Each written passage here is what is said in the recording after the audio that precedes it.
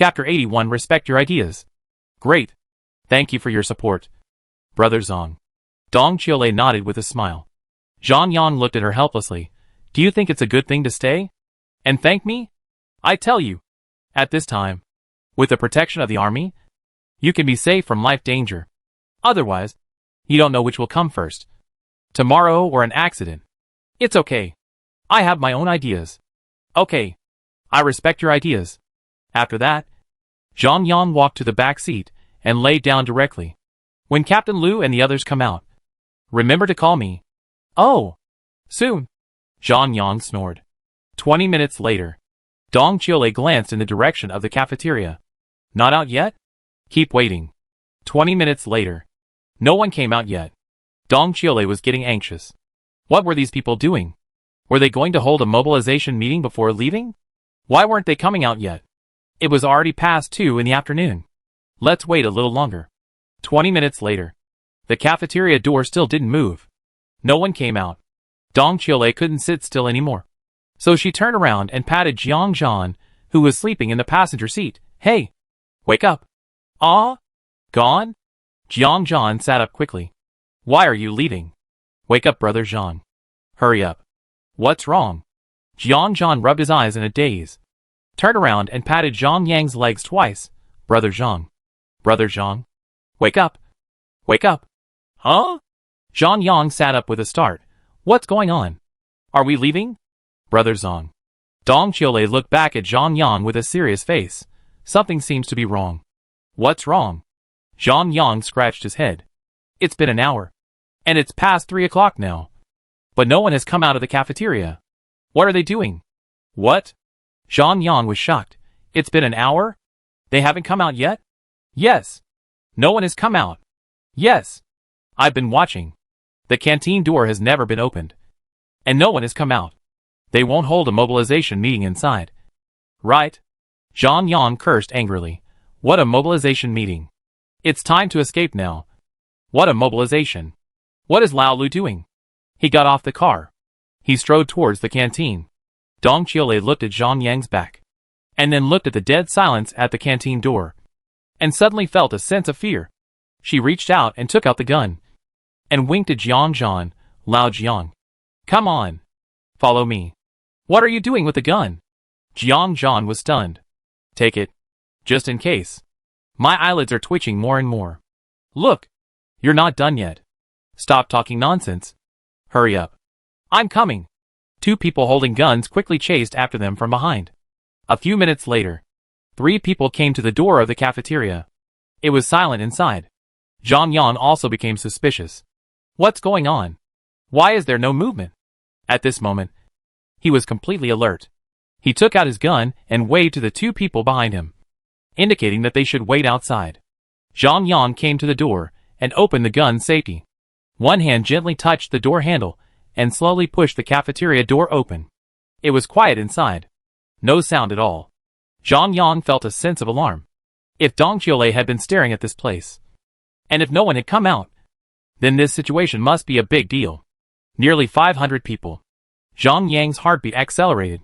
He tiptoed in. There were 2 doors at the entrance of the cafeteria. The thermal curtains were installed between the 2 doors to keep warm in winter. Zhang Yang slowly came to the door on the inside and looked in through the window. This look instantly made a layer of white sweat on the back of his neck. In the cafeteria, hundreds of people sat quietly, not moving. No sound was made. Those who were close to the door became hideous and terrifying, with lines all over their faces, like those fine capillaries. But the color was blue-purple. Zhang Yang's head buzzed. What happened? How did these people mutate while he was sleeping? And all of them. Could it be that there was something wrong with the lunch? Zhang Yang thought of the key to the problem almost instantly. He didn't eat. He only drank a little wine. So he escaped. At this moment, Zhang Yang remembered what Xinyu had told him. So they were not looking for trouble. He should be more cautious. Zhang Yang gritted his teeth. Let's retreat. These people must have been infected with the virus. But they didn't die immediately, but turned into this kind of half-human, half-ghost state. It's probably the same as the group of lunatics last night. Xinyu had a popular science about a lunatic he met, and his fighting power was simply terrifying. Even if he could deal with 1 or 2, 10 or 8. But could he deal with 500? No. Retreat. Zhang Yang quickly scanned the crowd. And when he saw Lu Taifeng standing at the innermost side with his head bent, he shook his head helplessly, and turned around and left without hesitation. Walked to the outer door. Slowly pushed the door. Suddenly, the old door made a creaking sound. Zhang Yang's scalp was about to explode. Not good. Roar! There was a sudden roar behind him. A figure smashed the glass of the inner door like crazy and rushed straight towards him. Zhang Yang quickly pushed open the outer door and jumped out. Outside, Jiang Zhan and Dong Qiulei were startled and pointed their guns at the door at the same time. There was a loud bang. The door was violently opened. The old door hinges could not withstand the impact and were directly smashed. When the alien inside rushed to the door, he was suddenly exposed to the sunlight and immediately shrank back with a scream. Then, aliens rushed out one after another. They crowded at the door and roared at the three people. Zhang Yang's heartbeat quickened. Fortunately, they were afraid of the light soldiers. Zhang Yang slowly backed away. At the same time, he signaled Dong Qiulei and Jiang Zhan to back away quickly. Just as the three of them slowly backed away, there was a sudden angry roar in the cafeteria. A strong figure pushed the crowd at the door away. Zhang Yang looked and his heart skipped a beat. It was Lu Taifeng. This tough guy has now become a hideous and terrifying subhuman. And he has the strongest sense of oppression. He has become the leader. Lu Taifeng stood at the door. His eyes, that had completely turned into glass flowers, stared at Zhang Yang. His fangs were bared, and he kept growling in his throat. Zhang Yang had a bad feeling. He said quickly without looking back, Dong Qiulei, Jiang Zhan, if there are any species that are not afraid of the sun, run to the refinery building immediately while I am blocking them. Don't run outside. You can't outrun these ghosts. Dong Qiulei was startled. Species that are not afraid of the sun? Yes. I always feel that Lu Taifeng seems to. Roar! Suddenly, Lu Taifeng roared. The skin on his face seemed to slowly turn snow white, followed by the skin on his body. Zhang Yan exclaimed, something is wrong. Run. He raised his gun and shot. Bang, bang, bang. 4 shots hit Lu Taifeng in a row. But he didn't feel any pain at all. He shook his body twice and was fine. Zhang Yang swung the gun again. Bang! This shot hit him right in the middle of his eyebrows. However, the huge impact of the bullet only knocked Lu Taifeng's head back. And then, he slowly recovered. Chapter 82 Mutation again. His eyes were changing to a blood-red state. The skin all over his body was slowly turning snow white. What the hell was this? Zhang Yang turned his head and shouted angrily at the 2 people who were already dazed, run quickly. Wait for death. After saying that, he ran away. Dong Qiulei and Jiang Zhan were so scared that they hurried to follow. The 3 of them rushed to the nearest assembly workshop in the factory at the fastest speed. Behind, the roar continued. One burst after another. A few minutes later, after hearing a roar that shook the earth, Zhang Yang looked back and took a look. He was so scared that his scalp was numb. And he ran again. Run! Old Lu actually ran out. This guy seems to have mutated again. Oh my god! Help! Dong Qiulei and Jiang Zhan also sprinted desperately. Fortunately, the 3 rushed into the assembly workshop in advance. Zhang Yang manually pulled down the rolling door at the door. Just as he pulled it to the bottom, there was a loud bang outside. A body hit the door. The steel rolling door was dented. Bang bang bang bang. Lu Taifeng outside banged the door violently. The rolling door was dented one after another. But the quality of the rolling door was not bad. Zhang Yang nervously watched at the door for a while, and finally breathed a sigh of relief. Fortunately, I can't get in for a while. As soon as the thought came to an end, there was no movement outside. Quietly, Zhang Yang blinked, carefully approached the shutter door, and listened to it for a while. Fuck. There is no movement outside. Where did it go? Zhang Yang quickly turned his head to look at the workshop inside. This assembly workshop is a very modern one, with a ceiling of more than 20 meters high, at least 6 stories high. In the middle are 3 sets of mechanized assembly lines. Surrounding are more than a dozen small and medium-sized assembly production rooms. There are 5 huge oil storage tanks at the back. Zhang Yang looked up and looked around. There are no windows here, so Lu Taifeng shouldn't be able to get in. Right? No. It's unreliable. Zhang Yang held a gun and called Dong Qiulei and Jiang Zhan to his side. Quick! Check if there are any windows or something like that in here. Or you can find a suitable place for us to hide. Brother Zhang. It's over. My walkie-talkie fell outside. Suddenly, Dong Qiulei looked at him with a sad expression. Fell outside? Zhang Yang's heart sank. Without the walkie-talkie, there would be no way to contact Qinyu. What to do? After all, Zhang Yang was from the Special Forces. After experiencing the tense moment just now, he regained his composure. Dong Qiulei, do you know where it fell? It seems, just outside the door at the stairs. I seem to hear a faint snap, like something falling to the ground. Okay. Zhang Yang quickly took off his coat, revealing his muscular body. He looked stern, observing the surroundings, and pointed casually, Jiang Zhan. Check the situation in each assembly room and check for hidden dangers. Oh! Jiang Zhan turned and ran away in a hurry. Dong Qiulei, see if there is a second-floor mezzanine platform in the corner, which is the office of the assembly workshop. There are floor plans and configuration files here. Go and see the situation here. I'll find a way to get the intercom back. Okay. Dong Qiulei turned and ran inside. Jiang Zhan stood at the door, slowly crouched on the ground, and peeked out from the gap under the rolling door. He didn't see Lu Tiefeng's feet. He should not be at the door.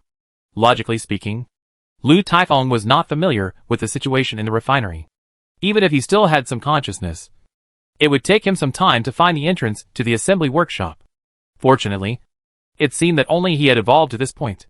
The others were still hiding in the cafeteria. However, if he couldn't find a way to leave here before dark, he might really sleep here forever. At night, not only would these 500 aliens escape, but the more than 3,000 aliens last night would definitely come back. Even if he had 3 heads and 6 arms, it wouldn't work. Zhang Yang tried his best to calm himself down. He quickly analyzed the situation and judged the feasibility of all actions. He was a soldier of the Special Forces. Almost every time he performed a mission, he was in such a difficult situation. Therefore, the more desperate the situation, the stronger his fighting spirit was. He frowned and thought for a moment. Suddenly, there was an electrical noise from the intercom under the steps outside. Then, Zhang Yang heard Qinyu's voice. Zhang Yang. Zhang Yang. I'm Qinyu. I'm Qinyu. How is the evacuation of the refinery going? I heard the reply. Zhang Yang smiled bitterly. Damn it! I am a soldier of the Special Forces of the Army. But I am stuck in such an awkward deadlock. I want to do something but I dare not do it. Roar. There was a roar outside. A figure rushed to the bottom of the stairs at a strange speed. It was Lu Taifeng. Zhang Yang immediately held his breath. I saw Lu Taifeng slowly bend down and actually picked up the walkie-talkie from the ground. Zhang Yang's eyes widened. This old guy has mutated. Could he still use the walkie-talkie? The next second, I saw Lu Taifeng really subconsciously press the call button. But he lost his ability to speak.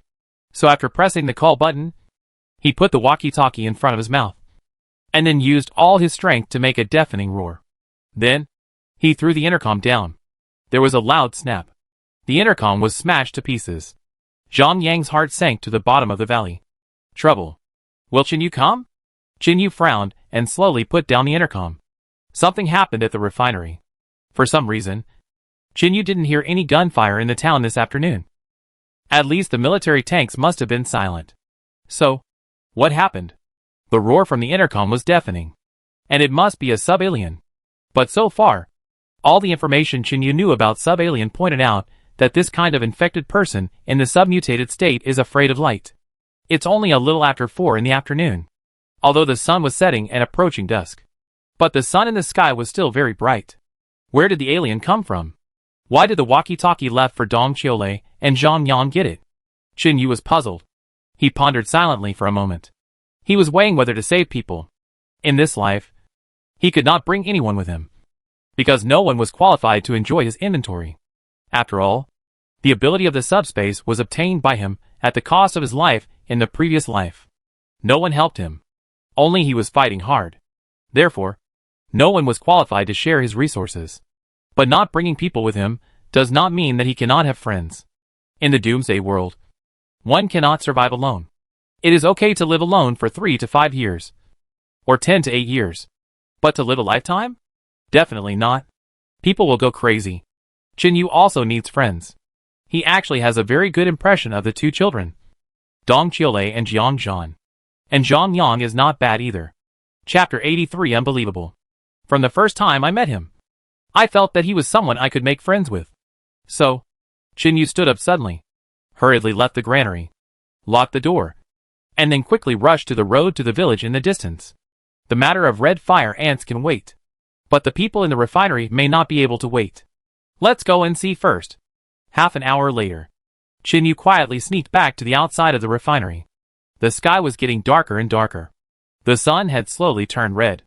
He didn't have much time left. Outside the refinery, the military supplies were still there. Even the two tanks hadn't been untied yet. But the entire refinery was dead silent. Without a sound. Where are the people? Qinyu was also puzzled. With the cover of the military vehicle, he jumped onto the top of the tank and took out the military infrared telescope to observe the refinery. When he saw the entrance of the cafeteria, he was shocked. Fuck. The entrance of the cafeteria was crowded with subhumans. But these weird things were all standing quietly at the entrance, as if waiting for the sun to disappear. Qinyu was stunned. These subhumans. It's over. These subhumans should be the ones who were originally going to evacuate. Right? But how come they all mutated so fast? Qinyu continued to observe. When the telescope saw the steps at the entrance of the assembly workshop, he suddenly had an idea and adjusted the focus again and took a closer look. Isn't that the intercom I gave to Dong Qiulei and the others? It was smashed. In that position? So, the alien who got the intercom before is not afraid of light. It should have mutated further. The threat has greatly increased. Continue to observe other areas. And no abnormalities are seen. The alien who can walk around is also nowhere to be seen. I don't know where he ran away. Zhang Yang and others are not there either. This is the current situation. Qinyu lay on the top of the tank, put down the telescope, and thought silently. Now I don't know if Zhang Yang and the others are dead. Since I chose to save people, I have to try. Send a signal first. Qinyu turned around and jumped off the tank.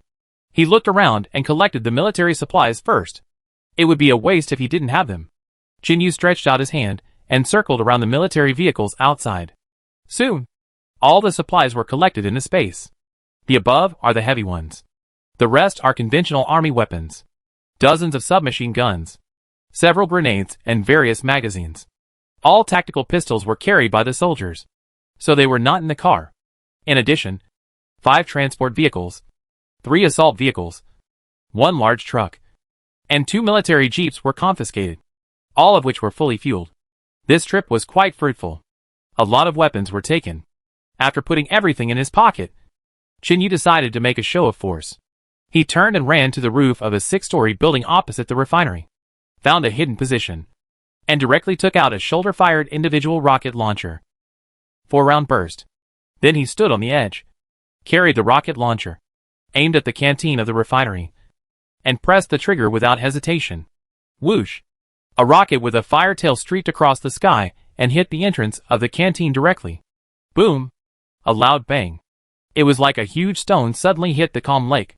The area at the entrance of the refinery canteen was collapsed by the huge explosion, and all the subhumans in the area were blown into pieces, and all kinds of broken limbs flew all over the sky. Roar! Suddenly, a majestic roar resounded through the sky. A figure appeared on the roof of the assembly workshop at an odd speed. Qinyu quickly picked up the telescope and took a look. Oh my god! It was Lu Taifeng. He had mutated. Moreover, Qinyu had never seen him like this in his previous life. A strange white skin, bloodshot eyes. The clothes on his body were gone. Completely naked. Looked like a snowman. He stood on the roof and kept searching around, trying to find the person who bombed the cafeteria. At the same time, the cafeteria was in chaos. The sub-alien people who were standing quietly became irritable and kept roaring, and excitedly tried to rush out of the cafeteria. But once exposed to the sun, he shrank back in fear. Qinyu silently put down the telescope. He raised the rocket launcher again and dealt with those ghosts in the cafeteria first. Swish, swish, swish. 3 more fire tails flew across the sky. Finally, Lu Taifeng found Qinyu's position, and suddenly roared. His body turned into a white line, and rushed over at an extremely terrifying speed. At the same time, the cafeteria was hit by 3 consecutive rockets. The entire cafeteria was completely collapsed by the huge explosion. Almost all the aliens inside were killed. The remaining few who were not dead were also in a disabled state. They rushed outside in the chaos. But as soon as they came into contact with the sun, they screamed and their bodies quickly turned dark red. It caught fire after a while. Chinyu looked at the tragic scene below, silently threw away the cannon barrel, and at the same time took out a revolver machine gun. Loading. Back off. Set up. Then he took out a cigar and put it in his mouth, and lit it with a lighter. Take a deep breath. The next second, a roar came. A white figure suddenly jumped up from below, without stopping, and rushed straight to Chinyu. And Chinyu didn't say hello. He raised the machine gun and pulled the trigger suddenly. Bang bang bang. The huge Gatling bullet hit Lu Taifeng like a small cannonball. However, he actually resisted it. The impact of the bullet left bloody bullet marks on Lu Tiefeng's body, which looked shocking. Chinyu was shocked. Gatling gun doesn't work. Lu Taifeng had a ferocious expression on his face, and he resisted the bullet stream and had to move forward. But the power of the Gatling gun was really not small. So, he froze. As the Gatling gun kept bombarding, he just stood there, not flinching. Although Chinyu was surprised at the degree of his evolution and mutation, this kind of defense was too exaggerated. But at the same time, he also lamented that his IQ had dropped too much. Well, if you like to resist, then let you resist as much as you want. Chinyu raised the Gatling gun and output crazily. Soon, the barrel turned red. At the same time, Lu Taifeng finally changed. The violent stream of bullets began to tear apart the red bullet marks, slowly tearing open huge gaps one after another, revealing the muscles inside. His muscles have turned lavender. It looks like a monkey rubber band.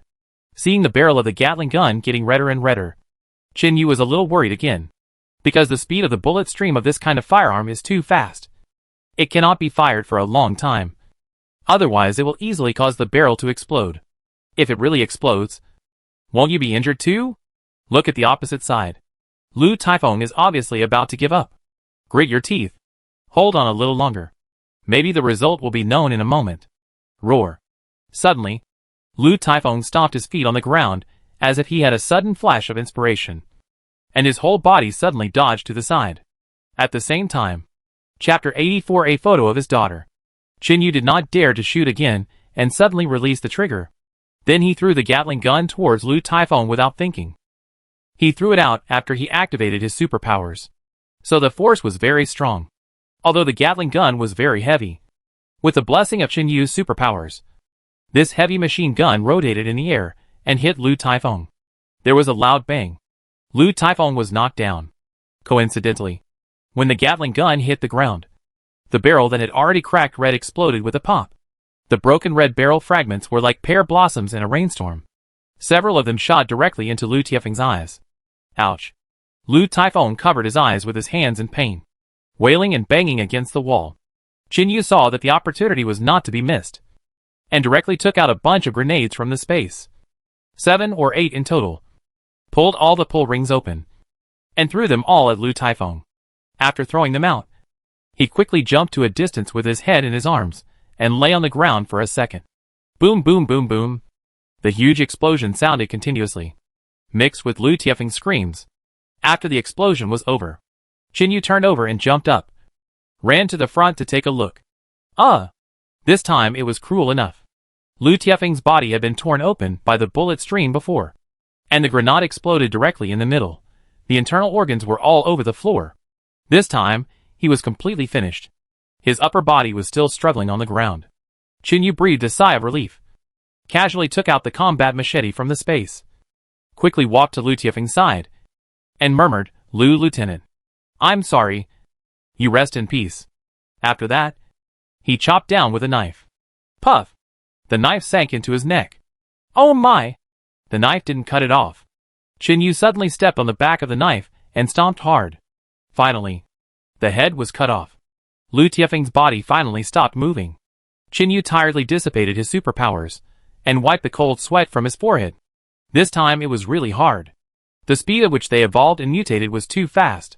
Chinyu walked to Lu Tiefeng's head, kicked it with his foot, then took out the electric saw from the space, turned on the engine, and chopped down at the head. See if there is a crystal core. This thing is similar to a mutant animal. There should be a crystal core. While cutting, Shinyu also thought of Suya. So, this most beautiful corpse King Suya is actually the final version of the sub-alien. Right? It should be.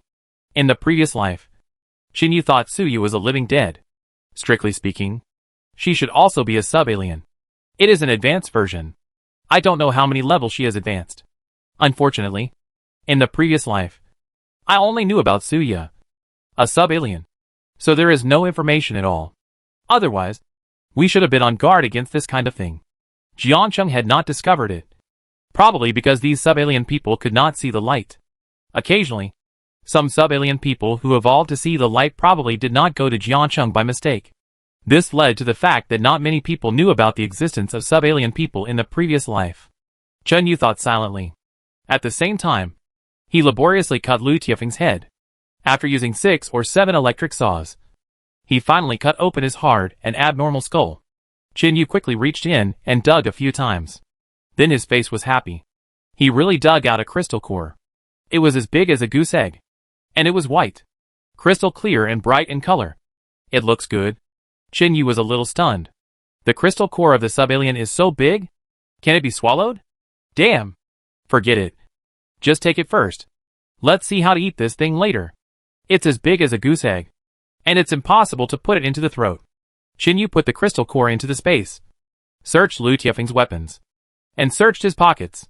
Soon, he took out a wallet. Opened it. There was no money in it. But there was an ID card and a photo. It was a photo of him and a young girl. Probably his daughter. Strange.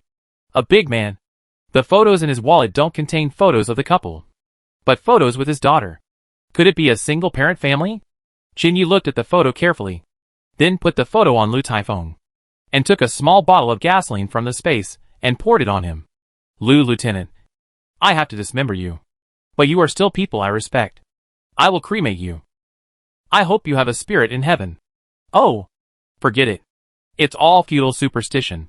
After saying that, Chen Yu stood up. He took out a lighter and lit Lu Tiefeng's body.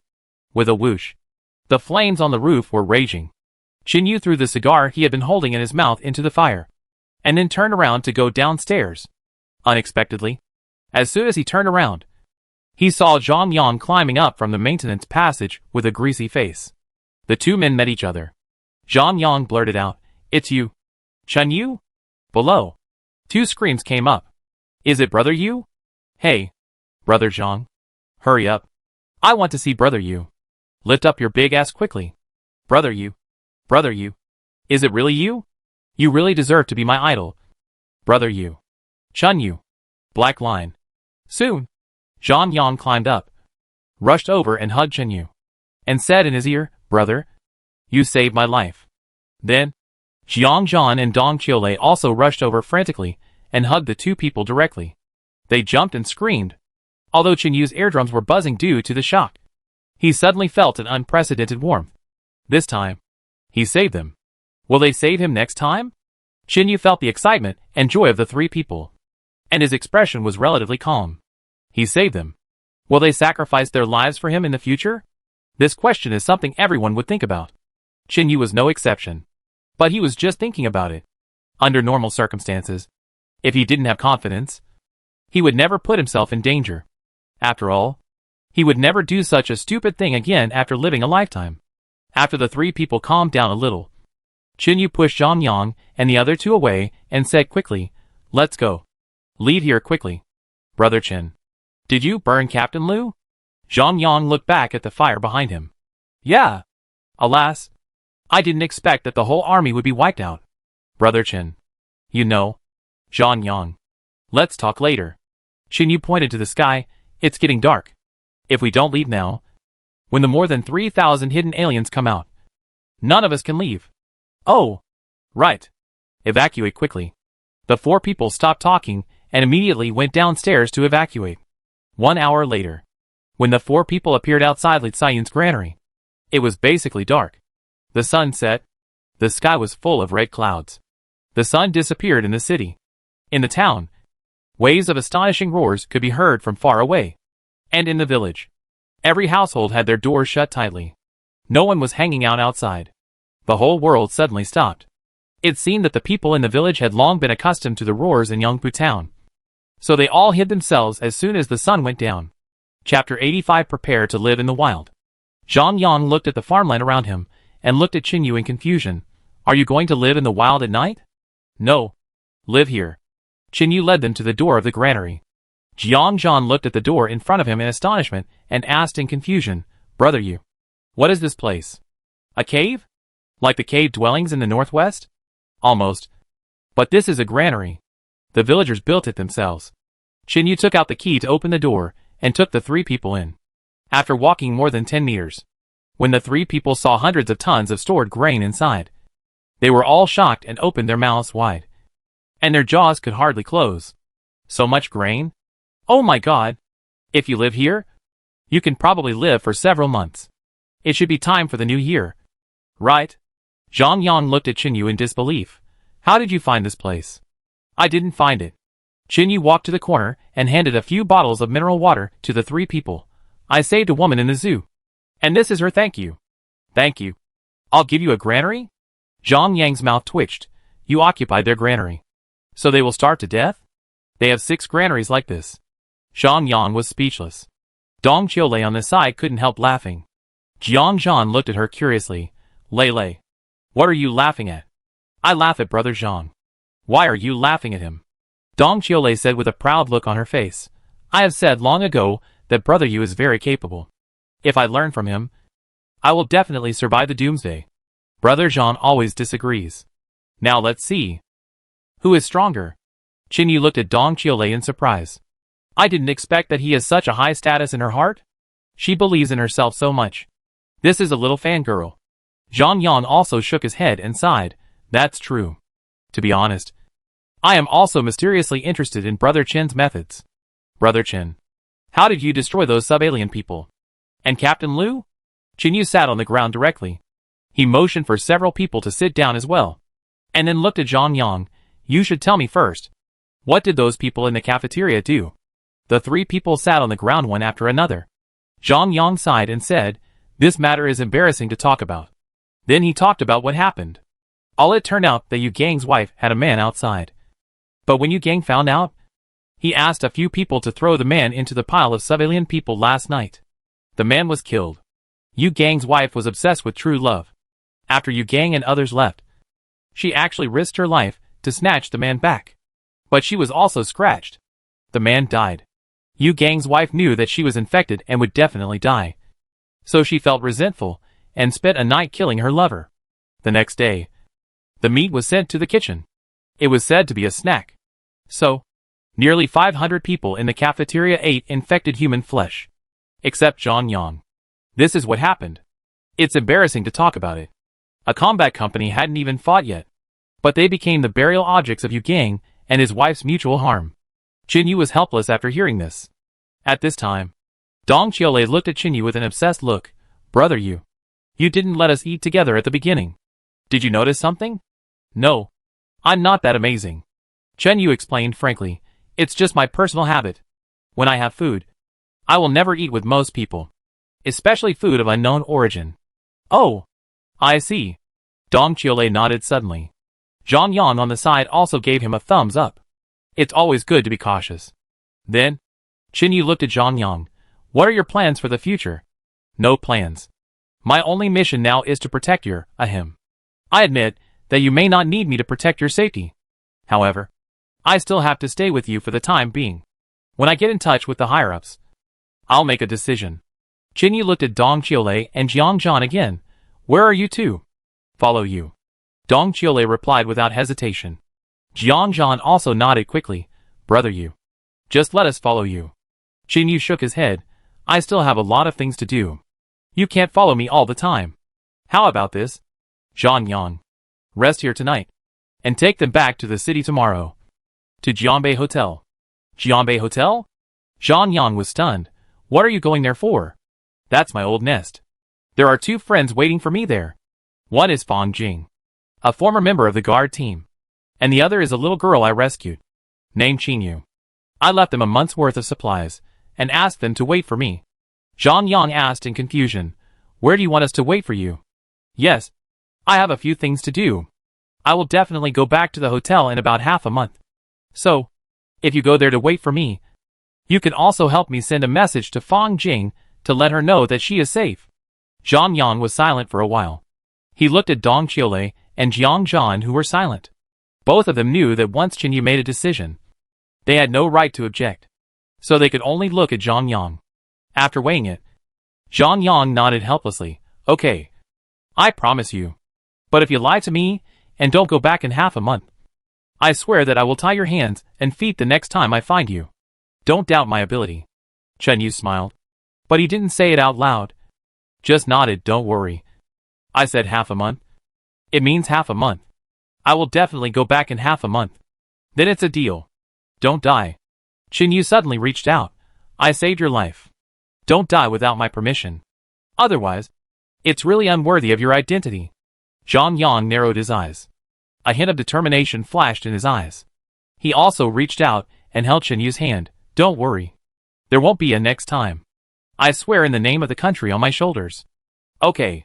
The two held their hands tightly together. Jiang Zhan and Dong Qiulei, who were watching from the side, were actually very excited. They were both strong men. Chen Yu made an agreement with Zhang Yang. He felt relieved. After all, he hadn't been back to the hotel for half a month. He didn't know how Fang Jing and Xiaoya were doing. He hoped that they could live healthy.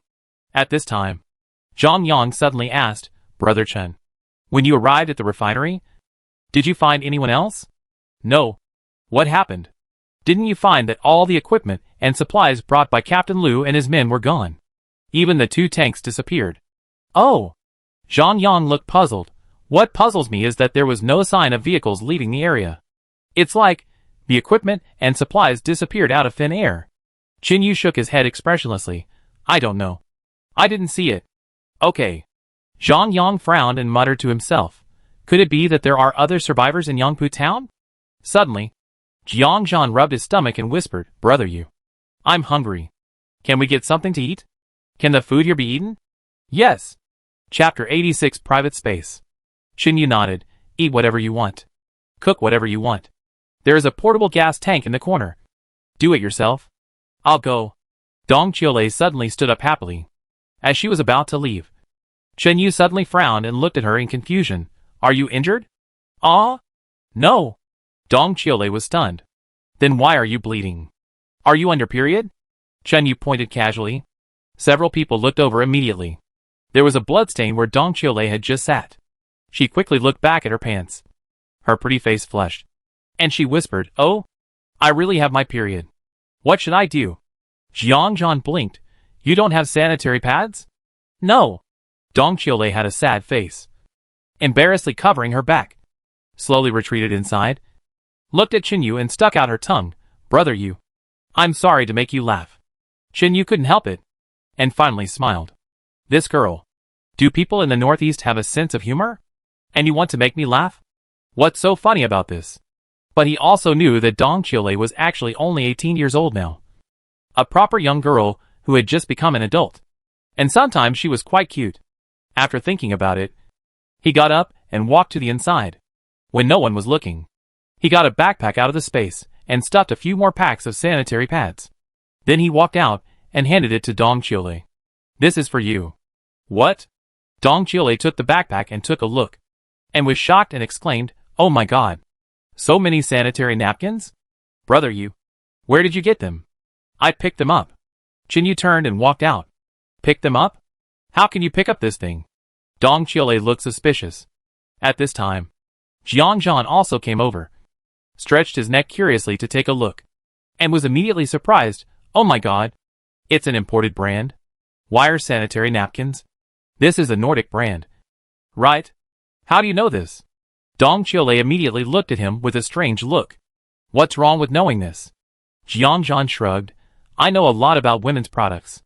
If you don't know anything in the future, you can ask me to explain it to you. After that, he turned and walked away. Zhang Yang also followed him out of the granary. Dong Qiulei watched several people go out, with a sweet smile on her face. These men are really manly. Although Jiang Zhan is a gay, he is also a manly man.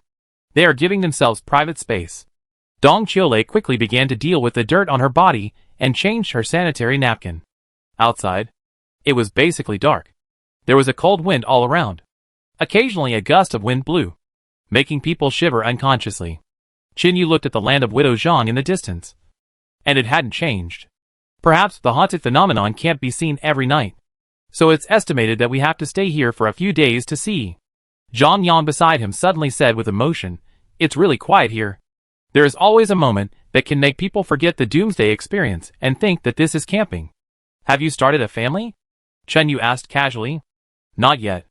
There was a girl in the army who was in love with me. She was a team doctor in our team. As a result, she couldn't withstand the extreme heat and died of heat stroke. What a pity. Alas." Zhang Yang sighed. "I just sigh that human civilization was destroyed so easily. So what was the point of the big countries fighting each other in the past? It would be better to work together to make human technology go further."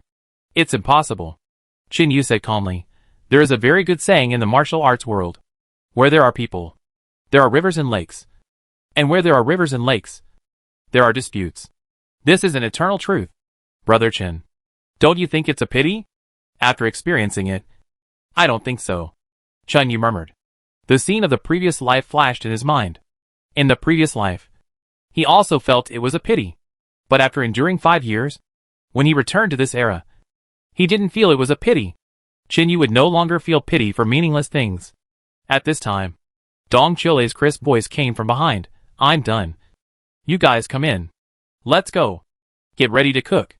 Qinyu turned around and smiled at Jiang Zhan. "Go in and take a look. Make whatever you want to eat. You'll be the chef tonight." "Okay. Brother Yu. Please." Jiang Zhan immediately went in happily. When he went in, he grabbed Dong Qiulei's hand. "Help too. Don't always look at Brother Yu like a husband waiting stone. Aren't you afraid of getting corns?" "Jiang Zhan. Don't talk nonsense." "Am I talking nonsense? You're almost digging your eyeballs out and putting them on Brother Yu. You dead homosexual. Hee hee. You can't attack me with this. Son of a bitch. I'll kick your balls. Hey. Bastard. You really kick. Good fellow. Northeastern girls are really fierce. I'll stay away from you. Come back here. Son of a bitch. You cook tonight. And I'll supervise." The two of them went in noisily. Qinyu glanced at Zhang Yang next to him. Zhang Yang pointed inside with a strange look on his face. What did Dong Qiulei just say? Jiang Zhan is a homosexual? Yes. You knew it a long time ago? I know. Asshole. Qinyu looked at him puzzledly. What's wrong? The flesh on Zhang Yang's face trembled. And he touched his thigh with disgust. I took a nap in the car in the afternoon. This guy's hand seems to have bit on my thigh. Qinyu was very upset. Shaked his head. The two entered the granary and closed the door. This night was quite joyful. It was a little after 7 in the evening. The four of them had a mixed grain dinner. There were canned food, whole grains, and pickles, which were quite good. After the meal, after more than an hour of digestion, Zhang Yang and the other three found a place to sleep on the grains in their clothes. Qinyu did not sleep for the time being. He went outside every half an hour to check. But he never saw any ghost phenomenon. Nor did he see any abnormality in the red fire ant nest. It seems that there is no hope tonight. After waiting all night, no activity of red fire ants was seen. The next day, Zhang Yang took Dong Qiulei and Jiang Zhan away. Had to leave. Qinyu told them to leave. So they had to leave. Even Zhang Yang didn't dare to insist. Why? He couldn't figure out Qinyu. Yesterday, when he, Dong Qiulei and Jiang Zhan were trapped in the assembly workshop and were at a loss. It was Qinyu who broke the deadlock and saved them. Whether facing the sub-alien or the sub-mutant dog king, Qinyu showed mysterious fighting power and strong self-confidence. So, Zhang Yang was convinced. But the more this happened, the more interested he was in Qinyu. Anyway, I can't contact the leader now, so I'll follow Qinyu in the short term. After all, this man is the only one who can predict the Doomsday disaster. So, Zhang Yang and his friends left. The granary returned to peace. Qinyu got used to being alone. He started his daily life in the granary leisurely. He took out some daily necessities from the space, such as a square table and wooden stools, and a camp bed. Chapter 87. Although there is food in stock, I plan to spend 2 more days here. If it doesn't work, I will dig a hole. If there is no result after 2 days, I will change the place. There are at least 3 or 4 places outside Jiancheng where the Red Fire Ant disaster has occurred. No one is sure which place's Red Fire Ant Queen has become the Insect King. It was a little after 10 o'clock in the morning. Just as Qinyu was sitting in the cave looking at the tablet, Li Xian's voice rang out outside. Brother? Brother? I'm here. Qinyu looked back, got up, and walked to the door. Li Kaiyun is here again. With Yaya holding dried game in her hand, Li Kaiyun had a simple smile on her face. After approaching, she handed over the things in her hand. Brother, I'll bring you some of our dried game. No, thank you, Qinyu said calmly. Although you have stored food, there will always be a day when it will run out. Keep it for yourself. I am not short of food. It's okay, big brother. Li Kaiyun smiled shyly. My husband is also well. Thanks to your medicine. Our whole family is grateful to you. Even if there is no food in the future, this should be given to you. Take it, big brother. These game are delicacies in our village. What is this? Qinyu looked down. These are field mice and mountain frogs. Qinyu was stunned. Field mice? Mountain frogs? This thing is a delicacy? Li Kaiyun saw that Qinyu was stunned, and hurriedly explained, Big brother, I am not bluffing you. Don't worry. These things are not dirty, and there are not so many germs. These voles are mice that grow up eating food, and mountain frogs also grow up in the fields. These have been specially processed by us, pickled and dried, and there is definitely no problem eating them. Okay, I'll try it. Qinyu nodded happily and reached out to take the pickled game. Try it. Anyway, this little thing can only be regarded as game. People here eat a lot of things. Mice are also eaten as delicacies. After taking the game, Li Xian's face was full of joy. After letting Yaya say hello, the mother and daughter turned around and left. The mother and daughter played and quarreled on the way, and it was quite harmonious. Qinyu watched them enter the village, and then returned to the granary, put down the game and continued to look at the tablet. He has been sorting out the memories in his mind. After all, people's memories are not always so clear. As time goes by, memories will gradually fade or even disappear. So during this period of time, as long as Qinyu has time, he will record his experiences in his previous life. Record a little every day. Over time, there are more and more records in the tablet. Half an hour later, there were footsteps outside again. Then a soft and sticky voice came in. Hello. Is Mr. Chen in there? I'm John Lixia. Qinyu stood up and walked out again. Outside, as expected, it was the widow Zhang. She was wearing a brand new skirt and 2 big braids. She was wearing a pair of red embroidered shoes. Her cheeks were rosy, and she was shy. She looked at Qinyu with a smile on her face and affection in her eyes. Hello, Mr. Chen. Hello. Qinyu nodded expressionlessly. What's the matter? Oh, nothing. Zhang Lixia slowly walked closer, pinching the corner of her clothes with one hand, and said carefully, Mr. Chen, aren't you cold living in there? No. Then, do you have a bed? Yes. Qinyu looked at her indifferently and said, What do you want to say? Just say it directly. Zhang Lixia blushed, hesitated for a moment, and suddenly bit her lip and whispered, Will you stay in our village? No. Oh, no. Zhang Lixia couldn't hide the disappointment on her face, and murmured, So you will leave sooner or later, right? Yes. Alas, I heard someone say that you might stay in the village. So I came to find you. What do you want to find me for? Does it matter whether I stay in the village or not? Qinyu looked at her in confusion. Mr. Chen. Zhang Lixia's face was full of blush. And suddenly she gritted her teeth. I originally planned that if you don't want to leave, I will give myself to you. Let you be my man. I can serve you, as long as you can protect me. Qinyu suddenly understood when he heard it. So that's the thing. To be honest, this young wife is really too standard. Very beautiful and beautiful. She is completely different from those women in the village. So it's normal for someone to miss her. Qinyu shook his head. I won't stay. You can find another target. After saying that, he turned around and was about to go in. Zhang Lixia choked and said, There are not many single people left in the village. Some of them have been harboring evil intentions towards me. If it weren't for the village chief helping me, I would have been harmed long ago.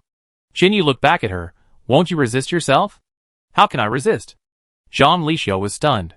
Chen Yu casually reached behind his back and took out a dog-leg knife and handed the handle to her. Zhang Lixia. It's the end of the world now.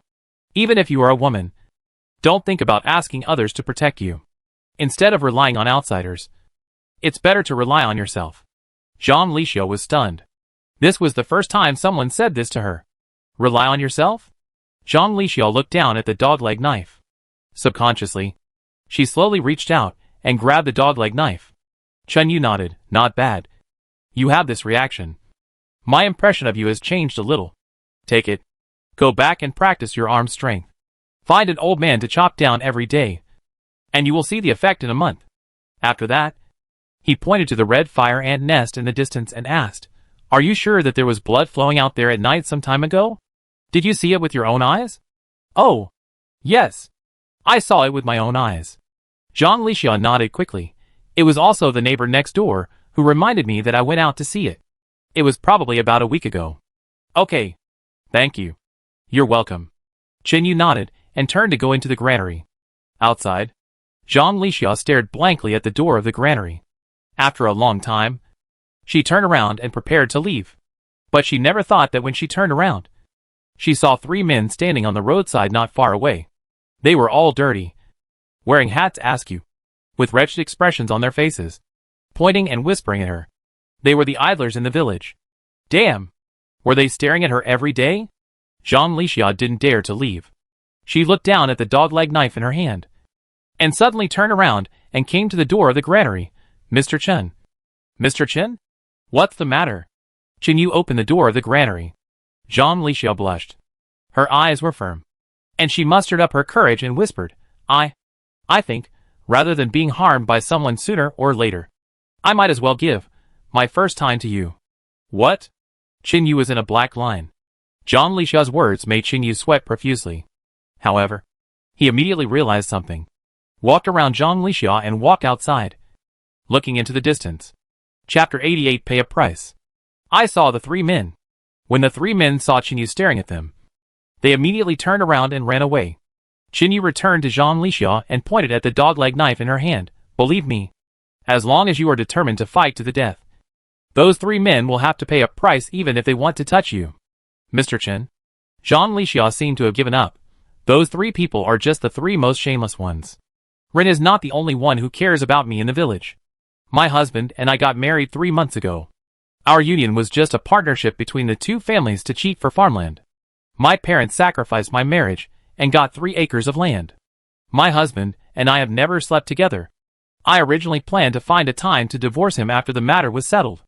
As a result, he died in a car accident the next day. So, I became a widow. My husband's family called me a jinx and said I was unlucky. My parents and my family were obsessed with money and told me that I could not go home without a divorce. Because I am spilled water, I have no choice but to live here for a while. I never thought it would turn out like this now. Those people in the village have been coveting me for a long time. If the village chief hadn't been kind enough to let me live in their house, I might have been harmed a long time ago. Mr. Chen, if you can't help me, I will be abused sooner or later. But I'm still a virgin. I don't want to be abused by those people for the first time. I thought you would stay in the village. So I made up my mind to give you my first time. Since you can't stay, I don't want to change my original intention. You are a capable man. I have the right to choose the man I am with for the first time. In the future, even if I am really harmed by those people, I won't care. Mr. Chen, can you help me? Zhang Lixia looked up at Chen Yu bravely. Her eyes were moist and bright. Chen Yu blinked and asked slowly, Zhang Lixia, even if I have slept with you, I will not interfere in your affairs. Do you understand? I understand. Zhang Lixia nodded. You are a lone wolf.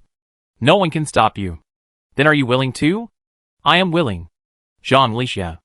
I usually won't refuse a woman like you who comes to my door, because I haven't touched a woman for a long time. Have you thought it through? Zhang Lixia's eyes were firm, and she nodded vigorously. I have thought it through. Okay. Chen Yu reached out and took her hand and went into the granary. After entering, he locked the door with his backhand. Zhang Lixia was stunned as soon as she entered. Huh? Why is it arranged like a modern office in here? There are tables and chairs. There is even a tablet. His tablet computer still had power? And there was a camp bed and a bed? John Lixiao was stunned. This condition was better than the village chief's house. Qin Yu dragged her to the camp bed and started to tear off her clothes.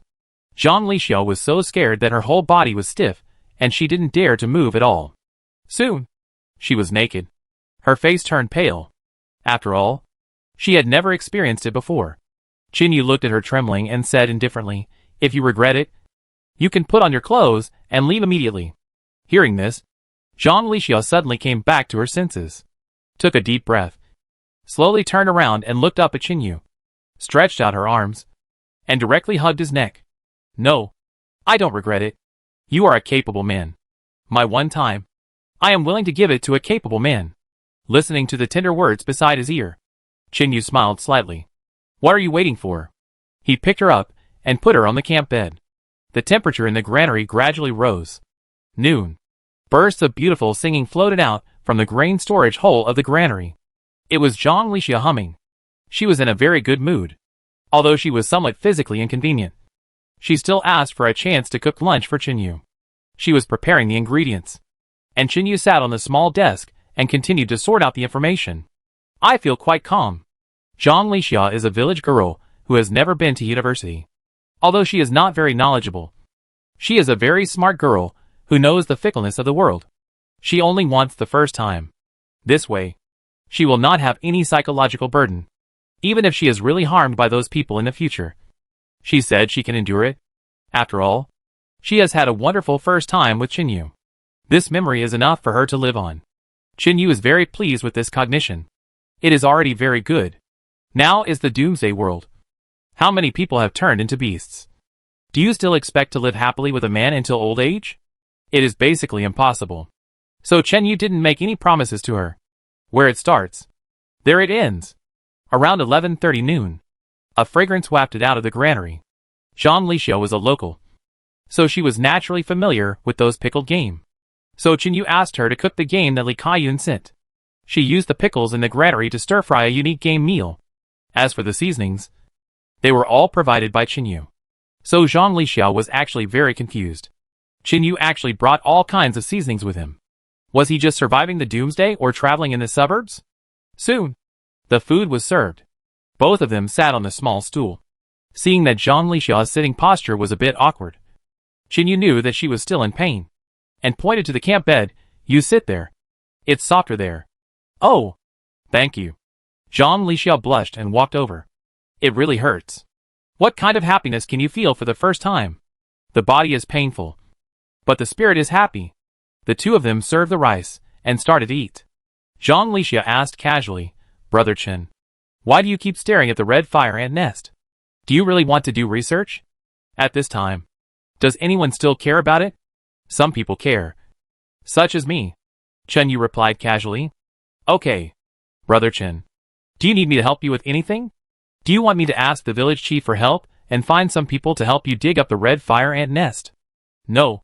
I will observe for 2 more days." "It's okay. Eat more." "Yes. Thank you. You are too thin. Don't men like skinny stars?" Qin Yu shook his head and said, "Stars can be skinny, but my own women are better with more flesh. You have too little contact with men." "Is that so?" John Lixiao was stunned. "Believe me, my own women are more comfortable with more flesh. So, eat more." "Yes. Thank you." John Lixiao had a charming smile on her face. I thought Qin Yu treated her as his woman. Soon, lunch was over. After cleaning up the dishes, Qin Yu called John Lixiao to him. He reached out from his backpack and took out a small lady's gun and handed it to her. "Take it. I will teach you how to use it." Chapter 89 Lost the Fear. "Oh my god. A gun?" John Lixiao was shocked. "John Lixiao, if you want to live longer, don't always rely on others. You are qualified to survive in the end times only if you have your own ability." John Lixiao blinked, nodded slowly, and reached out to take the pistol. It felt heavy in her hand. It turned out that this thing was so heavy.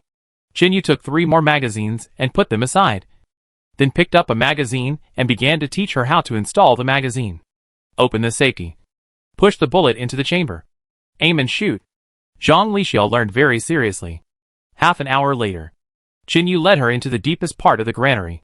He opened the safety directly, pushed the bullet into the chamber, let her hold the pistol, and Chin Yu held her in his arms and taught her how to aim. Then, a voice whispered in her ear, "Shoot." Zhang Lixia felt the warmth and masculinity behind her, took a deep breath, held the pistol steadily with both hands, and suddenly pulled the trigger. Bang! A huge gunshot. Zhang Lixia shuddered all over. But then, the depths of her eyes slowly changed. Many people are like this. After firing the first shot, people become Buddhas on the spot. It's like turning on some kind of switch. 2 hours later, Zhang Lixia finished 5 magazines. Under Chun Yu's constant brainwashing and influence, she has completely lost her awe of guns. A little after 3 o'clock in the afternoon, Chun Yu sent her out of the warehouse. Looking at Zhang Lixia outside, Chun Yu said calmly, "Remember? Don't come to see me again in the short term. I will leave soon. The more times you come, it will never be good for you." "Yeah." Zhang Lixia's eyes were red. She watched Chun Yu slowly close the door. When the door closed, a tear slipped from her eyes. She was reluctant to leave. Although she had been with Chun Yu for a short time, women were very sensitive and could capture the emotional taste that men could not perceive. She could feel that under Chun Yu's hard shell. His heart was very soft. But that hard shell was too hard to break. Zhang Lixia stood silently for a while, then wiped away her tears and turned to walk towards the village. As she was walking, 3 men suddenly appeared from behind the grove not far ahead. They were the 3 scoundrels in the village who had been harassing her. One was called Ah Hei, one was called Ah Yong, and the other was called Xie Yin. These 3 were well-known scoundrels in the village. Even the village chief had no way to deal with them. They couldn't be driven away, and they wouldn't listen. In the past, during the peaceful times, they were idle all day and would get together to play poker. If they lost money in gambling, they would steal some, or they would rob the pocket money of the children in the village. Occasionally, they would pry open the door of the convenience store. The village used to have a security team. They had been caught several times, and even beaten up a few times. But these 3 men were like rolling meat on a knife. If you beat them, they would cry and admit their weakness. Once they were released, they became scoundrels again. It was speechless. Since the Doomsday disaster, these 3 people had slept in a family cellar granary and survived by chance. As a result, one day when they suddenly met Zhang Lixia, they kept thinking about her. They blocked her several times. Fortunately, Zhang Lixia was smart. She either took a detour or hid in the village and advanced to avoid them. Later, she simply lived in the village chief's house, which has been maintained until today. Seeing these 3 scoundrels blocking them again, Zhang Lixia's heartbeat accelerated a little. She was still a little scared. But today there are guns. Whoever dares to make a move will be shot. I don't believe that I can't scare them away. So, Zhang Lixia took a deep breath, casually pulled out the dog-leg knife from her waist, and used this thing to scare them first. It's the end of the world. You must rely on yourself. Zhang Lixia walked forward with courage. Before she got close, the 3 scoundrels started to blow the hooligan whistle. Each of them had a wretched smile on their faces, especially the one with the squint. One eyeball looks straight, and the other squints, and he was born with poor eyesight. He is the worst, and the most wretched. Seeing Zhang Lixia coming, the squint immediately jumped to the middle of the road and greeted with a smile, "Little widow, what have you been doing? Get out of here." Zhang Lixia frowned. She held the dog-leg knife horizontally in front of her. Ah Hei next to her suddenly widened his eyes in surprise. "Hey, dog-leg knife? It's a rare thing. Little widow, who are you trying to scare with this thing?" Ion also blocked the way. "Little widow, that's enough. Stop whining. I tell you, nowadays, the village chief can't control us. You don't have a man anyway. Follow us obediently, and we will protect you in the future." "That's right. What else do you want?" He squinted his eyes and curled his lips. "From now on, we will be together, and your daily task will be to sleep with us in turn, and we will prepare food and feed you every day. Isn't it good? Ah Hey, little widow, be good. Throw away the knife. Ion, throw it away quickly. Otherwise, I'll catch you. Take off your pants and spank you." Squinted his eyes. "Ha ha ha. Ion, you really know how to spank. Can you spank in that place? I won't be happy if you break it. Ion, get lost. You don't want to have an extra fart. That's my woman." Slanting eyes. "Oh, Isn't that my woman too? Ah hey, she's still my woman. You two stop fighting. We'll divide it equally. Hearing the conversation between the three people above, Jean Lixia's heart moved, and suddenly smiled. Have you ever seen a woman who can serve two men at the same time? Why don't you divide it? Whose woman am I? Slanting eyes. Don't try to sow discord there. I tell you, I'm the boss here. You must be mine. Get lost. Ah hey glared. You're a lot older. How can you definitely be yours? Who are you with? What's wrong with you? Hey. Stop arguing. You idiots. You know she's trying to sow discord. But you're still arguing. Can you get her into bed first and then break up? A Yong yelled twice. The other two came back to their senses. The three of them looked at Jean Lixia together, their eyes full of ferocity. Little widow. You're good. Yeah. Play this trick on us first. Okay. When I get you later, I'll let you have fun. Put down the knife. Otherwise I'll use force. The three of them pressed on together. Jean Lixia sighed inwardly. It's not easy to use a knife. Unless you're really good at it. Otherwise, a gun is still better. Jean Lixia did not retreat. She handed the knife to her left hand, and slowly took out the small pistol from her waist with her right hand. The three scoundrels on the opposite side were suddenly stunned. They all stopped in their tracks. Slant Eyes said in surprise, Pistol? A Yong was also stunned. Is it true? A Hay blinked. Did the man in the granary give it to her? Slant Eyes chuckled. You two believe she can shoot? It's a toy. Just to scare people. She dares to shoot? Then he moved forward. Jean Lixia did not speak. Raised her hand and held the gun, holding it with both hands. Very steady. Then, she pulled the trigger. Bang! Chapter 90. Only this explanation. A gunshot. The thigh of the Slanted Eye was hit, and a puff of blood sprayed out. He screamed in pain and fell to the ground, holding his thigh and screaming. The other two were shocked. They looked at Jean Lixia in horror, and turned to run. At this moment, Jean Lixia's eyes had completely changed. When he taught her how to use a gun, Qinyu said something. He said that as long as you fired the first shot ruthlessly and successfully hit someone, you will never be soft-hearted again. Because human nature has an evil side. After firing a gun and seeing blood, the evil side of human nature will be completely stimulated. Some people can control it and become decisive people. Some people cannot control themselves and will sink into the blood of killing. They will either become completely mentally abnormal or completely turn to evil and cruelty. Jean Lixia's eyes changed. She raised her pistol and fired two more shots without hesitation. Bang! Ah He fell down with a scream. Then, there were two more shots. Ah Yong also fell down with a scream, struggling on the ground with his thigh covered. At the same time, the gunshots attracted the villagers. Many people ran to see what happened in fear. When they saw Jean Lixia holding a gun, and the three famous scoundrels in the village all fell to the ground groaning in pain. They knew what was going on, but they were all confused. Where did Widow Jean get the gun? Qinyu heard the gunshot. The corners of his mouth curled up unconsciously. As long as Jean Lixia fired, it meant that the transformation had begun. As for the follow-up, that was not a problem Qinyu should worry about. Continue to sort out the information. At night, Qinyu went out to monitor for another night. Unfortunately, there was still no abnormality. In this way, 2 days passed leisurely. There was no haunting in Jean Lixia's field. On the morning of the third day, Qinyu stopped waiting and directly put all the grain in the granary into the subspace. And then went to the field alone. Found the red fire ant nest. After thinking about it, he stuffed a few grenades in it, and pulled off the pull ring with a rope. Boom boom boom. A burst of explosions. After more than 10 minutes, the surrounding farmland was completely blown to pieces. However, when Qinyu found a huge nest node hidden 5 meters underground, he found that there was no red fire ant in it. This should be the core of the nest. The queen ant should live here. But now it is deserted. There is a hole as thick as a thumb at the core of the nest, extending into the distance, long and endless.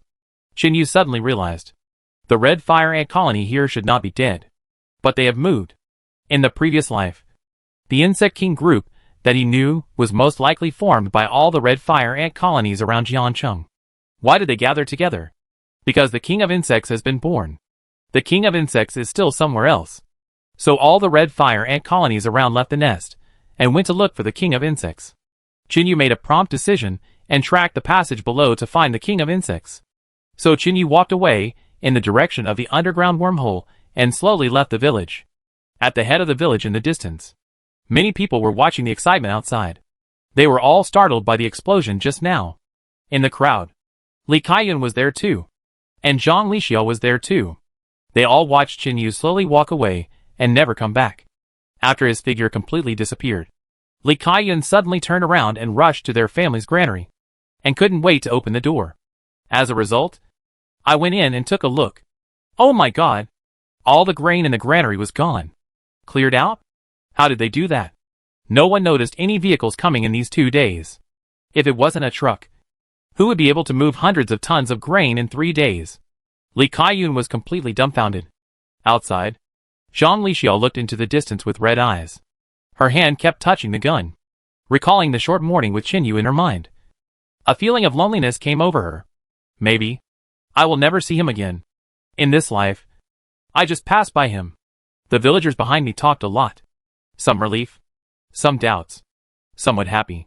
After all, many people were wary of Chinyu, including the village chief. Now, he finally left. Time passed quickly. Chinyu searched and tracked alone in the wilderness, and tracked along the underground tunnel for almost 5 days and 5 nights. He tracked during the day. At night, he found a shelter to rest. It was very strange. After leaving the territory of Yongpu Town, it was rare to encounter sub-alien people outside. Only in Yongpu Town were there the most sub-alien people. This may also be related to the region and water source. Perhaps the food and water sources in the surrounding areas of Yongpu Town, combined with a frozen ancient virus, generated a virus of another structure, causing humans to not die even if infected, and turned into sub-alien people. But these subhumans have become virus carriers. Once they are attacked and injured by them, they will quickly mutate and become infected. Now it depends on when the subhumans in Yongpu Town can evolve and mutate to break free from the constraints of sunlight. By then, it may become a disaster. Now, even at night, they have not left Yongpu Town, which means that there is a leader among these subhumans. And this leader has been lingering in Yongpu Town, so they have not spread out. Only this explanation. A week later, Chinyu traveled nearly 10 kilometers to the northwest. The underground passage was winding and endless. The mutated red fire ants were too terrible. They kept moving underground and almost never came up to the ground. Chinyu's tracking was very hard. Every time he walked a distance, he had to dig up the ground to see the passage below. So the progress was very slow. On this day, he had reached the outskirts of Daxing Town, another small town northwest of Jiancheng. The underground passages began to branch out. And the more they branched out, the denser they were. Chinyu was secretly happy. It seems that there should be a huge nest here. I hope there will be something here. As the sky gradually darkened, Chinyu decided to stop and rest for a night. These days, he had not even taken a bath while tracking red fire ants. He was dirty and almost smelly, just like a beggar. So, Chinyu found a flat place in the suburbs. I searched for a larger tent for camping in the wild from the space, and started to build the tent by myself. When I was halfway through, there was a rumble of thunder in the sky. It started to rain soon. Chinyu quickly built the tent in the heavy rain. After the tent was built, I walked into the tent and took out some tools one after another, such as inflatable mattresses, clean bedding, small tables and stools, gas stoves, cooking utensils, energy-saving lamps, even bathtubs, heaters, simple filtering devices, etc. I took out several sets of monitoring equipment. In the heavy rain, I installed the monitoring equipment on the tree trunks around the tent to monitor all directions. After everything was done, I returned to the tent. I took off my wet clothes and started to deal with the water in the bathtub. I simply filtered it and then started to heat it with a heater. I am going to take a hot bath today. I will relax. This is the wilderness. Chapter 91: The Feeling of Camping. There were few people in the past peaceful times, and now it is even more deserted. So Chinyu didn't care. He walked around naked in the tent and put everything in place. Listening to the sound of rain hitting the tent is indeed peaceful. It feels like camping again. I haven't been back to the city for too long, and I don't know what Jiancheng has become now. According to the memory of the previous life, it should be a time of complete chaos now, because of the large-scale outbreak of the virus. Humans have ushered in the most serious death window period. Most humans have no resistance to ancient viruses. So after this period of time, most of the areas on the Earth that are still exposed above the water surface can hardly see any traces of human beings. Jinyu shook his head and forced himself not to think about such things. Soon, the water in the bathtub was boiled. Jinyu couldn't wait to take off the heater and sat directly in the bathtub. Huh? It's so cool. Taking a hot bath occasionally is quite comfortable. After thinking about it, he got another bottle of sweet rotten white wine from the space. Put some ice cubes to cool it. And put it aside. Then put the mobile phone next to it. It was the surveillance screen outside. Jinyu looked at the surveillance screen leisurely, poured a glass of ice white wine, and enjoyed the warm bath water. This is how life is. It was such a great pleasure. Suddenly, the phone interface beeped with security. Jinyu quickly picked up his phone and took a look. A drone was slowly approaching the surveillance camera he had installed. It must have discovered the surveillance camera. The drone was painted in camouflage. It looked like a military drone. Strange. Why would a military drone fly in such a ghost place at this time? The drone discovered the surveillance camera. It took a long time to shoot at the surveillance camera. When it flew out of the woods, it immediately discovered the oversized camping tent on the open ground. So, the drone quickly flew to the tent entrance. At this moment, in the main room of a farmhouse about 700 to 800 meters away from the tent, a woman with a ponytail slowly sat up straight, looking at the drone shooting interface with a surprised look on her face, with her mouth wide open for a long time. Is this a ghost? In the middle of the night, a camping tent was found in the wilderness. There was a night light on inside. When the drone flew into the entrance of the tent, the woman jumped out of bed in fright. What's going on? There was a man in the tent, and the man was taking a bath. The man also saw the drone, but he didn't care at all. He was still drinking? Or iced wine? The woman's brain was about to crash. While slowly controlling the drone to observe the situation in the tent, she quickly put on her clothes. Wow! There are so many good things in the tent. There are beds, tables, food and gas stoves. Oh my god! This is a bit scary. Could it be because of the thunderstorm tonight that the drone traveled through time? Traveled to before the disaster?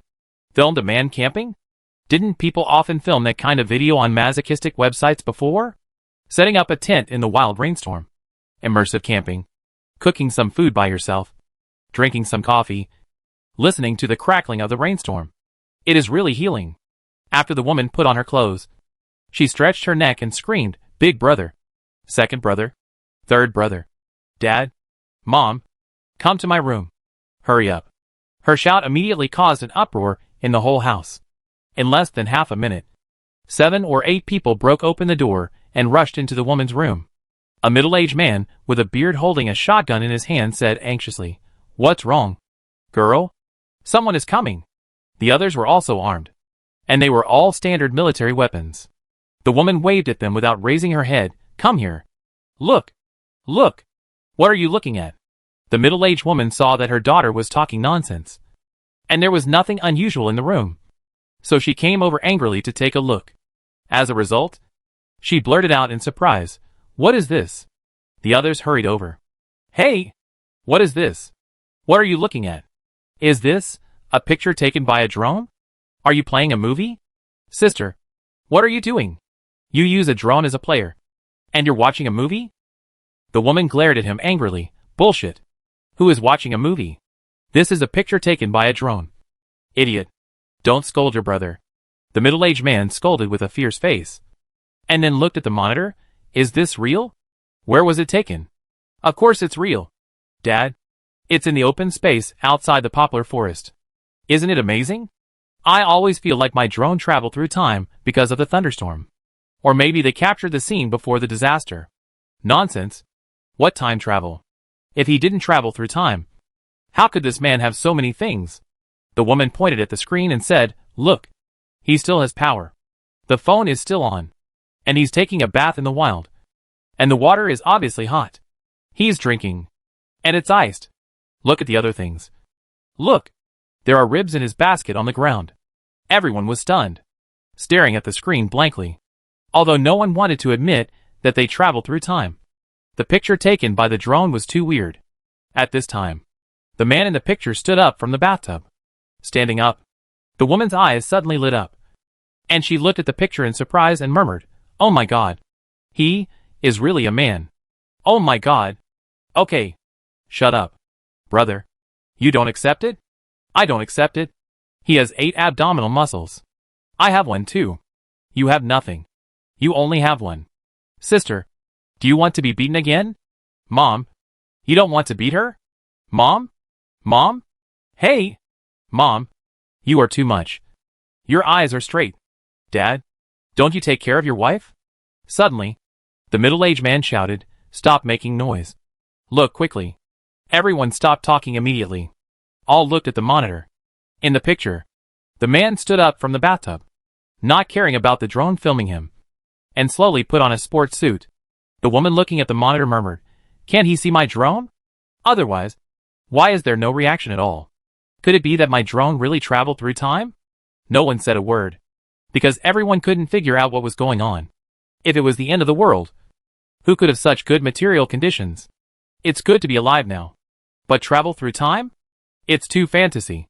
Just when everyone was confused, the man in the camera suddenly walked to the small table, took out a pen and paper and wrote. After writing, he turned around and pointed a piece of paper at the drone. The woman was shocked. He can see the drone. So he is not a time traveler. Dad, he really exists. Yeah. The middle-aged man looked stern. He took a closer look at the words on the paper. After observing for so long, "Do you want to come over? I have chilled wine, ribs and pickled cabbage here. Do you want to come and try them together?" Chapter 92 Catastrophic Change. The woman looked up at her father in astonishment. A cruel gleam flashed across the middle-aged man's eyes, and he smiled slowly. "Let's go. Take our weapons, and go over as guests. They have invited us. Why should we be polite? Oh. Business is coming. Ha. So cool. I want his gas stove. I want a cell phone. I want a bathtub. Can I have this man's lower body? Sister, are you sure you want to eat it? Ha. The family immediately took action. 10 minutes later, the fully armed family, all wearing raincoats, rushed into the rain outside silently. The woman also withdrew the drone. Don't break this treasure. It took a lot of effort to pick it up from Daxing Town. 20 minutes later, the family loaded their weapons and rushed out of the poplar forest quickly. The result? As soon as they went out, they were stunned. Oh my God! Where are the people? Where are the tents? Everyone felt a chill for no reason. There was nothing at the place where the drone just took pictures. Others said that there was not even a shadow of a tent. The woman was stunned for a moment, and suddenly screamed, "See! I said I traveled through time. My drone must have traveled through time. It took pictures of the scene before the disaster." The middle-aged man frowned and looked at her. Nonsense. If he traveled through time, how could he still communicate with us using notes? I don't know either. But how do you explain the scene in front of you? It's not like I saw it wrong. You all saw it. The middle-aged man was silent. He walked to the place where the tent was with a gun and searched carefully. At the same time, Chinyu had braved the heavy rain and passed through the poplar forest at a very fast speed, searching in the opposite direction. He wanted to see who the owner of the drone was. If it was a villager nearby, there was no danger, so he could contact him and ask them about the situation of red fire ants nearby. But if there is any danger, I'm sorry. Chinyu's usual style is to eliminate the danger first. It took less than half an hour from showing the note to the appearance of this group of people. The approximate distance can be guessed. In addition, although it was raining heavily, there were at least 7 or 8 people in this group, and the footprints on the ground were messy, and it would not be submerged for a while. So Chinyu easily found their lair. It was a farmyard in the suburbs. One of them. You can see that there is a candle on the windowsill of a room. Chinyu took out his gun, walked into the yard carefully, touched the door, and stretched out his hand to pull it. The door opened. It was not locked at all. At this time, no one would lock the door. It's meaningless. Chinyu tiptoed into the room. This is a typical farmhouse. It's all brick and tile bungalows. 2 rooms in the east and west, with a kitchen in the middle. This family has 2 bungalows with a total of 4 rooms. Chinyu quickly explored the 4 rooms, and no one was there. They must have all left. The room is very lifelike. On the surface, it seems that there is no danger, especially the room with the candles. There is a diesel generator in the room. It's a girl's boudoir at first glance. Probably the owner of the drone. The quilt is still warm. There was a book beside the pillow.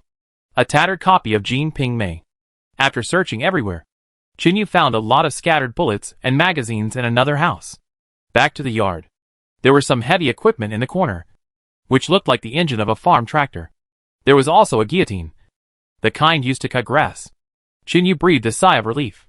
Looking around, he suddenly found a small door on the side of the house, and hurried over, pushed the door open and walked back. There should be a vegetable garden at the back. Not big. When Chinyu walked to the center of the vegetable garden, he was suddenly shocked. Damn! This family turned out to be cannibals. In the last life, when urban resources were becoming increasingly scarce and more people were starting to go hungry, cannibals appeared. It was a huge alliance. It was a group of humans who claimed to return to animality and united together, forming a bloody and cruel alliance with the beginning of eating human flesh as a symbol. These people completely got rid of the inherent moral and ethical shackles. They advocated the law of the jungle, where the strong prey on the weak. When others were starving and even starving to death, cannibals kept hunting around, capturing the weak and women. Women were used for reproduction. The weak were used to fill their stomachs. Perhaps humans are really a special species.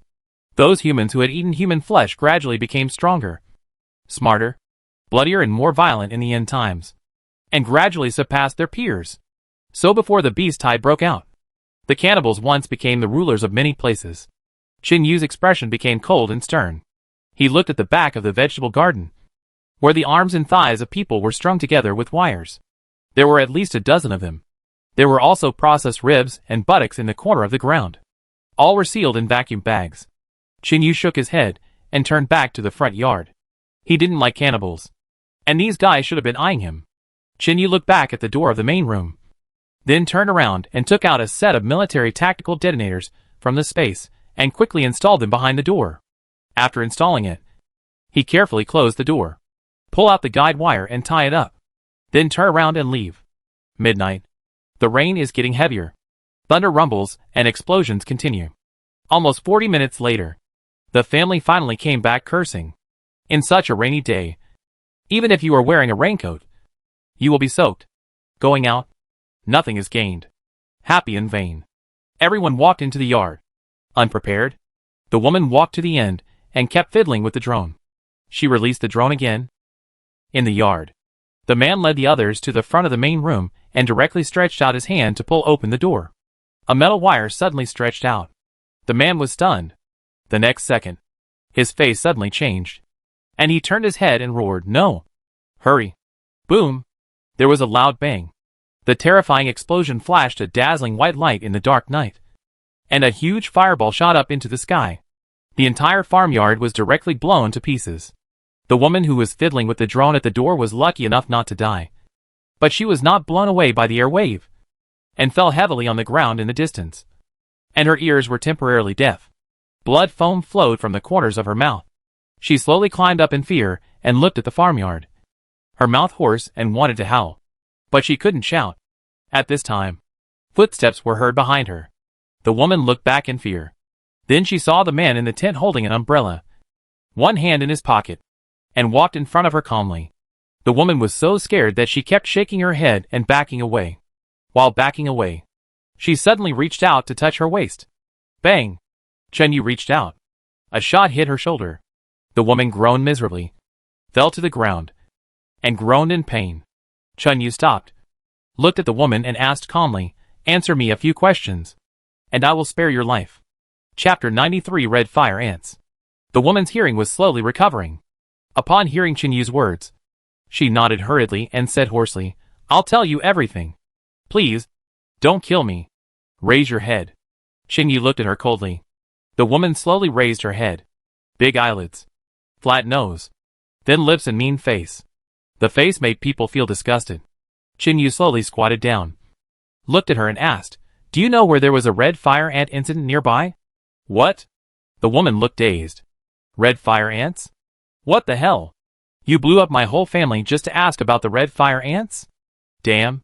Who knows what red fire ants are?" The woman was furious, but she didn't dare to show it.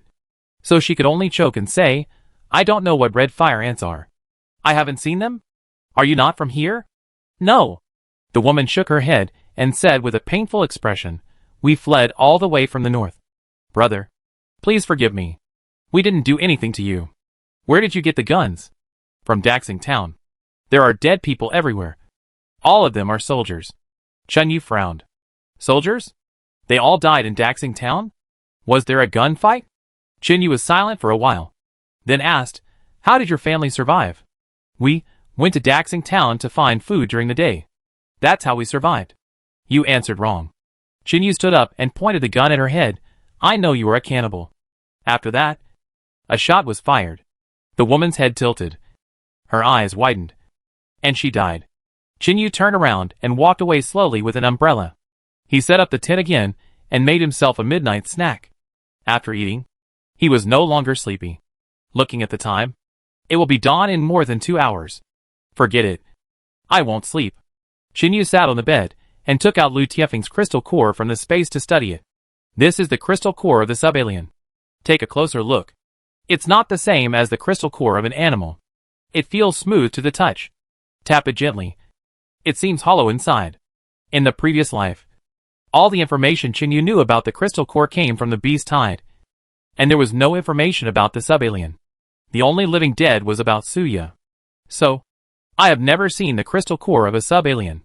This thing is too big. I definitely can't swallow it. Can it be eaten? If Lu Taifeng has a crystal core, do all the more than 3,000 sub-alien in Yangpu Town have crystal cores? If they all have, then harvest them. Wouldn't I be rich? Chun Yu picked up the crystal core and looked at it against the light. Huh? It seems like something is moving inside the crystal core. It looks like a flocculent substance. Chun Yu quickly found a flashlight and looked at the crystal core carefully. Sure enough, it seems like there is a flowing liquid inside. Chun Yu put down the crystal core and thought for a while. Give it a try. 12 has to give it a try. Otherwise, I don't know if the crystal core of the sub-alien can also activate superpowers. Or let my superpowers evolve. Chun Yu gritted his teeth and found a military knife. He stabbed the crystal core twice. There are traces. It feels like this kind of crystal core should be very brittle. Anyway, such a large crystal core can't be swallowed. So just drill a hole and try to drink the contents. Chun Yu searched the space again and soon found a small electric drill. Connected to the power supply and turned on the electric drill. It drilled with a sizzle. It was really easy to drill through. When the drill was pulled out, there was a lot of flocks on it. The color was snow white. It was almost the same as the skin color of Lu Taifeng after the mutation. Chun Yu took a deep breath. Drink. The crystal core of the mutant creature has no toxic side effects. Because this thing is a pure energy thing that is slowly generated by the combination of ancient viruses and the essence and blood of earth creatures. So it won't kill people. The result of eating it is either to activate the superpowers or no reaction. There are also a very small number of people who, due to genetic defects, will cause genetic abnormalities and mutations after eating, turning into half-human, half-monsters. There are only these 3 situations. So Chun Yu was not worried. Pick up the crystal core and put the drill hole to his mouth. Soon, the flocks inside slowly flowed out, flowed into his mouth, slid into his throat, and slowly swallowed into his stomach. Chun Yu sucked up the liquid in the crystal core in one gulp, smacking his lips. It's quite sweet. It's fresh. The next time. Just wait. Is this thing like the crystal core of animals, which can stimulate people's superpowers? A few minutes later, Chun Yu's skin all over his body was numb and itchy. Oh my god! It's coming! It really works. A familiar feeling surged from all over his body. It was a little stinging. Chun Yu's heart moved, and he controlled the muscles of his body to slowly open his superpowers. And his skin began to turn red. However, it only lasted for a few seconds. The color of the skin actually began to turn white under the naked eye. It stung. The skin kept stinging. Chun Yu was not surprised but happy. This mutation seemed to be the same as Lu Tiefeng's. That is, the skin's resistance was strengthened. Therefore, we should be able to draw a conclusion now. The crystal core in the subhuman body has the same effect as the crystal core in the mutant animal body, and can trigger the opening of human superpowers. Moreover, Lu Tiefeng's crystal core should also be of the physical type, but it belongs to the protective ability, increased defense ability. Soon, Chun Yu's skin turned snow white. Take a closer look at his arms. Yu was surprised to find that the white color was just because the skin was transformed into a very small mirror-like thing. Just like a tiny armor. This kind of alienated skin has a very strong defense. At least when it is on Lu Taifeng. It can resist the Gatling machine gun for a short time. Yu slowly breathed a sigh of relief. The numbness and itchiness all over his body were about to disappear. In order to see what he looked like now, Yu took out a huge dressing mirror from the space and put it in the tent. Good guy. Looking at myself in the mirror. I look like a face man. Yu reached out and knocked on the mirror. Muttering to himself, although the defense is strong enough. This image is too, Suddenly, Yu in the mirror began to change. His body had originally transformed into snow-white skin. But after touching the mirror, his skin slowly faded. But it did not return to its original appearance. Instead, it turned into a pure mirror. Countless fine small lenses formed a new skin, which caused his skin to form a full reflection effect on all external light. Yu looked at himself in the mirror in surprise, and slowly disappeared visually. OMG! Optical invisibility effect? Isn't this the optical invisibility effect? What is optical invisibility? The reason why the human eye can see objects is because light is diffusely reflected on the surface of the object. And the reflected light enters the human eye to form an image, which is received by the retina and forms a specific image in the brain through the optic nerve. Chapter 94 Reflection Phenomenon. This is the process of seeing an object. In nature, the surfaces of all objects are uneven. The reflection of light by an uneven surface is diffuse reflection. The direction of the reflected light is random. So there will definitely be light entering the human eye and being seen by people. However, when the surface of an object is absolutely smooth, light hitting it will form a total reflection phenomenon. The totally reflected light will only reflect light in a certain fixed direction. So, as long as the totally reflected light does not enter the human eye, then even if this thing is placed in front of you, you will not be able to see it. This is called the optical stealth effect. In the world before the catastrophe, many countries have already made fully reflective mirrors to be used as reflectors in laser resonant cavities. Someone once proposed the concept of optical invisible cloaks. It is to use the principle of total reflection of mirrors to design invisible cloaks. Unfortunately, there is no finished product yet. It is because the design of fully reflective mirrors cannot be too small. Because the size is large, there will always be joints on the mirrors, which will expose the target. Only when the lens is infinitely small, and people's observation ability ignores the joints, can a perfect optical invisible cloak be made. As a result, Yu's skin has reached a level that human science cannot reach under the condition of mutation. The crystallization of the skin has reached an infinitely small degree, and it can change by touching objects. When touching the mirror, it directly forms an optical invisibility effect. Yu was ecstatic. At first, I thought that the effect brought by Lu Taifeng's crystal core was not too great, just enhancing the defense. Unexpectedly, this crystal core has such a terrible change. In particular, it forms optical invisibility when touching the mirror. So what about touching other things? Yu bent down and touched the grass on the ground. The next second, his skin changed again. Slowly, his whole body seemed to grow grass, and soon formed a green protective color. Yu stared at himself in the mirror blankly. So, did he become a chameleon? The ability that Yu activated this time was indeed a protective ability. Not only can it improve skin resistance and defense capabilities, but it can even contact the surrounding environment to form a very powerful protective color. It can achieve the effect of natural invisibility. Awesome. Yu was ecstatic. At the same time, he also made a decision. After dealing with the Red Fire Ant King, he had to go back to Yangpu Town. The more than 3,000 sub-alien people there must all be dealt with. The crystal cores of those sub-alien people must be harvested. I believe there should be crystal cores that can be used among them. After making a decision, Yu collected his special powers and cleaned his body again. Then he took a short nap on the camp bed. More than 2 hours later, the sky gradually brightened, but the heavy rain still showed no sign of stopping. Global glaciers melted, sea levels rose, and ocean currents changed atmospheric turbulence. The more time passes, the more rain there will be. Yu made a breakfast. After eating, he put away the tent and all the tools and wandered around the suburbs alone, trying to find the nest of red fire ants. After walking for more than 3 hours, he slowly approached Daxing Town. Daxing Town is a densely populated town. It is a relatively large city around Jiancheng. with a permanent population of at least 70,000 to 80,000. It is much bigger than Yongpu town. There are many tall buildings in the town. Many families have small 2-story or 3-story buildings built by themselves. Daxing town is rich because of the processing and manufacturing industry.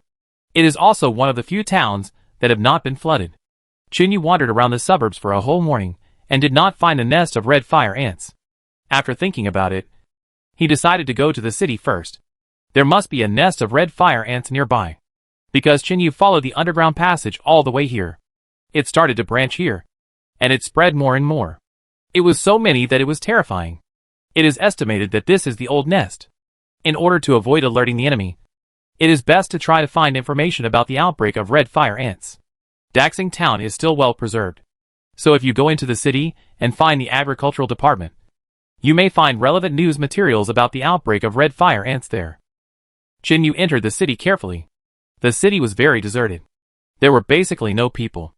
At this time, most survivors would choose to go to larger cities to seek shelter. So small towns gradually became ghost towns. Occasionally, you can see cats and dogs wandering around in the city. These animals have already embarked on the path of evolution and mutation.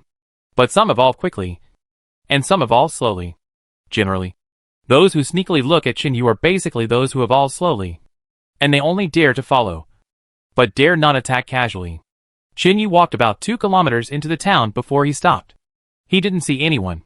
He took out his phone, opened the offline map package, and searched for the location of the agricultural department in Daxing town. He soon found the target building. It was about 3 kilometers away from where he was. Chinyu put away his phone, turned around and walked to the corner of the alley. Released the Night 15. Got in the car, started it, and stepped on the accelerator. The heavy motorcycle roared out and drove towards the city center. Just a few hundred meters away, 2 people suddenly rushed out from the roadside in front, standing in the middle of the road, waving and shouting to stop. Chinyu didn't step on the brakes either. It rushed past recklessly. The 2 men thought they could scare people by standing in the middle of the road. But they saw the car coming and jumped to the side of the road in fear. The armored car whizzed past. The 2 men stood up and cursed. Chinyu glanced at it from the rearview mirror, and it was not threatening. From this point, it can be seen that there is no large group in this city. Otherwise, there would not be such idle Doomsday survivors. In larger cities, basically by this time, various forces have sprung up like mushrooms after rain. If the survivors do not join these forces, the only outcome is death. Either starve to death or be killed. Chinyu continued to drive forward. Soon, he drove to the agricultural department of the town. He came downstairs and quickly put away the car.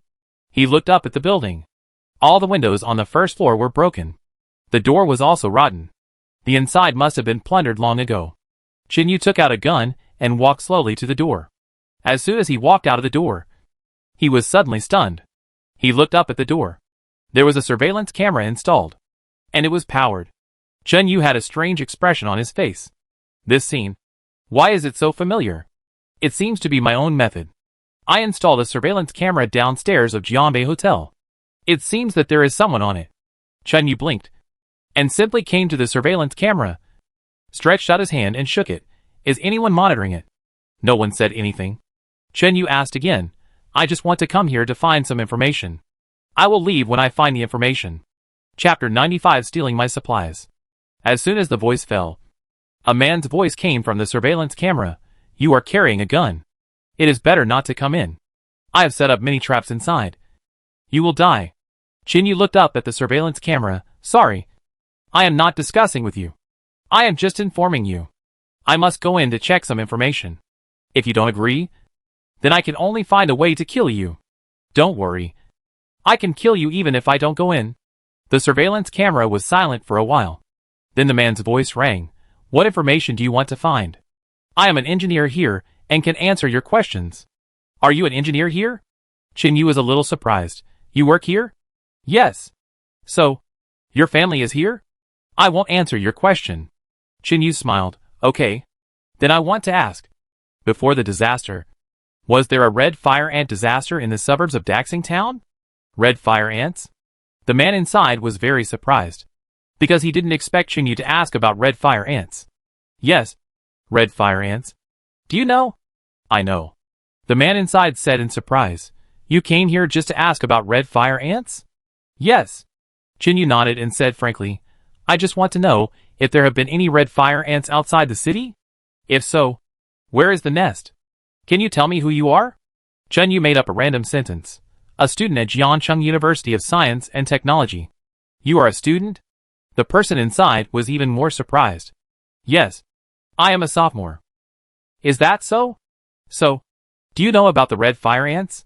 The person inside said in a much more relaxed tone. Yes. But there are no red fire ants outside the city. If you want to find the nest of red fire ants, I can only tell you that the nest is in the city. Chinyu was stunned. In the city? You mean in Daxing Town? Yes. In Daxing Town. Roughly on the north side of the town. I don't know the exact location because we were also analyzing and studying it at the time. This is troublesome. Chinyu frowned and muttered. At this time, a man's voice came from the monitor again. Do you have supplies? What? Chinyu looked up. Do you have supplies? Yes. What's the matter? Can you give me some? I can exchange it for the information you need. Chinyu asked in confusion. Don't you know the specific information? I said. We were also studying the disaster of red fire ants before. So we have some information on hand. If you want to find the nest of red fire ants, I can provide some information. Chinyu smiled. Okay. Fair exchange. No cheating. Wait. I'll go get my supplies. After that, Chinyu turned and left. And a sigh of relief came from the surveillance camera. Chinyu walked out, left the surveillance range, and walked around and came back, holding the bag in his hand. Walked under the surveillance camera, opened the bag, and gestured to the camera. The sound of the camera adjusting the focus can be heard. Then, the man's voice sounded, You actually have so much food? How is it? Chinyu looked up at the surveillance camera. Wait a minute. We'll meet at the door. Okay. Chinyu turned around and stood at the door, looking at the street outside to prevent anyone from appearing nearby. A few minutes later, footsteps were heard from the door behind him. Then, the door creaked and slowly opened. Chinyu looked back. He couldn't help but want to laugh. A man, wearing a bulletproof vest, the kind used by guards. He had a mask on his head, the kind used in boxing gyms. He also had leggings tied around his legs. He was holding a crossbow in his hand, with crossbow arrows already installed on it. But he didn't face Chinyu, but stood inside cautiously. Chinyu glanced inside again. The first floor hall was filled with tables and chairs, leaving a winding passage in the middle. The other tables and chairs were tied with ropes and blocked the door. Many tables and chairs were tied with crossbows, and they all had crossbow arrows. This was the trap he was talking about. It did look scary, but in Chinyu's eyes, it was just a child's play. If 213 really wanted to deal with him, he could throw a grenade in, and all these so-called traps would be useless. Of course, this was just too weak in Chinyu's eyes. For ordinary people, it was still very threatening. After all, Xia country banned firearms, and not everyone could get firearms. The man stood inside. He looked at Chinyu cautiously. Chinyu did not show any aggression, but just put the backpack on the ground and said lightly, Everything in here can be exchanged, as long as your information is valid. The man did not speak. There was some struggle in his eyes. He wanted to raise the crossbow in his hand several times, but he pressed it down again. Chinyu knew it well. The man was struggling in his heart. He must want to rob all the supplies. From this, it can be inferred that his wife, children and elders must be in this building, and he should be protecting some people. Chinyu did not speak either, waiting for his reaction. If he raised the crossbow, the consequences would be regrettable. Fortunately, 10 seconds later, the man finally sighed softly, then shook his head helplessly and said, I'm sorry. I just lied to you. I don't have any information. The information is all in the computer. But you also know that the power has been out for a long time. The information can't be copied at all. So, you lied to me to steal my supplies? Chinyu asked casually. Sorry. I mean that. Then why did you give up? The man sighed, alas. You are also a child. You may just be the age of college. It's not easy to live alone until now. Young man, I'll give you the computer, if you have the ability to open it. There is a folder inside that specifically records the red fire ant disaster. You don't want the supplies? Chinyu pointed to the backpack. The man looked at the things in the bag and swallowed his saliva. if you are willing to give me some. Of course I will. And I am very grateful to you. Why don't you just shoot an arrow at me? No one will know if you kill me. The man shook his head. No. Someone knows. He pointed to the top. There is a god above your head. What you have done, the god will know. Moreover, I have a son and a daughter, and I have to teach them how to be a man. Chinyu was speechless. There is a god above your head? Where is it? This man is quite pedantic. I don't know how he survived. Looking at the traps he designed. This man is quite smart. He should be a smart person. Chinyu was too lazy to talk nonsense. And nodded happily. Give me the computer. You can take some of the things here. Really? Chapter 96 folder. The man's eyes lit up immediately. Really? Well, wait for me. The man quickly closed the door. Then turned and ran in. A few minutes later, he came down again, holding a computer bag in his hand. Opened the door, and put it directly on the ground outside the threshold. Chinyu picked up the computer bag and took a look at it. Nodded. Take it yourself. Take whatever you need. Thank you. Thank you, young man. The man quickly reached out and pulled Chinyu's bag in, and took out 3 cans, 2 bags of biscuits, and 2 bottles of mineral water. Then he returned the backpack reluctantly. Chinyu picked up his backpack and turned to leave. The man watched him walk away. Then he carefully closed the door and ran upstairs with his things. Chinyu didn't go far. He walked across the street and found a small shop that looked relatively intact and walked in. After searching around, there was no one inside. This is a stationery shop. Most of the stationery on the counter was still there. The ground was a mess. This kind of small shop is basically not visited by anyone. After all, in the Doomsday world, who would care about stationery? Chinyu swept the things on the counter to the ground. Then he sat behind the counter, took out the computer, and got a battery from the space and connected it to the power supply. Turn on the computer and open the local hard disk. There are many folders. Search for red fire ants and immediately find the folder about the red fire ant disaster. Chinyu was secretly happy. Open the folder and start browsing the files inside. This took an hour. The red fire ant epidemic in Daxing Town really happened in the town. The city received 2 reports of security incidents, both of which were caused by red fire ant bites that caused complications to the injured and even hospitalized in the ICU. It's quite serious. From the documents, the toxicity of red fire ants seems to have become stronger. Once bitten, all organs in the human body will fail rapidly. And the first thing to be attacked is the human brain. Chinyu's heart moved. He probably got close to the nest of the insect king. The red fire ants here had already shown mutation characteristics before the disaster. At least their toxicity had increased. Perhaps it was related to the industry in Daxing Town. There are extremely special manufacturing and processing industries here. For example, lead-containing, chlorine-containing, toluene-containing, etc. The waste discharged by these factories cannot be properly processed, which will inevitably lead to soil pollution. So it indirectly affects the red fire ants. Therefore, after the Doomsday breaks out, the ancient virus spreads all over the world. And the red fire ants here are infected by the virus again. And it is possible that they will evolve into a red fire ant queen at the level of the insect king. But what about the specific location? An information report in the file described the location attacked by red fire ants in the city. But no red fire ant nest was found there. The report also did a lot of data analysis. Chinyu couldn't understand these analysis data. After reading it for a long time, he shook his head helplessly. No!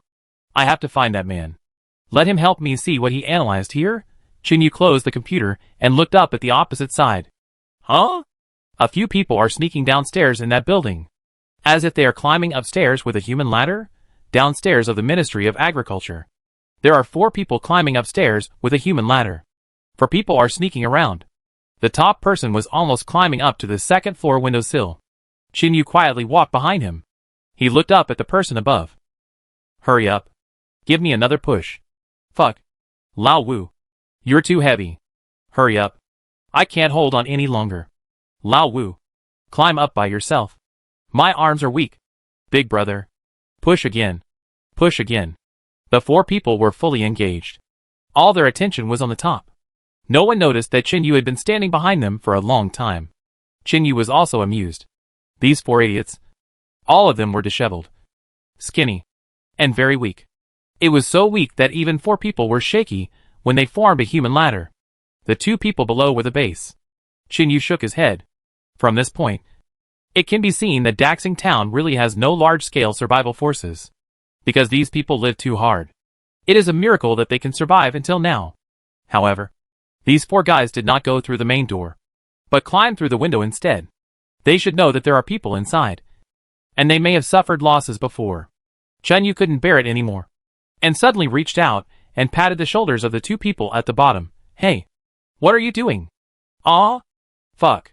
The 2 people below suddenly heard someone behind them, and they screamed in fear. Their legs softened, and they fell directly to the ground. The 2 men above also fell down. 2 thumps. Ouch. Fuck. My arm is broken. Hey! Who are you? You scared me. I'll hack your mother. Ugh.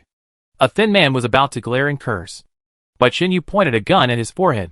The 4 people were petrified instantly. They didn't dare to move. Chinyu looked at the 4 people and said indifferently, "What are you doing?" Steal some food." The man with the gun pointed at his head, trembled and said, "Is there food in here?" "Yes."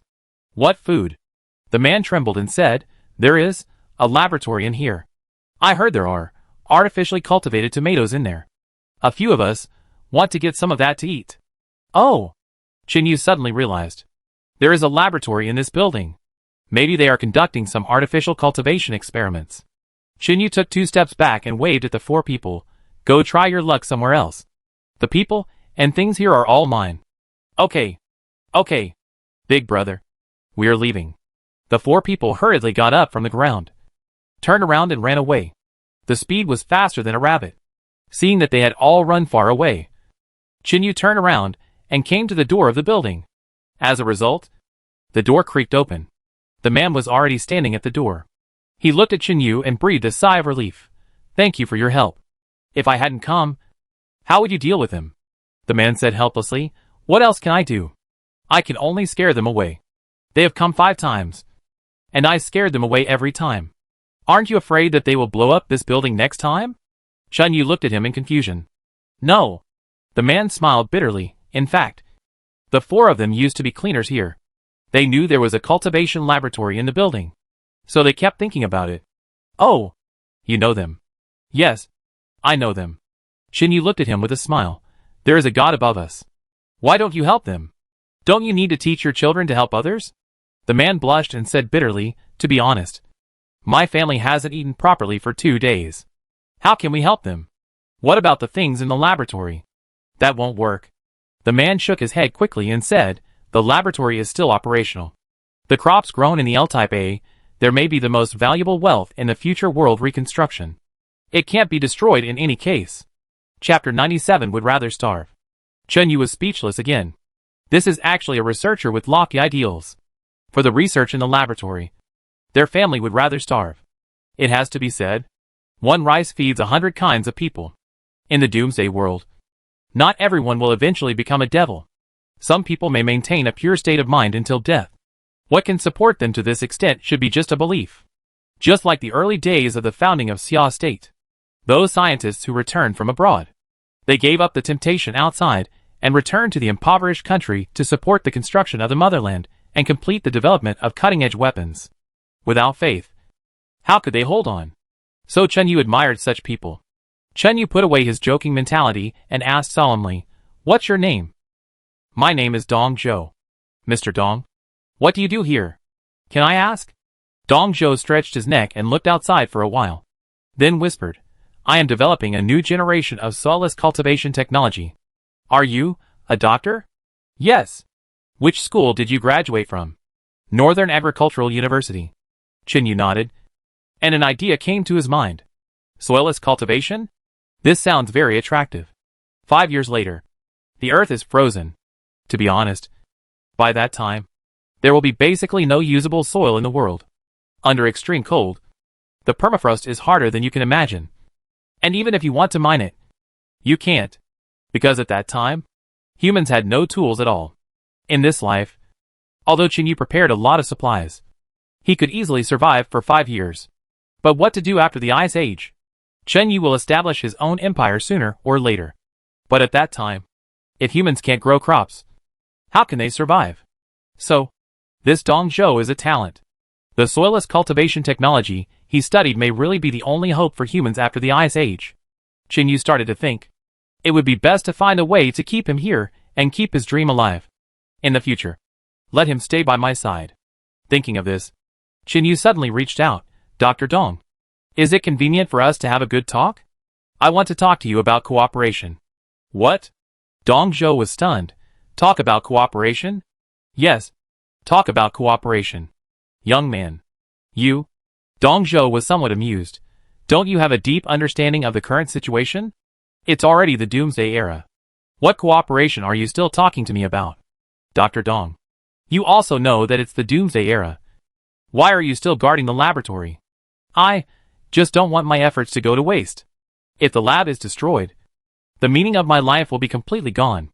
Qin Yu smiled and said, Dr. Dong, even if the lab is destroyed, you still have a wife and children.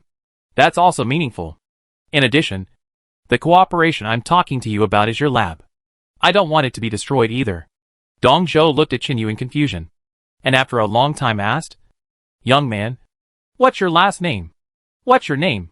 My last name is Chen. Chen Yu. Mr. Chen, what do you do? Why are you still concerned about the situation of red fire ants at this time? Qin Yu looked at him seriously. Dr. Dong, I'm also a scientific researcher. Dong Zhou. It seemed like a ridiculous reason, but Dong Zhou actually believed it. His identity as a researcher made him trust Chen Yu. Why did he believe it? It was mainly because Qin Yu was still thinking about investigating the red fire ants at this time. If it were someone else, wouldn't he think he was crazy? Dong Zhou was also a crazy person. He was almost starving to death, but he refused to eat the cultivated products in the laboratory. For science. In addition, Qin Yu's previous behavior also made him let down his guard. Chen Yu had a gun in his hand, but he used supplies to exchange information with him, and he helped him drive away the 4 people. Combining all these factors, Dong Zhou believed that Qin Yu was a researcher. So he bravely said that sentence, Mr. Chen, why don't you come in and talk? If you stand at the door all the time, you will be easily discovered. Okay.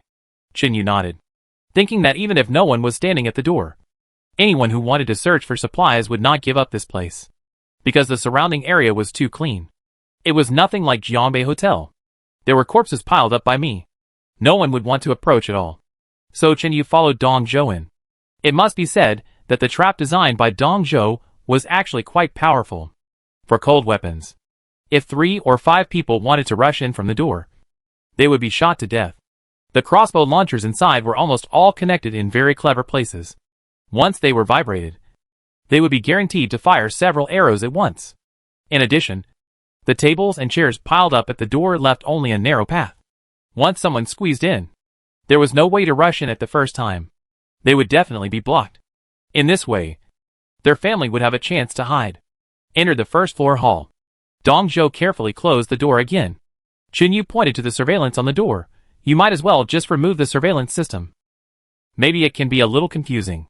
Otherwise, if you meet someone like me with a gun next time, it will not be difficult to break in. No, I don't feel at ease if I put it away. Dong Zhou shook his head stubbornly. Qin Yu was helpless and asked casually, You have lived here for so long, and there has been no official resettlement point in the town? No. Dong Zhou sighed. Although Daxing town is densely populated, there are many factories in the town. When it was extremely hot, some factories exploded and some toxic gases leaked. Many people in the town died. Few people can survive the high temperature. The official leaders were almost wiped out.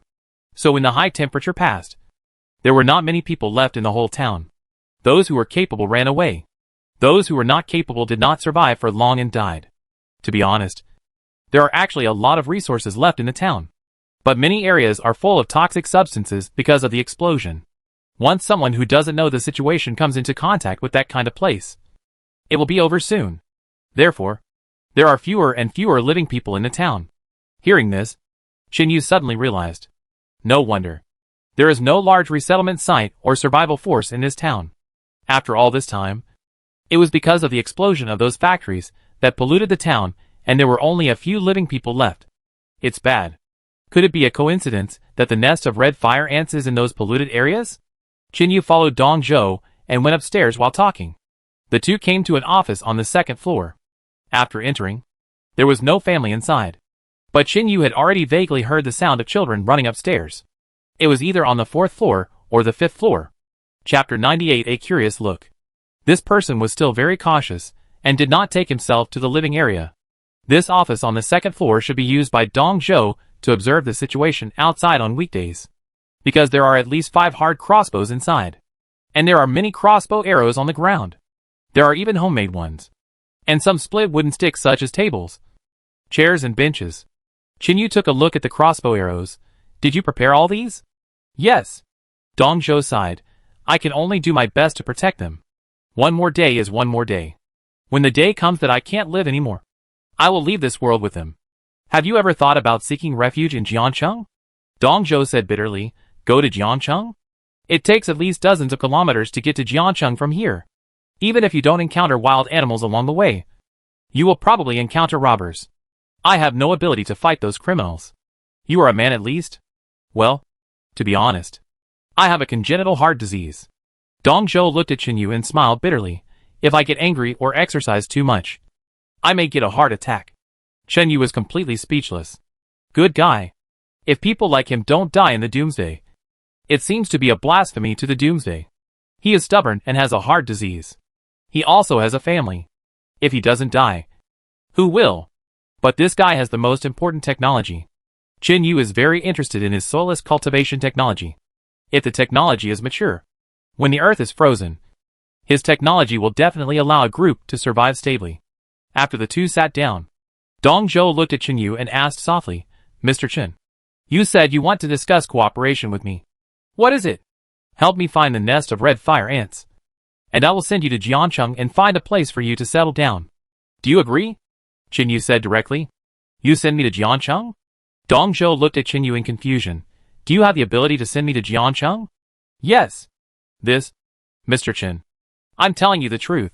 You are so young, and I admire you for being able to survive until now. But you look so immature. I doubt whether you have ever fired a gun. Qin Yu was so embarrassed that he didn't know whether to laugh or cry. It was the first time he heard someone say that he was immature. Is he immature? Qin Yu touched his head and was too lazy to explain so much. So he asked directly, forget it. Let's not talk about that for now. Please help me interpret the meaning of the file data in the computer first. Try to help me find the nest of red fire ants. As he said that, he took the backpack and took out the computer and handed it over. Dong Zhou asked in confusion, have you turned on the computer? Yeah. This battery. I changed it. Dong Zhou was stunned and said, you actually have a spare battery for this computer? Didn't you say that you admire me for surviving alone outside until now? I'm very good at finding supplies. So don't waste time and help me look. You helped me deal with the red fire ant nest. And all the supplies in my backpack are yours. Qin Yu put the backpack next to him. Dong Zhou's eyes lit up immediately. Without saying a word, he took the computer and said while opening it, the red fire ant matter happens to be handled by one of my colleagues. He talked to me about it a little bit. Okay. Qin Yu breathed a sigh of relief. After Dong Zhou turned on the computer, he opened the file and browsed it roughly. Finally, he looked at the data report and carefully explained the sudden pH and some chemical composition of Daxing Town. They were all technical terms, and Qin Yu was confused. Finally, Dong Zhou took a map of Daxing Town and drew circles on it, connecting straight lines and drawing grids. Finally, he circled an area with a red pen. He looked up at Qin Yu and said with an unpleasant face, according to the research and analysis of my colleagues, the nest of red fire ants may be in this place. What is this place? Qin Yu frowned and asked while looking at the map. This is in the northeast direction, which is the chemical plant where the first explosion occurred. It is said that the area has been seriously polluted. There are highly toxic phosphides everywhere. Qin Yu was speechless. Whatever you fear, it will come true. In any case, Dong Zhou was sure that the nest of red fire ants was near the chemical plant. Qin Yu did not hesitate. He handed him the backpack directly. These are yours. Go and give them to your wife and children. There are some chocolates underneath. And there are chocolates? Dong Zhou was shocked. This thing is a treasure. Qin Yu ignored him and sat on the desk to study the map. He said without raising his head, I'll borrow your place to study the map. Do you really want to go there? Yeah. Dong Zhou blinked and said. If you are sure you want to go, I advise you to go to the fire station first. Go there and get a set of protective clothing before going. Otherwise, I am afraid you will be poisoned before you find the red fire ant nest. I know. Thank you. Okay. Then stay here and I will go up. Yeah. Xinyu looked down at the map. Dong Zhou couldn't hide his joy with his backpack. Turned around and hurriedly left the room, deliberately closing the door. Then he trotted back upstairs. They lived on the 4th floor, in one of the large conference rooms. When he arrived at the door of the conference room, Dong Zhou knocked gently. The noisy sound in the room disappeared immediately. Soon, a woman opened the door. It was Dong Zhou's lover Lu Yu, a clean woman with a pretty face and refreshing short hair. She looked at her husband's happy face and asked in confusion, "Has that person left?" "No." Dong Zhou smiled softly. "Don't worry. He is on the 2nd floor. He won't come up." "How do you know she won't come up?" Lu Yu said nervously. "Didn't you say he still has a gun in his hand?" "Yes. But I suspect he was just trying to scare people. And he is still a sophomore student. He has been investigating the red fire ants in Daxing Town." "Red fire ants?" Lu Yu was completely confused. Who cares about red fire ants at this time? Dong Zhou entered the room. Inside, in a big tent, 2 old people and 2 children showed their heads. The old man asked softly, "Little Dong, is there any danger?" "Dad? Not for now. You guys come out." As soon as Dong Zhou finished speaking, the 2 children in the tent rushed out and shouted excitedly to him, "Dad, what did you bring back?" "Dad, what's in it?" Dong Zhou walked inside with a smile and waved at the 2 children. "Come, Dabao and Erbao. See what Dad brought back for you." The 2 children hurried over. The 2 old people also came out of the tent and came closer. Lu Yu was also curious. Dong Zhou sat on the ground, opened his backpack, and directly grabbed the bottom and poured it out. Crash! A lot of things turned out. Oh my god! Chapter 99. There is chocolate. Oh my god! Old man? So many things? Oh my god! Husband? Why are there so many foods? Oh! Dad? There are candies. What is this? Silly. This is chocolate. Dad? There is chocolate. Xiao Dong. How did you get this? The room was filled with exclamations. Everyone looked at Dong Zhou with admiration. This look made him feel very comfortable. He regained the feeling of being the head of the family. In fact, at this time, shouldn't a man do everything to protect his family and provide them with security and living supplies? Dong Zhou smiled brightly. He picked up 2 chocolate balls from the ground and stuffed them directly into his son and daughter's hands. Go into the tent and eat them. Oh! 2. Chocolate. The 2 children turned around and rushed into the tent as if they had found a treasure. Dong Zhou picked up 2 more candies and handed them to the 2 old people, Mom and Dad. You also have 2 candies. Hee hee. Forget it for us. The old man smiled and shook his head. What else can we 2 old people eat? Save it for Dabao and Erbao. Besides, you 2 also need some sugar. That's right. Xiao Dong. You and A eat it. You are the pillars of the family. You need nutrition. The 2 old men were all smiles. They looked at the supplies on the ground with joy, resisted the urge to get something, turned around and trembled back to the outside of the tent to coax the child. Lu Yu's eyes were red. Those were her father and mother. Also Dong Zhou's father-in-law and mother-in-law. As for Dong Zhou's parents, they were already dead. Doomsday suffering? Lu Yu looked at Dong Zhou with red eyes. Husband. These are all given to you by that person? Yes. What about his request? He must have a request. Right? Dong Zhou smiled. His request is quite simple. It is to find the nest of red fire ants. I helped him determine the location through my colleague's data analysis. So he gave me the supplies. It's that simple? Lu Yu was stunned. It's that simple. No. I always feel it's not that simple. Lu Yu frowned and said softly, Husband, the food here is enough for us to eat for a week. Especially. You see? There are medicines underneath. This is cold medicine.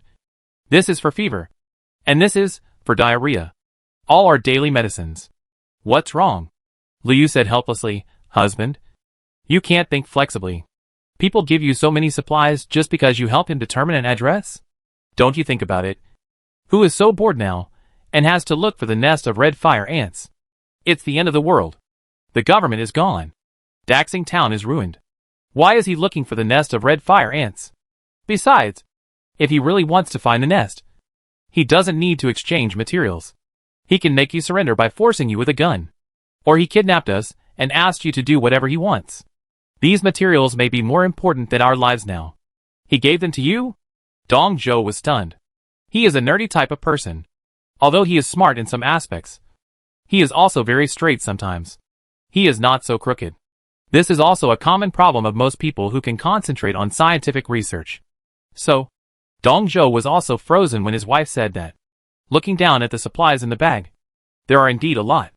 There are about 10 cans, 7 or 8 small bags of bread, 3 or 5 bags of biscuits, some candies and chocolates, and some preserved foods in vacuum bags.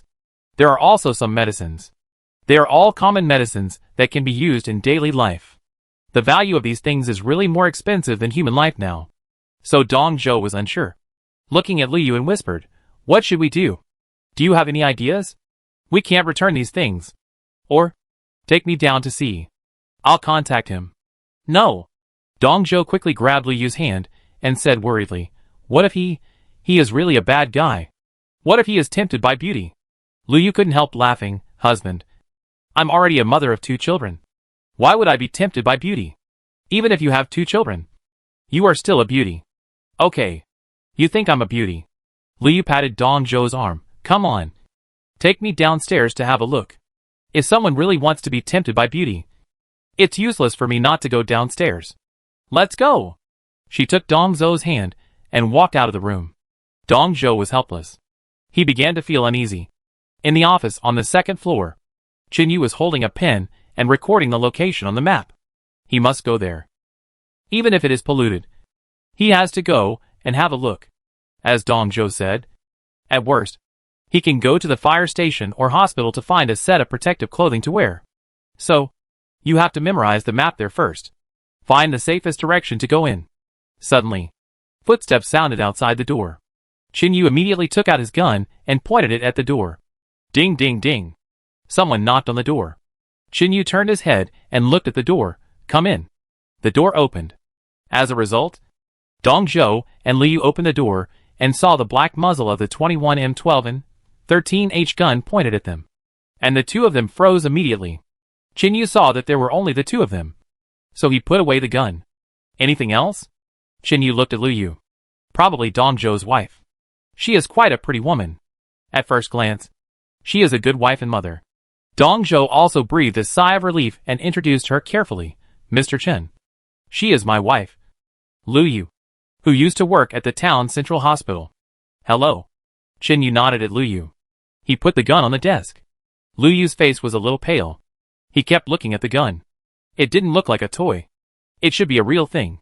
Luckily, Liu is a doctor and a surgeon.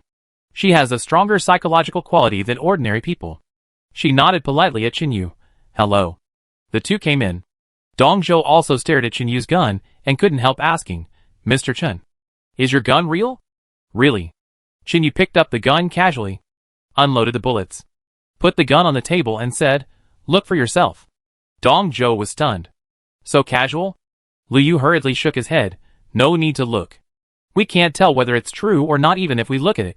After that, he slowly walked to the desk, took a look at the place marked by Qin Yu on the map, and asked in confusion, "Mr. Chen, my husband said that you are going to find the nest of red fire ants?" "Yes." "Can you tell me why you want to find that?" "No one should care about red fire ants now." Qin Yu raised his head and smiled. "I care." "Can you tell me the reason?" "It's not convenient." Qin Yu refused directly. Liu bit his lip, hardened his heart, and quickly asked, "Mr. Chen, please forgive me for being frank. You have a gun in your hand, and you gave us so many supplies. I think you must have other requirements for us." "You are right." Qin Yu nodded naturally. Upon hearing this, Liu's face changed, and he looked back at Dong Zhou. The meaning in his eyes was self-evident. "What did you say?" "He must have other requirements." Chapter 100: A Simple Body Search. When Qin Yu saw that they both looked strange, he said casually, "Dr. Liu, are you afraid that I have bad intentions?" "In fact, I have already told Dr. Dong about my needs." "What?" Liu was stunned and looked at Dong Zhou. "What needs did he say?" Dong Zhou was also stunned. I don't know. Qin Yu looked devastated. Dr. Dong. Are you so forgetful? How can you do research? Didn't I tell you that I could take you away from here and go to Jiancheng? It was you who hesitated and didn't agree. Oh, you were talking about this. Dong Zhou suddenly realized, yes. Mr. Chen did say this. Li was puzzled and looked at Qin Yu in confusion. You want to send us to Jiancheng? Why? Tell me the truth. Chen Yu put away the map, stood up and looked at Lu Yu and said calmly, the technology your husband is researching may be a valuable asset for the future of mankind. You mean soilless cultivation? Lu Yu was stunned. Yes. Qin Yu said seriously, the source of the end of the earth comes from the sun. In a few years, the sun may change. Maybe one day, it will no longer provide heat, and the earth will fall into an ice age. At that time, the soil on the earth can no longer grow crops. If humans want to survive, they can only seek breakthroughs in technology. Lu Yu, Dong Zhou, both of them were stunned. Qin Yu continued, Dr. Dong's technology may be the key technology for human survival in the future. So I want to send him to Jiancheng. In Jiancheng, I can find someone to protect him. It's that simple. After that, he looked at Lu Yu and smiled. I won't force you to make a decision. I believe the country will also save some professional technicians, like Dr. Dong. So your husband is not the only one. Think about it yourself. Those supplies can keep you alive for a few days. I have to go and find a red fire ant nest. Qin Yu picked up the gun and loaded the magazine. Then, he patted Dong Zhou's shoulder and left. The couple was still in a daze, until the sound of the door closing came from below. The couple hurried to the window to take a look. Qin Yu really left. He didn't hesitate at all. Lu Yu was silent for a long time before turning to look at Dong Zhou. Husband. This young man has a feeling that makes people unable to describe. What feeling? It's an indescribable feeling. Describe it? It's just, I am willing to believe him. Dong Zhou blinked. You mean? Go to Jiancheng with him? Yeah. Lu Yu nodded. If we can really go to Jiancheng, there is an official resettlement site there. Then our family will really be saved. I'll think about it. Dong Zhou was silent. The couple returned upstairs with a lot of thoughts in their minds. In fact, the couple had similar impressions of Qin Yu. There was a real sense of trust. And if they could really go to Jiancheng and go to the official resettlement site, at least they would have some expectations for the future. Jiancheng is a big city. It is much more secure than a small county town. If not for themselves, they have to think about the children. In the room on the 4th floor, the children were laughing. The elderly were laughing. But the couple was melancholy. Qin Yu left the building and identified the direction. The nearest hospital is the town center hospital. Go there to find a set of protective clothing. Although his physique has changed, Qin Yu is not sure if he can resist the toxic substances. So it is better to be careful. After walking through the streets and alleys for more than half an hour, finally saw the building of the town central hospital. There was no one on the way here. Mama hello, there were corpses everywhere along the street. The air in the whole city was very bad. So Qin Yu had to wear a mask. Slowly approaching the central hospital, Qin Yu suddenly stopped. There may be people in the hospital. The downstairs of the hospital was full of cars. They were all left by people who squeezed here to seek medical treatment when the disaster just happened. Although it is a town hospital, it is only a Class 2 scale. But the building is built quite impressively. The hospital area is not small. There are at least 4 buildings. Even if there are fewer people in the city, there are always survivors. It is estimated that someone must be hiding inside. The medicines in the hospital are very precious supplies. The fact that Daxing Town does not have a large force does not mean that there are no fish in troubled waters here. Qin Yu turned and sneaked into the office building opposite. Went straight up to the 5th floor. Found a room. Kicked the door in. Walked to the window. Took out a military telescope and began to observe the opposite side. Sure enough, in the outpatient building, located in the lobby on the 1st floor, you can vaguely see people walking inside. Qin Yu observed upstairs for more than an hour. It can be basically confirmed that the town central hospital should be controlled by someone. Within an hour or so, some people would sneak into the hospital, bring some supplies in, and come out with some medicines. It seems that this place has become a trading station. Supplies can be exchanged for daily medicines. The people inside are not very vicious. Since they can still use trading methods, they are not bad. If I guess correctly, Maybe the security personnel of Daxing Town control this place. Chinyu thought about it, and simply took out some supplies. Quickly went downstairs to the hospital outpatient hall. The door of the outpatient hall was rotten. As soon as he entered, in the corner inside, there were indeed two people in uniform standing at the fire escape staircase leading upstairs. They are from the security team. There is a table in the fire staircase. There is a middle-aged woman sitting behind. They are also wearing uniforms. These people are armed with guns. Chinyu strode over with his backpack. The two uniformed men at the door waved at him. Stop. Chinyu stopped. Do you have any weapons? One of them asked, touching the holster on his waist. Does this count as a weapon? Chinyu casually pulled out the tactical machete from his waist. The man gestured.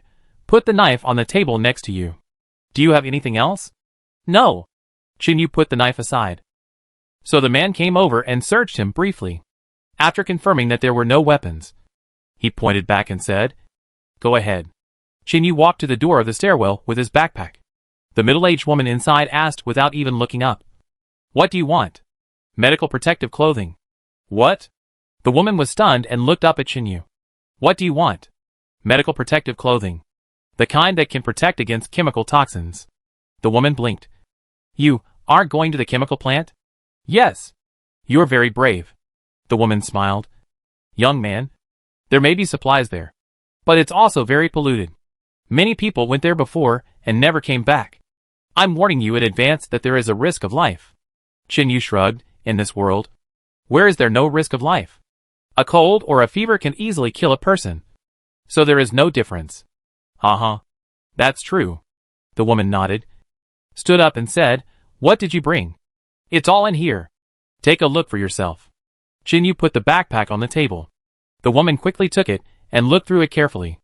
After seeing it, she was immediately surprised. And sanitary napkins? Chinyu smiled and nodded. Chapter 101 Dimples. In the apocalypse, one of the least noticed but most important supplies is sanitary napkins for women. Chinyu had experienced it once, so he knew this thing very well. Anyway, he didn't need it.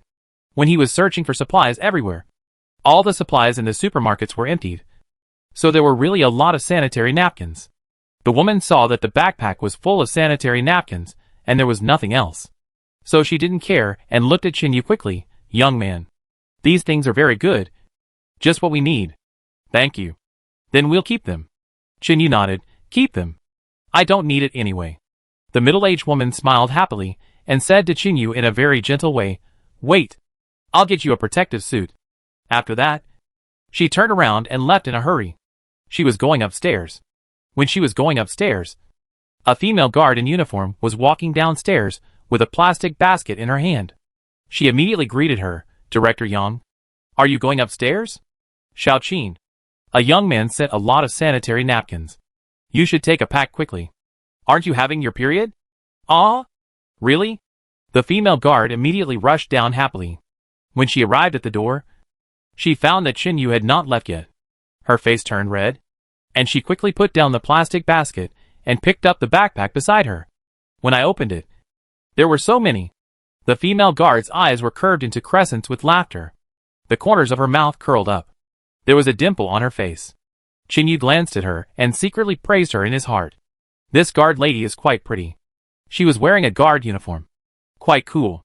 The female guard quickly took out 2 packs of toilet paper, turned back and looked at Chinyu again.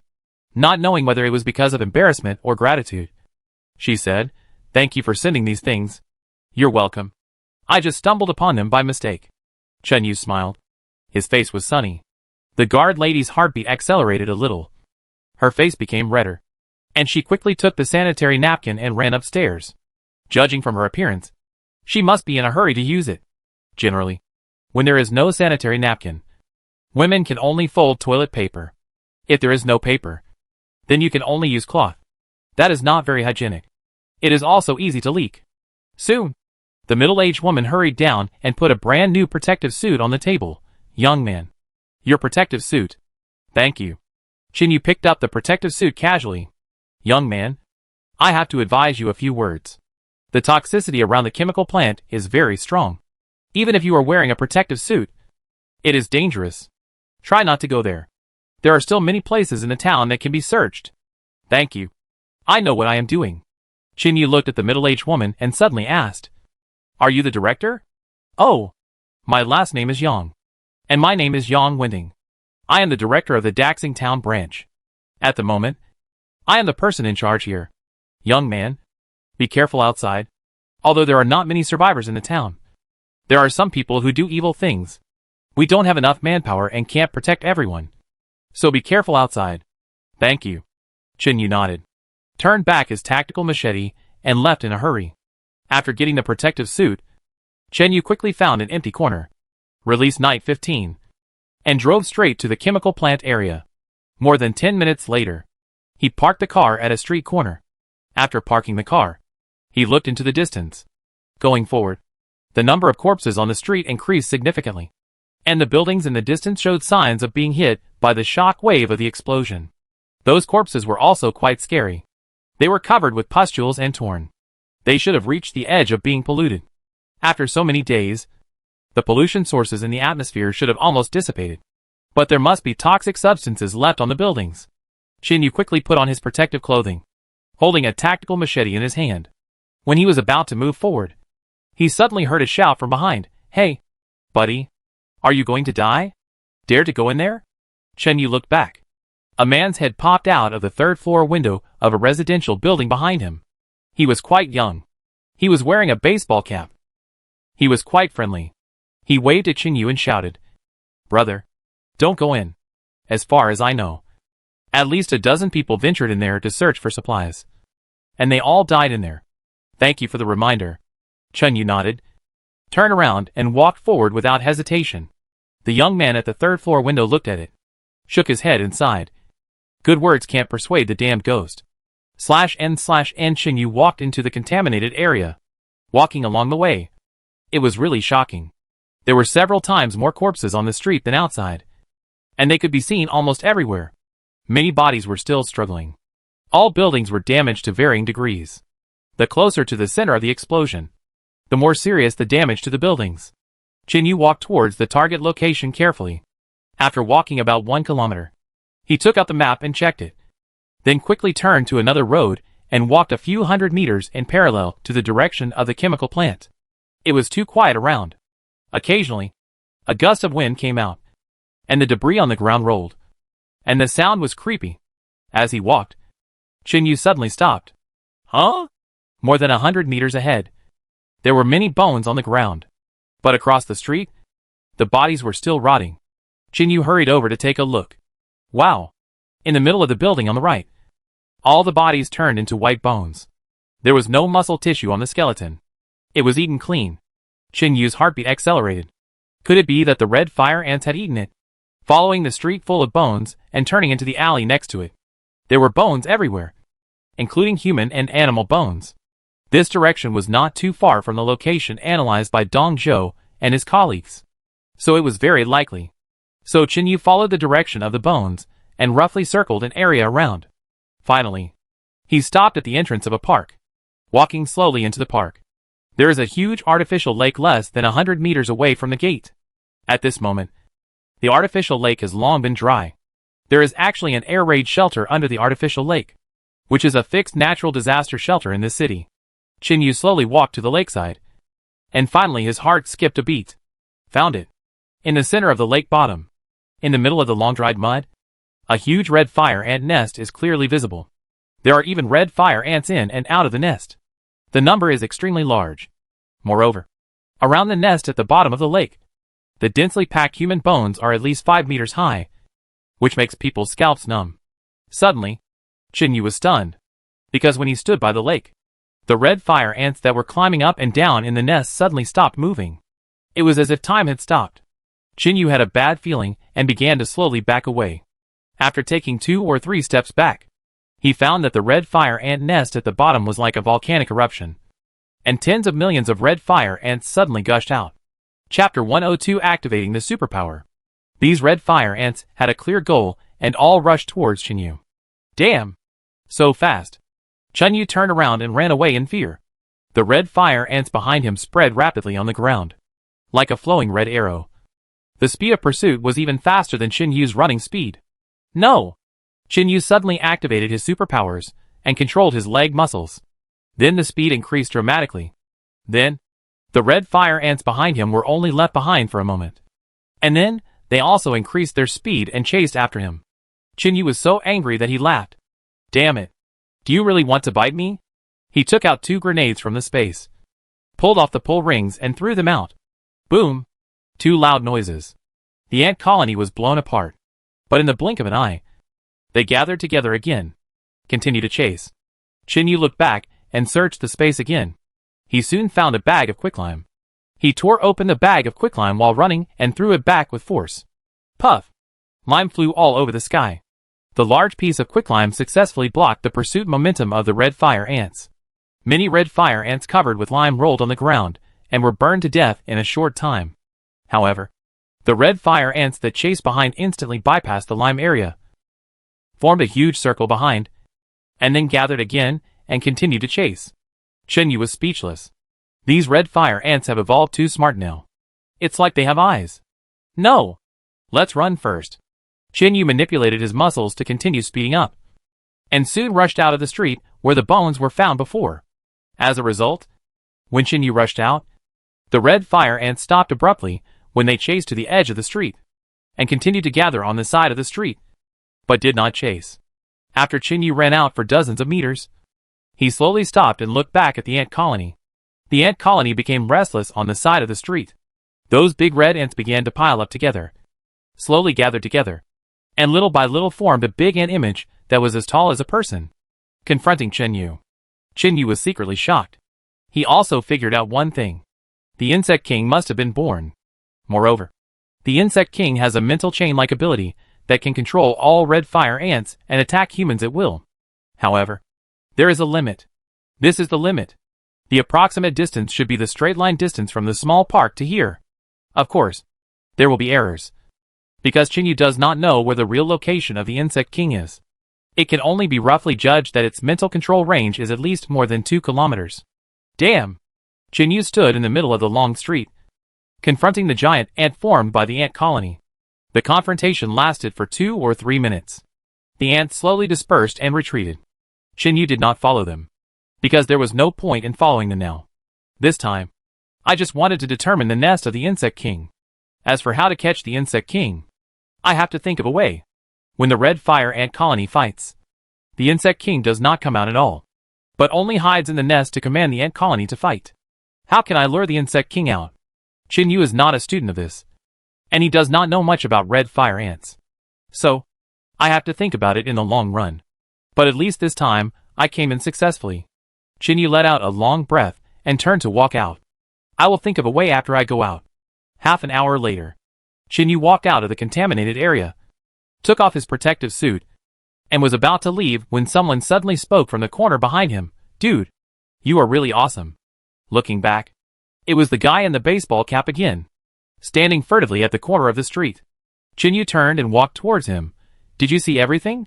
Hee hee. I saw it. Brother, don't come over here again. If you come over again, I will run away. Chinyu was very upset. He said the toughest words and did the most cowardly things. This kid is quite interesting. Chinyu ignored him and continued to walk forward, saying as he walked, the road is not yours. Can't I leave here? Oh, I thought you were going to mess with me. Why would I mess with you? The guy in the baseball cap blinked. Aren't you searching for supplies? Don't you want to steal my things? Do you have any supplies worth stealing? Chinyu turned his head and looked at him. No, really not. I really don't have any extra supplies, the guy in the baseball cap said as he followed Chinyu out from a distance. As they walked, Chinyu suddenly looked back at him. Why are you following me? I'm a little curious. How can you outrun those ants? Chinyu was stunned and stopped. Do you have a telescope? Hee hee. I picked one up. The guy in the baseball cap took out a telescope from the backpack behind him and shook it. It's for military use, and the effect is pretty good. So you knew there were red fire ants there a long time ago? I know. How long have you been observing them? The guy in the baseball cap thought for a moment. About 7 or 8 days. Why did you observe those red fire ants? I didn't mean to observe that thing. I just used a telescope to observe the polluted area, and wanted to find a place where I could risk getting some supplies. As a result, I accidentally saw those red fire ants hunting. So that's how it is. Chunyu thought for a moment, and casually took out a box of Huazi from his pocket. How about asking you for information about those red fire ants? 1 cigarette for 1 useful piece of information.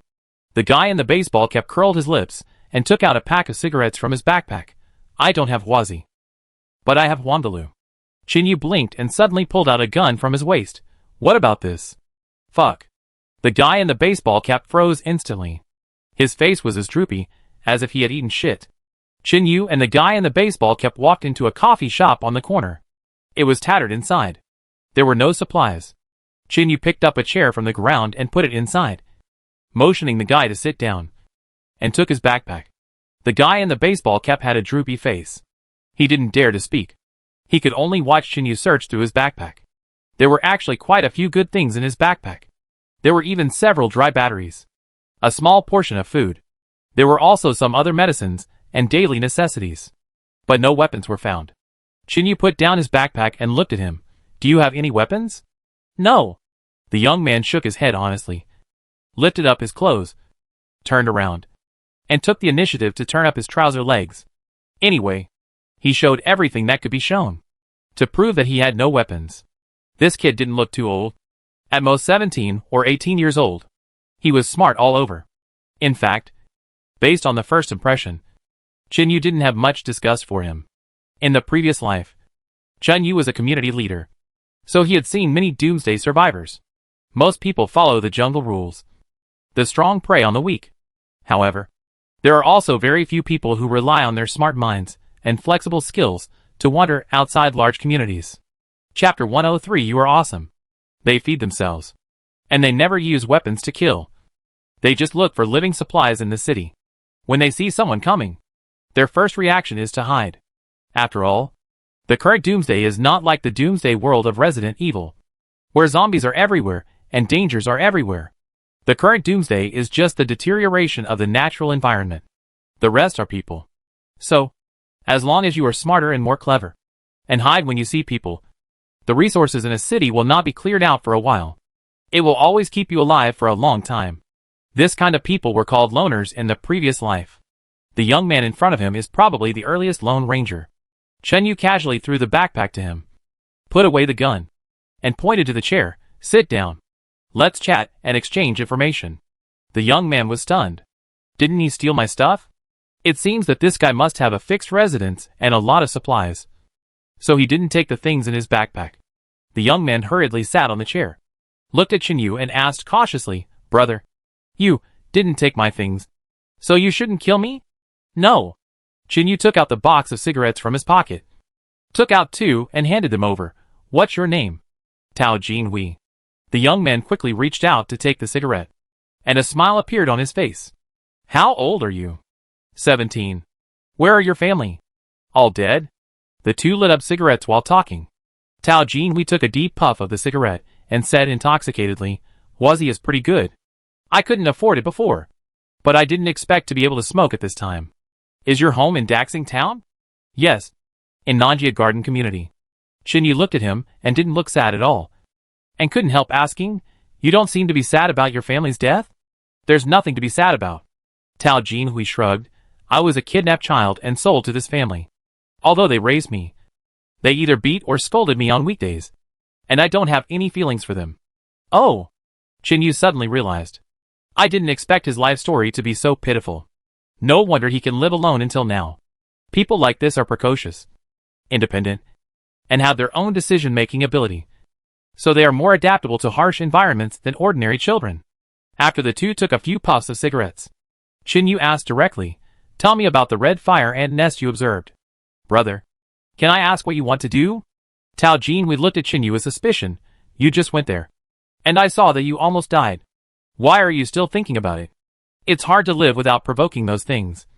And you still study those ghost things? Just answer whatever I ask you. Why are you talking so much nonsense? Chinyu frowned. Tao Jinhui nodded quickly. Okay.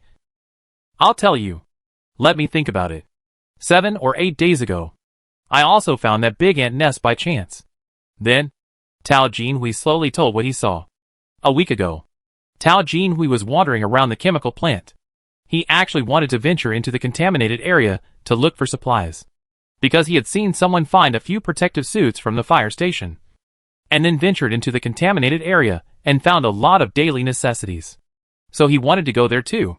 So Tao Jinhui began to wander around the contaminated area, using a telescope to look for a convenience store or shopping mall that was closer. That day, he suddenly found that someone else had entered the contaminated area. A group of 4 or 5 people, all wearing hospital protective clothing. They went deep into the contaminated area because there was a large supermarket in that direction. Tao Jinhui had been watching their movements with a telescope. As a result, when passing by a small park, one of them seemed to hear something and turned into the park. The other people followed him in for fear that something might happen to him. So, Tao Jinhui saw a horrifying scene. Something like magma emerged from the artificial lake in the center of the garden and rolled towards those people crazily. Looking closely, it was not magma at all. They were all red ants. They were super big. These red ants moved together like a red fluid. And they moved super fast. Those people were swept away before they had time to run.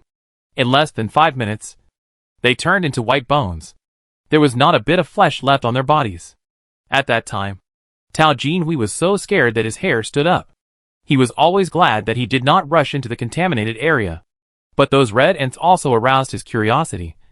So he found the nearest building to live in and kept observing those ants.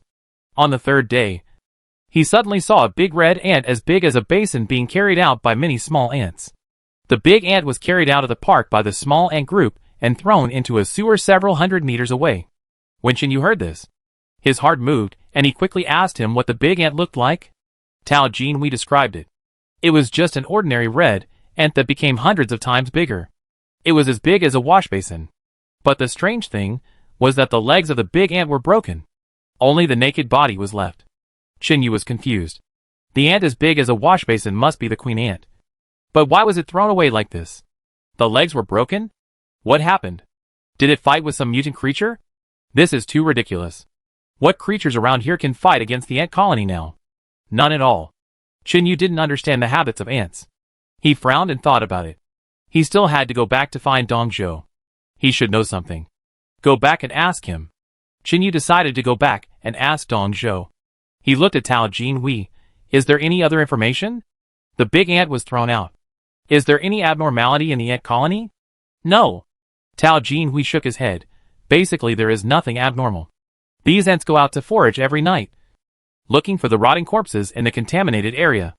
Once a corpse is found, a group of ants will rush over, and the rotten corpse will turn into bones in an instant. Those little ants carry the decomposed meat back. Anyway, those ants are amazing. They seem to work together in an orderly manner. Every time a living person enters the contaminated area, once he gets close to the small park, he will definitely be eaten. You are the first one to come out alive in so many days.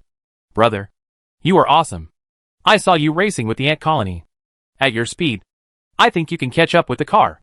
Chen Yu ignored him, stood up after a moment of silence and said, Thank you for your information. I'm leaving. What do you need? Reasonable exchange. Your information is very important to me. Tao Jinhui blinked. This little information can be exchanged for supplies? Yeah. Then I want a lighter. My lighter just ran out this morning. I didn't find a new lighter this morning, which is a bit of a headache. Chen Yu took out a lighter and put it on the table, then turned and left. Tao Jinhui was confused. Walk over and take a look. Fuck. Chapter 104. A bulldozer clears the way. Although they were all the cheapest lighters, he took out 7 or 8 of them at random. What the hell? Why did he carry so many lighters in his pocket when he went out?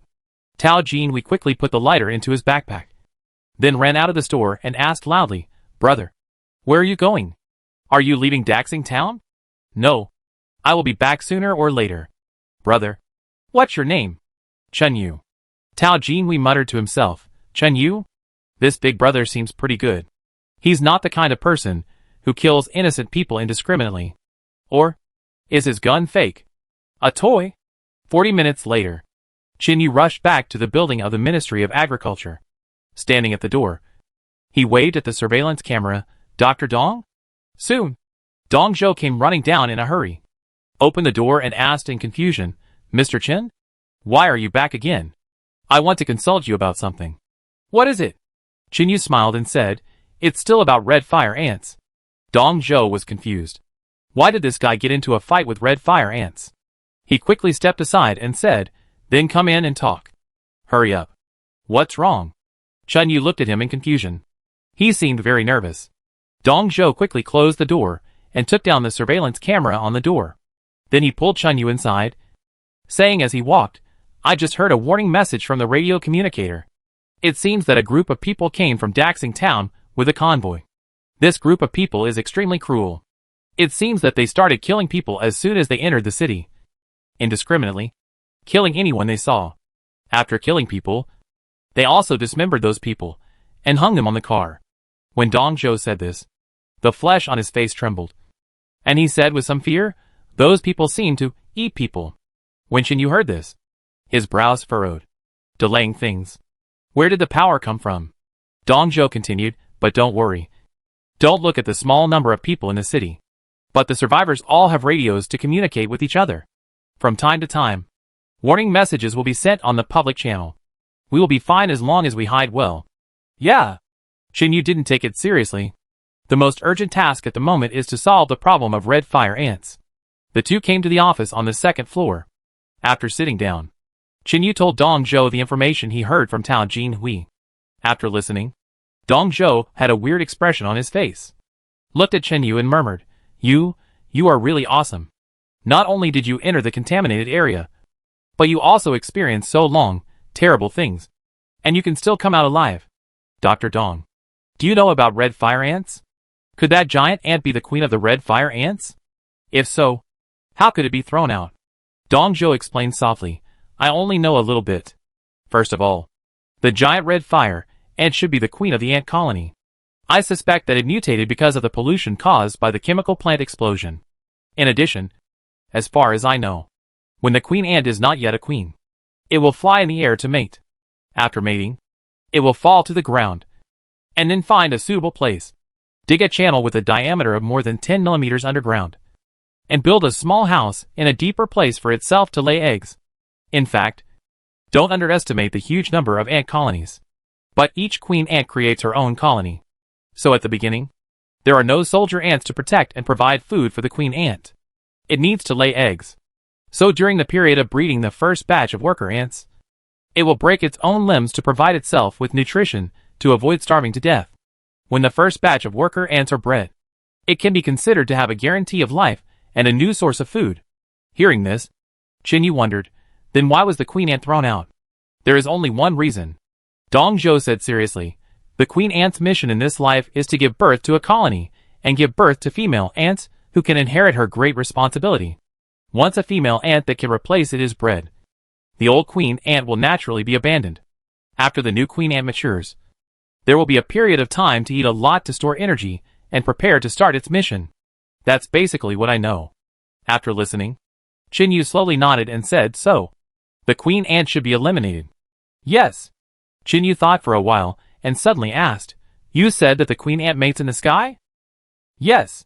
Dong Zhou nodded. This is the nature of almost most ants. The queen ants have wings. They mate in flight. They will only lay eggs after mating. How long does it take for a new queen ant to reach the mating period? A week at most. Dong Zhou sighed, but that's for ordinary ants. Who knows how long it takes for those polluted red fire ants in the chemical industry zone? According to what you said, the dead queen ant is as big as a wash basin. I'm afraid their mating period will be shortened. But this also means that the new queen ant should eat a lot in the next few days. Huh? I understand. Chinyu breathed a sigh of relief. This information is too important. Mating by flying?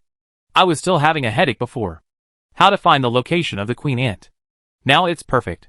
When it flies to mate, won't it become the perfect target? Yes. Just wait until it mates before you attack. Chinyu made a decision and felt more at ease.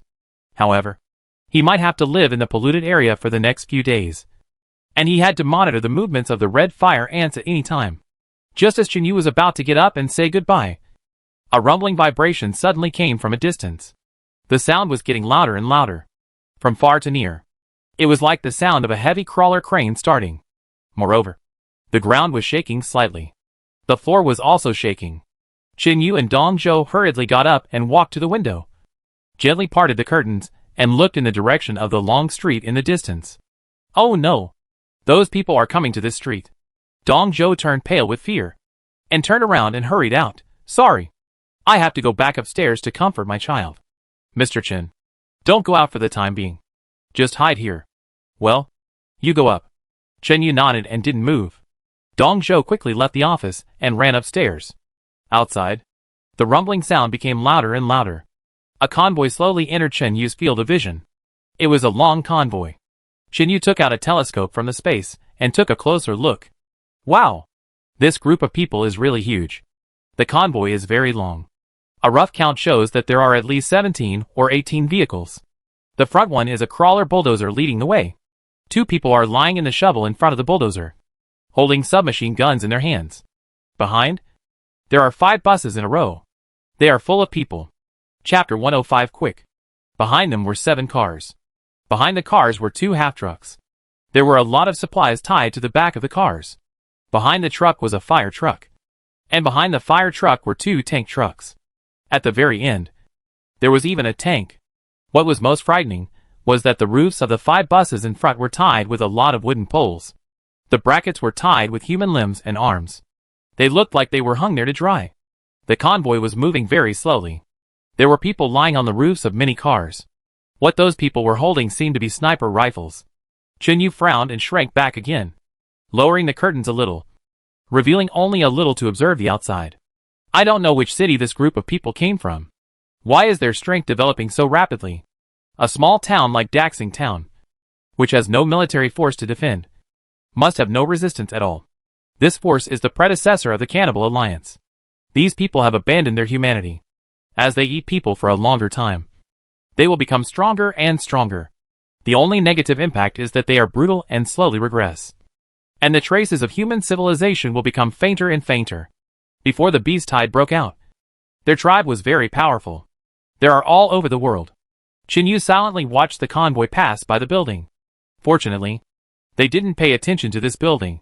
There are still many places in Daxing Town where they can search for supplies. This group of people will probably stay in the city for a while. Suddenly, 2 gunshots were heard outside. The sniper squatting on the roof of one of the cars fired 2 shots. The whole convoy slowly stopped. 7 or 8 people quickly rushed down from the bus and chased out several people from the gap between the buildings next to them. Chen Yu took a telescope and took a closer look. Damn! Aren't those the 4 idiots who wanted to climb up this building and get tomatoes to eat in the laboratory? Those 4 people were chased out. A group of people with weapons escorted them to the middle of the road. The 4 people were so scared that they knelt on the ground and cowed out for mercy. Soon, a woman came down from a car. Chen Yu shook his head. Not surprising. In the apocalypse, the leaders of large forces like this are either gentle villains wearing glasses, old perverts, or women. Once women become ruthless, men have no chance. The woman who came down looked to be in her early 30s. She was wearing a super short denim skirt, a deep V-neck t-shirt with a shoulder-bearing top, and a pair of brown leather boots. Short hair, wheat-colored skin, hot body. She was holding a machete in her hand. As soon as she got off the car, more than a dozen men got off from other vehicles and protected her in the middle. Each of them held a submachine gun in his hand and wore a bulletproof vest. Chen Yu praised secretly. This group of people is very professional. Where did they come from? In the middle of the road, the woman stood in front of the 4 men and seemed to be asking questions. The distance was too far to hear clearly, but it was obvious that the 4 men's answers made the woman very dissatisfied. Suddenly, she raised her knife and fell. The head of one of the thin men fell off directly. The other 3 were so scared that they screamed and lay on the ground and kept rubbing to the side. In this way, the woman swung the machete and chopped one after another, slowly, as if she was doing something very pleasing to the eye. Soon, all 4 men fell to the ground. Their heads rolled far away. The woman twisted her hips, swung her machete, turned around and waved with a smug look on her face. Some of the men rushed over and chopped the 4 bodies on the ground into pieces. Then they were tied to the roof of the car to dry. At the same time, Chen Yu suddenly noticed that the woman seemed to gesture towards the building. Then someone ran to the back and ran to the side of the tank. Damn! Not good. Chen Yu was startled and turned around and ran. He controlled his muscles with his legs activated his supernatural powers, and rushed to the 4th floor at a very fast speed. He found the room where Dong Zhou and his family were, kicked the door open, and shouted, "Dong Zhou, come downstairs quickly. That group of people are going to bomb this place with tanks." Dong Zhou was so scared that he was alert. In the corner, 2 old people were hugging the children and covering their mouths with their hands. Qin Yu didn't have time to explain, so he rushed over and clamped the 2 children under his ribs, turned his head and shouted, "Come downstairs with me." After that, he rushed out. Dong Zhou was immediately anxious. "Mr. Chun Yu?" He and Liu Yu subconsciously ran out to chase the children. Outside on the long street, someone had climbed onto the top of the tank, opened the cover of the control room, and climbed in. Then, the tank started. The barrel slowly turned and really aimed at the agricultural building.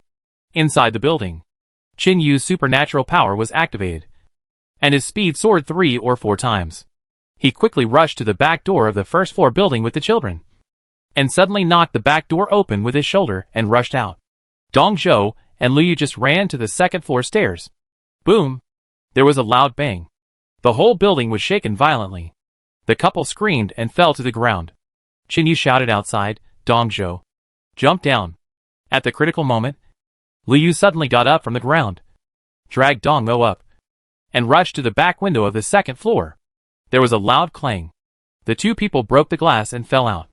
Qin Yu shook off the 2 children, rushed to the landing point, grabbed the clothes of the 2 people in a split second, and suddenly swung them out. Boom!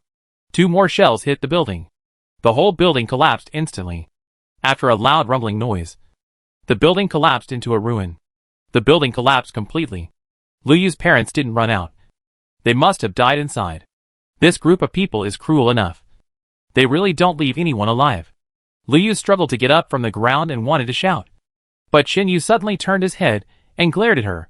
"Don't make a sound if you don't want to die." Dong Zhou, who was standing by, quickly reached out and covered his wife's mouth. Liu Yu was heartbroken. She lay in Dong Zhou's arms and sobbed. Qin Yu dragged the 2 children to hide behind the ruins and whispered, "Don't cry. Don't talk. Those people haven't left yet." As soon as he finished speaking, voices were heard in front of the ruins of the building. Several people climbed up the ruins to check it out. They talked and laughed, not taking it seriously at all. After a few glances, they left. Then, the convoy set off. The ground shook. Qin Yu breathed a sigh of relief, got up, and climbed up the ruins to take a look outside. After the convoy was completely far away, he turned back to Dong Zhou and Liu Yu. "What are your plans?" Dong Zhou glanced at his heartbroken wife, then looked at Qin Yu. "Mr. Chen, you said you could send us to Jiancheng. Does that still count?" "Yes." Qin Yu nodded. "Then please send us to Jiancheng. As long as my wife and children can have a place to stay, I can do anything for you." "Okay." Chapter 106 Loud Noise. Qin Yu said quickly, "I will help you find a temporary shelter first. You hide for a few days. I still have some things to do. When I finish my work, I will take you back to Jiancheng immediately." "Thank you." Dong Zhou looked miserable. He called the 2 children to his side and said a few words to comfort them. Then, the 4 people followed Qin Yu and left quietly. More than 20 minutes later, just as the 5 people were looking for a shelter, a rumbling sound came from the distance again.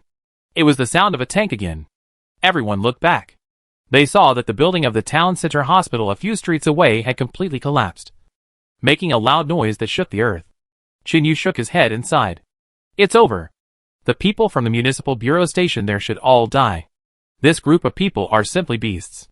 Dong Zhou couldn't help but curse. Qin Yu was not surprised at all, and said casually, "Dr. Dong, if you live long enough, you will see more beastly things than this." "Alas, how did it become like this?" Dong Zhou sighed. Liu Yu beside him choked and said, "If it weren't for the 2 children, I really don't want to live anymore. What's the difference between this world and hell?" Mom, don't cry." The 2 children beside him pulled their mother's hands and comforted her very well. Qin Yu did not say anything. He just looked around cautiously. After walking 2 blocks, he finally found a relatively intact small shop. It was a children's toy store. This kind of store is rarely visited by people, so it is relatively well preserved. Qin Yu quickly walked into the store and walked around, then came out and looked at Dong Zhou. You stay here for the time being. Don't contact anyone. I will take you to Jiancheng in 2 days. Thank you. Dong Zhou brought his wife and children into the store. When the 2 children saw the toys in the store, they immediately forgot what happened before and ran inside to play with the toys happily. Lu Yu looked at Dong Zhou and hesitated to speak. Dong Zhou quickly came to her side and whispered, "What's wrong? Then how are we going to get through the next 2 days? There's nothing to eat." This. Dong Zhou turned around and looked at Qinyu. Qinyu also heard what Lu Yu said and pointed outside. "I've seen that there is a residential area behind the opposite street. I believe there is food there. Dr. Dong, you must learn to rely on yourself." "Okay." Dong Zhou nodded with gritted teeth. He thought Qinyu would leave him some more supplies. But, okay, I have to leave. Qinyu turned and walked out, saying as he walked, "I'll be back in a week at most. Or 2 or 3 days at least." "Mr. Chen, are you going to keep an eye on the red fire ant nest?" Dong Zhou suddenly asked. "Yes."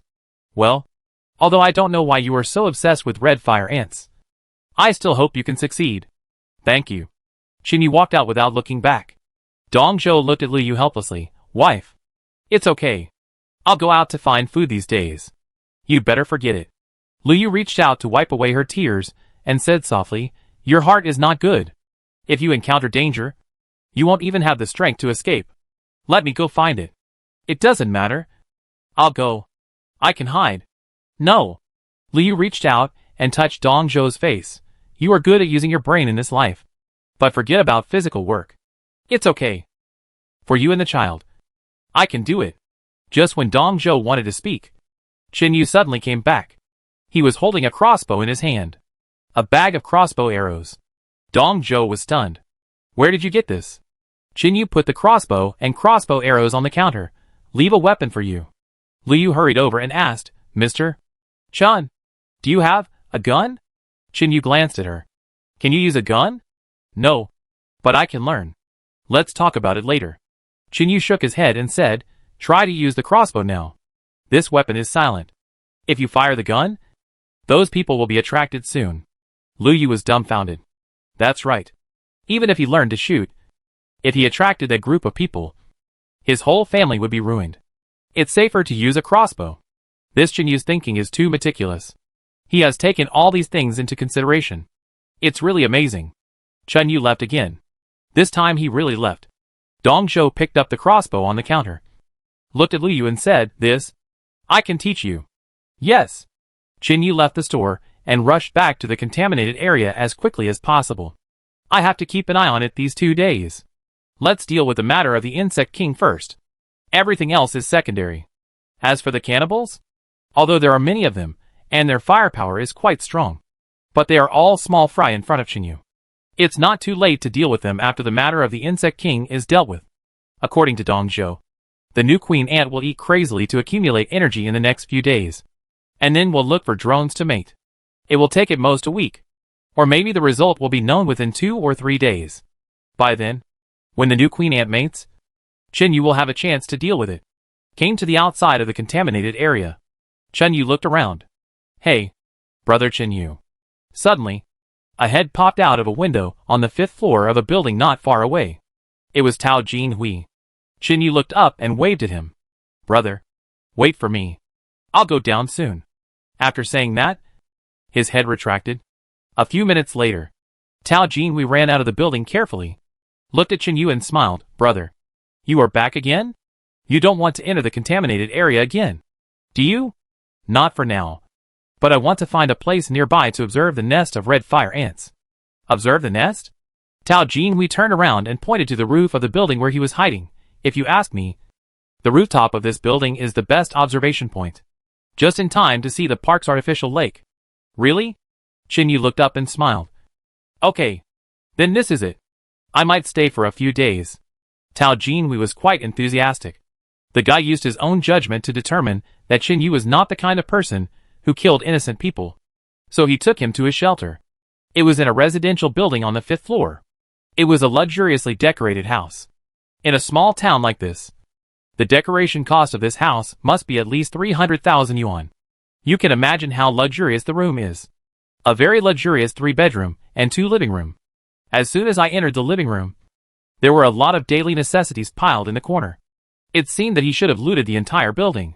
Tao Jinhui enthusiastically brought Qinyu in and said with a smile, "Brother Yu, if you want to monitor red fire ants, live here with me. There are still supplies in other buildings in this community." "How do you know?" Chapter 107. Although it's good. Qinyu walked to the balcony and looked out. He could see the direction of the park, but the floor was too low to see the whole picture of the artificial lake. Tao Jinhui walked aside and smiled. After the chemical plant exploded, the residents of this community were the first to risk their lives to escape. They were afraid of being poisoned.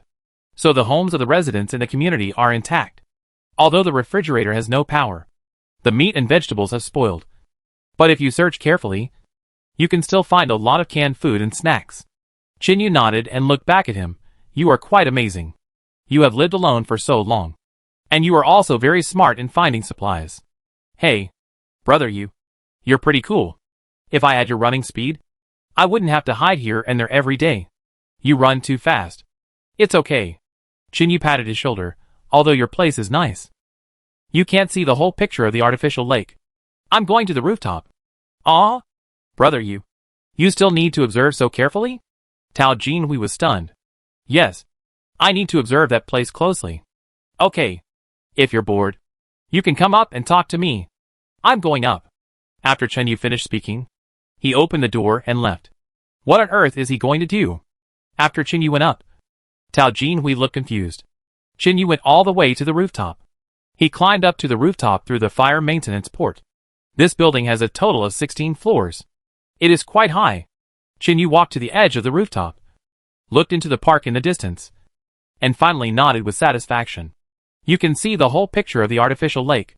You can roughly see the red fire ant nest at the bottom of the lake. That's it. Qinyu swept the corner. He took out a moisture-proof mat and spread it on the ground. Then he sat on the ground and let out a sigh of relief. It was quite strenuous to search all the way here, and it took a lot of time. Now there are only a few days left before the 1 month agreed with Fang Jing. After dealing with the red fire ants, I really have to go back and take a look. Let's see if Fang Jing and Xiao Yu survive successfully. The premise for them to survive is that they have to survive the virus and avoid being attacked by some crazy people. In fact, judging from Fang Jing's skills, as long as she is not facing someone like Su Qing, she can basically win. After all, she is a member of the guard team. Her starting point is higher than that of ordinary guards. So as long as she doesn't get sick and doesn't do stupid things, she will definitely survive with the resources she left for her. Qinyu leaned against the wall and looked up at the sky. The sky was blue and clear. It was no different from the sky before the disaster. Unfortunately, the world under the sky has changed beyond recognition. Qinyu enjoyed the freedom of solitude. Time passed slowly. He stood up from time to time and used a telescope to observe the situation of the red fire ant nest. Soon, night fell.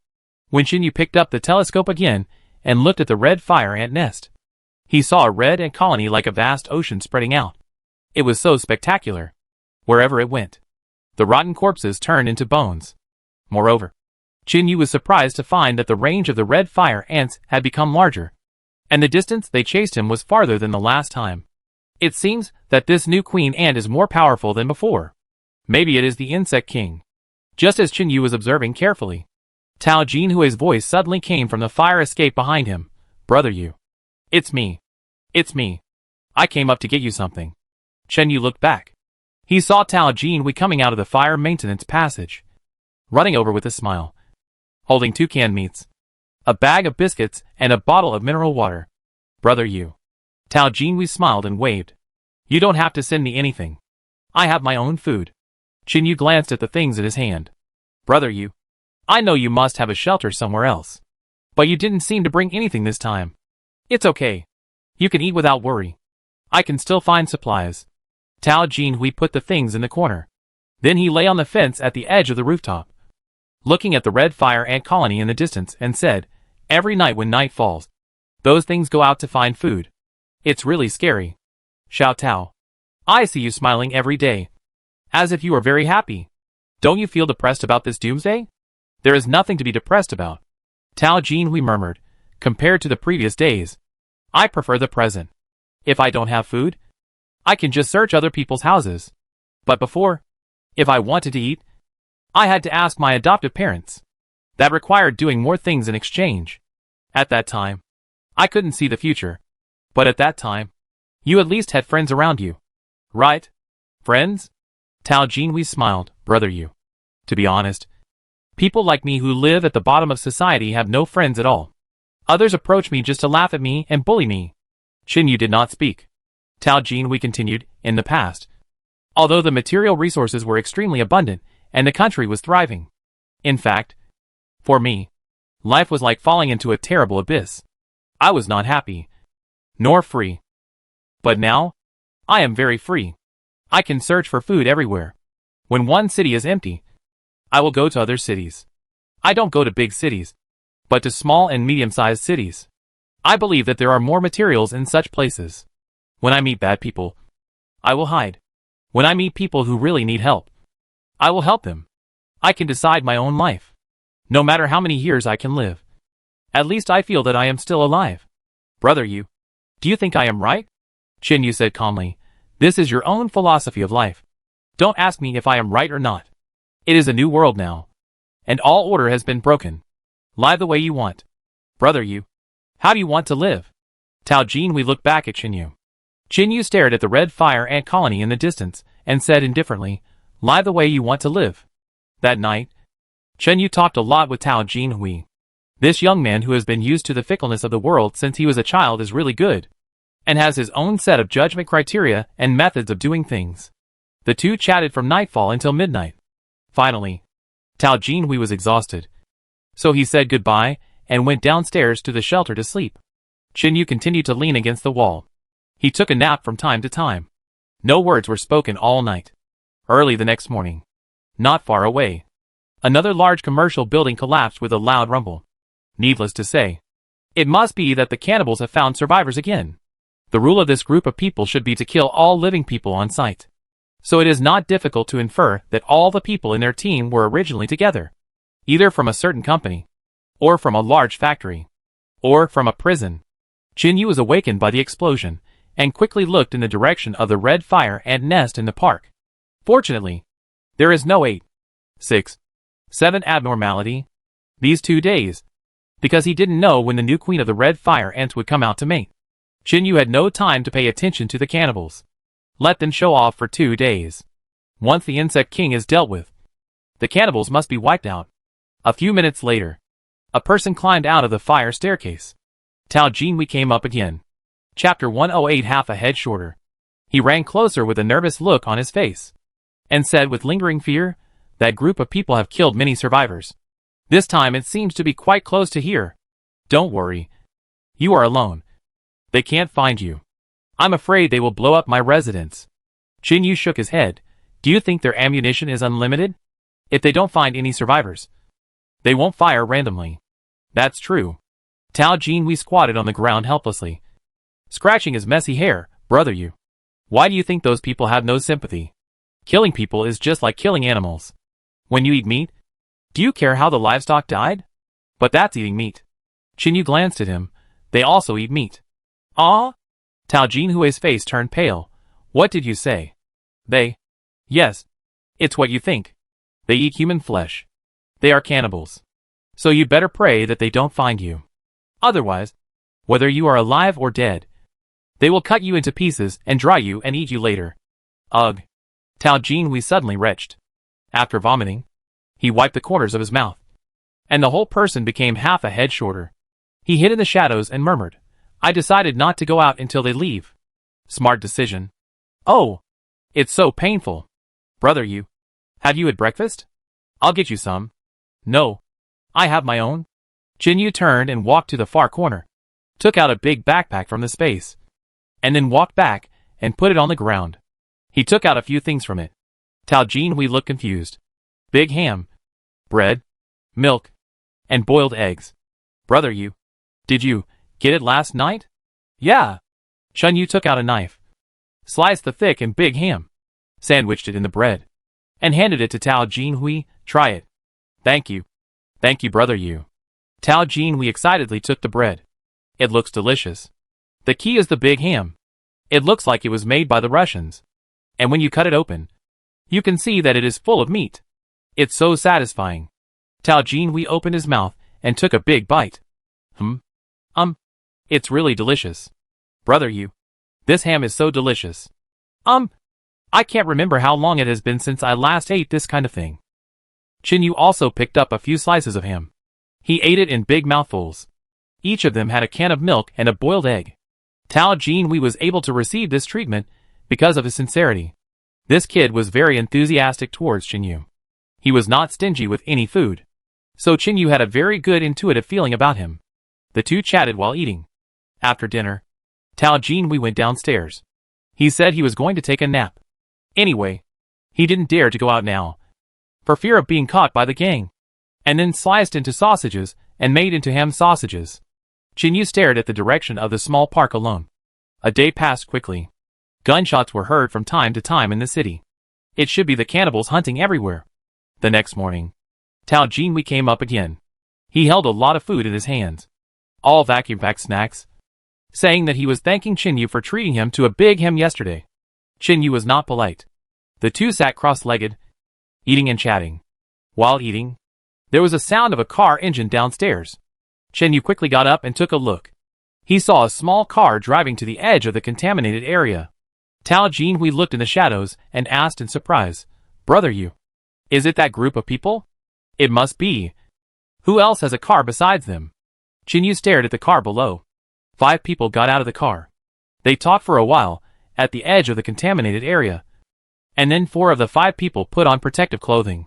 And it seemed that they were going to enter the contaminated area. Chinyu stared while eating. It's okay to enter the contaminated area. It's better to walk to the small park. If the queen ant eats such fresh food, she will probably store energy faster. Soon, the 4 people below entered the contaminated area. The one who stayed behind leaned on the hood of the car. He waited while smoking. Chinyu picked up the telescope and began to monitor the 4 people who entered the contaminated area. At first, they were just looking for buildings such as convenience stores. One of them even had a map. As they walked, the 4 people discussed and began to turn. Chinyu chuckled. Tao Jinhui quickly asked, "Brother you, what's the matter?" "Nothing. What you think will come true. I should go buy lottery tickets." "What are you thinking about?" Chinyu smiled and said, "I thought those 4 idiots would go to the small park. But they actually went in that direction. If they encounter a group of red fire ants, they may die. That's the effect we want." Suddenly, Chinyu exclaimed. His eyes turned to the person waiting outside not far downstairs. About 10 meters behind that person, a figure was slowly approaching. It was a woman. Chinyu adjusted the focus slightly and took a closer look. It turned out to be the female guard stationed at the town central hospital. It was the one who took Chinyu's sanitary napkin. She was not dead. She looked like she was going to sneak attack the guy smoking in front of the car. "Yeah. Brother you. There's someone behind the car." "Hush." Chinyu hissed softly. "Brother you. It seems to be someone from the central hospital. I went there to change the medicine before and met this sister." "Yeah. Can she beat that man?" "She's a guard." Tao Jinhui huddled in the corner, looking out through the gap in the fence with a telescope. "But she is still a woman after all. Should we go down and help? Do you think you are better than a female guard?" Tao Jinhui was silent. "That's right. I am just a little Kalemi. The one below is at least a female guard." Chinyu also moved the telescope into the contaminated area and aimed at the 4 people. He didn't care whether the female guard died or not. Since they dared to decide to take action, they must be prepared to die. In the apocalypse, many people survived after they were prepared to die. This is the Doomsday Code. The 4 people in the polluted area have approached the park. Although the red fire ants usually don't go out to forage during the day, but when they encounter such a living human, they will definitely come out in full force. Just like Chinyu last time. So, these 4 guys are probably finished. Chinyu pulled the telescope back. The female guard has approached the rear of the car. And the man sitting on the hood of the car smoking in front still didn't notice. She even crossed her legs on the hood of the car. Leisurely, the female guard squatted behind the car, stabilized herself, and then slowly took out a telescopic stick. Chinyu remembered that when he first met her, she was armed with a gun. It seemed that her gun was either lost or she had run out of bullets. Hand-to-hand combat. That depends on how solid her kung fu is. Tao Jinhui murmured, "Can she beat a grown man? That man has a gun." Chin-Yu turned his head and glanced at him. If I give you a chance and let you use a method to defend yourself, would you choose a gun, a cold weapon, or just rely on fists and feet? Definitely a gun. Chapter 109 Suspense. Tao Jinhui replied without hesitation. 7 steps away. The gun is 12 steps faster. Within 7 steps. Am I a psychopath? I have a gun. But I will let people get within 7 steps of me. Chen-Yu smiled. This guy is quite interesting. At this time, the female guard finally took action. As she quietly moved to the side, she suddenly swung the telescopic stick and swept it across the head. The man on the hood was startled. The reaction was quite fast. He rolled down from the other side with a sideways turn. The female guard suddenly went around. Before she reached the place, the man stood up again with a gun in his hand. At this time, the female guard seemed to have expected it. And while the man took the gun in his hand, she swung the telescopic stick in her hand. Bang! The man's hand was hit. He screamed. His hand trembled. And the gun fell to the ground.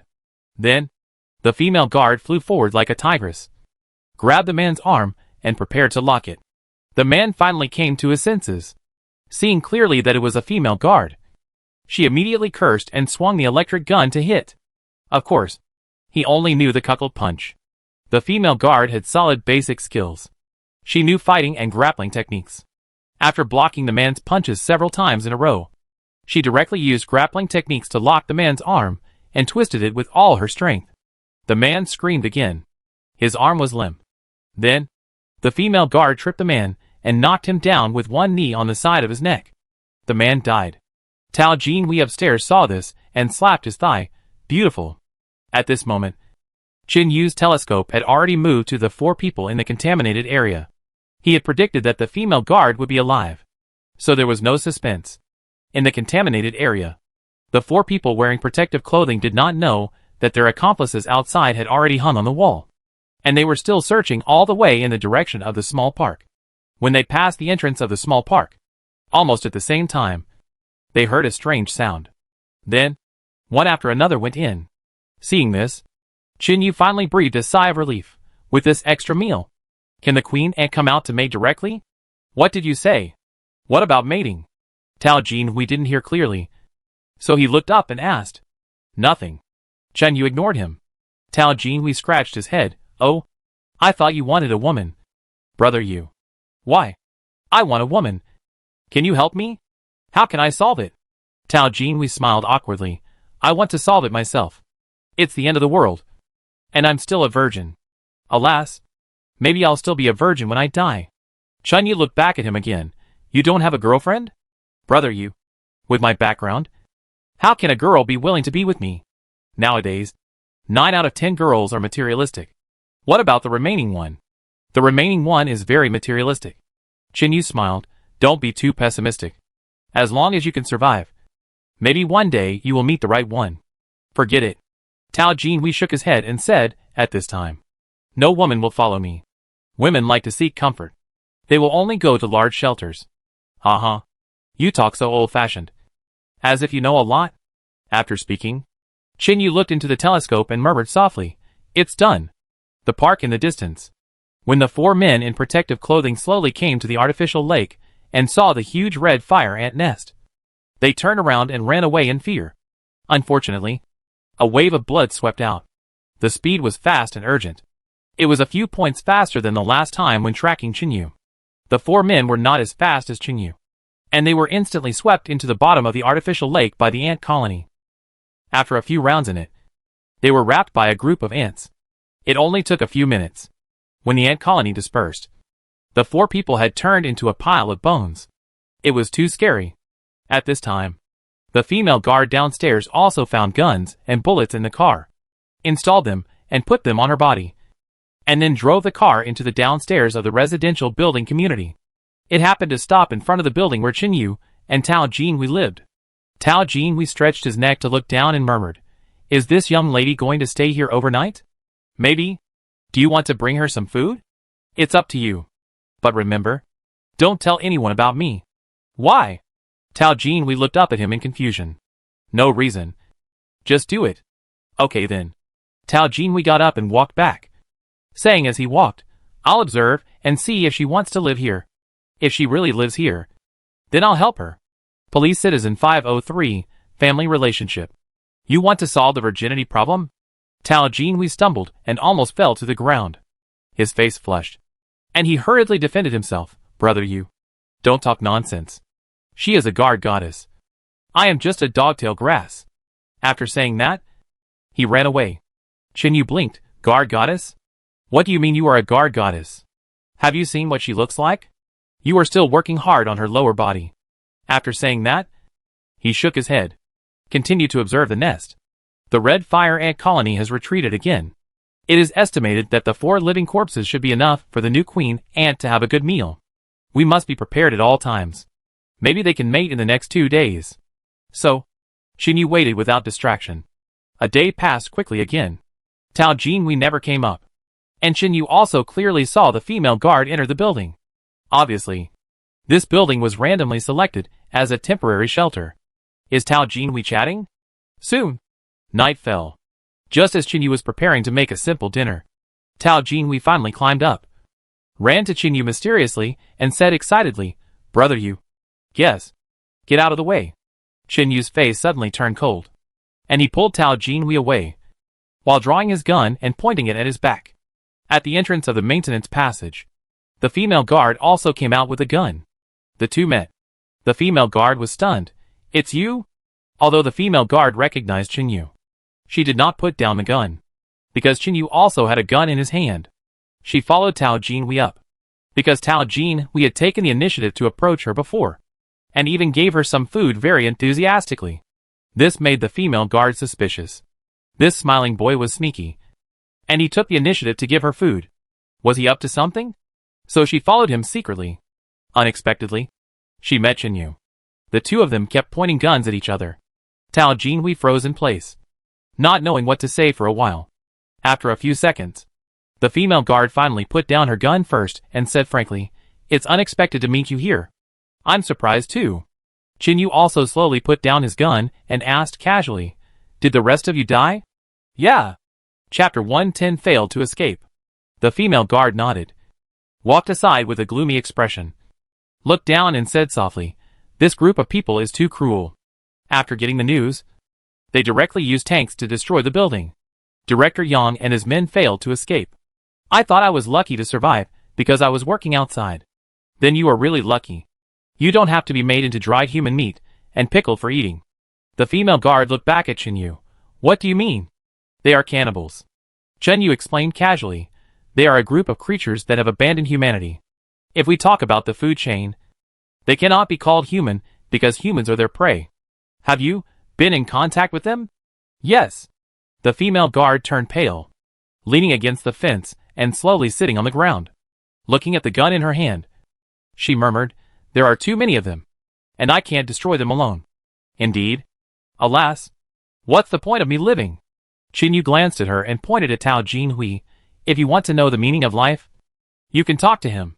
This guy's philosophy of life is very inspiring. You will know the meaning of life after listening to him.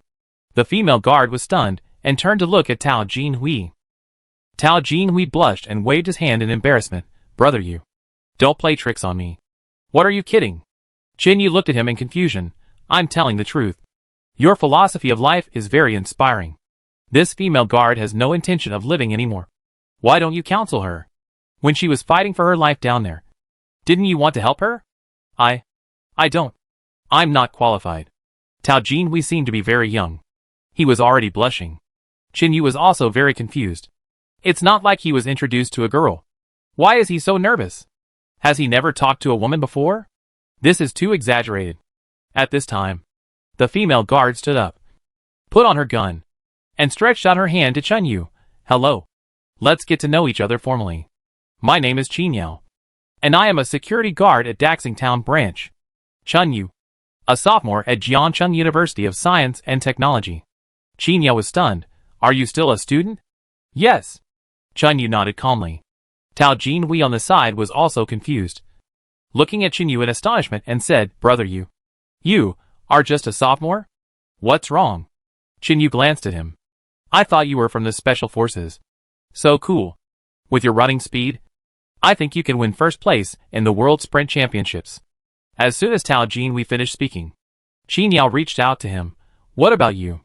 What's your name? My name is Tao Jinhui. Tao Jinhui quickly wiped his hands and held Qin Yao's hands. Oh my god! This was the first time he held the hand of a woman other than his adoptive mother. This feeling was really good. All the 3.6 million hairs on his body were open. Tao Jinhui's face became even redder.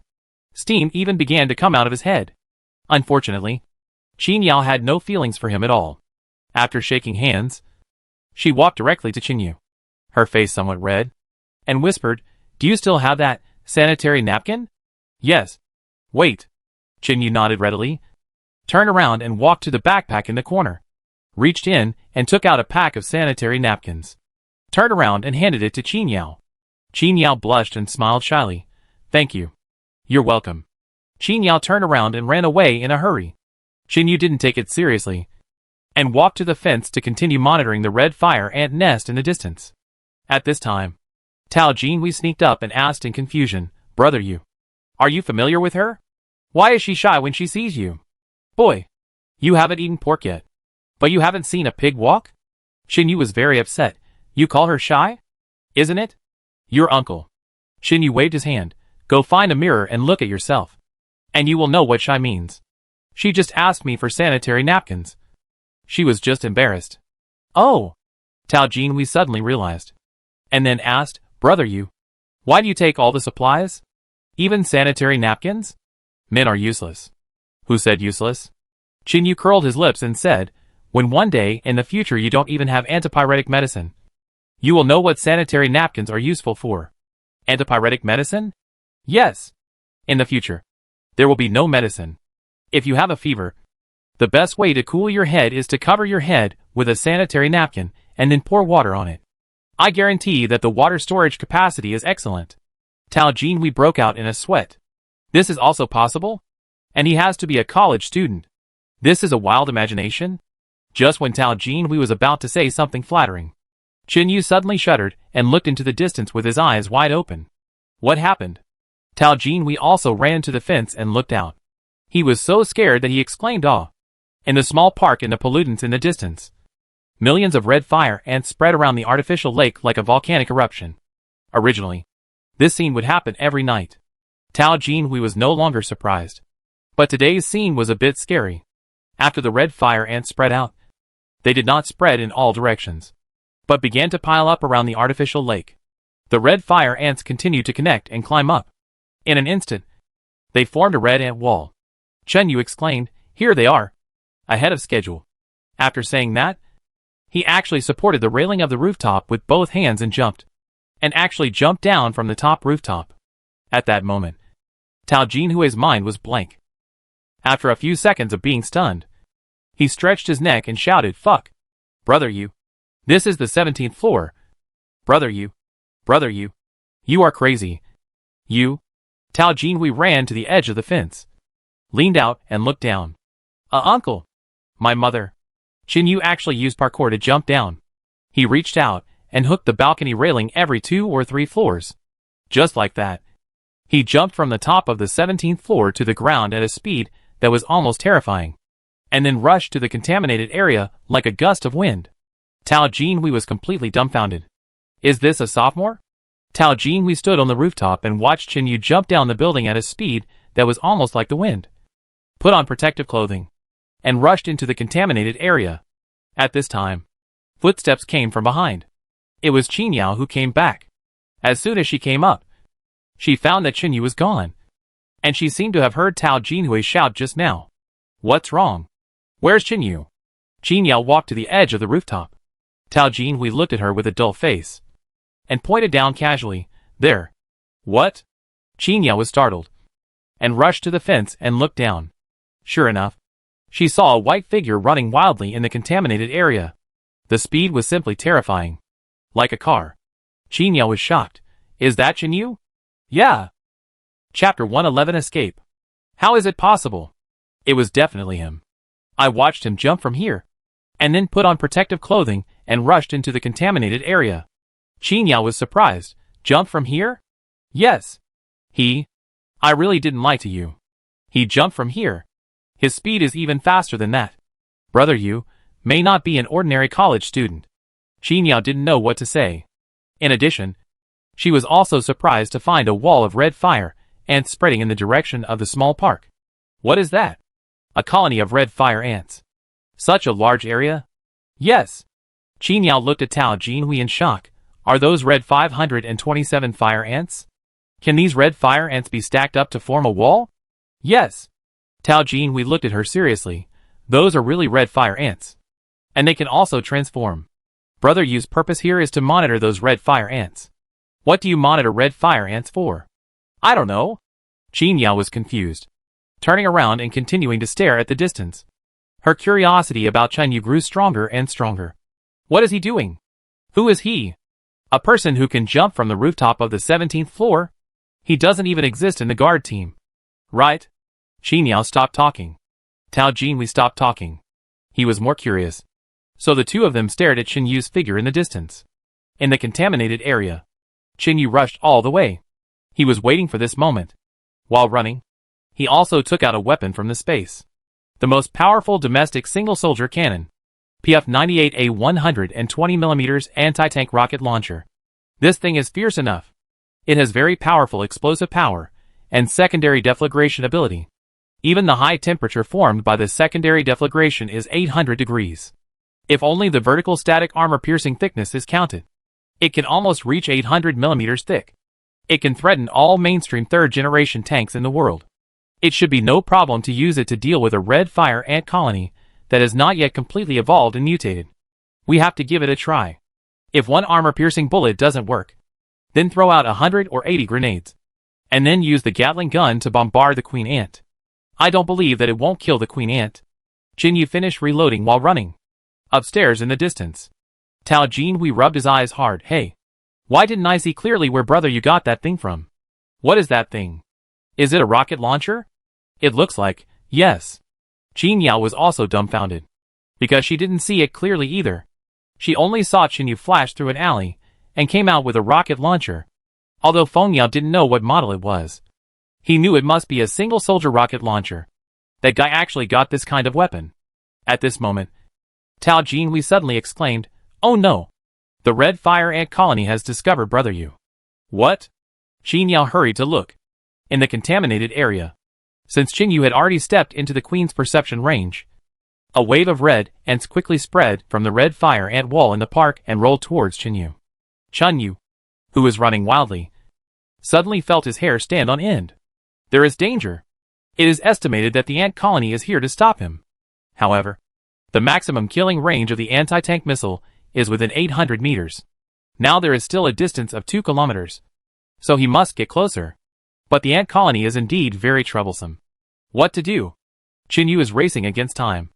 After running for a while, he gritted his teeth and suddenly reached out to tear off his protective suit. Tao Jinhui, who was upstairs in the distance, exclaimed, "Oh no! What is brother Yu doing? Is he crazy? He actually tore off the protective suit? He is really crazy." Qin Yao also looked at Qin Yu's crazy behavior with a dull face. A trace of sadness rose involuntarily in the depths of her heart. It's over. This man is going to die. You know, the contaminated area is full of toxic chemicals. And various toxins are mixed together. That's not a joke. Anyone who goes in without wearing protective clothing will die. Even wearing protective clothing may not protect him. What is he doing? Soon, Qin Yu in the distance took off all his clothes. Not only did he take off his protective clothing, but he even took off his clothes. Qin Yao's face was a little hot for no reason. She was a little embarrassed to watch. But her strong curiosity and worry made her unable to help but stare at Qin Yu's muscular figure shuttling through the buildings. The next second. Is he gone? The two watched him walk into an alley. At his speed, it might only take a few seconds to rush out. But this time, the two waited for a few minutes. More than 10 minutes. No one came out yet. Where is he? Could they be hiding in the alley? But strangely, the red fire ants that spread out from the park also stopped. As if they had lost their target. Tao Jinhui and Qin Yao looked at each other. They were all confused. Where are the people? At this moment, Qin Yu had already put the rocket launcher into the air. He tried a new ability.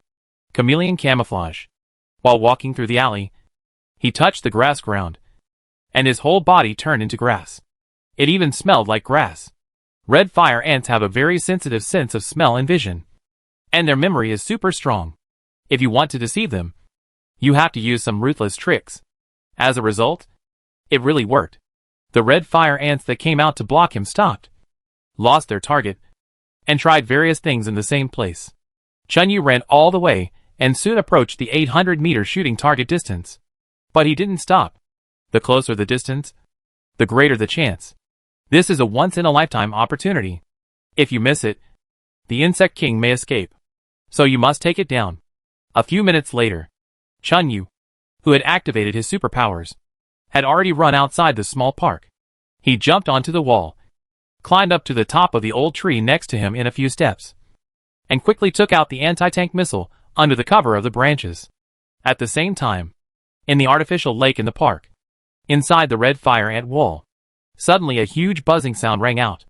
A giant red ant as big as an 8-immortal table flapped its wings and flew up. And around it, 7 or 8 male ants of slightly smaller size followed and flew up. Chunyu was stunned. I'm so surprised. The last time I found the queen ant that was thrown out, it was only the size of a wash basin. This new queen ant has grown as big as an 8-immortal table. Is she crazy? Chunyu looked at his anti-tank missile. This thing should work. Right? I don't know if the queen ant has strong defense. I have to bomb it no matter whether it works or not. Bomb it. Chunyu picked up the anti-tank missile. Aim. Pull the trigger without hesitation. Whoosh. The missile flew out instantly with a fire tail. In the distance, the queen ant flapping her huge wings suddenly became startled and tried to fly. At the same time, the 7 or 8 male ants around her blocked her fearlessly. Chunyu stared at the ant colony and muttered to himself, "This is an anti-tank missile. Can you big ants in the ant colony block it?" Boom! A loud noise. The terrible air waves swept in all directions. Although the anti-tank missile did not hit the queen ant, this terrifying and powerful weapon has a very fierce secondary combustion effect. Chapter 112. Definitely not an ordinary person. So I saw dazzling light bursting around the queen ant. The extremely high temperature instantly burned the male ants to ashes. The flames spread out. The ant wall below could not stop the attack of the flames and shock waves. The entire ant colony seemed to have really turned into flaming lava, and the air was filled with a burning smell. The queen ant was blown down. She fell to the ground. Her wings were burned. Her legs were blown off. And there was a huge hole in her stomach. She was in tatters all over. Chunyu was overjoyed. It seems that the special ability of the Insect King is only in the aspect of mental power, so its defense is actually very low. Therefore, the information obtained in the previous life showed that although the Insect King was invincible, people rarely saw the queen ant no matter where the ant colony moved. The queen ant was hiding. She hid underground to control the ant colony, because its defense was very weak. One anti-tank missile directly took care of it. Chunyu quickly jumped down from the tree. Just as he was about to rush over, the red fire ant nest that had collapsed on the ground was suddenly opened by a huge force in the center, and countless red fire ants gushed out again from it. Chunyu was shocked. The queen ant was not dead yet. She was calling for help, and the whole ant colony was going crazy. It was time to fight desperately. When Chunyu landed, he searched for another set of military flamethrowers from the space and put them on his back. There was no need to be invisible now. It was meaningless.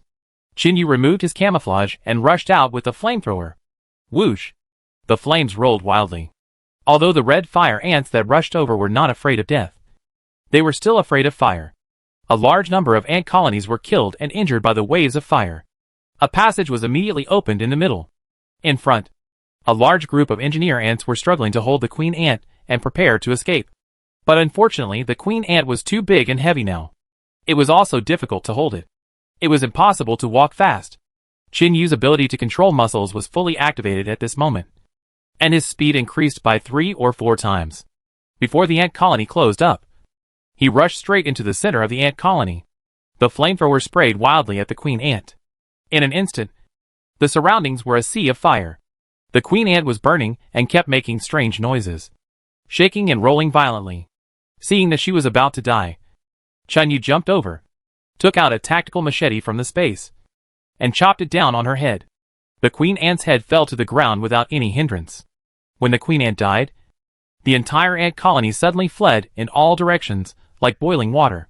Chinyu breathed a sigh of relief. He went over and picked up the queen ant's head and jumped out of the artificial lake, disappearing at the end of the grove. Upstairs in the distance, Tao Jinhui and Qinya looked at each other. At the same time, they turned around and sat on the ground silently. Neither of them spoke. They both saw the whole process.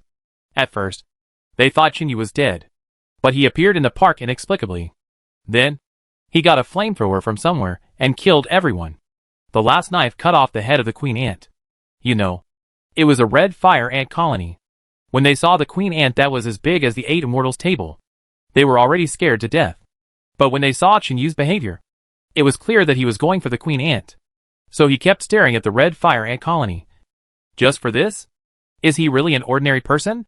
Can an ordinary person be as fast as him? Is he elusive? Even Qinyao couldn't figure out how Chinyu showed up, and where he got the flamethrower from. The two sat on the ground for a long time without saying anything. They sat there for more than 10 minutes. Qinyao then turned to look at Tao Jinhui. How long have you known him? Just a few days. Have you ever seen him? So good? I've only seen him outrun a colony of red fire ants. The speed of his running is probably comparable to that of a car. What about the others? Tao Jinhui shook his head. I don't know anything else. Just now, that scene. You come and analyze it. Who could he be? Tao Jinhui said without thinking. A man from the future. A time traveler. A strengthened man. A mutant. Or a god. Qinyao didn't say anything. If it was before, she would definitely sneer at it. But now, she was also shaken. Chinyu was definitely not an ordinary person. Just look at that terrifying red fire ant colony. If an ordinary person went there, they would only be gnawed to death. He even chopped off the head of the queen ant. Qinyao was silent for a moment and said, Will he come back? I really don't know. Tao Jinhui said with a depressed face. I don't have such a deep friendship with him. Okay. Wait and see. If he comes back, I must ask him what's going on. I suspect he has a secret. I also hope that brother you can come back. The two were silent again. Wait. We must wait until Chinyu comes back. Time passed by. The two waited from day to night. But Chinyu never came back. When the moon was at its highest point in the sky, Qinyao stood up and sighed. Alas. He won't come back. I think so too. Go down. Yes. The two went downstairs. When they arrived at Tao Jinhui's residence, Qinyao paused for a moment. Xiao Tao. I might find a way to go to Jiancheng. Do you want to come with me? Go to Jiancheng? Tao Jinhui's eyes suddenly lit up. Okay. I think brother you will definitely go to Jiancheng too. I'm going to Jiancheng to see a friend. No matter who I'm going to see. I'm going anyway. Well, I'll call you Sister Qin. You can take me with you when the time comes. Tao Jinhui asked shyly with a red face. But Qinyao nodded cheerfully. Okay. You call me Sister Qin, and I'll call you Xiao Tao. Take a rest tonight, and leave tomorrow morning. Okay. Sister Qin. Why don't you stay here for one night? No need. Qinyao turned around and prepared to leave. Tao Jinhui also opened the door with a helpless look on his face. As a result, as soon as he opened the door, he exclaimed, Who? Qinyao, who had just walked a few steps out, jumped to the door in a flash, pulled Tao Jinhui away, and aimed the gun in her hand at the figure inside.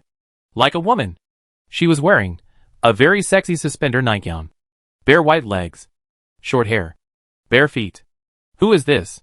Qinyao pointed a gun at the woman and asked in a deep voice, Turn around and raise your hands. The woman did not move. Qinyao said in a cold voice, If you don't raise your hands, I will take compulsory measures against you. Say it again. Raise your hands. The woman still did not move. Is she dead? How can a dead person stand? Qinyao broke out in a cold sweat for no reason.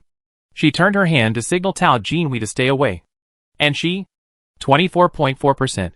1205. 170 Insect King Crystal Core received September 9th. Then she slowly walked into the room and walked around the side of the woman. Huh? She has a pretty face. When Qinyao turned to face the woman, her originally cold and serious face suddenly froze. She slowly put down the gun and pinched the woman's face. Then she turned around and walked out of the room angrily, looking at Tao Jinhui outside and cursed, You dirty bastard. Don't call me Sister Qin anymore. After that, she left. Chapter 113 Lock the door. Tao Jinhui was confused. What does it mean? Who is inside? Tao Jinhui ran in and stood in front of the woman. As a result, he was also stunned. This is actually a fully realistic high-quality doll. Tao Jinhui looked at the fully realistic high-quality doll in front of him, and his heart was in turmoil. He knew that this must be a gift from Qinyu, because the two of them had talked about women before. Could it be because of this topic that Qinyu actually left a realistic doll for himself before leaving? The key is that this realistic doll is too much like a real person. Realistic proportions. Golden figure. Looks like a certain actress. Reach out and pinch her skin. Wow. So tender and delicate. The touch is almost exactly the same as a real person. Tao Jinhui's heartbeat quickened. After being stunned for a long time, he suddenly turned around and ran to the door to take a look. Qin Yao was gone. Probably gone. Forget it. Ignore her for now. Tao Jinhui quickly closed the door and locked it. It's the end of the world. Who knows which will come first? Tomorrow or an accident. Midnight. Qinyu found an empty house and hid in it. The crystal core is in hand. The crystal core of the queen ant is not big. Only the size of a quail egg. It can be swallowed completely. According to Qinyu's judgment, the type of the queen ant's crystal core is probably mental, and it is related to mental control. But whether it can activate spiritual abilities after eating it is uncertain. It depends on luck. Qinyu believes in his luck. After all, this is the crystal core of the future insect king. The quality should be impeccable. After taking all protective measures, Qinyu sat in the dark environment and swallowed the crystal core into his stomach without hesitation. 10 seconds later, Qinyu suddenly felt dizzy, and then his head was swollen and bursting. The strong dizziness made him fall to the ground, and the whole person seemed to float into the universe, drifting leisurely, with no end. The night passed slowly like this. The next day, early morning, it was sunny outside. Several explosions nearby suddenly woke Qinyu up. He suddenly woke up and sat up, sweating all over. What the hell? Fell asleep? Eating a crystal core can actually help you sleep peacefully all night. Qinyu touched his face, got up and ran to the mirror to look at himself. Fortunately, he did not mutate into a half-human, half-monster thing. So, did the insect king crystal core work? Boom! There was another earth-shattering noise outside. The residential building where Qinyu lived shook as a whole. The walls rustled, and dust fell straight down. South close? Qinyu turned his head and rushed to the balcony to take a look outside. About 50 meters away, a building across the street was on fire. Gunshots were heard from time to time. The cannibals are hunting again. A murderous intent flashed in Qinyu's eyes. The thought of wiping out the cannibals involuntarily emerged in his mind. As a result, a map suddenly lit up in his mind, and even began to spread outward at a very fast speed. Qinyu was startled. But then, he was ecstatic. This should be the power stimulated by the Insect King Crystal Core. Right? The map in his mind continued to expand, and finally stopped when it expanded to about 800 meters. Then, several phantoms lit up on the map. It was a person. Qinyu could feel the image of a person. Although it was a bit blurry, it was definitely a trace of a person. This is really awesome. What is this? A mental map? But my mental power is weak enough. Only a radius of 800 meters? Weaker than the queen ant that has not yet evolved into the insect king. The range of the queen ant's control over the ant colony is at least more than 2 kilometers. This also indirectly illustrates the limitations of human evolution. The human brain is too complicated. Although countless technologies and industries have been derived from the human world, these categories are not particularly sophisticated due to their complexity. Take technology for example. To this day, humans cannot get out of the Milky Way. Take medicine for example. To this day, cancer has not been conquered, not to mention other things. But the world of ants is much simpler. The queen ant only needs to control the ant colony. So the complexity of its mental power is incomparable to that of humans. But in terms of purity, it is definitely far better than humans. 800 meters is 800 meters.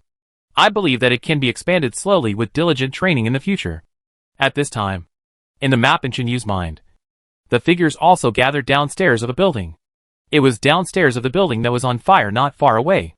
As several shrill screams came from outside, 2 figures in the mine fell down, leaving 5.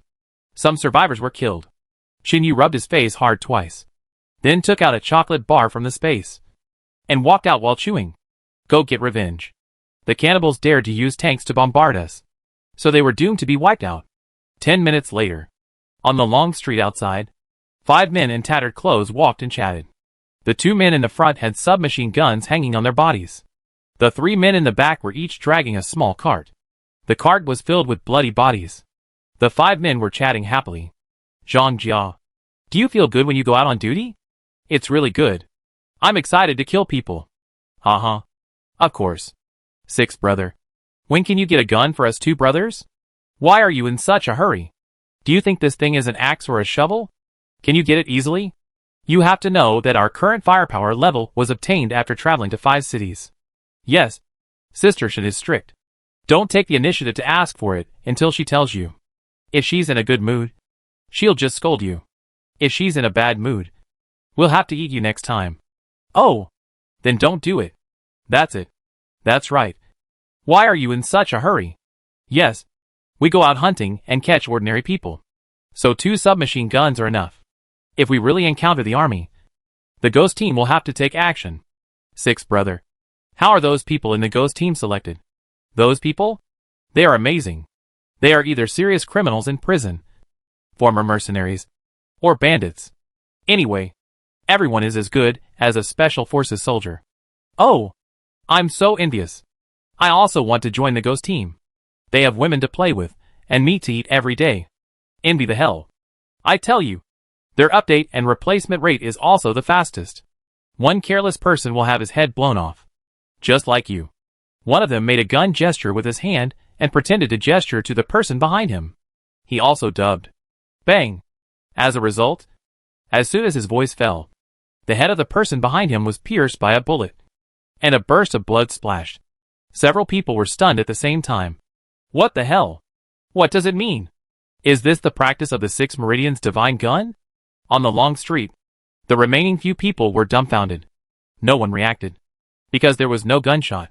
So how did the companion die? The one called Brother Lu stared at his hand blankly, and suddenly raised it and pointed at another person. Is it my problem? Bang. Chapter 114 Escape from Prison. As soon as he finished speaking, the man he was aiming at was shot in the head. This was good. The remaining 2 were so scared that they turned their heads and hid. Sixth brother. Don't point at me. Fuck. Sixth brother. What's wrong with you? Sixth brother. Sixth brother. Don't point blindly. I'm scared. Sixth brother looked stupid. He raised his hand and looked for a long time, and then pointed at his head. Bang. Puff. His head also exploded.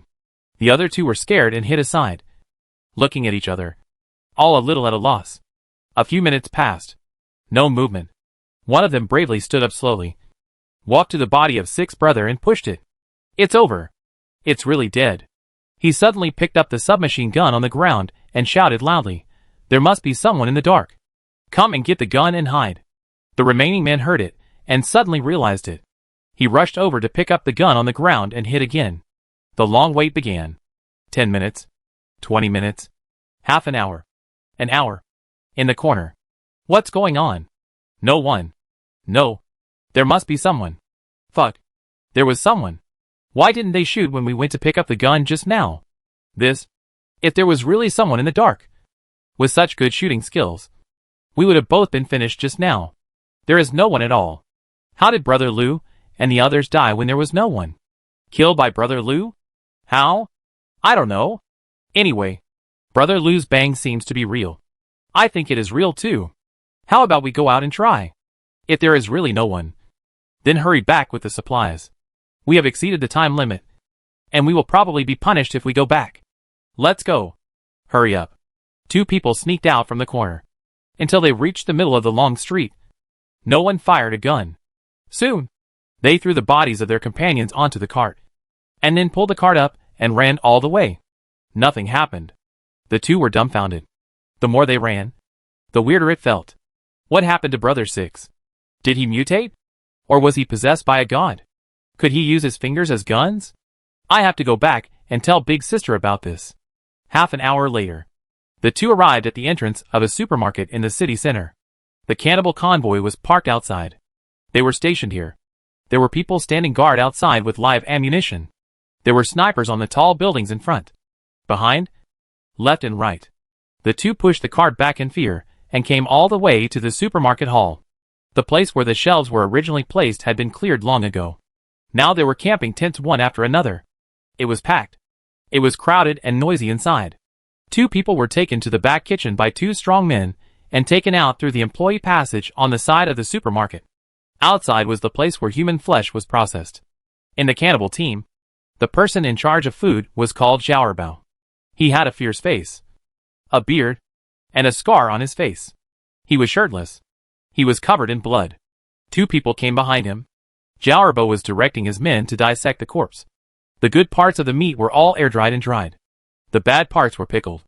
The remaining bits and pieces could be eaten in the next 2 days. There were hundreds of people in the team, and daily food was really a big problem.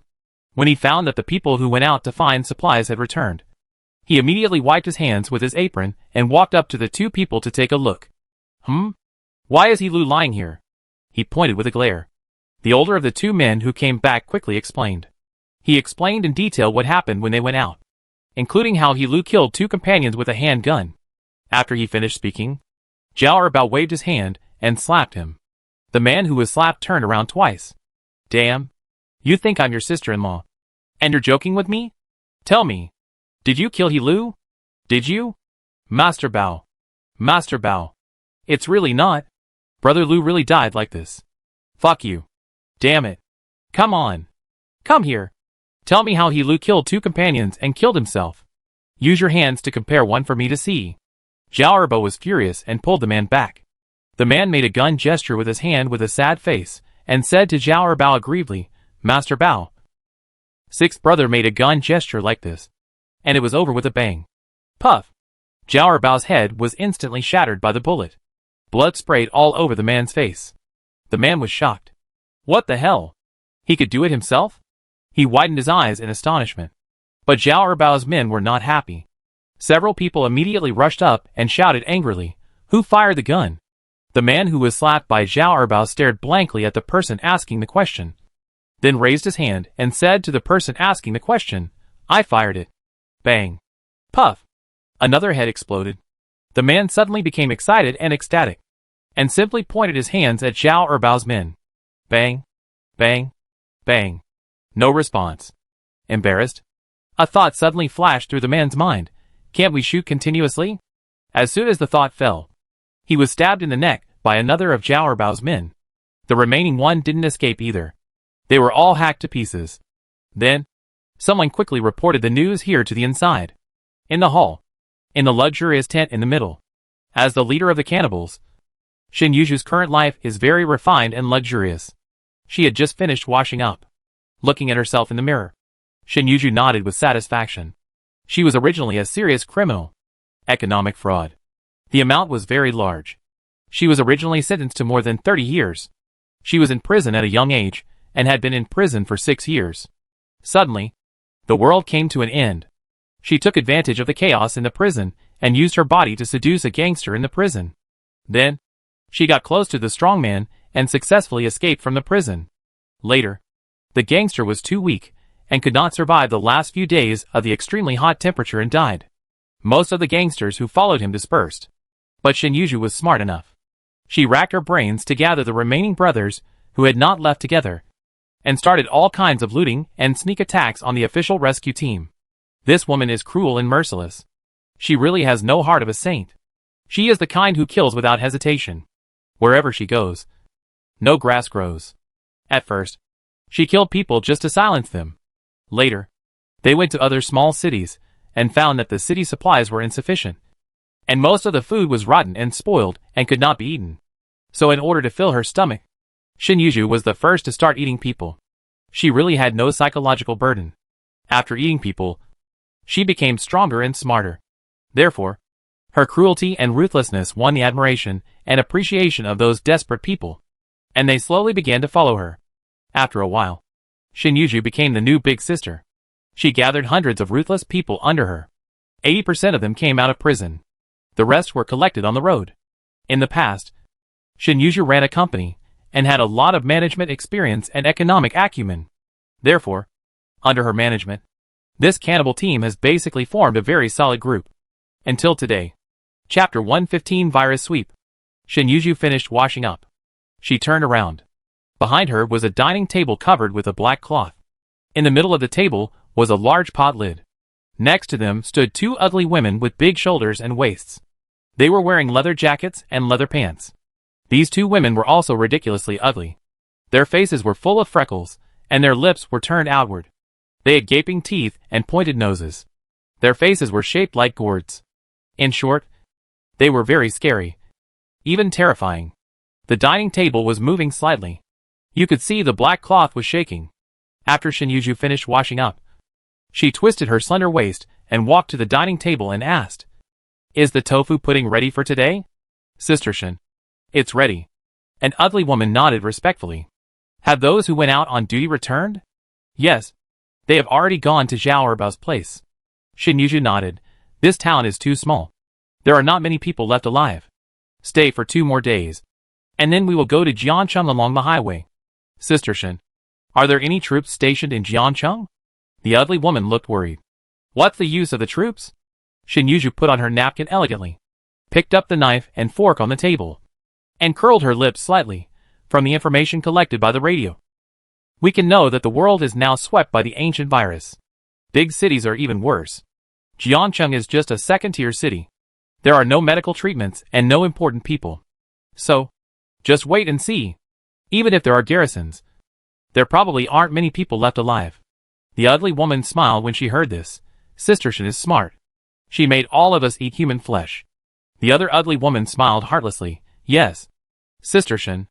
After eating the flesh of those who are immune to the virus, it seems that we quickly became immune to the virus." Shin smiled proudly. "Do you know how to thank me?" "Thank you from the bottom of my heart, Sister Shin. If it weren't for you, we would have died in prison a long time ago. So Sister Shin, don't worry. We will always be your meat shield." "Okay." Shin smiled charmingly. She waved her hand. Then she looked at the table. "I have to eat tofu pudding. I want to eat a fried dish today. Come, heat up the oven and prepare the ingredients for me." "Okay, Sister Shin." 2 ugly girls came over immediately. One prepared a small oven with a baking tray on it. The other reached out and lifted the lid of the pot on the table. As a result, when the lid was lifted, there was a human head underneath. It was still a living person. The body was under the table. There was a hole in the middle of the table. Only the skull of the head was exposed. There was no hair. All shaved clean. And the skull is slicked with oil. The head is shaking all the time. The tofu brain that Shin eats is actually the human brain. This woman has been extremely twisted to the point of completely losing her husband's human characteristics. She has to eat human brain every morning to feel comfortable. The so-called fried food is to cut the skull open alive, dig out the human brain, and put it on the baking tray to fry it directly.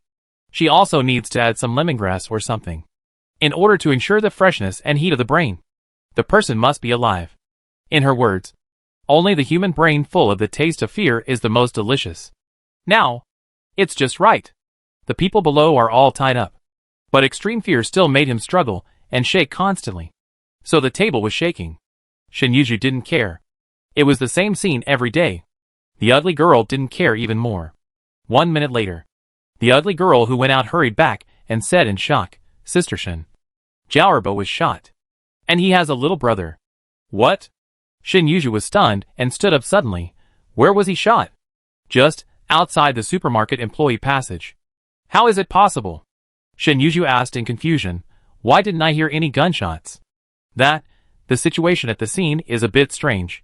Sister Shin, let me repeat it. Zhao Erbao's men said so. The ugly woman repeated the situation at that time. After she finished speaking, Shin face turned black. "What a mess. You two go and check it out. And make sure you check it out for me." "Yes." "Okay, Sister Shin." The 2 ugly women turned around and went out at the same time. When the 2 went out, a gust of wind blew the curtain of the tent, and the door curtain fluttered. Soon, Shin was the only one left in the big tent.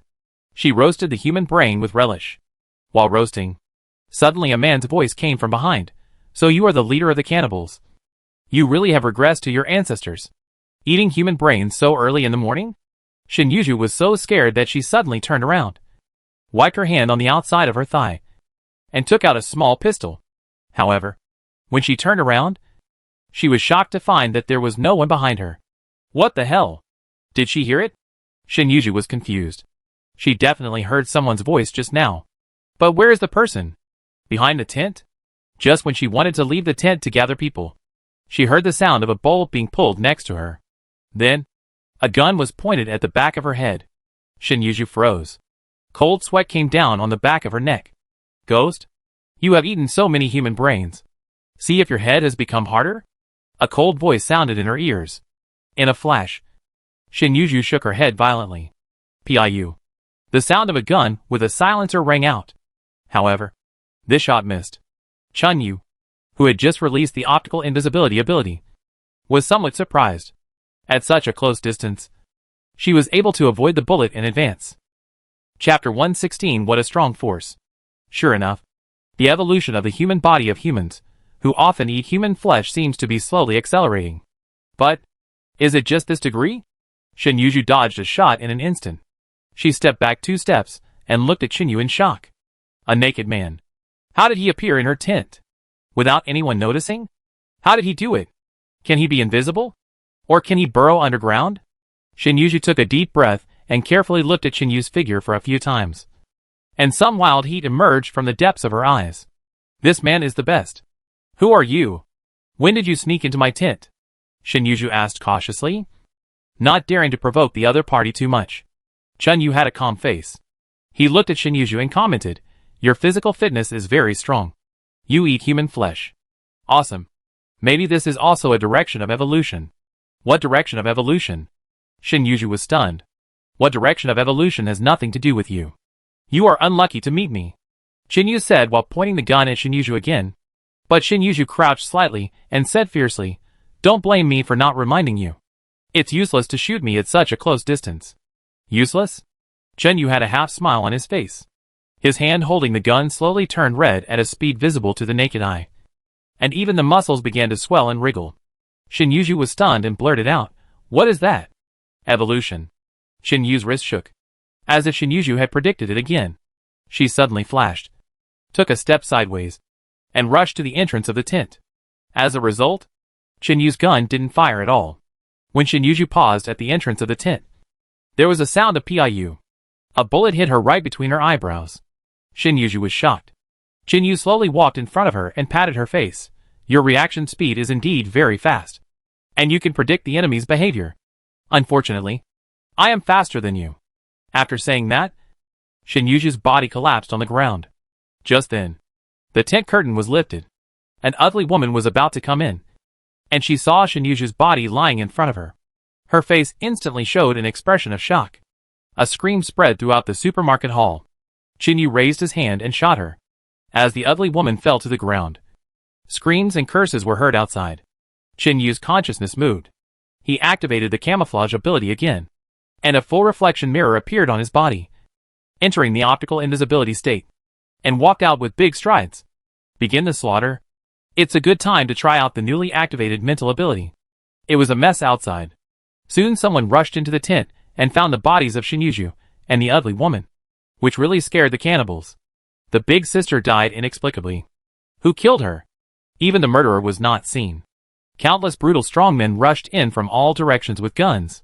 However, something strange happened. A figure would appear and disappear in the whole hall from time to time. The figure was not wearing clothes. Every time he appeared, he had a gun in his hand. Every time he appeared, he was killing people. So, the supermarket was in complete chaos. Non-combatants ran out crying and shouting that they saw a ghost. The combatants chased the figure like crazy. But the figure appeared and disappeared from time to time. When you raised your gun to shoot, the other party disappeared again. This led to people being killed by mistake frequently in supermarkets. After the bloody massacre lasted for more than 10 minutes, everyone was terrified, regardless of whether they were combatants or non-combatants. They were all scared to death, shivering and running away, throwing away their guns and turning around to run out, because everyone found that the figure only targeted people with guns. Whoever held a gun would die. It was impossible to stop it. So, everyone abandoned their weapons and fled. After more than 10 minutes, the hall became empty. Shinyu's figure appeared at the door of the supermarket, facing outside. He looked at the door for a few times. At this time, A corpse on the ground not far behind him suddenly raised his head slowly. He still had a gun in his hand. Just as he quietly raised his gun to aim at Chin Yu turned his head and shot back. Hit the head. The man was horrified. He slowly lay down again. He never understood how he was shot to death until his death. He clearly had his back to him. How did he find him? Chin Yu never turned back. At this moment, on the map in his mind, except for the people in one of the buses in the convoy outside, there were basically no living people. Many people ran away. Chin Yu was too lazy to chase them. Anyway, he was about to leave the city, so there was no need to waste his time. The Insect King's ability is so useful. With this kind of mental map, Chin Yu can be almost invincible, at least before the mutant beast tide appears, or before the new superpowers appear. He doesn't have to worry about his life. Chin Yu put on his clothes, turned around and strolled around the supermarket.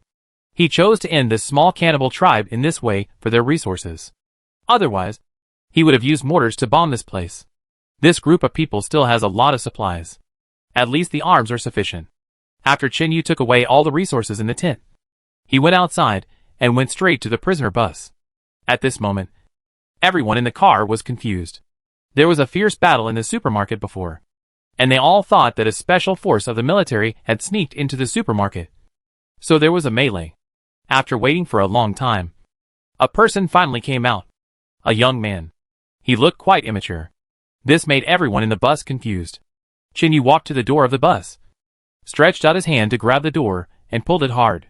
There was a loud bang. The door of the bus was broken. Everyone in the car felt numb. My God! This young man has such a strong strength. Chin Yu walked slowly into the car.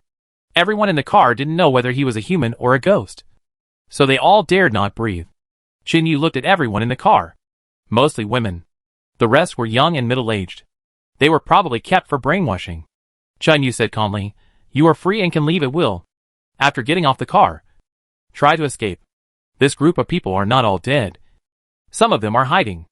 After that, he turned around and got off the car. Reached out and knocked on the car. Get off the car. Hurry up. Whoever leaves late will die. Upon hearing this, the whole car screamed in panic, and they rushed out of the car impatiently, rushing to the alley in the distance. In a blink of an eye, the whole car was gone. More than 10 minutes later, after Chin Yu confirmed in the mental map that there was no one around, he quickly put all the vehicles and supplies into the space. After doing all this, it was just noon. Huh? Everything was done. Go find Dong Zhou and prepare to go home. There were only a few days left until the date I agreed to meet Fang Jing. It was time to go back and see them. Chin Yu turned and left the supermarket, heading towards the street where Dong Zhou was hiding. Chapter 117 Shocking News. Half an hour later, the few survivors in Daxing Town exchanged a shocking news through the radio. That vicious group was eliminated. The cannibalistic group. Someone found that their leader died in the supermarket, and some people who were captured by them were also released. It was a young man who released them. Once this news was sent out, it quickly spread to the ears of all the survivors. Tao Jinhui, who was preparing to pack up in the shelter and wanted to follow Qingyao to Jiancheng, also heard the news from the radio. He was shocked. The first reaction was that the young man mentioned by the survivors must be Chin Yu. Who else has this ability except him? Dong Zhou looked at the children. The two children did not feel too deeply about the death of their grandparents, and there were many toys in the store, so they had a lot of fun playing. Dong Zhou stood at the door, anxiously waiting for his wife to return. Li went out to find food. He had been out for more than 2.5 hours, and had not returned yet. Originally, the two agreed that each time they went out, they could not exceed 2 hours, and even if they could not find food, they had to come back on time. As a result, they exceeded the time limit this time. Dong Zhou was anxious, but he did not dare to go out. After all, the children were still behind him. Time passed by every second, and he was simply restless.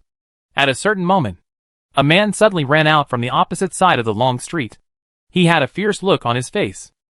He rushed out of the alley in a panic, looking at the back and cursing, and stretched out his hand to pat the dust on his body. Dong Zhou was startled and quickly dodged.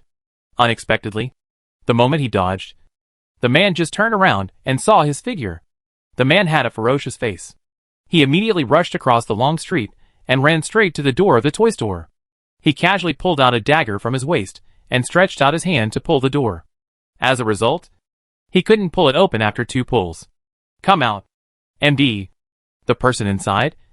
Come out, or I will kill you." The man roared and started kicking the door. Dong Zhuo inside was so scared that he quickly ran behind the counter and protected the 2 children who were playing behind him. His heart completely fell to the bottom. It was over. He was discovered. What to do? He could only fight desperately. No matter how long his heart could hold on. As long as he rushed in, he had to fight desperately. Unfortunately, the crossbow was taken out by his wife. Dong Zhuo lowered his head and looked around, picking up a wooden stick from the ground.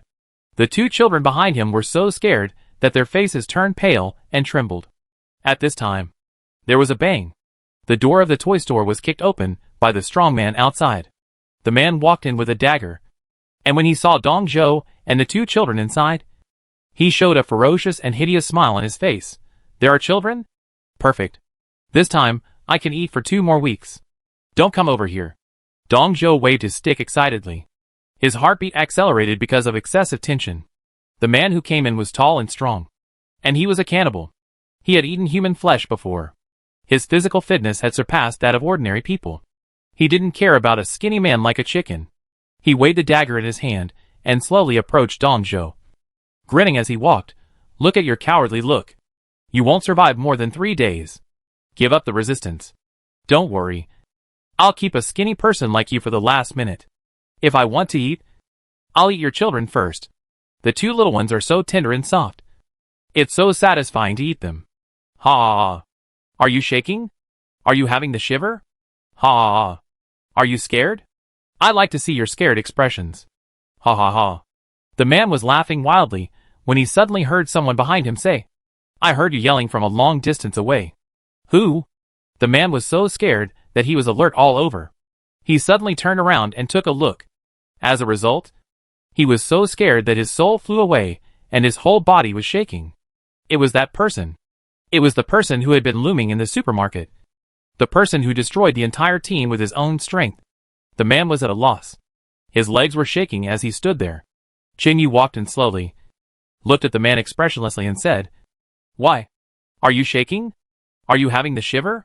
In fact, I also like to see your scared expressions." "You?"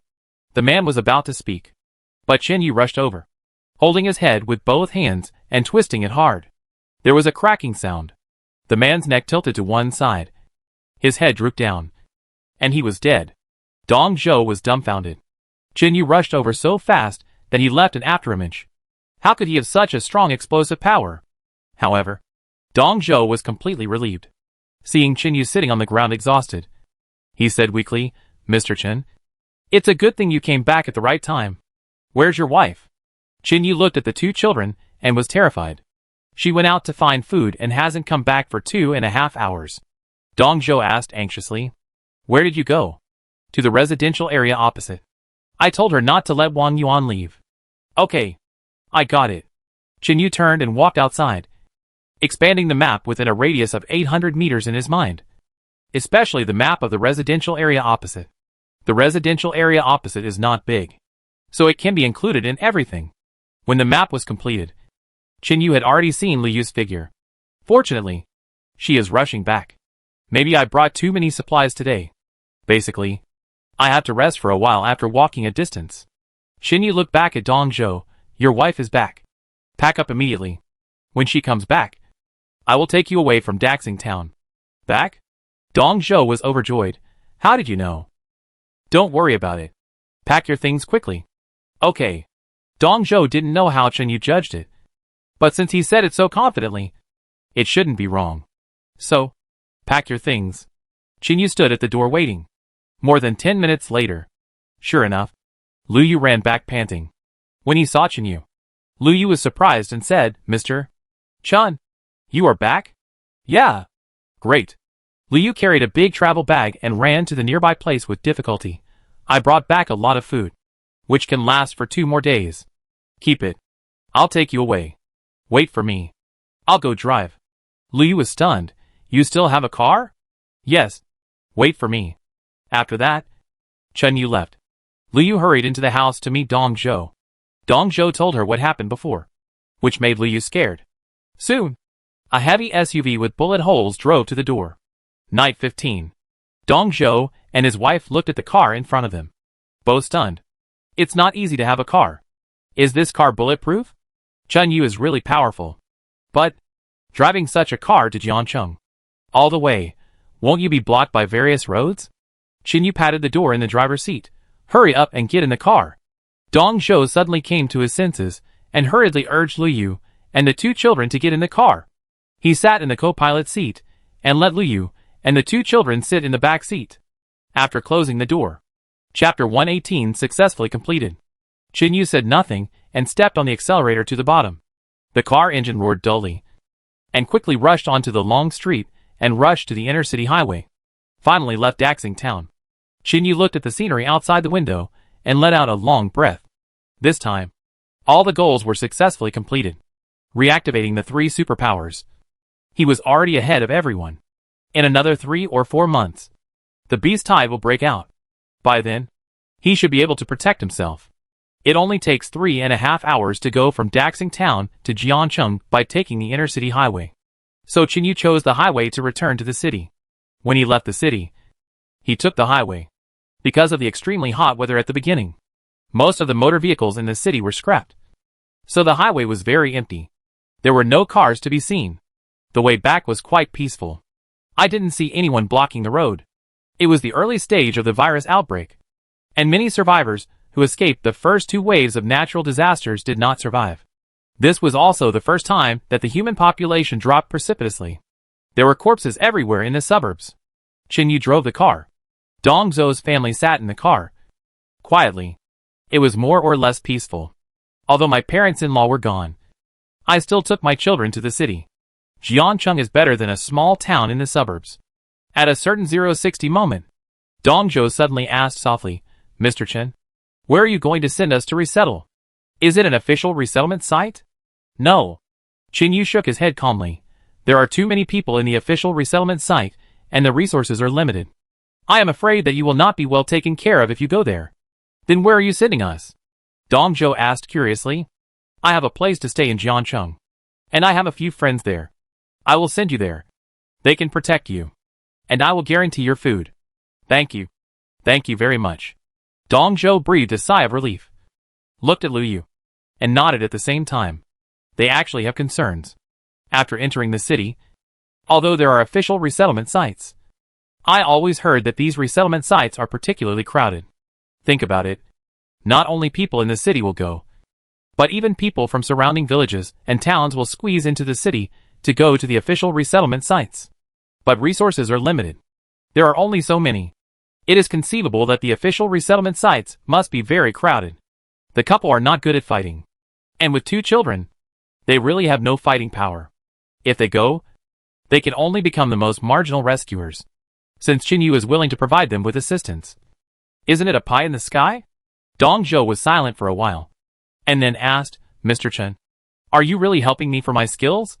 What else could it be? Chin Yu smiled and glanced at him. Mr. Chen, you don't have any hope that the situation will get better in the future? Improvement? Chin Yu shook his head and smiled bitterly. Don't count on it, Dr. Dong. Believe me, in a few years, the Earth will enter the Ice Age. By then, it will be more difficult for humans. Really? Dr. Dong.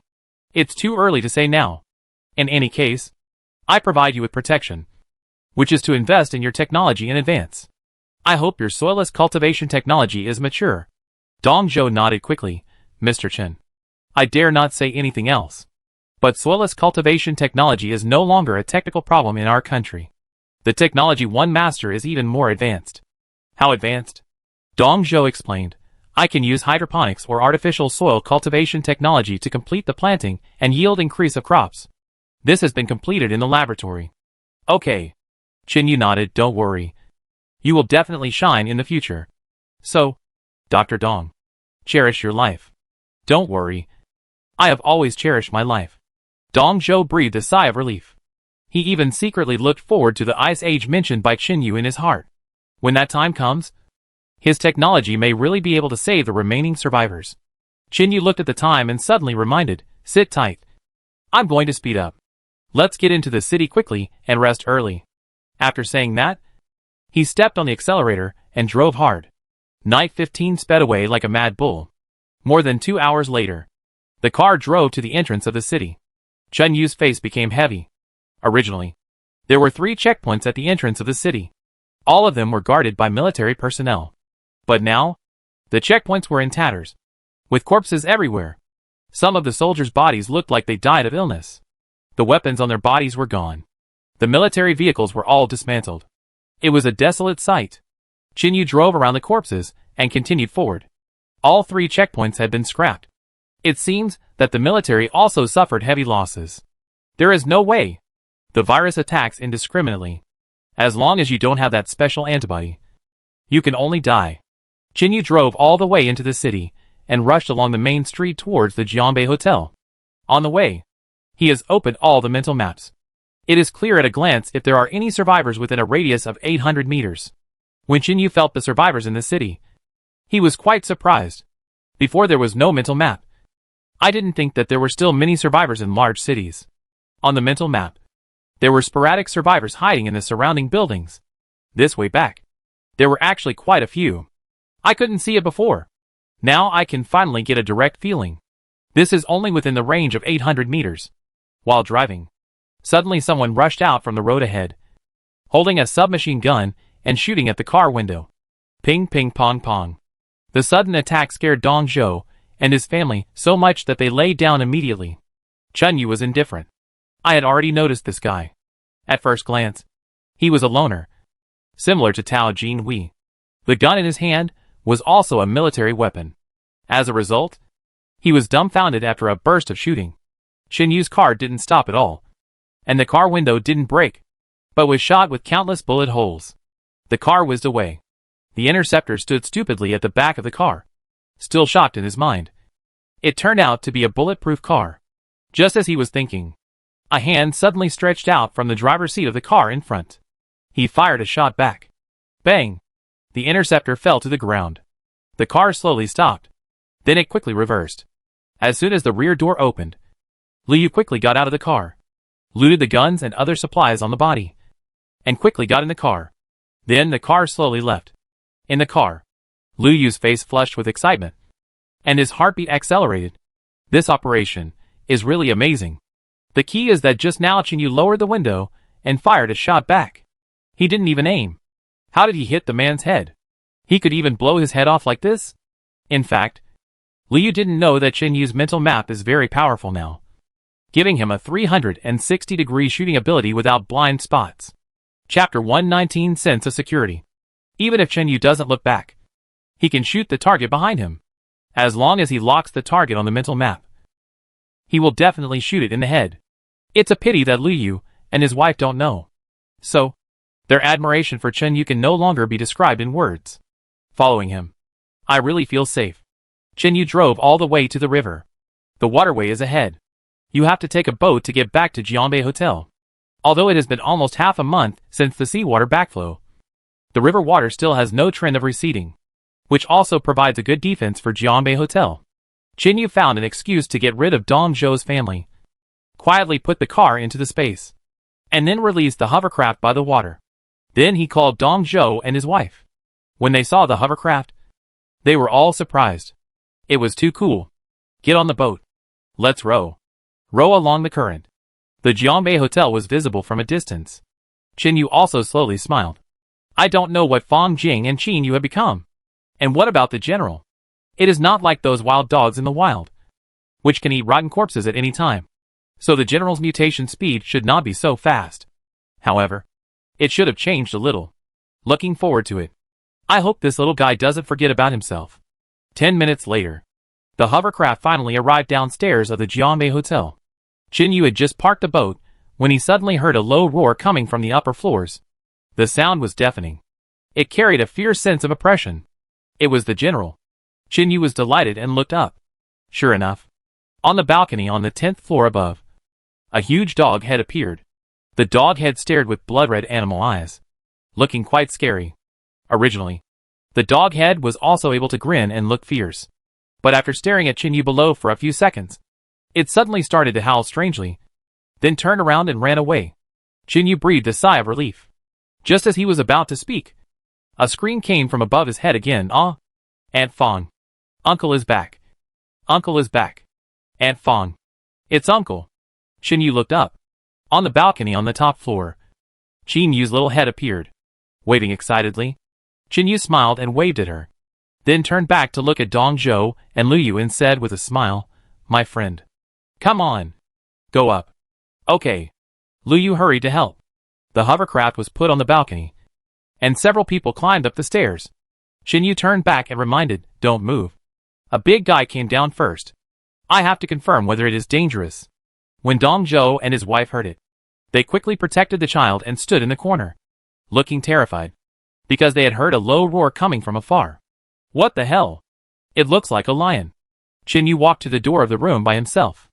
At this time, the general outside had already rushed over at an exaggerated speed, howling non-stop, and pounced on Chinyu in midair. Damn! Chinyu was shocked. So big? The general now stood up, almost as tall as a person. Just pounced on him like this? Hey! Hey! Hey! General! Be gentle. The general didn't care about this? He pounced directly on Chinyu, put his two huge front paws on his shoulders, and stretched out his tongue to lick him crazily. He licked and howled. His tail was shaking like a windmill. In the corner, Dong Zhou's family was so scared that they all huddled together, because they were horrified to find that the fangs in the mouth of this huge black dog were densely packed with jagged shapes. It was so scary.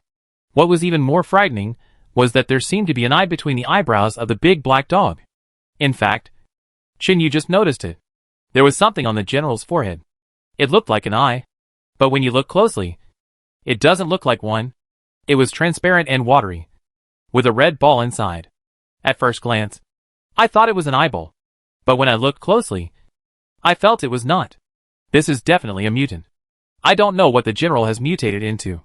What is the use of the thing in the middle of the skull? Everything is unknown. But what is certain is that the general's mutation speed is very slow. Much slower than those wild dogs that eat carrion in the wild. But due to its bloodline, its changes are also very drastic. It's simply scary. At least it's been less than 2 months. And it can grow to a height of 1 person? It's jaw-dropping. Chinyu was intimate with the general for a while, and then chased it away. If he persisted for a while, he would have to activate his supernatural power. This guy is too heavy. After finally pacifying the general, Chinyu pointed to the Dong Zhou family in the corner and said to the general, "They are guests. They are friends. Go over and smell the smell. You can't eat them." The general seemed to understand. So, under Chinyu's gaze, the general went over to smell the smell of several people. Dong Zhou's forehead was sweating with nervousness. He protected his wife and children behind him, and looked at Chinyu tremblingly and said, "Mr. Chen. Mr. Chen. It's okay. It won't dare to do it with me here." Chinyu smiled. Dong Zhou almost peed. Fortunately, the general finished smelling, whimpered in his throat a few times, and turned away, not caring at all. Not interested at all. Its interest was only in Chinyu. It was wagging its tail and having fun. Just then, footsteps were heard in the corridor outside. 2 women, one big and one small, rushed in. "Uncle." Chinyu. The 2 women rushed over at the same time. Chinyu quickly held one in each hand, one in his arms, and the other beside him. Fong Jing and Chinyu blushed, hugging him and jumping up and down. Chinyu also completely relaxed. He rarely showed a gentle smile. Dong Zhou and his wife looked at each other. This was the first time they saw Chinyu smile so gently. But he said that the people here are friends, not his wife and children. It's really strange. After a moment of greeting, when Fong Jing realized that there were others coming with her, she let go of Chinyu with a red face and looked back at Dong Zhou's family. There are actually 2 children. Needless to say, Chinyu must have been kind again. Chinyu pulled Chinyu, who was clinging to him, down, and then introduced Dong Zhou's family to Fong Jing, and explained where they came from. Then, Fong Jing, as a half-hostess, warmly invited Dong Zhou and his wife to go upstairs. So everyone went upstairs, came to the top floor luxury suite. Dong Zhou and his wife were stunned. So luxurious? Is this Chinyu's base camp? There are so many electrical appliances to use. Lu Yu was completely relieved, because there is a woman and a child here. This is the best reassurance. Especially, this is a hotel. There are many rooms. Jianbei Hotel in Jiancheng. Everyone in the surrounding towns knows that it is a quasi-5-star hotel. So, this trip is the right one. In the afternoon, with the enthusiastic help of Fang Jing, Dong Zhou and his wife opened up 2 rooms downstairs. Qinyu sent them some daily necessities. At the same time, he assigned a work task to Dong Zhou. Chapter 120 Stable Period. Temporarily open up a floor in Jianbei Hotel to be used as a soilless cultivation workshop. And start preparing from now on. As for all the raw materials needed, Qinyu will take care of them, including some equipment. In terms of power supply, Qinyu plans to find time to put a few sets of solar power generators on the rooftop, all of which will be used to power the soilless cultivation workshop. This project is very large, but it is worth it. From now until the beast tide breaks out, it will take at least half a year. This period is a stable period. The virus outbreak has also ended, and those who died are dead. And those who did not die basically have antibodies and survive successfully. So, we have to start preparing for a rainy day. Although Qinyu's space is large and has a lot of supplies, it is not unlimited after all. There will always be a time when it runs out. But as long as there is a cultivation workshop, maybe we can produce and sell by ourselves and be self-sufficient in the future. Dong Zhou accepted this task without hesitation. First of all, this is what he owes Qinyu. Second, this is also his professional direction and what he likes to do. With such a comfortable environment, he doesn't have to risk his wife to go out to get food. And he can do what he likes to do. So why not do it? Moreover, you have worked hard, and you feel at ease to get food from Qinyu. After Dong Zhou's family was completely settled, Xiao Qinyu left the living area very obediently and took the general downstairs to take a walk. Upstairs, it belongs to Qinyu and Fang Jing. It would be strange if they didn't have some fun. So, this afternoon was particularly beautiful. It was a little after 7 in the evening. Fang Jing, who was in a good mood, happily made some delicious food and invited Dong Zhou's family to come up and have dinner together, to enhance the relationship with each other. Because she also saw that Qinyu wanted Dong Zhou's family to live here for a long time. They were considered family, so they had to get to know each other better. When Dong Zhou and his wife knew that Fang Jing was a member of the city guard team, they were even more surprised. At the same time, they felt more at ease. After dinner, everyone sat on the big balcony and talked a lot. Fang Jing mainly chatted with Dong Zhou and his wife and asked for news. Everyone chatted until after 9 o'clock in the evening, and the couple left with their children and returned to their room on the lower floor. After they left, Qinyu leaned on the balcony. Little Qinyu was lingering in his arms and refused to leave. She was obviously very sleepy, but she still hugged Qinyu's waist tightly and didn't want to leave for a moment. That little face looked very childish, but the expression on her face and the occasional emotions in her eyes made her look like a passionate girl in love. Qinyu had no choice but to let her hang on him. Fang Jing also smiled but didn't say anything. She just sat aside to accompany him. The two of them whispered to each other. They talked about various things after they separated. When Qinyu heard that Fang Jing had a high fever for several days and was close to death, he shook his head and smiled. Your situation was really dangerous. You were infected with an ancient virus, and the antibodies were insufficient. But fortunately, you survived in the end. Well, during the time when I was in a coma, my mind was full of you. As long as I thought of you, I kept telling myself that I must not die and must wait for you to come back. So I survived. Fang Jing smiled sweetly. Qinyu felt her unreserved love and reached out to hold her hand.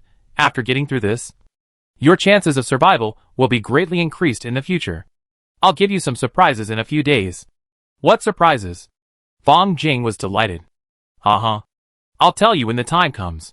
Qinyu suddenly thought of Zhang Yang and asked quickly, by the way, I've always wanted to ask you. Is there a person named Zhang Yang? Brother Zhang? He's been here. Fang Jing smiled and said, he's been here a long time ago.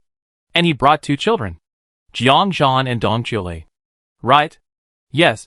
Where are they? They stayed here for 2.5 days.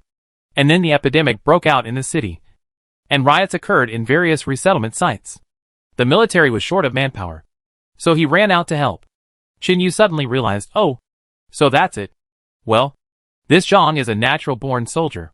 As soon as he heard about the riot, He immediately took his weapons and left. Xiao Jiang and Xiao Dong couldn't stand the loneliness, so they followed him. Chen Yu nodded, feeling both amused and sad. Jiang Zhan and Dong Qiulei were more and more beyond his expectations. They actually went with Zhang Yang to help. It's good for them to have this kind of experience. That's good. Qin Yu asked again, how many resettlement sites are left in the city now? Not many left. Fang Jing sighed sadly. 80% of the small resettlement sites were destroyed. Most people died from the virus, and the rest died from the riots. The 3 largest settlements are still holding on. The settlement at number 3 middle school is the worst now. It's almost broken because there's no food. The settlement at your alma mater is still stable, and it seems to be getting bigger and bigger. Many people from small settlements have fled there. In addition, the central hospital has always been there.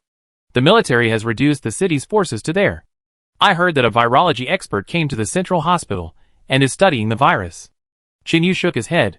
What can they research? Don't you have any confidence in them? Fang Jing asked doubtfully. It's a good thing that someone is studying it. Right? It's a good thing for the survivors of the resettlement site. And it has a soothing effect. For me, it's useless. By the way, why is the scale of the resettlement site of the University of Science and Technology getting bigger and bigger? Who is the leader there? Fang Jing shook her head. I don't know. Since leaving the resettlement site of number 3 middle school, I have never asked about the outside world. I heard this from Brother Zhang. Okay.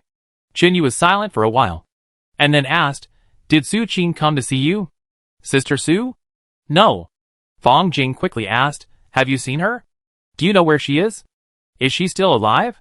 I don't know. I haven't seen her for a long time. Qin Yu let out a long sigh and looked outside. A month has passed. Su Qing wanted to seek revenge on Ouyang Lan, but he didn't know if he had achieved it. If he had achieved this goal, she should have come to Jianbei Hotel, Lina Heo, to wait for him. But she didn't come. Did she fail? Ouyang Lan's father, Ouyang Bingzhong, is the military's technology leader. Would his daughter be unprotected? Probably not. Alas. Forget it. You have to walk your own way. Since she has chosen the path of revenge, let her go. It's her ability to live. If she dies, she can't blame others. If she is still in the city, I believe she will come to find me one day. After all, she and I still have telepathy. As for the next task, it is not simple. To get Dongbo to work and to get his crop base running, he needs a batch of high-quality seeds. Chapter 121 Sub-Aliens. Who should I ask for this thing? Qin Yu has already thought of someone. Li Kaiyuan from Yangpu Town. It just so happens that Qin Yu has already planned to harvest the more than 3,000 sub-aliens in Yangpu Town. So, I will go to Yangpu Town again in a few days. Qin Yu rested for a few days in Jianbei Hotel. Very comfortable. During the day, I helped Dong Zhou to clean up the entire middle floor of the hotel, and plan to use this floor as a cultivation room to grow crops and vegetables. Although Dong Zhou is not physically strong, his wife Lu Yu is physically strong. This woman is very down-to-earth and hard-working, so the work progress is quite fast. There are 2 methods of soilless cultivation. One is hydroponics, and the other is the artificial soil cultivation method developed by Dong Zhou himself. This kind of artificial soil is actually a mixed chemical fertilizer. It even includes the use of corpses. Both methods can be used, because there is nothing lacking outside now. There is water if you need it, and there are corpses if you need it. In my spare time at work, I will check Xiao Qinyu's homework, including her free fighting skills and firearms homework. You don't know until you check it, and you will be shocked when you check it. Xiao Qinyu has a super high talent for firearms, and she has already shot and killed people. This news surprised Qinyu for a long time. During the time when he was away, Xiao Qinyu shot and killed a survivor in order to protect Fang Jing. So now, this girl has no psychological barriers to shooting. It's pretty good. With guards like Fang Jing to counsel her psychologically, she can be guaranteed not to become a bloodthirsty and psychologically twisted monster. Everything is going in a good direction. At night, everyone gathered together for dinner. There is a lot of food in the 083 hotel. There is still some food left for Fang Jing and Qinyu. I heard that after Zhang Yang and Jiang Zhan came, they also went out to look for food every day, and brought back a lot of supplies from the South Bank. So, life suddenly became comfortable. Dong Zhou and Liu seemed to be in a dream. They can work, Don't have to worry about safety. And have food. It's so beautiful. A week passed leisurely. The cultivation room on the middle floor has basically created the environment. And now the seeds are missing. Dong Zhou is full of confidence. So Chen Yu no longer hesitated. He left the hotel again and prepared to go to Yangpu town. This time, he brought the general with him. This little thing now looks like a lion. A little younger, but the size is already intimidating enough. It needs to exercise its ferocity. Otherwise, if it is held back for a long time and becomes a little puppy, it will be a waste of raising it. Chen Yu said goodbye to Fang Jing and Qin Yu, took the general on a small boat, and went upstream directly to the suburbs. After rowing on the water for more than 40 minutes, gunshots were suddenly heard not far ahead. Qin Yu quickly pulled out his gun. At the same time, the general walked out of the hotel so far for the first time. He suddenly heard the gunshot and immediately crouched down and roared towards the distance. Soon, Qin Yu saw the scene of the incident. A building that was flooded to the top. A group of people wearing guard uniforms, holding guns, pointed at a man who had just been pulled out. The man yelled, "I surrender. I surrender. I am a civilian. Just looking for food. I surrender." "Civilian? You almost shot me in the head? You son of a bitch. Who told you to hold a gun? How dare you shoot at me?" Another man roared angrily. It sounds familiar. Qin Yu was afraid of being attacked because it was not convenient to row the boat. So he quickly pulled the boat to the shore and drove the general to the shore. While he was collecting the boat, he took out the telescope and took a closer look at the roof. No wonder it sounds familiar. It turned out to be this idiot. The several people in guard uniforms, led by the relative of Lu Dehui, who had a conflict at the resettlement site of number 3 middle school. It was obvious that they were out to search for supplies. I didn't expect that even he would come out to find food. It seems that the resettlement site of number 3 middle school is really in trouble. On the roof, the man who was frightened to kneel on the ground kept begging for mercy and kowtowed, emphasizing that he was just a civilian and not dangerous. But Lu Dehui cursed more and more fiercely. The more he cursed, the more excited he became. As he cursed, he suddenly snatched a submachine gun from a nearby person and fired at the man. Bang, bang, bang. Lu Dehui's face turned red and his neck became thick. And he kept roaring loudly. He fired all the last round of bullets. And then he stopped. When he stopped shooting, the man on the ground was probably shot into a sieve. BCC at this time. Another guard seemed to have discovered Qin Yu by the river and was observing them with a telescope. And he quickly reported it. When Lu Dehui heard it, he quickly ran to the edge of the roof and looked in the direction of Qin Yu. Qin Yu did not hide, and slowly put down the telescope. Lu Dehui finally saw Qin Yu's appearance clearly. He was stunned at first, and then his expression became gloomy and fierce. The two people confronted each other. After looking at each other for more than 10 seconds, Qin Yu suddenly dodged and retreated, calling the general to hide behind the building on the shore. At the same time, Lu Dehui took his gun and changed the magazine, shooting wildly at the place where Qin Yu disappeared. And the other guards followed suit without saying a word. After a burst of intensive gunfire, the riverside was smoking. Lu Dehui and his friends also hid behind the obstacles on the roof, revealing half of their heads, and picked up a loudspeaker and shouted to the other side of the river, the one on the opposite side. "The surname is Chen. Is that you? I recognize you. Stop hiding. Do you think you can run away? I have 4 guns pointed at you. Come out. Come out. Mr. Chen, aren't you awesome? I made you crazy at the resettlement site. Come on. Are you scared?" Lu Dehui shouted for a long time. But there was no one by the river. Did he run away? The 4 people following Lu Dehui were all scum of the security system, the kind who followed Lu Dehui at the resettlement site. All 4 of them were wearing bulletproof vests. One of them came to Lu Dehui and said, "Brother Lu, don't make trouble. Let's go quickly." "Yes, Brother Lu. There are still many people waiting for us to go back at the resettlement site. Let's go, Brother Lu." Several people were trying to persuade him, but Lu Dehui glared, turned around and walked back, cursing as he walked. "Go? Just leave like this? Am I still a jerk? That bastard saw me killing someone. According to the rules, we cannot kill unarmed civilians. Have you forgotten? I shot at this idiot. And Chen saw it. If he goes to the resettlement site to talk nonsense again, I will be in trouble again. He must be killed. Understand?" Several people walked back. Under the roof, a small hovercraft was floating on the water. It was their tool. These people were originally planning to go to the flooded area in the south to find a place where supplies were concentrated. As a result, they found the lone traveler on the way.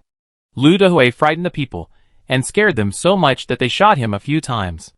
As a result, he found the lone traveler, not only disarmed him, but also shot him to death. This behavior is very bad. Although there is no country and no order now, in local areas that are still controlled by the army, you have to abide by discipline. So Lu Dehui was also afraid. Chapter 122 Hovercraft. I am afraid that Qin Yu will go to the resettlement site and talk nonsense again. When the time comes, I will have to explain again. It is better to kill Qin Yu. We have been enemies for a long time. Killing one more person will not make a difference. Lu Dehui and 5 others boarded the hovercraft, rushed to the other side of the river as quickly as possible, then abandon the boat and go ashore, and quickly search the shore. Search for a long time. One of the subordinates said with an ugly face, "There is no blood at all. We didn't hit him just now." "Humph. I am not afraid if I didn't hit him." Lu Dehui snorted coldly. He dare not resist. He must have no weapon in his hand. Chase him. Must find him dash. I want to kill him. Let's go. Search separately. The 4 men discussed and made a very stupid decision. They acted separately. They separated and searched with guns. Lu Dehui sat by the river. He took out a pack of cigarettes.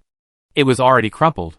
He opened it carefully and saw that there was only 1 cigarette left.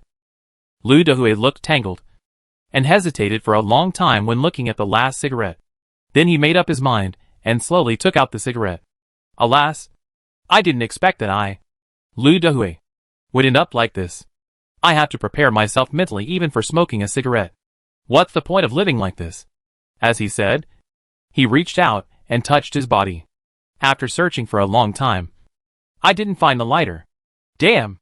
I forgot that I had used up all the lighters for several days. Lu Dehui turned around and wanted to call the 4 men to ask if they had any fire. As soon as he turned around, a hand reached out. There was a lighter in his hand. Lu Dehui didn't even look up. Subconsciously took the lighter and nodded. Fortunately, you still have a lighter.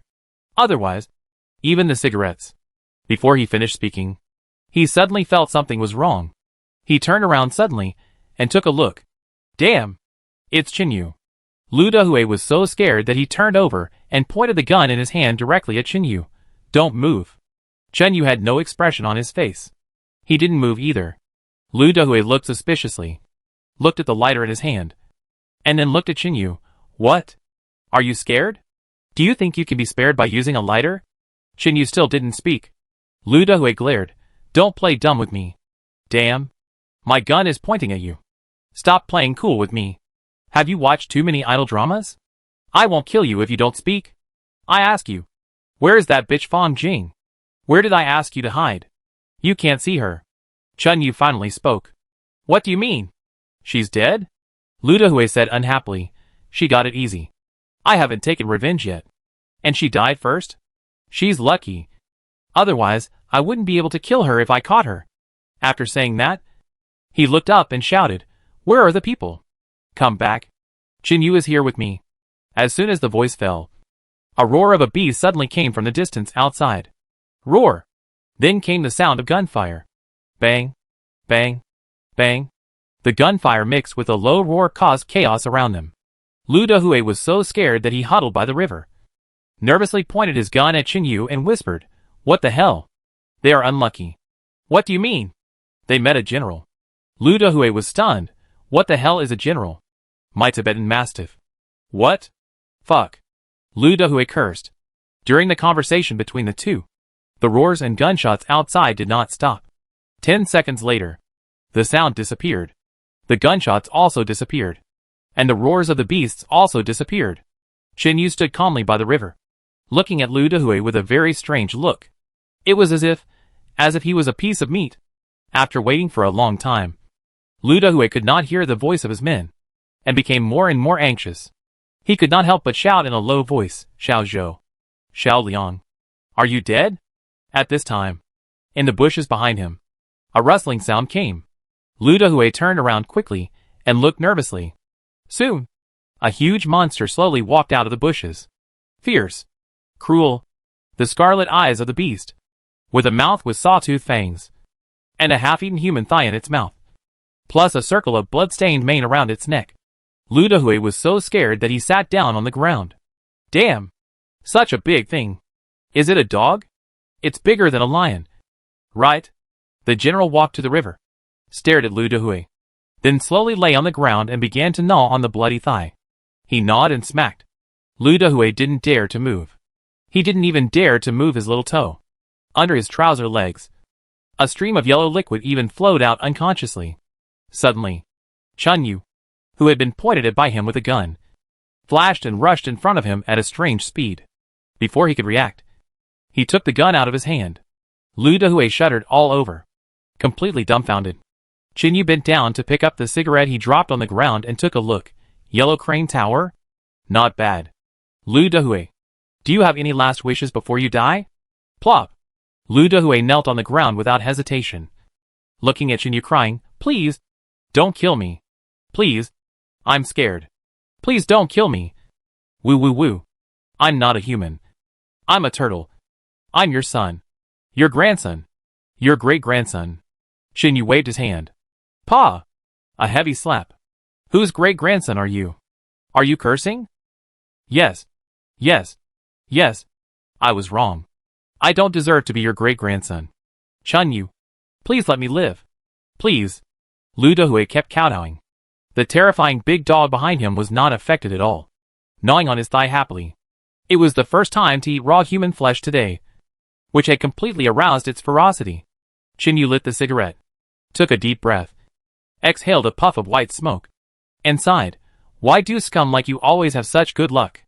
The virus that swept the world couldn't kill you. I deserve to die. I deserve to die. Chun Yu looked at Lu Dehui, who kept kowtowing, and asked casually, How many people are left in the resettlement site of number 3 middle school? There are less than 100 people left. Chun Yu frowned. So soon? Lu Dehui said with a sad face. The virus broke out, and it spread from person to person in the resettlement site. Medical staff were helpless, and thousands of people died in just 1 week. What about the supplies? How much are left? No more. Lu Dehui choked up and said, Even I have to come out to search for supplies. The daily supplies found every day have to be supplied to the leaders' families in building number 1 first. Are the leaders' families still alive? Chun Yu was stunned. Still, there are still some. Chun Yu shook his head. I am speechless. Why are the leaders' families so awesome? At this time, they can still enjoy privileges. Alas, we are also full of complaints and have nowhere to vent. Chun Yu, do me a favor. If you let me go, I can tell you a secret. Okay. Tell me. As long as it's a secret, I'll let you go. Lu Dehui was overjoyed. Really? Really? How do you promise? Chun Yu casually pulled out a gun and pointed it at him. I gave you face. And I still promise? Do you say it or not? If you don't, I will shoot you immediately. Say it. I will tell you. I will tell you. Lu Dehui hurriedly said, I will tell you. I know a piece of news. The resettlement site in Jiancheng will soon have food. If you can't survive outside, you can go to number 3 middle school, and I will guarantee that you will have food in a few days. Chapter 123 Grabbing Food. Chun Yu looked at him in confusion. Where does the food come from? This is absolutely confidential. Chun Yu did not wait for him to finish, and directly fired the hammer. Lu Dehui was so scared that he shouted loudly, Don't shoot. I said, I don't know the specific information, but I heard that the government will buy tens of thousands of tons of food from a mysterious organization. Where does the tens of thousands of tons of food come from? Chun Yu frowned. It seems to be from the villagers of Yangpu town. What? Chun Yu was shocked. The government wants to buy tens of thousands of tons of food from a mysterious organization. And these foods come from the villagers of Yangpu town? Chun Yu felt a chill in his heart. What is this mysterious organization? Who would be willing to give out the grain stored by the villagers in Yangpu town? It is impossible. So there is only one possibility. This mysterious organization is likely to massacre the village. Only in this way can the grain from the villagers be taken. Jiancheng officials have completely collapsed. They actually bought grain from a mysterious organization in a humiliating way? What are they exchanging for? No need to guess. It must be weapons. In addition to this, are there other valuable things? Qin Yu's eyes flashed with murderous intent. He didn't pity the lives of the villagers. But the grain. The villagers couldn't save it anyway. So it would be better to take it himself. What kind of bullshit mysterious organization is this? How dare they snatch food from me? Let's get going without further delay. Qin Yu flicked away the cigarette butt, turned around and waved his hand. General. He's yours. Roar. The general stood up suddenly and roared. Lu Dehui was so scared that his soul was gone. Qin Yu. You promised not to kill me. Please. Let me go. Ah. He was pounced on by the general. His throat was easily bitten. Qin Yu said without turning his head, take the place with more meat. I'm leaving right away. General. The general roared twice. He reluctantly let go of his mouth. Then opened his bloody mouth. Bit Lu Dehui's thigh several times. Bit off a thigh. Picked it up and followed Qin Yu. A few minutes later, Qin Yu came to the roadside. While no one was around, he released Night 15 from the space. Let the general sit in the back seat and eat. He sat in the driver's seat, fastened his seat belt, shifted gears and stepped on the clutch. And stepped on the accelerator. We must hurry up. Get to Yongpu town before that mysterious organization. On the way, Qin Yu kept frowning and thinking. There are quite a few survivors in the villagers of Yongpu town. Almost every family has stored grain. For Li Xian's family, there are hundreds of tons of grain in a grain storage warehouse. And their family has a total of 6 such grain storage warehouses. Their family has more than 1,000 tons. The official purchase of grain from the mysterious organization only purchased tens of thousands of tons. After this mysterious organization takes action, it is impossible for them to leave some resources for the villagers of Yongpu town. Right? They must have swept them all away. Therefore, it can be inferred that this mysterious organization should have left a huge amount of food resources. Then their organizational structure should be very large. Qin Yu thought carefully. In the previous life, when Jiancheng reached this period, what other large organizations were there? They could do business with the government? Fuguo Fish Farm should be considered one. They have always been very large, because they occupied the waters in the south. Searching for supplies has never been difficult. And they are also one of the longest-lived forces. But they are not mysterious. Not even mysterious at all. If they didn't have boats and monopolized all the boats in Jiancheng, they would have been defeated long ago. In addition to them, there was another group of people who were very powerful during this period. The group in Jianbei prison. It was similar to the cannibals we met in Daxing town. The group in Daxing town also came out of prison.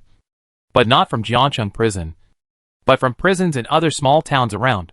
Compared with Jianbei prison in Jiancheng, it was nothing. In Qin Yu's memory, although the number of people in Jianbei prison always remained at the scale of 40 to 50, they were really fierce, fighting with the military and other forces in Jiancheng, snatching resources, and never losing. Qin Yu knew this. In addition, it should be the resettlement site of the University of Science and Technology. Qin Yu really has no information there. In the previous life, Qin Yu went out of the University of Science and Technology, so there was no formal resettlement site there in the previous life. This force has been added in this life, which should be the butterfly effect caused by Qin Yu's rebirth. So for Qin Yu, if we talk about mystery, maybe the group of people in the University of Science and Technology is really mysterious. Until now, it has not been figured out who is the leader there. What force has protected it until now? However, since many people in the small resettlement sites have fled there, it means that it should not be a very vicious place. They wouldn't massacre the whole village for food. Right? Who else? Qin Yu was confused. What other mysterious organization was so powerful that it could massacre the whole village and make deals with the official forces? After thinking about it, he couldn't think of it. Qin Yu simply stopped thinking about it. He hurried to Yongpu town. More than 2 hours later, Qin Yu drove into Yongpu town again. The town felt the same as when he left. It was quiet.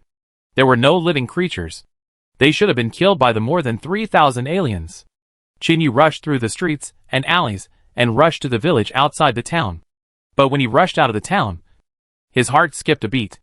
It's over. It's too late. In the distance, Li Xian's village was a scorched earth and thick smoke everywhere. Qin Yu quickly stopped the car on the side of the road and put it into the space. At the same time, he patted the general's head. Be alert and go in and take a look.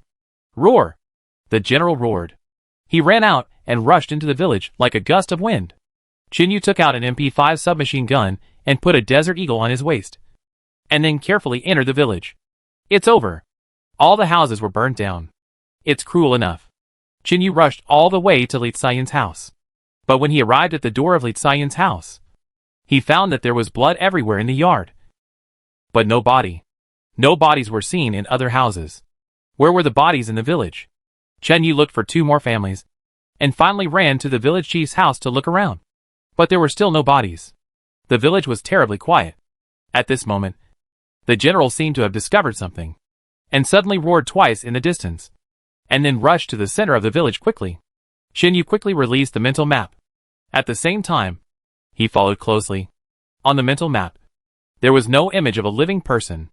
But when Yu rushed to the only small square in the center of the village, he gasped in shock. Damn it! All the bodies were densely placed here. Circles and layers. Each corpse was half kneeling on the ground. A wooden spike was inserted from the back and out of the mouth. And the image was extremely miserable. At the same time, everyone lowered their heads. Both hands were placed on the chest, tied with wire, made into a prayer posture. Seeing this scene, Yu almost subconsciously thought of a person. Wei Guoqiang. He was tortured to death by Su Qing. Before he died, he posed in this posture, and was nailed to the door of the chemical plant forever. Why are the corpses here also arranged like this? It can't be Su Qing who did it. Right? Yu didn't believe it. Chapter 124 leaked. Even if Su Qing has been entangled by her sister's hatred, she will never reach the point of being crazy. However, the placement of these bodies is too coincidental. It must be related to Wei Guoqiang. Yu slowly frowned. He finally began to be interested in this mysterious organization. Yu opened the mental map while checking the pile of bodies. Soon, he saw the bodies of Li Xian's family. What a pity! This simple woman. Even her children were not spared, and all died beside her. The murderer is cruel enough. And he is not a cannibal.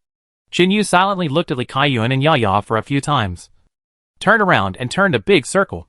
Why didn't I see the body of the young widow? Where's Zhang Lixia? Is she not dead? A glimmer of hope rose in Yu's heart. As long as someone is alive, they can provide him with some useful information. Such a cruel organization will definitely be Yu's enemy in the future. Early detection and early resolution. After checking around, Yu did not see Zhang Lixia's body, so he immediately left the small square and began to search everywhere. He checked all the way to the fields at the village head. He came to the granary that Li Kaiyun gave him last time. He opened the door and took a look inside. It was empty inside. He walked a few hundred meters along the foot of the mountain and checked the granaries of 7 or 8 families in a row, all of which were empty. There were countless footprints on the ground. It seemed that they had all been emptied. Yu was furious, unhappy. All the food was wasted. Damn it. I must get it back. Just when Yu was unhappy, the general suddenly smelled the smell on the ground not far away and growled twice. Then turned his head and began to climb up the mountain. He growled from his throat while climbing. Yu was refreshed. There was a discovery. Hurry up and follow. So 1 man and 1 dog climbed up the mountain. And after climbing about 15 meters high, they crossed the ridge and began to climb down again.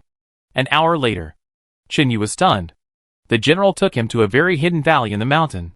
There were dozens of signs erected around the circle. The signs read Old Zhang's, Old Li's, Old Huang's, Old Zhou's. Behind each sign was a door. He counted the number of households in this circle and found that there were 72 households in total. Yu was secretly shocked. Li Kaiyun said that their family had 6 granaries like the one before, which could hold hundreds of tons of grain. But Yu never asked where they were. Where were the 6 granaries that Big placed? There were only 6 granaries in their family.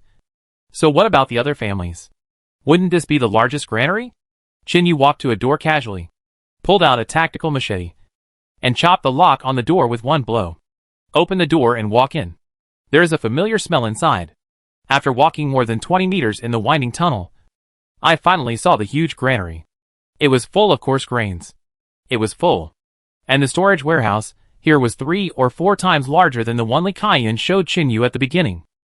Yu was stunned. After walking around inside for a long time, he returned to the cave entrance and muttered, "It turns out that the villagers' stored grain is concentrated here." So, the village was destroyed. But none of the villagers revealed this place. It's just that the granaries outside the village were looted. Compared with this place, it's a drop in the bucket. Right? Ha ha. Chinyu whistled and called the general back. He reached out and touched its furry head and laughed softly. You have done a great deed again this time. If I hadn't brought you here, the food here might have grown mold and mold in the end. Huh? Let's empty it first. Ah. The general responded twice. Chinyu immediately started running. A circle of 72 super large granaries. There are not only various kinds of stored rice and crops, but also pickled vegetables, air-dried bacon, hand-pickled food, and some homemade rice wine and local wine. It's so rich. Chinyu worked for nearly 3.5 hours to empty all 72 granaries. This is thanks to his physical ability. Otherwise, it might not be possible to move all the food in one day. Roughly speaking, at least 300,000 tons of food. There are countless other pickled vegetables and local wines. It is a big harvest. It is dark outside. Various roars have been heard in Yongpu town in the distance. It is the aliens who have come out. Chinyu does not plan to leave, and will stay in the mountains for the night. The food collected today is a considerable fortune. It can also be regarded as a gift from the villagers of Yongpu town in disguise. So even if it is a return to them, Chinyu has decided to avenge the massacre of the village. This kind of force will be a threat sooner or later if it stays around Jiancheng. Let's figure out how to find this group of people first.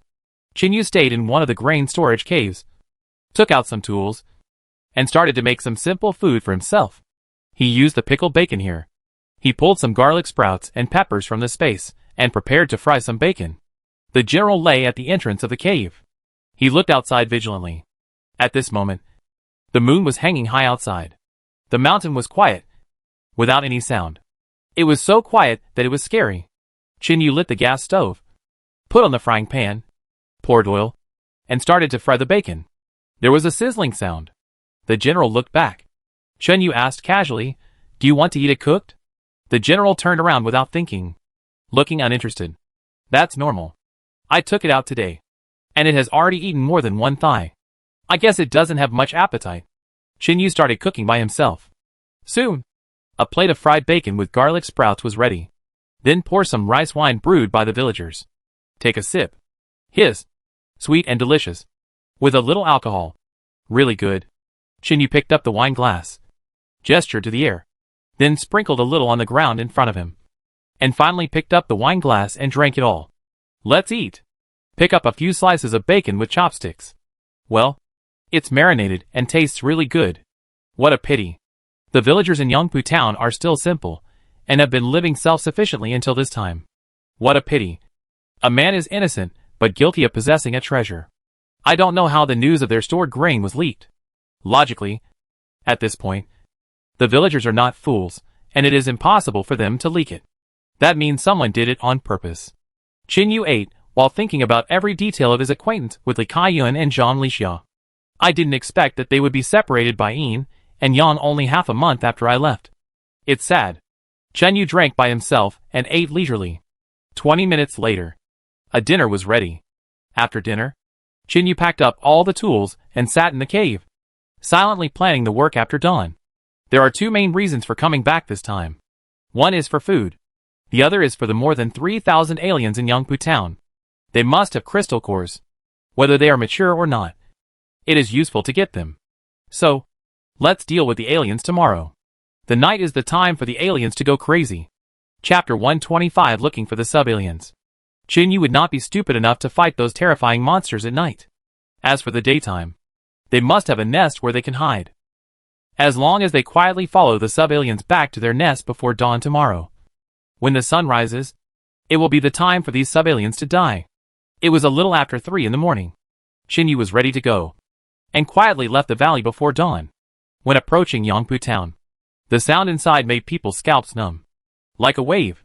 All the sound of the sub-aliens' low roar. But this low roar was not the kind of roar when encountering an enemy, but a hypnotic low roar without any intonation. Just like a normal person whispering. Chinyu quickly comforted the general and temporarily tied it to an old tree far away outside, to prevent it from running away and startling the aliens. Then Chinyu sneaked back to the town entrance alone, secretly climbed up the high wall, picked up a telescope and looked inside the town. Oh my! There was a huge team on the main street of the town. More than 3,000 people. All of them were aliens. They were in rags and had their heads down. Like zombies parading in the streets. They were marching from the town to the outside. They marched in a very orderly manner. There was no chaos. Looking at the front of the team, it seemed that there was no leader. Strange. Where is the leader of this group of sub-alien people? Did he hide like the Insect King? And then use spiritual power to control this group of sub-alien people? Chinyu opened the spiritual map and carefully searched within a radius of 800 meters. Unfortunately, there are no living things. All dead things. These sub-alien people are not considered living things, so they do not appear in the spiritual map. Okay. Follow them from a distance. Hope to find their nest. And don't follow too close. The hearing and sense of smell of these sub-alien people have all evolved, which are many times stronger than ordinary humans, and are not much different from animals. Chinyu quickly jumped down from the old tree, took the general and followed quietly behind, far away from the group of sub-alien people. Time passed slowly. The aliens were not walking too fast. At this speed, they should not be able to get out of Yongpu town, because the sun will soon appear. Now the east has turned dark blue. Chinyu took out a telescope from time to time to observe the direction of the team's movement, and found that these aliens were heading to Yongpu Primary School west of Yongpu town. After walking for about an hour and a half, these aliens really entered Yongpu Primary School, and entered from the underground air raid shelter door on the side of the playground. Yongpu Primary School has an air raid shelter. It was dug during the anti-Japanese war. It has been repaired and used as an emergency site for geological disaster prevention. It turns out that the nest of these aliens is here. Chinyu breathed a sigh of relief. He watched from a distance as the aliens entered the air raid shelter one after another. And then he began to think about the execution plan. Blow it up directly. It's a bit dangerous. Although the crystal core is in the skull, it is not very hard. Once the skull is damaged, the crystal core will be easily damaged. Burning is also dangerous.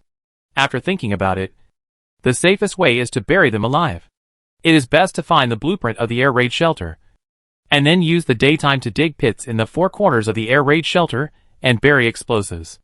As long as the entire air raid shelter can be blown down and all the aliens inside can be crushed. That's it. Then use the chainsaw to harvest. This is the method that is least likely to destroy the crystal core in the head. That's it. Although it takes a little time, it won't waste the crystal core of the sub-alien. Having made the decision, Chinyu was no longer in a hurry. Wait until dawn. So, he took the general and started searching near the elementary school. There are still many resources in Yongpu town. The main reason is that many people in the town have become sub-alien. At the beginning, the people in the town didn't know the truth. But anyone who encountered a sub-alien basically had only two outcomes. Either die or be infected and become a sub-alien. So the living people in the town soon disappeared. This also caused most of the resources in the town to lie quietly at home. The surrounding villagers rarely entered the town. I came here for medicine. There are residential buildings next to Yongpu Primary School. The stores downstairs are basically scrapped. But the community is fine. Chinyu took the general to wander around the community next to him. He would pry open the door of a well-decorated room and search around. After more than an hour, he had accumulated a lot of small gadgets. They were all small tools that could be used in life. Forget about food. Except for vacuum packaging and canned food. Everything else was scrapped. Seeing that it was getting bright outside, Chinyu immediately took the general back and quickly came to the gate of Yongpu Primary School. At this moment, it was quiet inside. There was no noise at all. Chinyu reached out and patted the general's head, whispering, "Go in and take a look." The general swooped in and quickly disappeared on the playground. A few minutes later, it ran back again like a frolic, wagging its tail. It seemed that there was no danger inside. Chinyu then slowly walked into the campus and followed the general to the door of the air raid shelter. The door of the air raid shelter was already closed. Although these subhumans are not considered human, they are much better than zombies. They still retain some human wisdom, so they know to close the door for themselves. Where can I find the blueprint of the air raid shelter? Let's look for the school first. If I can't find it here, I can only look for it in the official building in the town.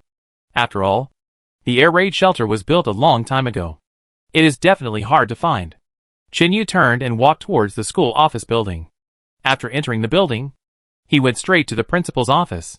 Entered the principal's office. It was quite clean inside. The filing cabinet was next to the wall by the window. Just as Chen Yu was about to pry open the filing cabinet to look through it, the general suddenly pricked up his ears, then quickly ran to the window, stood up, and leaned on the windowsill to look outside. He growled twice. Chen Yu walked over and took a look.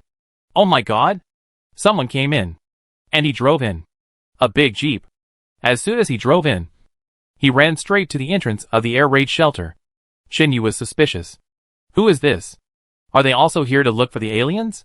Sure enough, the car stopped at the entrance of the air raid shelter, and 3 people got out. 2 of them were carrying guns. Another one looked like an engineer, wearing ordinary clothes, holding a briefcase in his hand, and looked weak.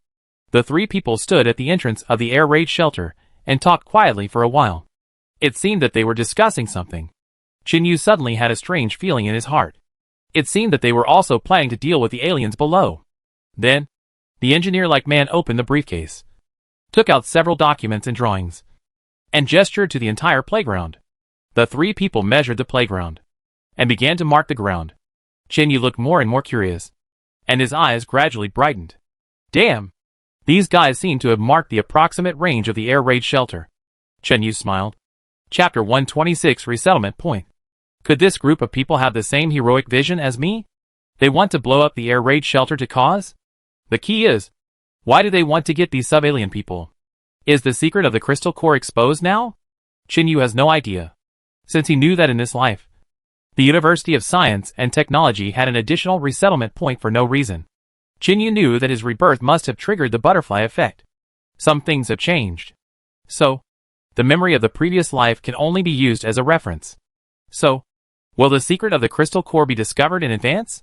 Chen Yu looked at the people on Chow Chow outside, and his eyes slowly narrowed.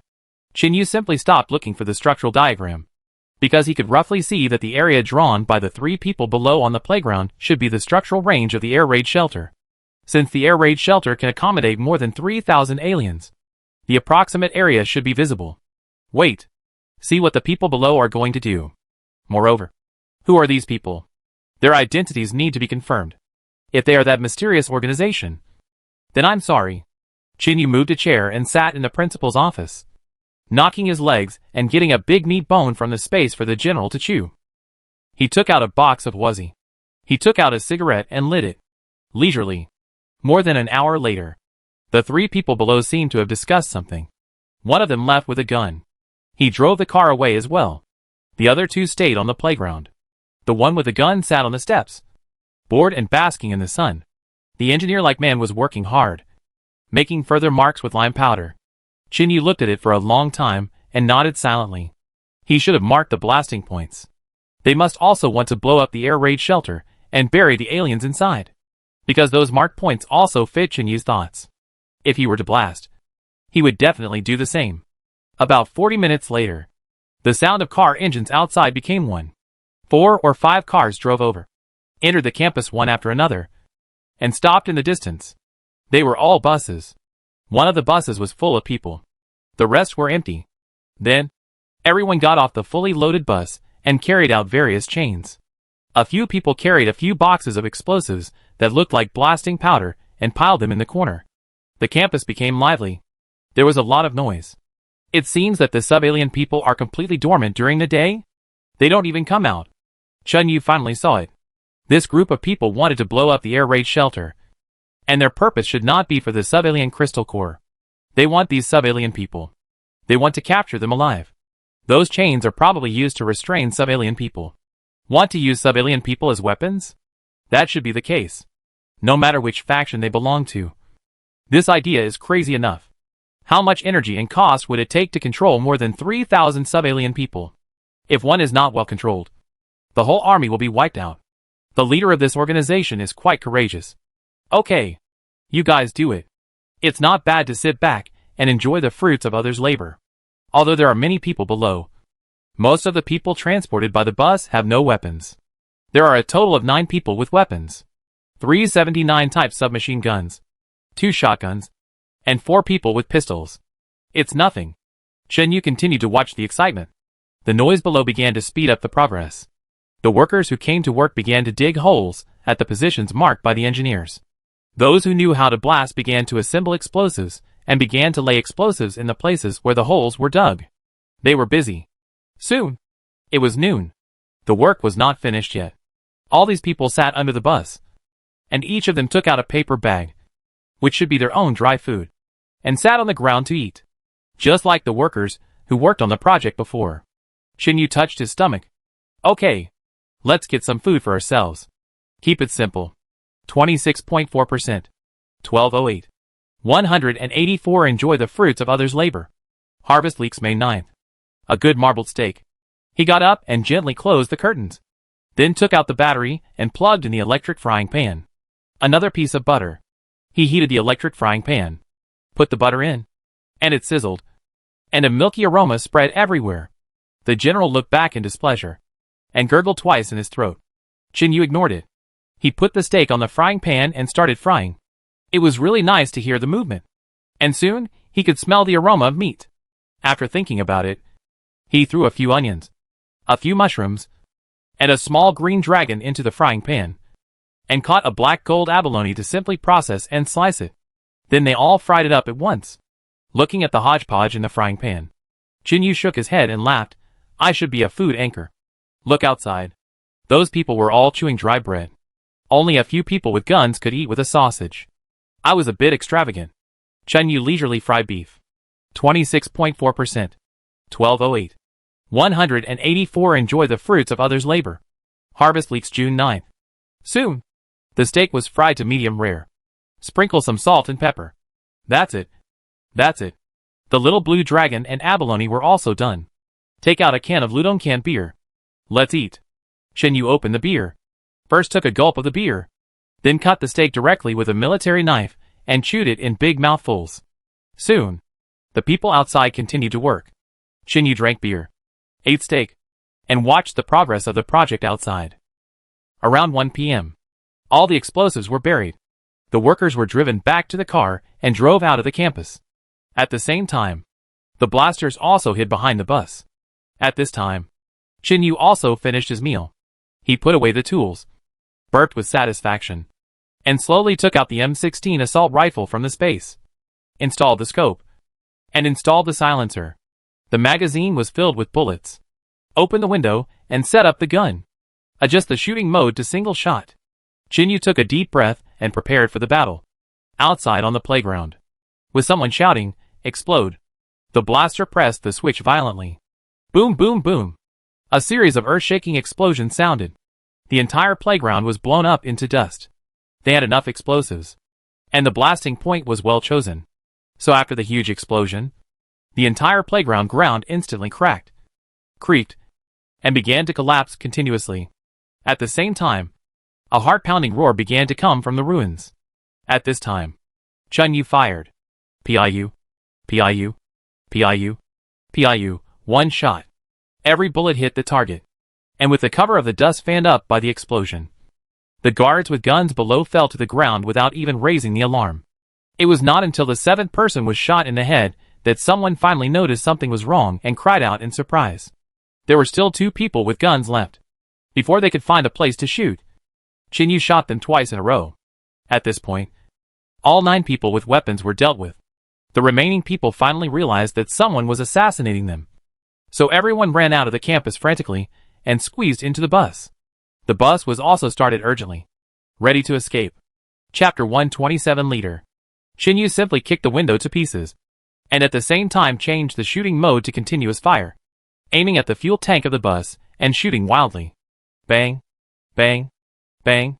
Under a series of bombardments, the entire bus exploded with a loud bang before it drove 5 meters away, and a huge fireball ignited.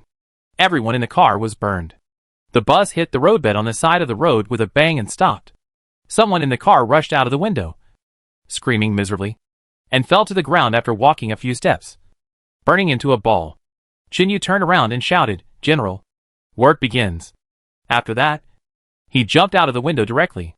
The moment he landed, he opened the mental map. There were still 2 or 3 scattered lights and shadows on the map. Shinyu rushed over quickly without a trace of humanity in his eyes. After a few gunshots, the battlefield was cleared. The next task was to harvest leeks. On the playground of the elementary school, dust was flying. There were no living things. Yu let the general eat the corpses outside, and he quickly confiscated the vehicles and equipment of this group of people, and then ran back to the edge of the playground. The air raid shelter was completely blown down.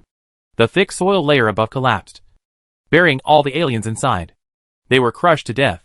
Some aliens climbed up frantically, but they were burned to ashes as soon as they came into contact with the sun, just like the vampires in the movies. It's amazing. Yu circled around the edge.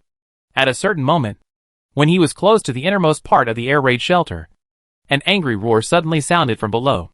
Then a figure actually overturned the soil layer, stretched out a claw and grabbed Yu's foot. Damn! So fierce? Yu quickly dodged and stepped back. The assault rifle in his hand fired mercilessly. Bang! Bang! Bang! The violent stream of bullets blasted the figure down again. And at the same time, when the sun shone, the figure let out a shrill and painful wail, trying desperately to drill into the soil. Yu's heart moved. This guy seemed to be very big and full of energy. He only screamed after being exposed to the sun. Could he be the leader of this group of aliens? Thinking of this, he stopped shooting immediately. The alien tried his best to dig into the soil. The exposed part of his back began to smoke and was about to burn. Yu whistled immediately. The general outside turned around and ran, rushing in at a very fast speed. When he saw the alien in the pit, he roared and rushed in fearlessly. Aoao. Roar! The general's huge body was also a threat. He bit the alien's neck, and the alien was furious and grabbed the general's front leg. So, the man and the beast began to roll in the pit, biting each other. Yu was shocked to see this. Don't bite the general. As the man and the dog rolled, the sub-alien who was pressed down below roared and roared at the same time, trying to make a sound to build momentum, as if to cheer for his own people. There is no escape. This energetic guy is definitely the leader of more than 3,000 sub-alien people. He can fight with a ferocious general. Yu and others are anxious. Although the group of people who came in the bus were wiped out, it won't be long before their companions will definitely come. He still has a lot of work to do. For example, pry open the heads of these sub-alien people. So there was no time to waste. Yu gritted his teeth and put away his assault rifle. Then his muscles bulged and swelled, and his skin slowly turned red. He turned his physical ability to the maximum. Then he jumped into the pit and kicked the alien in the chest. Roar! In the midst of his busy schedule, the alien turned his head and roared at Yu. His voice was full of anger and unwillingness. Yu didn't care what story he had, and kicked him hard in the chest. With a muffled bang, the alien's chest collapsed after being kicked. Even though he was a mutated species, he couldn't stand Yu's evolved ability. Yu didn't stop. With a whistle, the general bit the shoulder and neck of the alien tightly, and then kicked the alien head hard. With a snap, the alien head was kicked back strangely. The big neck made a cracking sound. The aliens buried below became crazy and agitated. They all wanted to climb out without fear of death. Yu was afraid that he would be trapped in the siege. So he used up all the strength of his level 1 ability and rushed directly to the head of the alien leader. Grabbed his head and twisted it hard. Puff! The huge head was torn off by him. The skin and flesh on the neck were pulled off directly. As soon as the leader died, almost all the aliens stopped moving, and all of them wandered around in the pits. Some with their heads exposed, and some without even their heads exposed. Yu breathed a sigh of relief. He reached out and patted the general on the back. The general then let go of his big mouth, and also sat down exhausted, panting heavily. There were countless wounds on its body. Some were so deep that the bones could be seen. It was bloody and shocking to look at. Yu sighed secretly. Thanks to these designs, the aliens were buried first. Otherwise, even a mutant Tibetan Mastiff like the general might not be a match for the alien leader. Do you want to deal with him yourself? Unless we use rocket launchers to bombard intensively. Now it's finally done. Yu didn't dare to delay, and stuffed the head into the space. There was no time to cut his head now, so he put it aside for now. I'll deal with it later. The work below is the physical work. Yu looked at the heads of those below. Probably only a few dozen sub-alien people. Most of them were buried below. This workload is not small. Start working. Yu commanded the general to return to the pit and let it eat by itself. Only crazy eating can make its injuries heal faster. Yu himself took out an electric saw, turned on the power, and began to cut the sub-alien's head in the pit. Collect the heads first. I will check if there are any crystal cores later when I have time. So, time passed by minute. I saw that the afternoon had passed quickly. Qin Yu was not surprised but happy. The group driving the bus did not have any follow-up troops coming. Maybe they found it too late. When they wanted to come, they found that it was almost dark. Because the night was the world of the sub-alien people, who dared to come out. So, maybe I left myself an extremely precious night. Chen Yu was focused. He didn't even eat dinner. At night, the sub-alien people below were more dangerous. They could even jump out of the pit to fight. So Chen Yu had to concentrate. In this way, Chen Yu cut the heads tirelessly. He cut all night. At the end of the cutting, the blood stains on Chen Yu's body almost turned into armor. And he looked as scary as a ghost in hell. Cut and dig at the same time. Chapter 128 already evolved. By 4 a.m. the next day, Chen Yu had just harvested 3,162 heads. When he finished the last job, even though his physique had evolved and he had a level 1 ability, he was so tired that he collapsed on the ground and didn't want to move. He was completely exhausted. But, more than 3,000 subhumans in Yangpu town were finally harvested. This very difficult task was completed. The general came over at some point and licked the blood on his face with his tongue. Chen Yu patted the general's head. "How are your injuries?" "Ouch." The general groaned twice and shook his hair. The wounds on its front legs and back were all scabby. And it looked like nothing serious. The recovery ability of wild animals is always stronger than that of humans. Chen Yu put down his hands tiredly and just lay in the bloody mud, looking up at the sky that was slowly turning blue. The sun came out again. A new day. Chen Yu rested for more than half an hour, then tiredly propped himself up, took the general back to the school's administrative building, and entered the principal's office. "Need to rest. Too tired. It's dangerous to leave like this. If we run into that group of people, it would be embarrassing to be killed again." So, Chen Yu put a bathtub in the principal's office and put some clear lake water into the bathtub. Then he took off his clothes and lay naked in the bathtub. Soaked for a while. Slowly, Chen Yu fell asleep. It was a little after 2 o'clock in the afternoon. Chen Yu finally woke up. After waking up, he was full of energy. But he was a little hungry. Too hungry. It felt like he could eat a cow. So, Chen Yu quickly washed off the blood on his body, changed his clothes, and then began to frantically take out food. 2 beef leg bones, 4 pig trotters, and a bag of hand-rolled noodles. There were also a pot of various frozen chicken feet and frozen chicken wings. Get some spices. Get a big iron bucket. Put everything in it. Pour spices, soy sauce, salt, and a handful of dried chilies. Then, he put on the fire and started to stew. The general was a little wilted. He stayed by his side and didn't go out. Chen Yu grabbed its head and touched its neck, then looked at its eyes. It seemed to be fine for the time being. It might be that the claws of the sub-alien leader also had poison, which was different from the general's own mutant virus and caused a conflict.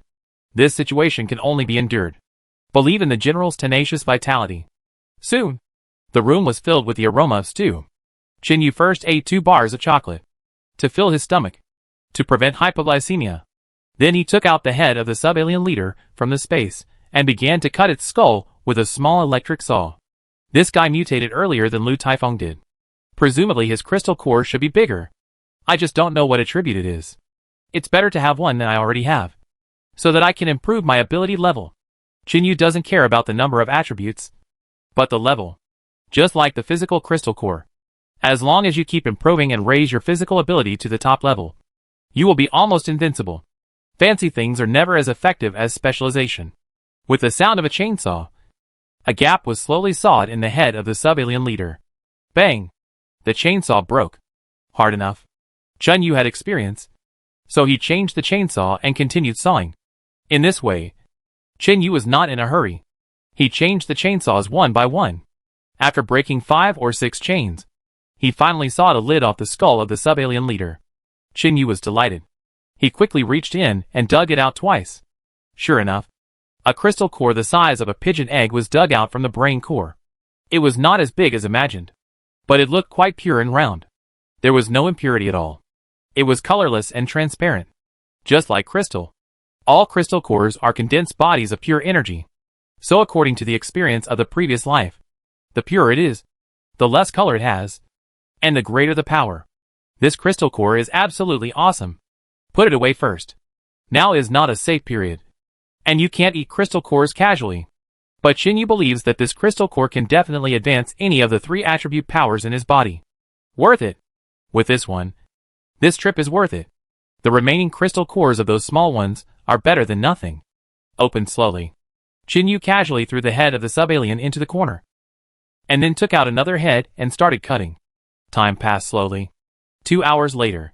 There were already more than a dozen heads piled up in the corner of the ground. And Shinyu had accumulated 7 or 8 crystal cores in his hand. Not all sub-alien heads have crystal cores in their heads. Some of those who evolve slowly do not have them. Seeing that the braised thigh bones and pig's trotters in the big barrel were already soft and tasty, Shinyu immediately threw himself into the food. Let's eat. First, pick up a whole pig's trotter. Let it dry a little. And then start eating it directly. Oh my! This taste is simply amazing. I don't know if it's because of the huge consumption that makes him feel that the food is so delicious. Just after a few bites, the general on the ground suddenly seemed to hear something. And suddenly got up. Staggered to the window and looked out. Shinyu quickly opened the mental map. Someone came outside. But it didn't look like the group of people yesterday. The people who came didn't drive. 2 people came in, supporting each other. Shinyu felt that there was no threat. So he called the general, "Come back. There is no threat. Don't worry about them. You lie down and have a good rest." The general has not fully recovered. And he really didn't feel any threat. So he simply ignored it. Curled up on the ground and continued to rest. Shinyu stood at the window. He gnawed on the pig's trotter while looking outside. The 2 people who came were old. About 40 years old. And looked like a couple. They supported each other. They were also in rags. When they saw the situation on the school playground, they seemed to be extremely shocked. After looking around the playground several times, the 2 of them stood below and discussed for a long time. And finally decided to try to explore the teaching building. Soon, the 2 entered the building. Shinyu returned to the stew pot, sat cross-legged, and continued to eat. About 10 minutes later, there were footsteps outside. The general raised his head and growled in his throat. Shinyu waved at it. "It's okay. Have a good rest." The general blinked, retracted his head, and continued to curl up to rest. There were voices outside. "Wife, do you smell it?" "Yes, I smell it. It smells like stewed meat." "Is there someone in there?" "It's impossible. It's like that down there." "Wouldn't everyone be scared away?" "Then why is there such a strong smell?" "Let's go in and take a look. Maybe someone was there before, but was scared away. If there is anything left, it belongs to us." "Okay. Let's go in and take a look." The footsteps slowly walked to the door. Then, a person stretched out his hand and slowly pushed open the door of the principal's office. As a result, the atmosphere froze immediately when the door was pushed open. The 2 people outside looked at the office in shock. There are still people. And they are chewing pig's trotters? The couple looked at each other with complicated eyes, because they saw the huge black dog curled up on the ground. It was too scary. The head must be as long as a person. Then, the couple saw that the corner of the room was full of human heads. More than a dozen human heads. The skulls were all pried open. The scene was simply horrible. Could this man be a brain eater? Chapter 129: The Three-Eyed Dog. The couple was stiff, and their legs were shaking. They didn't know whether to go in or back out slowly. At this time, the general raised his head again. His eyes were bloodshot, and he stared at the 2 people at the door, growling threateningly. Maybe it was because the 2 people didn't go in or back out, which made him unhappy. The general raised his head, and the couple got even more scared. Damn! A 3-eyed dog? Why does this dog look like a lion?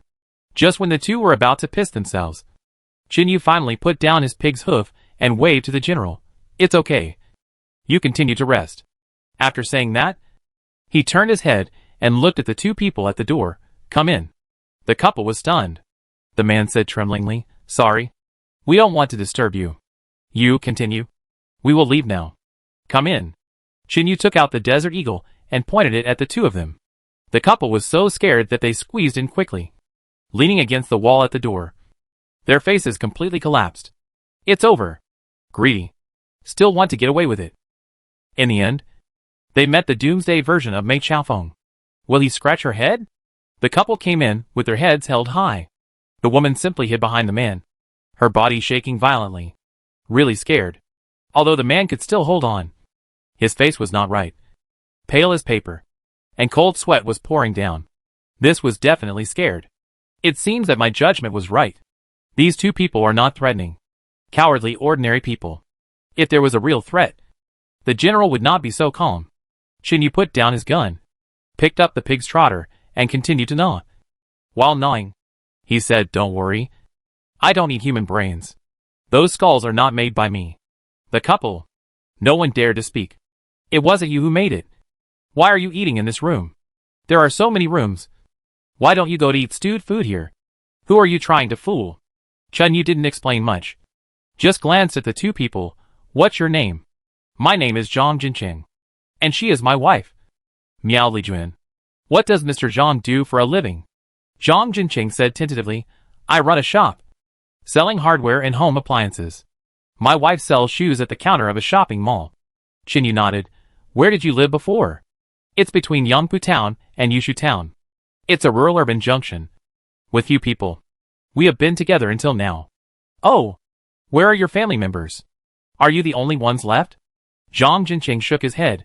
"My daughter works in Jiancheng. It's the office building number 1 on Jiancheng Middle Street. My daughter is a white-collar worker there. Alas, it's a pity that we still don't know whether she is alive or dead. Number 1 Zhongjia office building." Chinyu recalled carefully, and then said, "It was not flooded there. Luckily, your daughter should still be alive. I heard that the people there finally went to the official resettlement site." "Really?" Zhang Jincheng's face suddenly became happy. Miao Lijuan behind him also seemed to slowly let go of her fear. She secretly stuck her head out, looked at Chinyu and asked softly, "Young man, you won't eat our brains?" "No." Chinyu pointed to the stew pot. "I have pig's trotters, beef shank bones, and dozens of chicken feet and chicken wings. Why should I eat your brain? Is your brain more delicious?" "No. It's not delicious at all. Not delicious at all." Miao Lijuan was so scared that she shook her head repeatedly. Chinyu put down the pig's trotter again, took out a few chicken feet from the stew pot, and continued to eat them without paying attention to others, eating until his mouth was full of oil. Zhang Jincheng and his wife were embarrassed. But since entering the house, Chinyu has not shown too strong aggression, so the two of them gradually relaxed. Chinyu waved his hand while eating. "You sit down and take a rest." The couple looked at each other, and had to slowly sit by the wall. "If you have dry food, you can eat it at will. Don't worry about me." Zhang Jincheng looked embarrassed. They were really hungry. "I was thinking I could get a bargain. Now I don't know if I can save my life." "Forget it. Let's eat. I'm starving to death. At least the young man in front of me won't snatch my biscuits." So Zhang Jincheng slowly took out a bag of wrinkled biscuits from his pocket, half of which was left, and took out a few pieces from it, and handed them to Miao Lijuan beside him. The two chewed the biscuits carefully. Chinyu continued to sit inside, and gnaw on chicken feet. The atmosphere between the three people was weird. Each ate his own food. Zhang Jincheng and his wife only ate a few bites, and couldn't eat anymore. Just relieve some hunger. "I really can't eat." Others were chewing on the stewed food.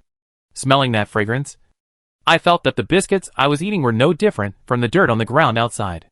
In this way, Chinyu ate alone for nearly an hour and a half. Finally, he was full. "Wipe his hands." Chinyu turned around and picked up the gun, and said coldly to Zhang Jincheng, "How many people have you killed?" "What?" Zhang Jincheng was shocked. He covered his head in fear. "I haven't killed anyone. We haven't killed anyone. Don't kill us. We haven't killed anyone." Miao Lijuan was also scared and screamed. Chinyu had a cold, murderous look on his face, and pulled the bolt with his left hand directly, this time aiming at Miao Lijuan. "Tell the truth, or I'll shoot her first." "No. No. Don't shoot. We killed several people." "Woo. We killed people. Someone robbed my wife on the road. We fought hard to kill them. Woo. We have to kill them. If we don't kill them, we will die." Zhang Jincheng broke down and cried. He hugged Miao Lijuan tightly with his hands. Chinyu said coldly, "What else?" "And in order to steal food, we killed several elderly people hiding in the cold storage. I admit that I killed people. For food. To protect my wife. I killed people. Kill me." Zhang Jincheng knelt in front of Chun Yu with a painful expression. Protecting the woman, kill me. Please let my wife go. I want her to go to the city to find my daughter. Please, let her live. Is that okay? We just want to find our daughter. Chun Yu looked at Zhang Jincheng silently. After a few seconds, he turned off the safety of the pistol, turned around and sat on the ground, and said nonchalantly, I don't want to kill you. I just want to know how you survived. To me, as long as you kill someone, it means you are dangerous. He pointed to the gun in his hand and said, if I find you have any abnormal behavior, I will shoot immediately. Do you understand? I understand. I understand. Young man. Thank you. Thank you. Zhang Jincheng breathed a sigh of relief. He kept kowtow to Qin Yu. Qin Yu waved his hand, don't thank me. I have no favor to you. Nor do I hate you. We are all just trying to survive. So don't kowtow to me. It's meaningless. Zhang Jincheng sat down slowly. His hands were shaking. At the same time, he also felt strange towards Qin Yu. This young man is very strange. He doesn't look like a crazy person. How many people are there outside now? They have all turned into beasts. Chapter 130. Stand up. Anyone with a weapon in hand would kill people at any time. Zhang Jincheng secretly felt that he might have saved his life today. After Qin Yu sat down, he suddenly asked again, do you know what happened here? No. Zhang Jincheng shook his head. At this time, Miao Lijuan behind him suddenly pushed him, with a look of hesitation on her face, as if she had something to say. Qin Yu glanced at her. What do you want to say? Just say it? Then I said it. Miao Lijuan said cautiously. Actually, we heard a piece of news, so we wanted to take the risk to go into the city. We heard that a peace association has been established in Jiancheng. This peace association is recruiting volunteers to live in the community they have established. It is said that they have just collected tens of thousands of tons of food. They have food and weapons. They can protect people from the criminals outside. But they recruit volunteers with conditions. You must have a skill. Otherwise they will not recruit. My wife has been running a hardware store. He is a carpenter, an electrician, and a spot welder. He used to build houses in the countryside with the project. So we want to try our luck. Hearing this, Chun Yu nodded silently. Peace Society? It seems to be that mysterious organization. The organization that massacred the farmers in Yangpu town. But in the previous life, Jiancheng did not have such an organization. It must be because of my rebirth that the butterfly effect was triggered. And now such a powerful organization has appeared. Qin Yu was silent for a while, and asked casually, do you have any more information about them? One more thing. Zhang Jincheng hurriedly explained. This peace society is gentle, and will not kill innocent people. Their weapons are all used to protect the people in the community. And I heard that the leader of their organization is a college student. 80% of the people in the organizational structure are young people. All knowledgeable and cultured college students. So now the Peace Society is very famous. They also distribute leaflets. They distribute leaflets everywhere in the surrounding counties, towns and villages. They advocate peaceful sharing. Those who have stored food can share resources with them. As long as you have a skill, you can get very good protection if you go to them. They can even negotiate reasonable transactions with Jiancheng officials. In short, it's a very good organization. Looking at Zhang Jincheng's face full of mysterious trust, Qin Yu shook his head secretly. The emergence of this peace society is weird. And the means are also weird. They also distribute leaflets? The resources are really rich. They can also distribute leaflets? And brainwash people? Awesome. The leader is a college student. Needless to say, he must be a student of Jiancheng University of Science and Technology. Who is he? So awesome? Qin Yu is convinced by the methods of the Peace Society. Just like Zhang Jincheng. He has not been protected by them yet. But he has been brainwashed and started to beautify them. But, does anyone know about the massacre of farmers outside Yangpu town? Definitely not. Qin Yu was secretly shocked. In the previous life, there was no such force. After the University of Science and Technology was flooded, Qin Yu fled the University of Science and Technology with many friends and classmates to seek other shelters. From then on, the University of Science and Technology became a reservoir. There was no one at all. I never thought that after I was gone in this life, the University of Science and Technology would not only have an extra resettlement point. Even a group of students from the University of Science and Technology could set up a peace association. which has now grown to such a large scale. I have to admire it. In fact, this kind of thing is not uncommon. If a group of college students really adapt to the Doomsday environment and find a way to survive, it is very convenient for them to form a community. Just like myself in the last life. Maybe the Peace Association is a replica of the community I founded in the last life? But who will the leader be? Do I know him? Chen Yu's mind was in a mess. But he remained calm on his face. And asked again, do you know where the headquarters of the Peace Association is? I know. Zhang Jincheng nodded quickly. It's on the most famous commercial street in the west of Jiancheng. Maple Forest Pedestrian Street? Yes. That's it. Chen Yu nodded. Okay. I'm fine. You don't have anything to do here. If you want to leave, you can leave at any time. Zhang Jincheng was stunned. Let us go. Yes. We can leave. Zhang Jincheng quickly pulled his wife up. And the two of them walked to the door tentatively. Seeing that Chen Yu was indifferent, he believed that he really didn't want to embarrass himself. So he quickly asked, young man, why don't you come with us? We'll go to the peace conference. And we'll have a companion on the way. Do you want to borrow my gun? Chen Yu glanced at him. Zhang Jincheng's old face flushed immediately. And he scratched his head in embarrassment. He really wanted to borrow the gun. Having a gun is always more reassuring than using cold weapons. What a pity. Chen Yu glanced at him coldly. Get out of here quickly. Just because I don't kill you doesn't mean I agree with your killing behavior. You still want to borrow my gun? Do you think I'm a fool? Sorry. Sorry. Zhang Jincheng quickly pulled his wife and turned around and ran. After running downstairs quickly, he rushed out of the teaching building and ran to the gate. Chen Yu watched the two figures disappear outside the door, then turned around to put away all the tools and food in the room, and patted the general's head. What's going on? Can we go? The general slowly propped himself up and shook his head vigorously. Then he rubbed Chen Yu twice. It seemed okay. The virus of the subhumans did not knock it down. Animals have stronger adaptability. Chen Yu took his gun, turned around and waved, let's go home. Staying up. The man and the dog quickly walked out of the office. They went home. This trip was quite successful.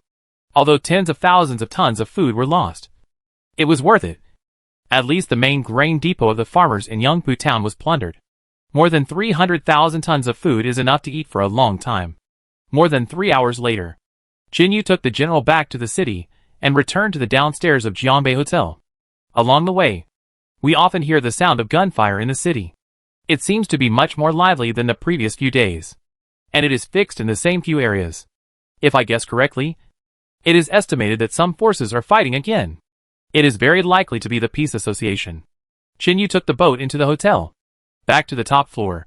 Dong Zhou and his wife were there, chatting with Fang Jing. Seeing Chen Yu coming back, everyone cheered. Chen Yu threw the backpack directly to Dong Zhou. See if the seeds in here can be used as your experimental products. You got the seeds back now? Okay. Let me see. Dong Zhou excitedly took the backpack and began to check it. Chen Yu kissed Fang Jing intimately. Then he whispered, where is Celia? She is in the room. Not feeling well. What's wrong? I have my period. Oh. Chen Yu suddenly realized and patted Fang Jing's arm. I'll go see her. Yeah. Chen Yu turned and went into the bedroom. On the bed. Chapter 131 Brainwashing People. The emergence of this peace society is weird. And the means are also weird. They even distribute leaflets? The resources are really rich. They can also distribute leaflets? And brainwash people? Awesome. The leader is a college student. Needless to say, it must be a student of Jiancheng University of Science and Technology. Who is it? So awesome? Chen Yu is convinced by the means of the Peace Society. Just like Zhang Jincheng. He has not been protected by them yet. But he has been brainwashed and started to beautify them. But, does anyone know about the massacre of farmers outside Yangpu town? Definitely not. Chen Yu was secretly shocked. In the previous life, there was no such force. After the University of Science and Technology was flooded, Chen Yu fled the University of Science and Technology with many friends and classmates to seek other shelters. From then on, the University of Science and Technology became a reservoir. There was no one there. I never thought that after I was gone in this life, the University of Science and Technology would not only have an extra resettlement point. Even a group of students from the University of Science and Technology could set up a peace association. which has now grown to such a large scale. I have to admire it. In fact, this kind of thing is not uncommon. If a group of college students really adapt to the Doomsday environment and find a way to survive, it would be very convenient for them to form a community. Just like myself in the last life. Maybe the Peace Association is a replica of the community I founded in the last life? But who will be the leader? Do I know him? Qinyu's mind was in a mess. But his face remained calm. He asked again, do you know where the headquarters of the Peace Association is? Yes. Zhang Jincheng nodded quickly. It's on the most famous commercial street in the West District of Jiancheng. Fonglin Pedestrian Street? Yes. That's it. Qinyu nodded. Okay. I have no problem. You have nothing to do here. If you want to leave, you can leave at any time. Zhang Jincheng was stunned. Let us go. Yes. We can go. Zhang Jincheng quickly pulled his wife up. And the two of them walked to the door tentatively. Seeing that Qinyu was indifferent, he believed that he really didn't want to embarrass himself.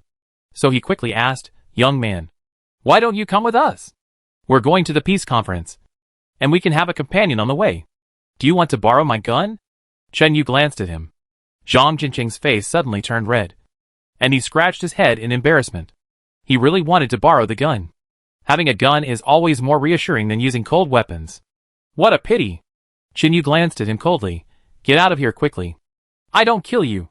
But it doesn't mean I agree with your killing behavior. You still want to borrow my gun? Do you think I'm a fool? Sorry. Sorry. Zhang Jincheng quickly pulled his wife and turned around and ran. After running downstairs quickly, he rushed out of the teaching building and ran towards the gate. Qinyu watched the two figures disappear outside the door, then turned around to put away all the tools and food in the room, and patted the general's head. What's going on? Can you walk? The general slowly propped himself up and shook his head vigorously. Then he rubbed Qinyu twice. It seems okay. The sub-alien virus did not knock it down. The animals are more adaptable. Qinyu put on the gun, turned around and waved, let's go home. Stay. The man and the dog quickly walked out of the office. He went home. This trip was quite successful. Although tens of thousands of tons of grain were lost, it was worth it. At least the main grain depot of the farmers in Yangpu town was plundered. More than 300,000 tons of food is enough to last for a long time. More than 3 hours later, Qinyu took the general back to the city and returned to the downstairs of Jianbei Hotel. Along the way, we often heard the sound of fighting in the city. It seems to be much more lively than a few days ago, and it is fixed in a few areas. If I am not mistaken, it is estimated that some forces are fighting again. It is likely to be the Peace Association. Qinyu took a boat into the hotel. Back to the top floor. Dong Zhou and his wife happened to be there, chatting with Fang Jing. Seeing Qinyu come back, everyone cheered. Qinyu threw the backpack directly to Dong Zhou. See if the seeds in here can be used as your experimental products. You got the seeds back already? Okay. Let me see. Dong Zhou excitedly took the backpack and began to check it. Qinyu kissed Fang Jing passionately. Then he whispered, where's Xiaoya? She's in the room. Not feeling well. What's wrong? I'm having my period. Oh! Qinyu suddenly realized and patted Fang Jing's arm. I'll go see her. Yeah. Qinyu turned and went into the bedroom. On the bed, Qinyu was lying curled up. And when she saw Qinyu coming in, she sat up in surprise. Uncle, you're back? Yeah. Your stomach hurts? Qinyu smiled and walked over, sat on the edge of the bed, and stretched out his hand to pinch her cheek. Qinyu nodded with a red face and whispered, my mother told me before that once a girl has this period, it means she is mature. Can be a woman. Qinyu was immediately confused. Can be a woman? How old are you? Qinyu touched her head with a smile. It's too early to be a woman. Try to live. Sooner or later, you will become a woman. Uncle, can I marry you? Ahem. Qinyu was sweating. Qinyu looked at him stubbornly. Uncle, can I marry you? Is it possible? Xiaoya, when you grow up, you will definitely meet a better man than uncle. Then you won't want to marry your uncle. No. Qinyu looked at Qinyu seriously. I will only marry your uncle in my life. If your uncle doesn't marry me, I will never marry. Qinyu shook his head helplessly. At this age, she should be happy to go to school. What a pity. No parents can teach her this knowledge. She has this idea at such a young age. There is nothing she can do. Chen Yu blinked and nodded. Wait until you grow up. When you are 18 years old. If you still have this idea, your uncle will consider it. Then you must wait for me. Uncle. Chen Yu held Chen Yu's hand and said firmly, Uncle can marry Aunt Fong before I grow up. I don't care. Chen Yu pinched her nose unhappily. You are quite nosy. Have you planned who I will marry? Okay. Lie down. Have a good rest. Drink more hot water. Aunt Fong said that drinking more hot water is useless. That's a man's excuse. What's useful? Chen Yu blushed, holding Chen Yu's big hand, and said shyly, Uncle will cover it. Chen Yu froze for a moment. Outside, after Dong Zhou checked the seeds in the backpack, he slapped the table in surprise. Good stuff. All good stuff. The grains are full. All good seeds. After that, he stood up and said excitedly, Wife, let's go to the experimental area. I'm going to start working now. You come to help me. The children let them watch from the side. Sooner or later they will have to learn to do these things. Chapter 132 Installation completed. Okay. Let's go down. Lu Yu was happy to see her husband's enthusiasm. They can make achievements and live here with peace of mind. So Lu Yu said goodbye to Fong Jing and hurriedly went down with Dong Zhou with the children. Fong Jing was relieved to see that the two of them could work so actively. Everyone is proving their own value. What about me? I have to work properly. Now, Chen Yu is back. And Xiaoya has a certain ability to protect herself. So, do I have to do something? Otherwise, it seems to be sorry for Chen Yu's protection of me. Fong Jing pondered silently. Chen Yu found an opportunity to transport 3 solar generators to the rooftop of Jianbei Hotel. These 3 solar generators are specifically responsible for Dong Zhou's cultivation room. The sun has now regained its brightness and heat. Although it is slowly cooling, the time span is as long as 5 years. So before the ice age comes, the solar generator can still operate normally. Chen Yu and Dong Zhou spent a week installing and debugging all the lines. A week later, the cultivation room was powered on. Dong Zhou was excited and danced. In order to facilitate irrigation and hydroponics, Chen Yu planned to get another set of water pumps. But I didn't stock up on this stuff at the beginning. I can't find it in the space. So I can only go out and find a set. Where can I get this kind of thing? Needless to say, Fugui Fish Farm must have a water pump. And it is a super large water pump. When she heard that Chen Yu was going to the territory of Fugui Fish Farm, Fong Jing quickly picked up the equipment and grabbed Chen Yu's arm. I'm going too. I want to help. Haha. I'm not going to fight. Chen Yu laughed. Fugui Fish Farm is now a large living community with a lot of people. I don't want to conflict with him. Let's trade first if we can trade reasonably. Then you have to take me with you. Fong Jing stubbornly pulled Chen Yu's arm. I don't want to hide here all the time. My hands and feet are rusty after a long time. Okay. Chen Yu nodded happily. Then you come with me. Let's talk to the people at Fugui Fish Farm. It would be best if we can exchange supplies. If they really don't know how to appreciate it, then kill them. Yes. Fong Jing nodded without hesitation. After being with Chen Yu for a long time, her previous faith has slowly worn away. One must be alive before talking about other things. So, the two set off together. Chen Yu paddled the hovercraft, set off from Jianbei Hotel, and headed directly to the southern part of the city. Fugui Fish Farm is in the south of the city. The entire flooded urban area was basically occupied by them. These people expanded very quickly. Once you find a survivor and join the Fugui Fish Farm, your daily task is to drive a boat to search for supplies in the flooded city. Usually the harvest is very rich. Especially the closer you are to the river, the better the things you can find. In the past, many areas near the river in Jiancheng were rich areas. And there were even villa areas. As a result, now both sides of the entire river bank are submerged. That is where the water level is the deepest.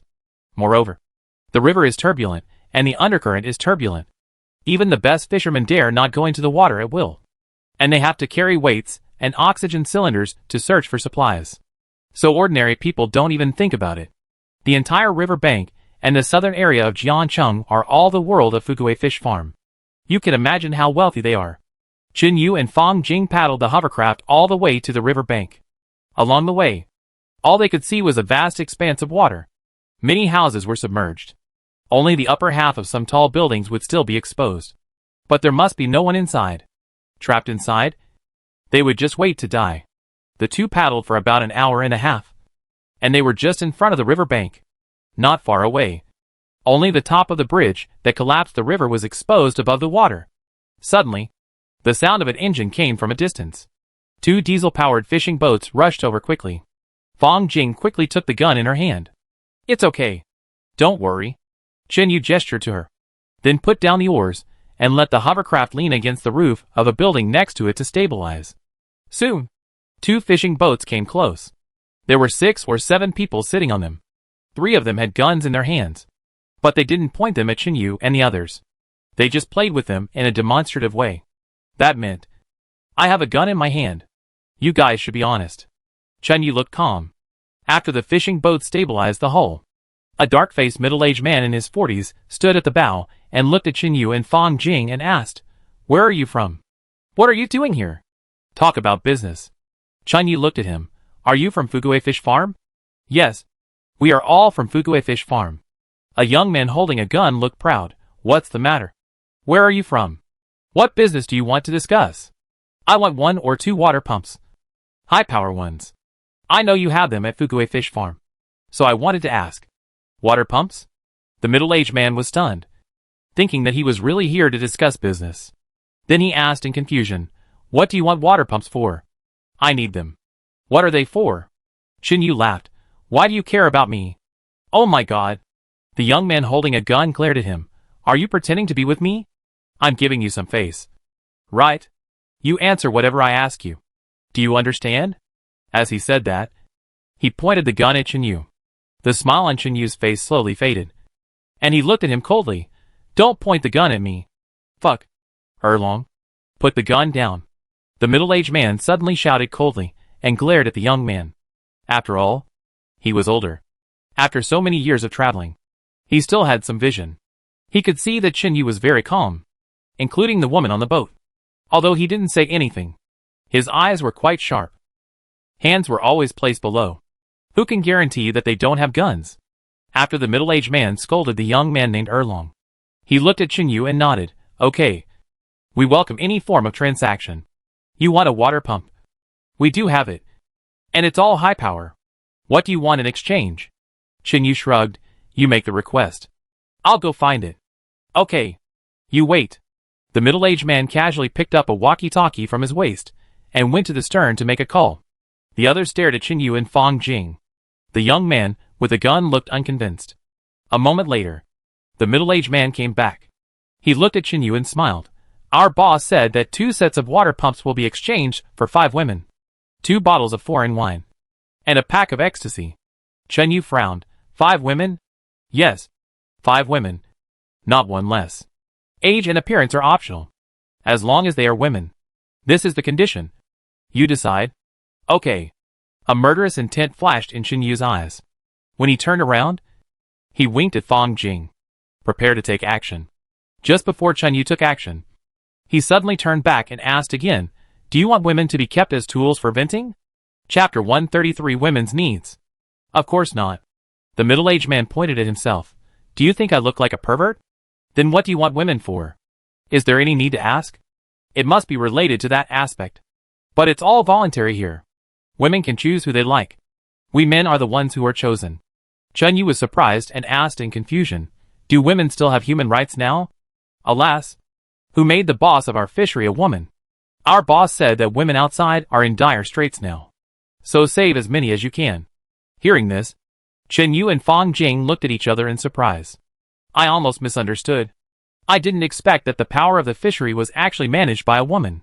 Chen Yu breathed a sigh of relief. This business can be done. Chen Yu agreed to the transaction requirements. The 2 parties agreed on the transaction location and parted smoothly. Although the young man with a gun on the other side was a 1250, who had never been beaten by socialism, Chen Yu really didn't like him. Such a little ass is too lazy to pay attention to. On the way back, Fong Jing said worriedly, "Chen Yu, do you believe what he said?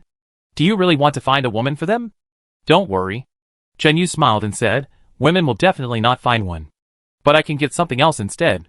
As for what they said, it has a certain degree of credibility. In this period, it is actually difficult to manage the power of women in power. Women are always a vulnerable group. Unless this woman loses her humanity, and everything is carried out according to the law of the jungle. Otherwise, it is difficult to support a large group, especially the needs of men.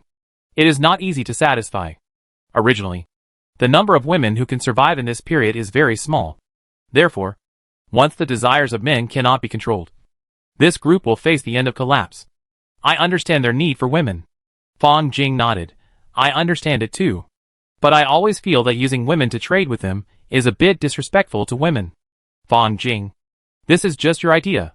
Maybe in the eyes of some women, they are eager for you to trade with them. Maybe? Fang Jing sighed helplessly. This is the reality. Qin Yu continued, but I really don't have the energy to find 5 women for them. Let's do something else first. Others? 2 bottles of foreign wine are easy to solve. But this ecstasy. By the way, maybe there will be some in the evidence room of our drug control department. Do you want to go and have a look? Alternative. While talking about the rubber boat, Qin Yu looked into the distance and smiled. In addition to your evidence department, I think there is another place where this ecstasy may be found. Where is it? Over there. Qin Yu pointed casually. Fang Jing looked back for a long time. What is that place? I can't tell. Qin Yu smiled and said, that is Wangjiang Garden Community. Wangjiang Garden Community? Isn't that the rich villa area in Jiancheng? Yes, that's it. Qin Yu analyzed, in this city, there are only 3 places where ecstasy can be found. One is the nightclub KTV. One is the evidence room of the drug control department. And the other is the villa in the rich area. But it's all flooded. Let's go and take a look. It just so happens that there is a place I want to go to. Where? The home of Suya, the sister of your instructor Su Qing. Fang Jing was stunned. Suya's home? Well, I happened to be there when Suya died. In fact, the general belongs to Suya. She entrusted it to me before she died. Ah? There is such a thing? Fang Jing was surprised. I didn't know who Suya was at the time. Nor did I know her relationship with Su Qing. So I took away everything useful from her, including the key to her house. Okay. Fang Jing was also at a loss. You want to search her house? Yes. Let's go over and explore first to see how deep it is. If it doesn't work, go get a set of diving equipment. Yes. The 2 rode to Wangjiang Garden Community. After more than 10 minutes, the 2 came to the middle of the community. The entire community was submerged in water, and it was estimated to be more than 8 meters deep. There are 3-story villas here. The ones with high terrain can still show their heads. The ones with low terrain were simply submerged. Qin Yu roughly judged the location of the community, and finally found Suya's 3-story villa. It's okay. The terrain is relatively high. The top of their villa is half exposed. Qin Yu immediately tied the rubber boat to the building, took off his clothes and looked at Fang Jing and said, you stay here and wait for me. I'll go down and take a look. If someone approaches with bad intentions, don't hesitate. Just shoot. I know. Don't worry. I'm not a guard anymore. Yeah. I'm relieved. Qin Yu took off his coat, wearing only shorts, dived into the water, and swam into the room, holding his breath. The river water was turbid, so the underwater vision was very poor. Qin Yu tried to make his movements as light as possible and not stir up the mud and sand, so that he could barely see the underwater environment clearly. Suya's house was a mess. Various objects were floating in the water, but generally speaking, it can be seen that the decoration in this room is very luxurious. Various valuables were floating everywhere. Qin Yu soon found many famous wines in the wine cabinet on the wall. Remy Martin, Lafite, sweet raw white wine, and even domestic Wuliang Yemutai, etc. Qin Yu was not polite. He put all the wines into the space. Then he quickly swam into Suya's bedroom and began to search everywhere. Doesn't this woman go to bars? Rich people like to have some excitement when they go to bars. Qin Yu searched the bedroom and finally found a small black leather bag and a small bedside table. He opened it and took a look. There were 3 bags of small pills in total, although there was no name or label. It was probably. Qin Yu packed up the small pills casually. Okay. Done. Easy and fun. If most people want to get this kind of pill, their first reaction is definitely to go to a nightclub or a bar, and the rest of the people should go to the security bureau. But few people will come to this kind of rich community to look for it. This is the inertial thinking of people. Qin Yu has been holding his breath for almost 7 or 8 minutes. But he doesn't feel suffocated at all. When he was about to leave, he suddenly caught a glimpse of a piece of paper floating in the water, which looked like a map of the city. A certain area on the map was drawn with a waterproof oil pen as a big red circle. There was also a name written below. Ouyanglan. Qin Yu's heart moved, and he hurried over to pinch the map. As a result, the map was soaked in the water for too long, and the corners rotted with a slight pinch. In addition, Qin Yu swam over to drive the water flow, and the water flow disturbed the map, and the map immediately tore into several cracks. Qin Yu secretly said bad. Chapter 134 Unknown Pills. I quickly looked at the red circle marked on the map and memorized the location. The map was completely torn apart by the disturbance of the water flow. Qin Yu shook his head. He turned around and kicked under the water, rushed out of the room quickly, and swam to the surface. The moment he emerged from the water, he saw Fang Jing's anxious face. Oh my god. You finally came out. Why did you hold it in for so long? It's okay. Don't be afraid. My lung capacity is very strong. Qin Yu climbed onto the hovercraft with a smile, and put the things in his hands and arms on the boat. 2 bottles of Remy Martin. There was also a small plastic bag of unknown pills. Fang Jing was stunned. You really found it. So, Sister Su's sister doesn't seem to be a quiet girl either. Have you ever seen a child from a rich family who is law-abiding? Qin Yu wiped the water off his face. These children are born with wealth that ordinary people can't get in a lifetime. They no longer have a goal to strive for. And the rest is just how to have fun in various ways. That's true. Alas. Comparing people is like comparing yourself to the dead. Okay. I'll take you back first. Fang Jing was stunned. Why take me back? I'm going to trade with the people from Fugue Fish Farm. And I may have to go deep into their territory. I'd better do this kind of thing myself. If you stay, I will be distracted. Go back and tell Dong Zhou and Lu Yu to wait for me downstairs. Install the water pump when the time comes. Fang Jing nodded helplessly. Okay. I'll listen to you. Let's go. Qin Yu was in a good mood, picked up the paddle, and started to rush back with Fang Jing. There was another reason to send Fang Jing back. It was the map found in Su Ya's bedroom. That location might be related to the material warehouse left by the military for Ouyang Bingzhong. Qin Yu had to investigate this matter himself. If it was true, the materials there would be a huge fortune. Don't rush to grab it. After sending Fang Jing back to the hotel, Qin Yu rowed the boat to the river bank alone. This time, he released 5 life-size dolls on the boat, covered with cloth. Qin Yu believed that for the people from Fugue Fish Farm he met before, dolls were more suitable for him than real women. If they really got 5 women, no matter what the policy was, these 5 women would probably not be their turn. But dolls were different. They could be hidden in private. This was not a mistake. Therefore, Qin Yu was confident that he could get the water pumped by peaceful means. Soon, he rowed the boat to the designated trading area. After waiting for a while, he saw a fishing boat slowly coming over and slowly stopping not far away. It was still the middle-aged man. Only 2 followers were brought this time.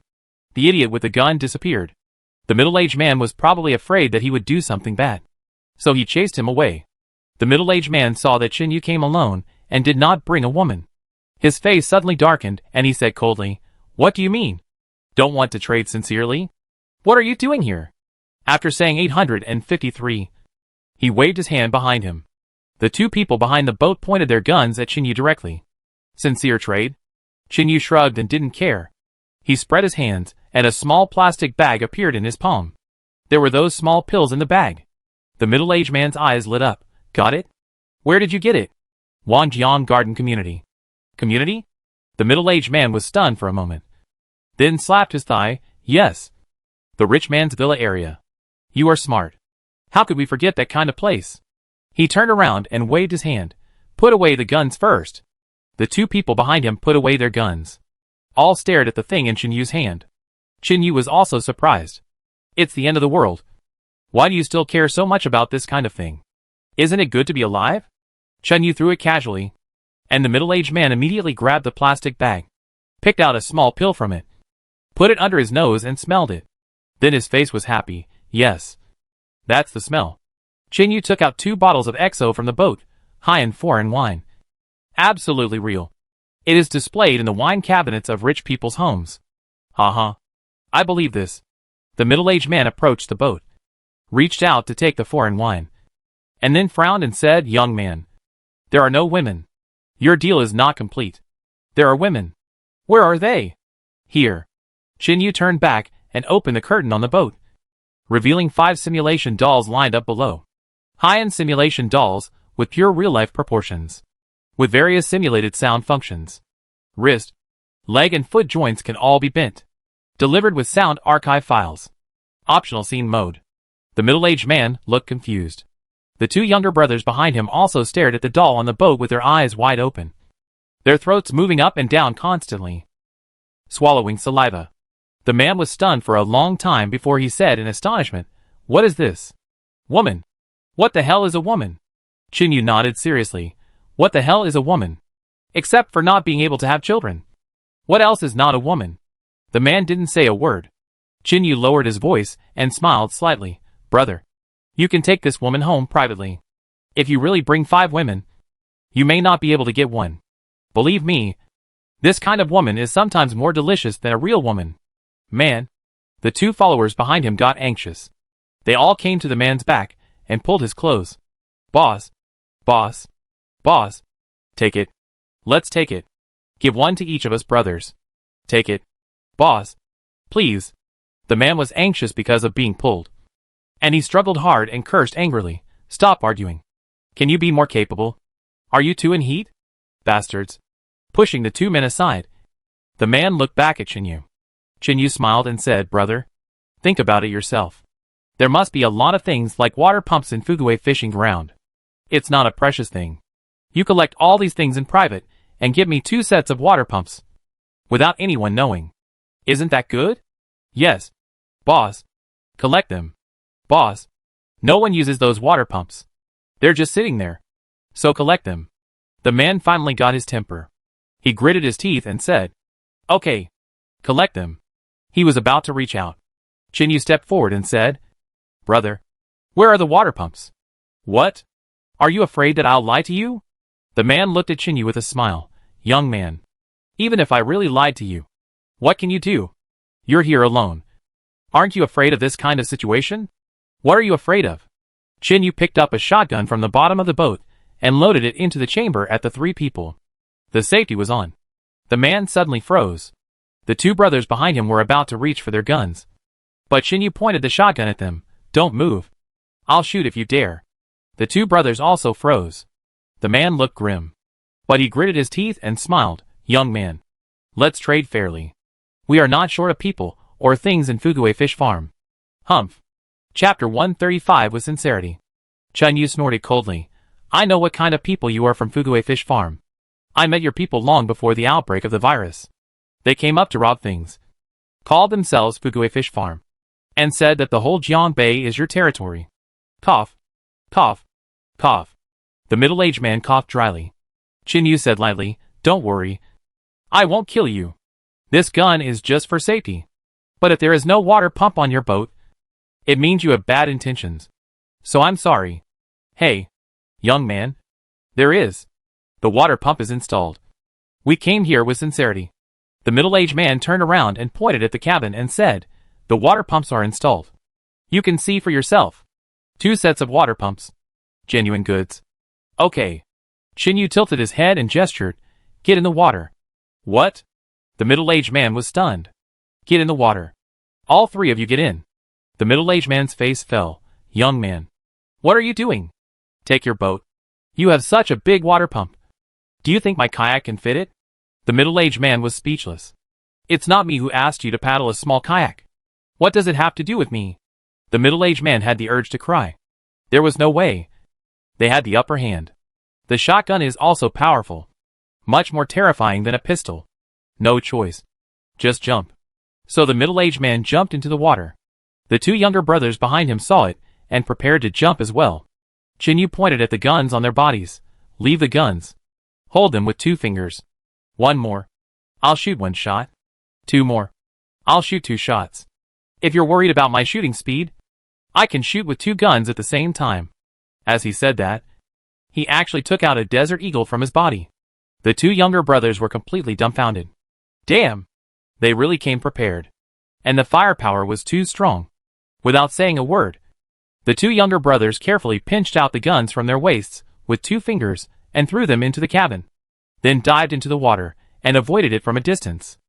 Yu then jumped onto the fishing boat. Their fishing boat was a diesel engine. It had enough power. Yu checked the water pump in the cabin and found it was intact. With a water pipe. He nodded with satisfaction. Then he started the engine. He controlled the fishing boat to slowly move backwards. And finally drove away slowly. The three people in the water quickly struggled to climb onto the kayak. The middle-aged man cursed angrily, gritting his teeth as he watched Yu go away. But the two younger brothers behind him only focused on the 5 children on the boat. Reach out and pinch. Oh my god. This skin is so soft.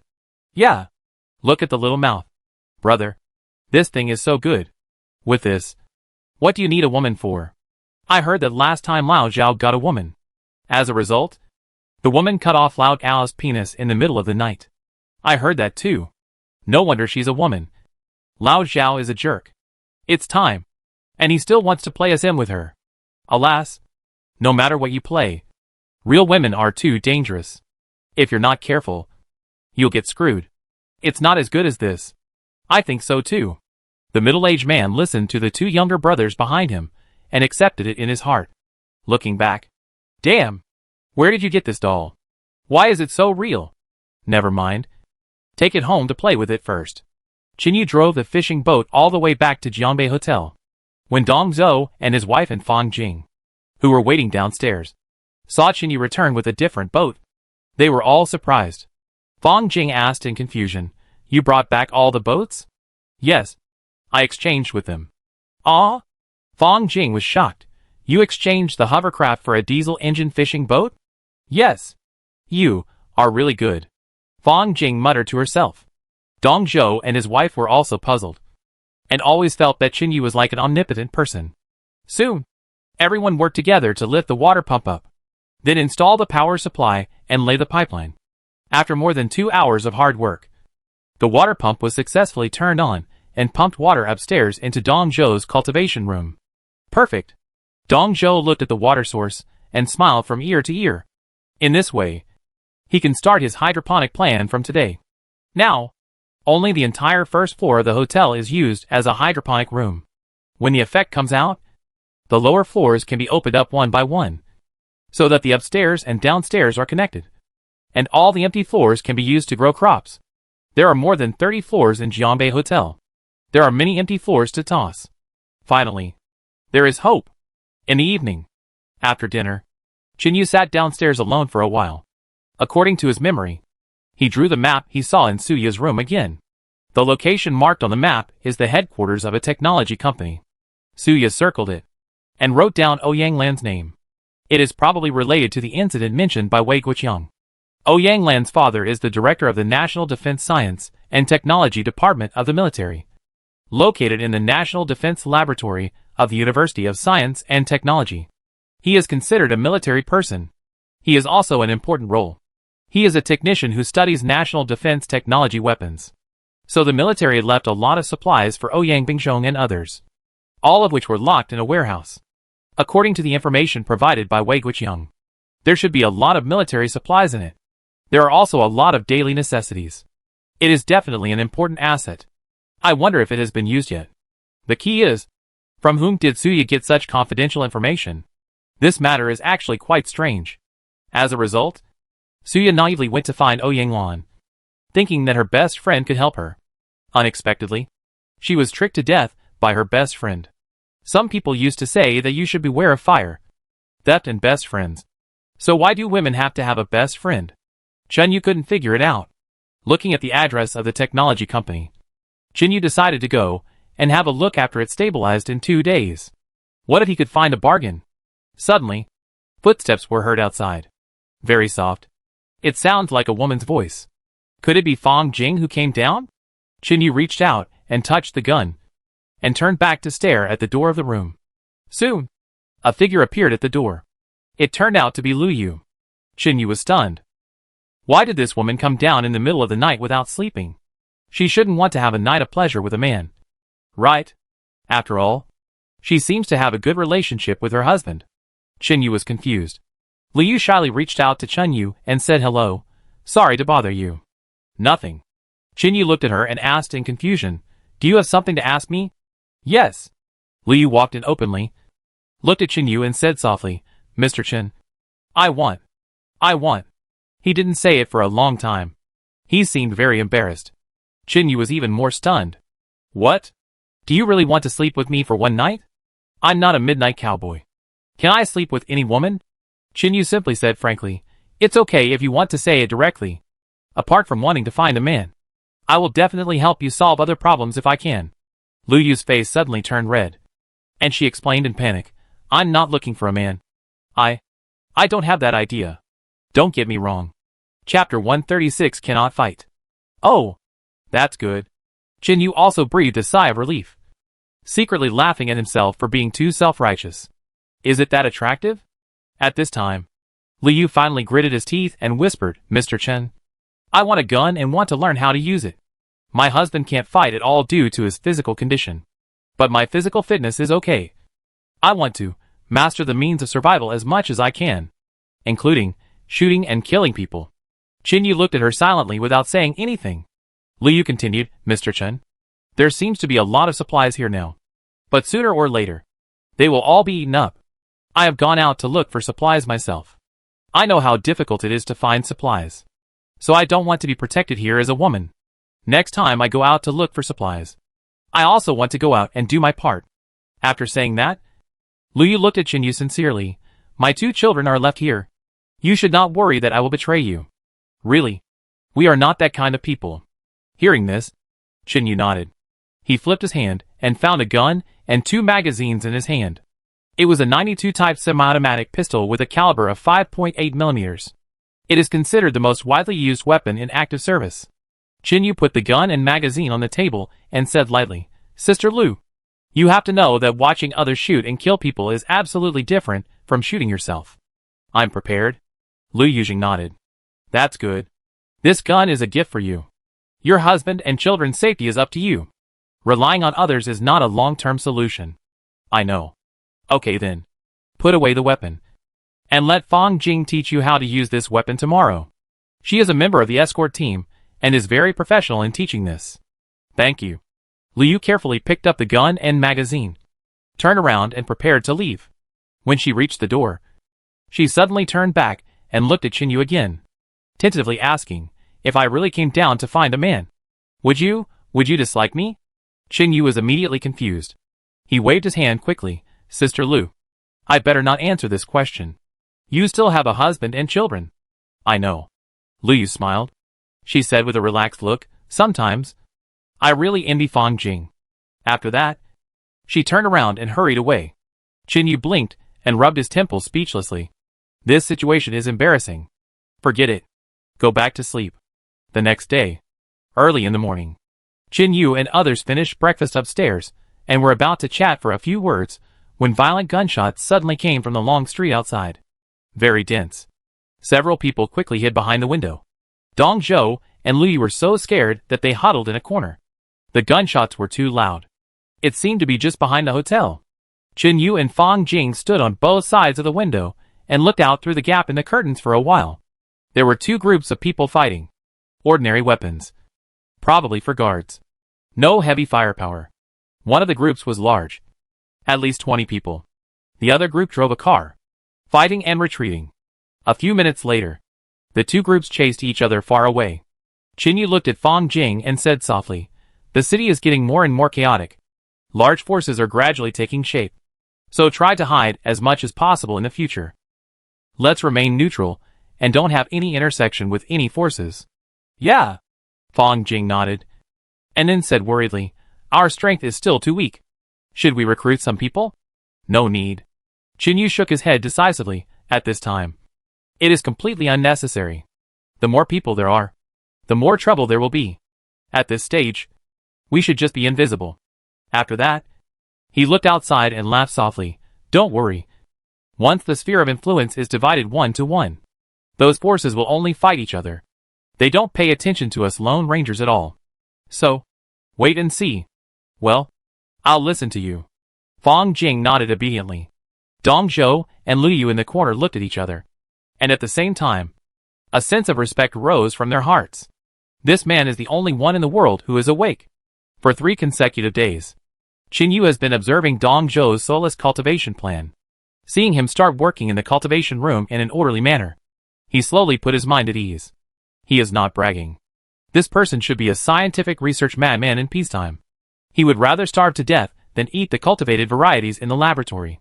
Once this kind of person is given a platform, he will definitely achieve results. So Chinyu is at ease. In a few years, he should be able to make achievements in Jianbei Hotel. Liu has followed Fang Jing to learn guns. As for their 2 children, they are having a lot of fun playing with Chinyu. It's good too.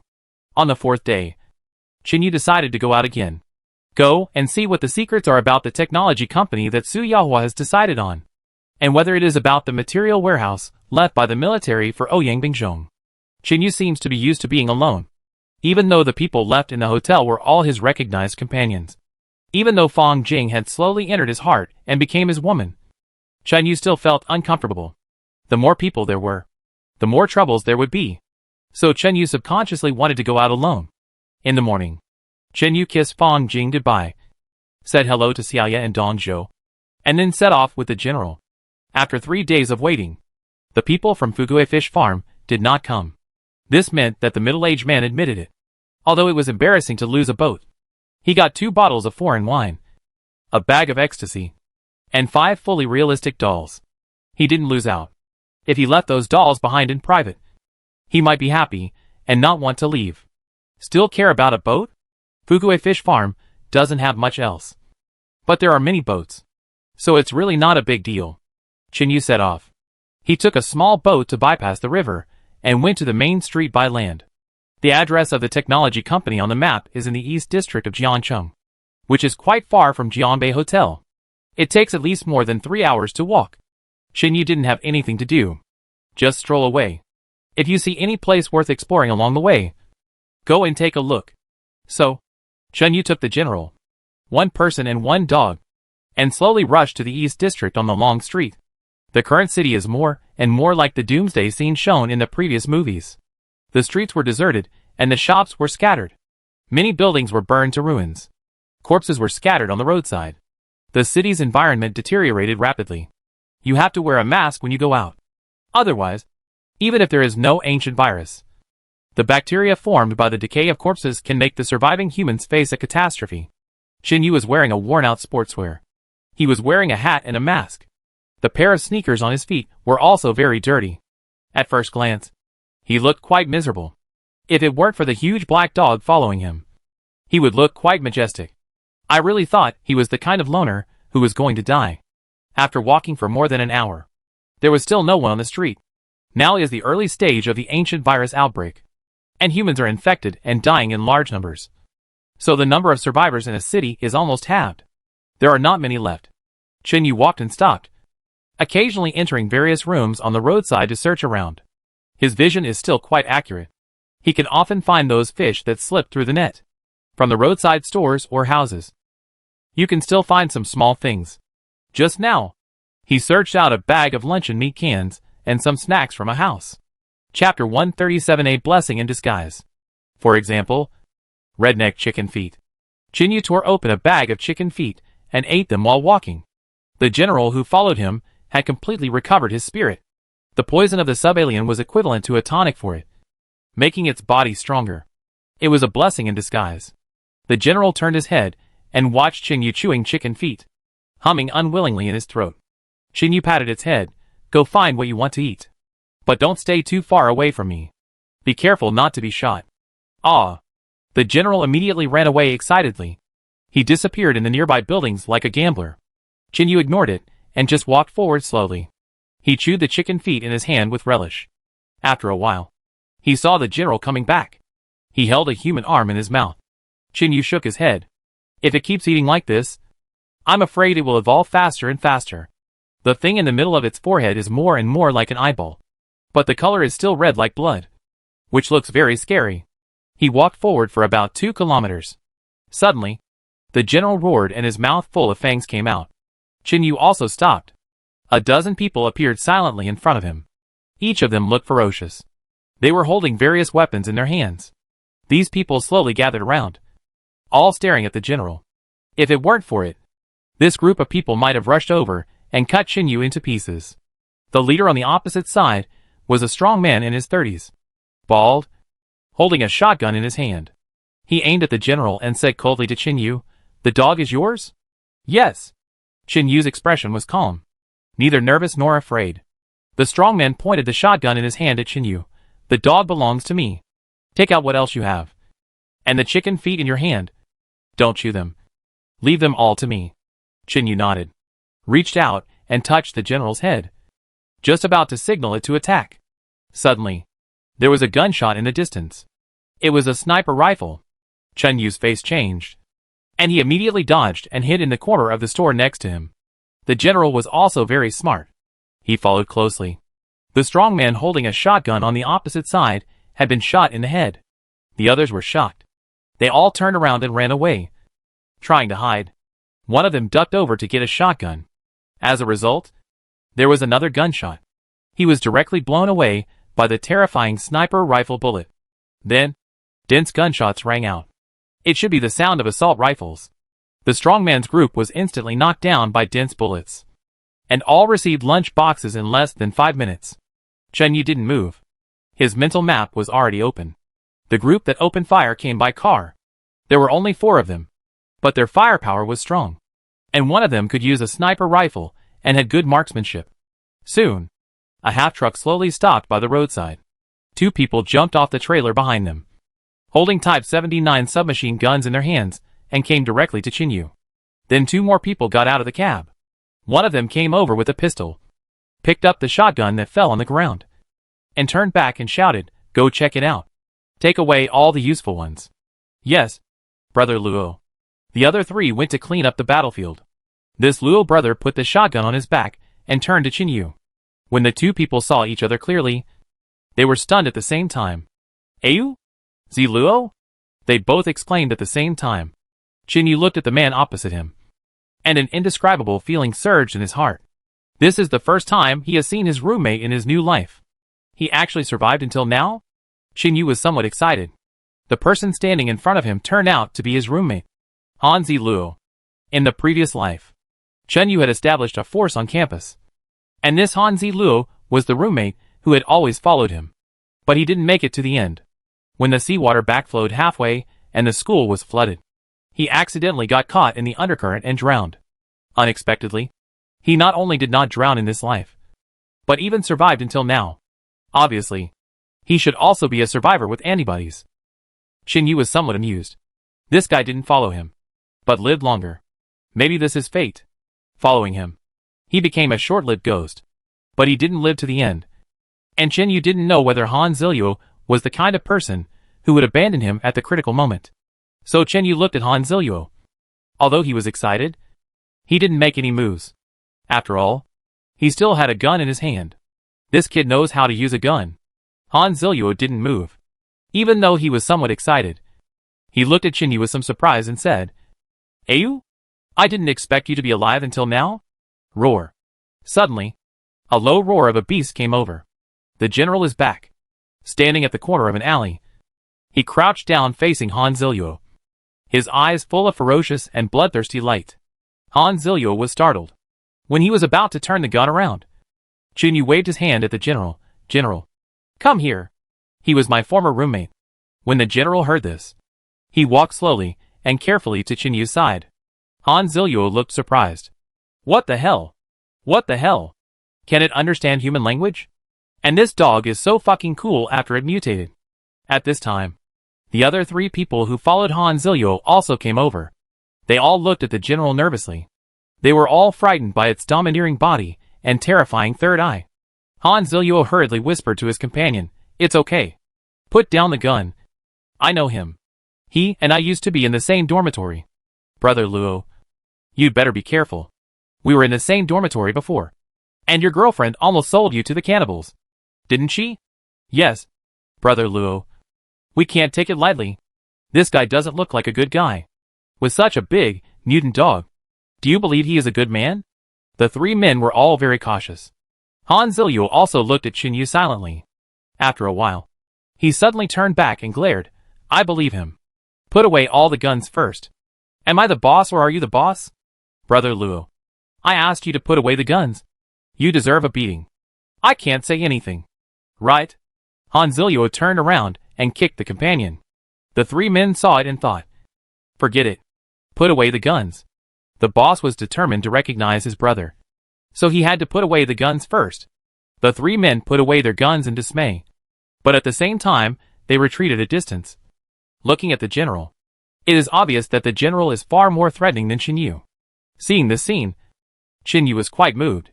For this reason, Han Zilio should not have any big problems. He died too early in the previous life, and we were not able to fight side by side, so I didn't have the chance to see how he felt about me. Chapter 138 Lone Walker. You can see it in this life. It just so happens that I look very miserable now. Maybe I can see his most real reaction. Qin Yu's heart moved, and he tried his best to act like a miserable loner, and reached out to rub the general's head, trying to comfort it. After Han Zilio dismissed his men, he also put away his gun. Seeing Qin Yu wanting to go over, but afraid of the general, he looked at a loss and asked anxiously, Ayu, is your dog safe? It's okay. It listens to me. Qin Yu patted the general's head and whispered, sit down. The general sat down immediately. There was no attacking posture, just staring at the three people. Han Zilio breathed a sigh of relief, walked closer with courage, stretched out his hand to grab Qin Yu's arm and sighed, Ayu, I didn't expect you to survive. It seems that you are still living a comfortable life. Qin Yu also laughed. What's comfortable? Just make do with your life. Han Zilio looked Qin Yu up and down, seeing that he was wearing tattered clothes and looked like a loner. He couldn't help but sigh. It seems that you have suffered a lot. Is that so? Not bad. Still stubborn. Han Zilio patted Qin Yu's arm hard. Come on. Now that I have found you, don't leave. Come back to school with me. Go back to school? Qin Yu blinked. Have you been in school? Yes. There is a resettlement point in our school. Now, it has become our own power. Han Zilio said excitedly. Come back with me. I have found 4 brothers in our dormitory. I have settled them all in school. But, isn't the school flooded? Qin Yu asked doubtfully. It is flooded, and there are advantages and disadvantages. We negotiated cooperation with Fugue Fish Farm and asked them for a lot of boats. So although the school was flooded, there is still plenty of space. It is convenient to enter and exit with a boat. And Han Zilio was so excited that he wanted to say more. But a little brother behind him suddenly coughed hard. Ahem. Brother Luo, you've said too much. Han Zilio turned around and glared at him. You know shit. A freshman. Do you know who this is? He's my roommate. For more than 2 years in college. Ayu is my brother. Don't you know? The little brother stopped talking. He nodded awkwardly. And Han Zilio's words made Qin Yu feel warm in his heart. Huh? He felt much more relaxed. When they were in school, Han Zilio and he did have a good relationship. They were the same age, and their birthdays were only 3 days apart. In the dormitory, they basically eat and sleep together, play basketball together, and pick up girls together. When Qin Yu was dating Lu Jia, this brother also helped a lot. Of course, he didn't see what kind of person Lu Jia was. It was just that when they first entered college, once the boys saw a pretty girl, they would definitely help more. Because of this, Qin Yu took the lead in his previous life and took Han Zilio with him when he led his brothers to survive. It's a pity that he died too young in his previous life. He accidentally fell into the water when the seawater backflowed and drowned. When Qin Yu came back, his stomach was swollen like a ball. What a pity! Qin Yu looked at Han Zilio's face and thought, can he continue his brotherhood with him in this life? Maybe this is fate. Han Zilio looked back at Qin Yu and said excitedly, Ayu, don't stand there stupidly. I know you must have suffered a lot during this period. So come with me. Back to school. Many classmates are here. How is it? Oh, what do you mean by I? Don't you trust me? Han Zilio stretched out his hand. Don't worry. I'm back to school. I'm responsible for your safety. Just follow me. Han Zilio. And I'll make sure you have food to eat every day. Let's go. Qin Yu looked at him and nodded slowly. Okay. I'll go with you. That's right. Brother. Qin Yu stretched out his hand and shook his. Qin Yu changed his plan midway. Han Zilio's appearance made him realize that this was a great opportunity to join the sphere of influence of the University of Science and Technology. It was a good time to go back and take a look. Wei Guiqian left the school at the beginning. At that time, Ouyang Lan was still in the school. What if she had never left? Maybe he could investigate Su Qing's whereabouts from the side. Until now, Su Qing had not appeared. She had not gone to Jiamei University Hotel to look for him. So where did she go? It was impossible that she died directly. Or, was she imprisoned by someone?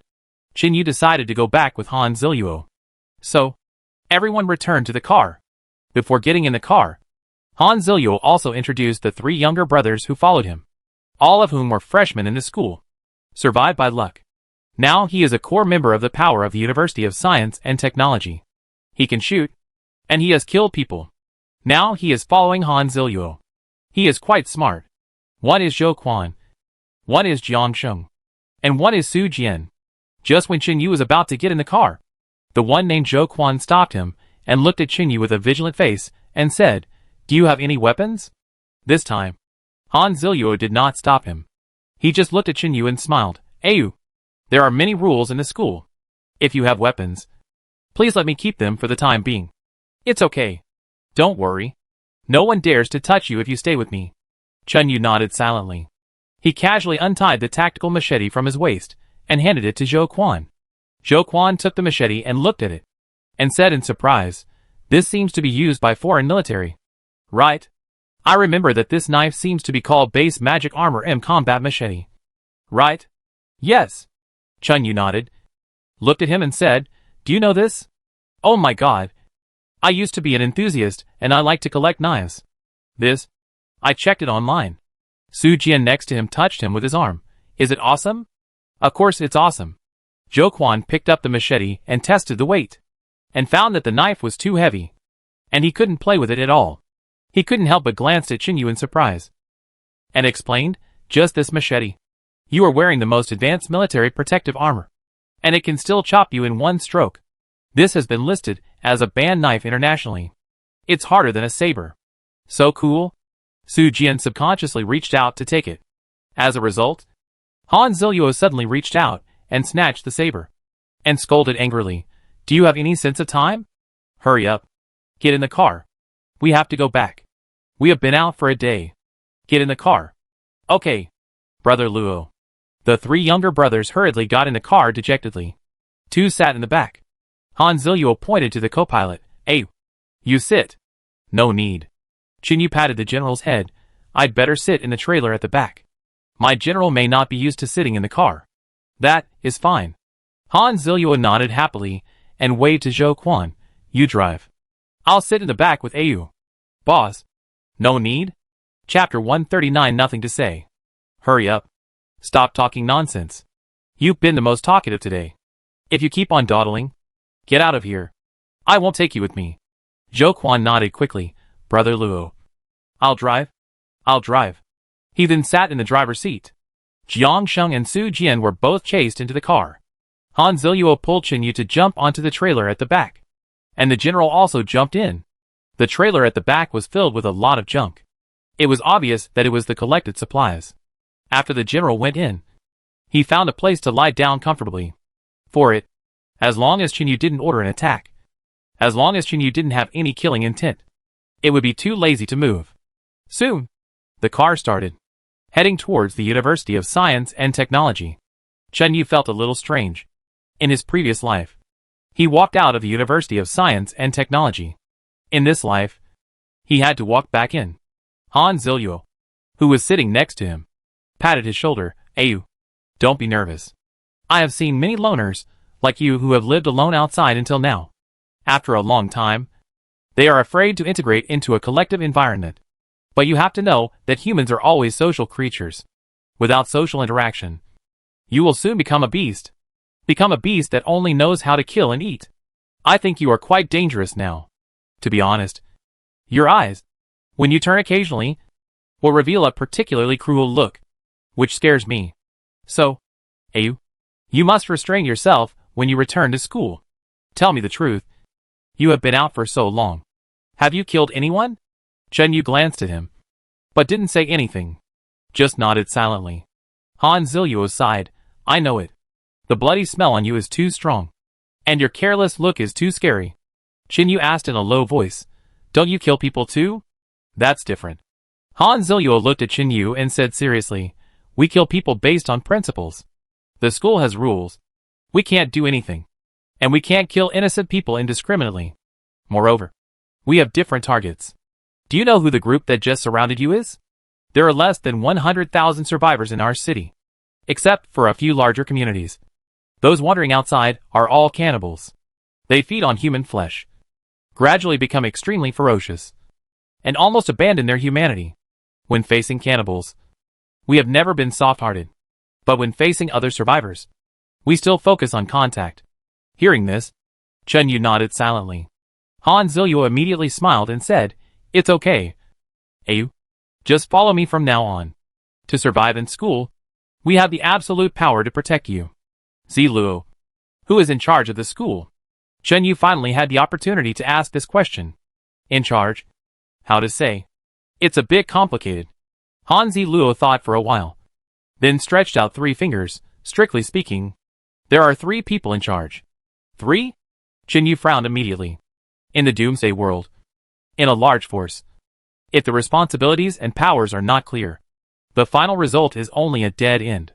Power brings desire. Desire makes people lose their reason. If a force has 3 people in charge, sooner or later something will go wrong. Qin Yu shook his head secretly. But Han Ziluo didn't pay attention. Just explained, all administrative matters in the school are managed by the former vice president Jian Ligua. However, the distribution of materials is managed by Ho Jun, the president of the student union. As for security, it is managed by Ouyang Bingzhong, the technical director of the National Defense Science and Technology Department. When Qin Yu heard this, he was slightly shocked. It turned out that Ouyang Bingzhong was in the school. No wonder. This may be the reason why the resettlement site of the University of Science and Technology can slowly develop. The key is, how many people know about the material warehouse left by the military for him? Have those things been used? Qin Yu has seen the weapons of Han Zilyuo and others. They are not standard weapons of the military, but a hodgepodge of various kinds. Some are used for guards, and some are in active service in the military. It doesn't look like a unified configuration. So, Ouyang Bingzhong's material warehouse may not have been moved yet. This is intriguing. He survived in school and was never taken over by the military. Why? Doesn't he want to be protected by the military? Qin Yu was a little confused. The car drove for a long time. Qin Yu and Han Zilyuo also talked a lot in the car. I roughly understood the current situation of the University of Science and Technology. In the previous life, Ouyang Bingzhong was not in the school. So when Qin Yu and others left the school with many people, the school was basically empty. But in this life, there is an additional Ouyang Bingzhong. So the power in the school has gradually developed. Vice President Jian Ligua is not dead. He is managing the school. There is also a student union president Ho Jun. He is an extremely annoying person. I think everyone who has been to college knows that the student union is a den of lackeys in the school. The cadres of the student union are also rarely sought after. They are all very lackeys. The student union of the University of Science and Technology is no exception. Especially this Ho Jun, who is a very shrewd and annoying person. He is a junior student. During the 3 years as the president of the student union, he made a lot of money by taking advantage of various opportunities and played with all the famous girls in the school. In a way, this guy is indeed a character. He is very good at getting along. And he is vicious. He is also the favorite student of Vice President Jian Ligua. No wonder these 2 people can get together to control the power of the University of Science and Technology. Qin Yu shook his head. If it weren't for Ouyang Bingzhong, or if it wasn't for investigating Su Qing's matter, Qin Yu really didn't bother to go back to school. There's no future in going in. It's just being used as a gun. However, other news is quite exciting. At least Han Zilyuo said that he has found 4 brothers in the dormitory. And Qin Yu is the 5th. In other words, including Han Zilyuo, 6 of the 8 brothers in their dormitory have survived. This survival rate is not low. Qin Yu asked about the security situation in detail. It seems that Ouyang Bingzhong has also spent a lot of energy for the survival of the school's power.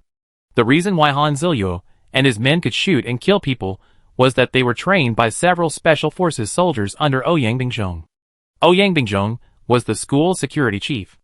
All the people who could fight were trained by the people around him. Han Zilyuo really told Qin Yu everything he knew. The introduction along the way was very detailed. In addition, Chinyu didn't say much. So Han Zilio thought he had become a loner after being a loner for a long time. So he kept bringing up the topic. Chinyu was also amused. I didn't realize that Han Zilio had a bit of leadership style. About an hour and a half later, everyone drove to the waterside. Jiangcheng University of Science and Technology was adjacent to the river. So when the seawater backflowed, the university was also flooded. However, the water depth in the flooded area was only more than 3 meters. So most of the buildings were only flooded to the second floor. When they arrived at the water's edge, Han Zilio asked the 3 brothers to drive the car to an abandoned building. Chapter 140 No Chance of Rescue. Ayu. Our people are hiding in that building. All of us came out by boat. When we get outside, we go there to get the car. There are 7 or 8 cars from our school parked there. Of course, only people who are on a mission can get the car with the license plate. Chinyu nodded after hearing this. Very cautious. Soon, the car was delivered. Then a broken iron boat slowly came out of the building. Come on. Get on the boat. Han Zilio enthusiastically pulled Chinyu on the boat. The general also jumped on. With the addition of 3 men, the iron boat was a little crowded. None of the 3 men dared to get close to the general. And they all crowded at the stern, with a look of vigilance on their faces. Chinyu ignored him. In this way, several people rowed the boat and slowly approached the gate of the University of Science and Technology. Since his rebirth in this life, Chinyu has never been so close to the university gate. In this life, he deliberately avoided the school. He didn't want to come back. It was because all the experiences in the previous life started from here. The people who stayed by his side, and those who betrayed him in the end basically came from here. So, they are all sad memories. I never thought that I would come back in the end. The boat entered the gate and faced the school's administrative building. There were people standing guard upstairs. Han Zilio was on the boat, waving at the people above. The person above observed with a telescope, then reached out and threw out a small green flag, waving it twice at Han Zilio. It meant that he was allowed to pass. Chinyu quietly opened the mental map. He could see that the administrative building should be the first line of defense of the school. There were at least 30 or 40 people deployed inside. They should all be armed. After passing the first line of defense, Han Zilio and others rowed the boat quickly towards the student dormitory, and said excitedly while rowing, "Let me take you back to the dormitory first. The brothers should all be here now." Okay. Chinyu nodded. He continued to look around. At the same time, the mental map was fully expanded to check the people on campus. There are so many people. There are people in almost every building. Some people are busy. Some are still. And some seem to be training. Along the way, we passed the laboratory building, the canteen building, several teaching buildings, and the freshman dormitory building. The number of people who can be observed easily exceeds 10,000. It's really rare. Soon, the boat arrived at the sophomore dormitory building. Chinyu looked up at the dormitory building and was stunned for a moment. It's hard to imagine that he is back again. Han Zilio patted him and laughed. How is it? I knew you would be stupid. You still have to return to the crowd. Otherwise your humanity will be exhausted. Let's go back and have a look. After saying that, he jumped onto the second floor balcony. Chinyu also jumped up, followed by the general. Han Zilio waved to Zhou Quan and the others. Help me hand over the shift to the material department. Everything is on the boat. This is the loot today. Let's see how many points we can give. Okay. Let's go. Brother Luo. The 3 of them rowed away. Chinyu looked at Han Zilio in confusion. Give points? Yes. The point system. Han Zilio pulled Chinyu upstairs, saying as they walked, the school implements the point system. Everyone has to work. For example, going out to find supplies, working in the school, washing clothes and cleaning, etc., and performing entertainment programs. Anyway, you can't be idle. The school doesn't support idlers. You should understand this. Understand? Chinyu nodded, then asked in confusion, but what does it mean to perform entertainment programs? Who do you perform entertainment programs for? Can you also get points this way? Fuck. If you can perform entertainment programs, you can get high points. Han Zilio lowered his voice and said, the school has a core layer. The leaders of the core layer don't have to work. They only make decisions. The performance is to please them. Do you understand? Oh. Chinyu suddenly understood. There are privileged classes everywhere. This is not surprising. And sometimes, It's not that the privileged class wants to become the privileged class themselves, but some third grandsons like to operate this kind of thing and turn some people into the privileged class. In this way, these three grandsons can benefit from it. It's the same everywhere. No one can escape from it. The two people walked upstairs while talking. Along the way, they met a lot of people. They all looked like students. Chunyu really gradually felt a campus atmosphere. However, these people were frightened by the general. Screams were heard from the dormitory building from time to time. Soon, Han Zilyu took Chunyu back to the door of their original university dormitory. Looking at the familiar dormitory door, Chunyu couldn't help but feel dry in his throat. To be honest, I really missed the carefree university campus life before. Chunyu slowly stretched out his hand and pushed open the door. The door was pushed open, and there was a little noise inside. A boy was sitting on the bed playing guitar, and the other three were sitting at the table playing poker. When the door opened, several people looked back at the same time. Then, the room suddenly became quiet. After a few seconds, the boy playing guitar jumped up first, rushed to the door with a shocked face, looked at Chunyu and shouted in surprise, "Ayu? Are you still alive? Fuck. Isn't this Chunyu? Oh my god. You're still alive? Good guy. It's good. It's really you. Chunyu? How did you survive?" The three people playing poker also threw down their cards and ran over. The four people dragged Chunyu into the dormitory in a hurry. The boy playing guitar gave Chunyu a brotherly hug without hesitation, hugged him tightly, and patted his back a few times. Not caring how dirty he was, Chunyu sighed in his heart. A smile appeared on his face. He reached out and patted the boy playing guitar, and whispered, "Old third. I'm still alive." Ha ha ha. That's great. The boy playing guitar is called Su Sheng. He ranks third in the dormitory. He has the best relationship with Chunyu, even better than Han Zilyu. In the previous life, Su Sheng was also a person who died halfway and did not survive until the Ice Age. And his death was a bit cowardly. He was killed by a saintly bitch. When the beast tide broke out, in order to avoid the sudden and ferocious beast tide, Chunyu and others hid in the shelter and locked the door. But at that time, a boy ran slower and was locked outside. Seeing the beast tide approaching, Chunyu and others were busy blocking other doors of the shelter. Su Sheng and his girlfriend guarded the door. As a result, his girlfriend started to make trouble. The boy outside the door was howling for help, and he had been knocked down by a mutant creature at that time. There was no hope of saving him. But Su Sheng's girlfriend's heart broke out, and she forced Su Sheng to go out to save people. She said a lot of moral words, forcing Su Sheng to grit his teeth and rush out. The result was that not only did he not save the people, but he also lost another person. When Chunyu and other brothers came back, they found Su Sheng's girlfriend kneeling on the ground crying, and Su Sheng had been torn apart outside. At that time, Chunyu was so angry that he almost died. Chapter 141: The Seed of Betrayal. In a rage, he was about to throw Su Sheng's girlfriend out, but was persuaded by everyone. Chunyu was a little irrational at the time, so that incident also planted the seeds for others to betray him out of fear in the future. In this life, Chunyu looked at Su Sheng, who was still alive and well, and couldn't help sighing in his heart. Originally, Chunyu didn't want this tie anymore.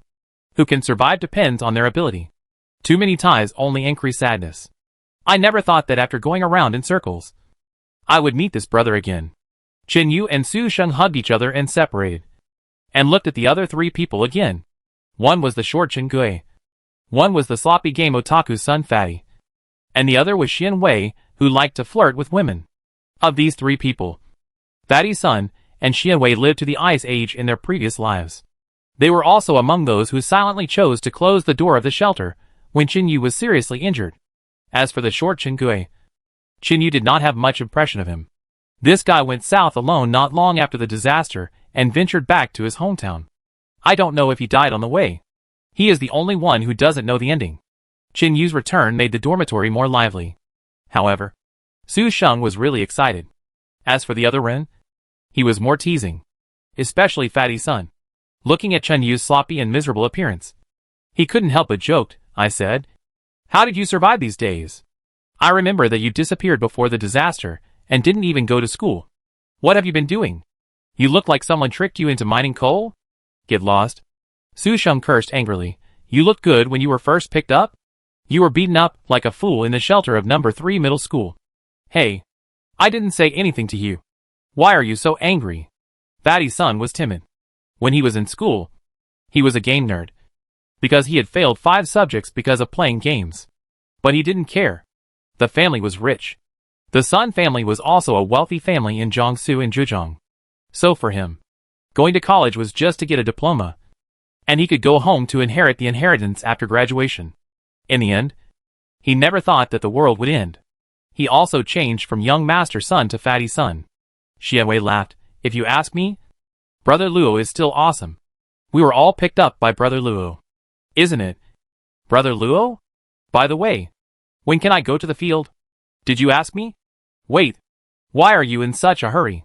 Han Zilluo frowned and said, now the school has taken in more and more survivors. And they all want to go to the field. If I wasn't one of the first batch to stay in the school, I couldn't get in. So wait. Don't be in a hurry. Fuck. Xianwei curled his lips, turned around and sat back on the bed. He muttered something. It seemed like he was cursing. Obviously, he was not very enthusiastic about Qin Yu's return. Qin Gui also sat back silently. He has always been a taciturn person. He keeps a certain distance from everyone. When he was in school, he only focused on studying and rarely managed interpersonal relationships. But Fatty Sun looked at Qin Yu with a smile on his face. Qin Yu, tell us, how did you survive alone? Have you killed anyone? Su Sheng pushed Fatty Sun away. Get the hell out of here. Even if you killed someone. So what? Do you have a temper? Hey. Old Su. Why are you so protective of your child? Qin Yu is not your son? I just chat with him. What are you afraid of? You are a bad mouth. Don't you know? Su Sheng completely ignored him and dragged Qin Yu to his bed. When he was about to speak, there were several screams outside. Everyone turned their heads to look, only to see a huge monster slowly walking in board. Ah! What the hell? Brother Luo. Shoot quickly. What the hell? Everyone in the room was startled, including Su Sheng. Several people screamed in fear. But Han Zilluo clapped his hands with a smile. Hey, don't be afraid. This is what you brought back. Don't worry. I've experienced it. And I'm absolutely obedient. Qin Yu also waved at the general. General, come and sit down. Don't scare people. The general shook his head, and the mane on his neck was still stained with blood.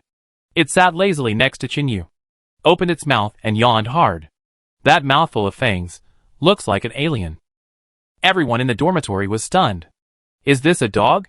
Su Sheng, who was originally sitting next to Qin Yu, said tremblingly after a long time, Ayu, this won't eat us. Don't worry. It won't. Qin Yu smiled at Su Sheng, then reached out and touched the general's head. The general lazily put his head on his legs and slowly closed his eyes. Several people in the dormitory looked at each other. Xianwei looked at Han Zilluo with a face full of resistance and said anxiously, Brother Luo, what do you mean?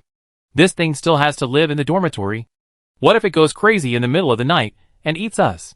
That's right. Brother Luo. Fatty Sun also said anxiously, this person must not move in.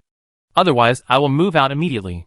Han Zilluo stood at the door and waved at several people. I will think about this matter and discuss it later. I have to go out first. Old Su, you accompany Qin Yu and get him a new set of clothes to wear. Remember to talk to him more. Ayu should have lived alone until now. Unlike you, who all survived in the shelter. Talk to him more and don't let him develop a mental illness. Su Sheng nodded quickly. Okay. Brother Luo. Don't worry. I will accompany Ayu and won't let him get into trouble. What are you going out for? Han Zilluo smiled and said, Brother, we are back. As usual. Let's have some meat tonight. I'll go apply. There are still a lot of procedures to go through. Okay. I'll leave first. After that, Han Zilluo said hello to Qin Yu and turned around and left in a hurry. Su Sheng hurriedly came to Qin Yu's side, carefully looked at the general, and found that it was really sleeping. So he whispered, Did you bring your luggage? No. Qin Yu shook his head directly. Okay. Wear mine first. Don't think I'm dirty. My clothes are all washed clean. Qin Yu looked at him puzzledly. Have you learned how to wash clothes? Bullshit. Su Sheng smiled and said, I'm too lazy to do the laundry. Celia washes my clothes for me. You can always rest assured that she washes them. Right? You know how obsessed she is with cleanliness? Oh! Chunyu frowned inadvertently. Xiaoya. Called Xiaoya. She is Su Xing's girlfriend. She was also the monitor of the previous class. She is considered the class flower. Although she is not as delicate and elegant as the school flower Ouyanglan. She is sexy, and knows how to dress up. When he first entered college, Su Xing had many competitors. But in the end, they all lost to him. One of the reasons is that Su Xing's family has real estate in Donghai City, and is well off. Alas, they are still together. It's helpless. Will the plot of the previous life repeat itself in this life? Qinyu was dragged out by Su Xing. When the two left, Xianwei and the other three were silent. They stared at the general lying on the ground nervously. They didn't dare to breathe. Chapter 142 Playing Games. But when he found out that the general was really sleeping, he slowly relaxed. Fatty's son came to Xianwei and whispered, "Old Xian, we can't let this thing live in the dormitory? Otherwise, we won't feel safe." Chuan. Definitely not. Who knows if it will go wild in the middle of the night and eat us all? Suddenly, Qin Gui, who had been silent, said softly, "It's good to leave it." Good? Fatty's son was surprised. Are you crazy? It's good to leave this thing? Aren't you afraid that it will eat you in the middle of the night? I don't think so. Qin Gui analyzed calmly. This thing should listen to Qin Yu very much. I suspect it was raised since childhood. So what? Xianwei glared. Can you put your life in someone else's hands? Not really.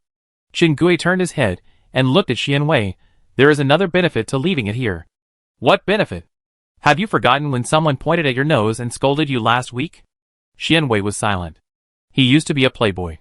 Last week, because he talked to a girl, her boyfriend, and a group of people blocked the door of the dormitory and pointed at his nose and scolded him. They almost got into a fight. Luckily, Hanzirua came back at the right time. Because Hanzirua was one of the first people to stay in the school. He now has a job as a field staff. Generally, such people have some power. Therefore, Xianwei escaped. This is a stain. He hates it most when others mention this. But Qin Gui ignored his ugly face and just said to himself, "We came late and don't have many friends yet. We will be bullied in the future."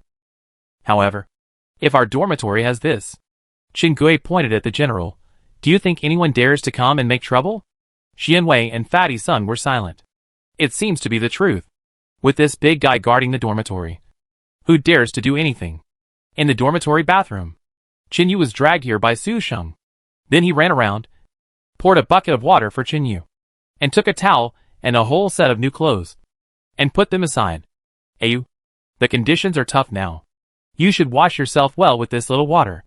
Wash your body and face, and then change your clothes. It's okay. We'll be together when you come back. There are people guarding the school, and they are all armed. You can live here. Whatever you have experienced before, forget it. You will have your buddies with you in the future. Did you hear that? Ayu? What are you thinking about? Su Xing waved his hand in front of Qin Yu. Qin Yu came back to his senses, looked at him and forced a smile. Thank you. Lao San. Damn. Thank you for nothing. You suddenly said thank you to me, which made me a little overwhelmed. You never said thank you before. Except for Xiaoya. I almost wear the same underwear as you. Qin Yu looked disgusted. Don't say it so disgustingly. I will never wear the same underwear as you even if you kill me. Fuck. Aren't these my underwear too? Su Xing pointed to the new clothes beside him. Qin Yu picked up the underwear and threw it to him. Keep this thing for yourself. I'll wear the clothes. Forget about this. What? You don't wear underwear anymore? Yes. Naked. It's cool. Su Xing laughed. Cool? Don't you mind walking with your balls pulled? It's okay. Just treat it as exercise. Pfft. Ha ha ha. Su Xing laughed and patted Qin Yu on the shoulder. Okay. You? I think you are fine. Okay. Wash up quickly. I'm going back first, so I won't watch your dirty show anymore. After that, he turned and left. Qin Yu looked at his back and slowly smiled. This is a brother. In the last life, Qin Yu protected too many irrelevant people, but lost many precious brothers. In this life, maybe it can be remedied. At least, Han Zilio and Su Xing can't let them die in a muddle again. Qin Yu made up his mind to remedy it. So, he took off his clothes and took a bath. In fact, he was not really dirty. It was just his face that was a little dirty. So he just washed it, and it was done. Put on Su Sheng's clothes. Not to mention, the two of them are not much different in size. And the clothes fit them well. Qinyu turned and walked out of the bathroom. He breathed a sigh of relief. Just stay in school for a while. See how things go. If there is a chance, try to take Su Sheng and Han Zilyu away. There is no hope here. Qinyu walked out of the bathroom. Someone happened to come over and also entered the bathroom. It is estimated that he was also a student before. But I don't know which department he is from or what grade he is in. People here don't say hello to each other. Just a vigilant look and a flash of passing. But standing in the corridor, you can vaguely hear voices and noises in the dormitory rooms in the distance. And even music in some rooms. Qinyu returned to his dormitory. As soon as he entered the room, he suddenly found that the general was lying on his old bed. Several people in the dormitory looked at him strangely. Qinyu didn't know whether to laugh or cry. But he didn't chase the general away. Just lie down. He didn't care. Instead, Su Sheng came over helplessly. "Hey, you live in this bed by the door. Lao Ba and Azu have never been found. And they are probably gone." "Yeah." Qinyu nodded. "Come. Sit down. Let's talk first. I want to hear how you survived these few months. Have you always been alone?" Su Sheng dragged Qinyu to his bed to chat. Xianwei and Fatty Sun also came over curiously, wanting to hear about his experience. Only Qinggui stayed on his bed. He didn't move. But he stretched his ears to listen. After Qinyu sat down, he just made up an experience and told about his thrilling life alone outside. He just talked about the simple things. As a result, they were all very excited and exclaimed. When they heard that Qinyu had encountered cannibals in Daxing Town in the suburbs and killed a cannibal family with his own hands, they were even more dumbfounded. Because without exception, they all survived in various resettlement sites. Although they had suffered some unfair treatment, they had never faced such bloodshed. They haven't even killed anyone. So people like Xianwei, after being brought back here, actually still have the mind to flirt with girls. Like Fatty Sun, he still thinks about playing games. Like Su Sheng, he still has the mood to play guitar in the dormitory. To put it bluntly, they are still flowers in a greenhouse. Their biggest experience is that they have witnessed others killing people. That's all. Only Han Zilyu has really killed people. This is also the main reason why he can become a field officer. Therefore, after listening to Qinyu's lightly made-up survival experience, several people were dumbfounded. Fatty Sun was even a little bit unbelievable. Looking at Qinyu puzzledly, he said, "Just you? Is it true? Have you really killed people? Or the most terrifying cannibal outside? You have to know that even our school's field officers dare not really fight cannibals. If you meet them, you have to go around them." Go around? Chapter 143 Cannibals. Qinyu looked at Su Sheng in confusion. Su Sheng nodded. "What Fatty said is right. I heard that our field work has encountered cannibals several times. But they always avoided them, and did not dare to start a fight. But when Zilua rescued me today, the ones he killed were cannibals. It's just that they are a small group." "Really?" Su Sheng slapped his thigh excitedly. "Brother Luo is still awesome. Damn. I also want to go out on the field. Alas, it's a pity that you have to apply for field work. It won't work without some experience." After saying that, he pointed at Xianwei. This guy applied as soon as he arrived. As a result, he applied 8 times and failed 8 times. He still hasn't passed. The reason they gave was that he had been living in the official resettlement site until now and had no experience in surviving in the wild. Xianwei cursed angrily. "Hack him. Do you have to have experience to be a field worker? If I become one, can I go to the wild to survive? Give me a gun. I can kill cannibals." What a cool guy. Su Sheng glanced at him. "Okay. Stop bragging. I'll give you a gun and then shoot yourself." "Fuck. Su Sheng. Don't pretend with me. If you don't agree, let's fight and see if I can knock you down." "You? I really can't do it." "Fuck. Come on. Try it. Come if you want." Su Sheng's eyes widened and he stood up. Just as the two were about to fight, footsteps were heard outside. Someone was coming. The two immediately quieted down. Soon, the door opened. It was Han Zirua who came back. But there were 3 other people who came back with him. They all had armbands on their arms. As soon as they saw these 3 people, Xianwei and Fatty Sun immediately returned to their beds and sat down obediently. Su Xing also returned to Qin Yu cautiously and whispered. From the Student Union Inspection Team. Qin Yu looked up. Student Union Inspection Team? Why are they so serious? As soon as Han Zero entered the room, he waved at Qin Yu. Ayu, come here. What's the matter? Qin Yu stood up and walked over. Han Zilluo pulled him and whispered, These three are the Student Union Inspection Team. Come here to ask you a few questions. About your experience outside. As he said that, he secretly winked at Qin Yu. Qin Yu had a calm face. He followed him out. Several people came to the corner outside. The three members of the Student Union Inspection Team all had a contemptuous attitude, as if they were superior to others. The leader looked at Qin Yu and introduced himself. Hello. My name is Gao Shuang. You can call me Brother Shuang. Qin Yu didn't say anything. Gao Shuang's face was a little embarrassed and a little annoyed. Looking at Qin Yu, he frowned and asked, I'm talking to you. Why didn't you react? Have you become stupid outside? Han Zilluo quickly tried to smooth things over. Brother Shuang. We brothers are real loners who have survived outside until now. You have to understand that such people have some psychological barriers, to a certain extent. Yeah. That's right. Gao Shuang nodded. Hands behind his back. A leadership attitude. He looked Qin Yu up and down, then turned back and stretched out his hand. The inspector behind him handed over a knife. It was Qin Yu's tactical machete. Gao Shuang shook the machete at Qin Yu. Is this your knife? Yes. Look. It can talk. I thought you were dumb. Qin Yu looked at him coldly and said, Speak when you should. And I feel annoyed when you shouldn't. Hey! Gao Shuang raised his eyebrows. Han Zilluo quickly laughed and said, Brother Shuang. Talk about things. Talk about things. What are you talking about? Gao Shuang looked unhappy. Although you are a loner and have lived outside for a long time, there must be a problem here. And it is impossible for you to go out on the field. As he spoke, he pointed to his head.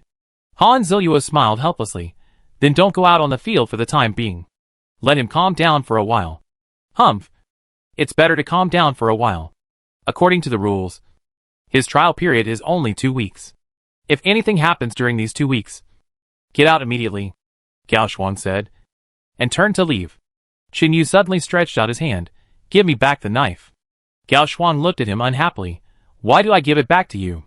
Living in the dormitory. You still want to keep the knife? Do you think you are? Before he finished speaking, his eyes suddenly blurred. Qin Yu stepped forward at a strange speed and stretched out his hand to pull his wrist. Gao Shuang's hand was in pain, and he loosened it involuntarily. The next second, the knife was back in Qin Yu's hand. Qin Yu put the knife back and put it on his waist, turned his head, and walked into the dormitory in a chic manner. All the actions were done in one go. Everyone was stunned. Especially Han Zilluo. He was so happy to see Qin Yu's skills. With such skills, it would be a waste of talent if he didn't work as a field worker. No! I must recommend Qin Yu as a field worker when I have a chance. In school, people who work as field workers are respected and get better treatment. As for Gao Shuang, the flesh on his face twitched. But Qin Yu's actions just now also frightened him deeply. With such skills, it would be easy to kill him. Especially the slap on his wrist. Gao Shuang picked up his hand and took a look. Damn! His wrist was bruised. This kid is ridiculously strong. He is an awesome person. Don't feel sorry. Now, there are more and more people in the school. So the workload of the inspection team is getting bigger and bigger. And even more dangerous. Because you don't know who has had darker experiences outside. Some people are very dangerous. Therefore, dangerous people should be managed by dangerous people. Gao Shuang's eyes sparkled. Some thoughts came to his mind. Gao Shuang and the other 3 people left. Qin Yu was not embarrassed. This made Han Zilluo very happy. He rushed into the dormitory excitedly, looked at Qin Yu and smiled. Ayu, you did a great job just now. What's the situation? Su Xing asked quickly. Just now Gao Shuang wanted to give Ayu a little power and embarrass him. But he was slapped in the face by Ayu. Han Zilluo gave Qin Yu a thumbs up. Your move to grab the knife just now was so damn beautiful. It looked like watching an action movie. How did you learn these tricks? Live outside for a long time. You will naturally learn them. Qin Yu replied casually. Cool?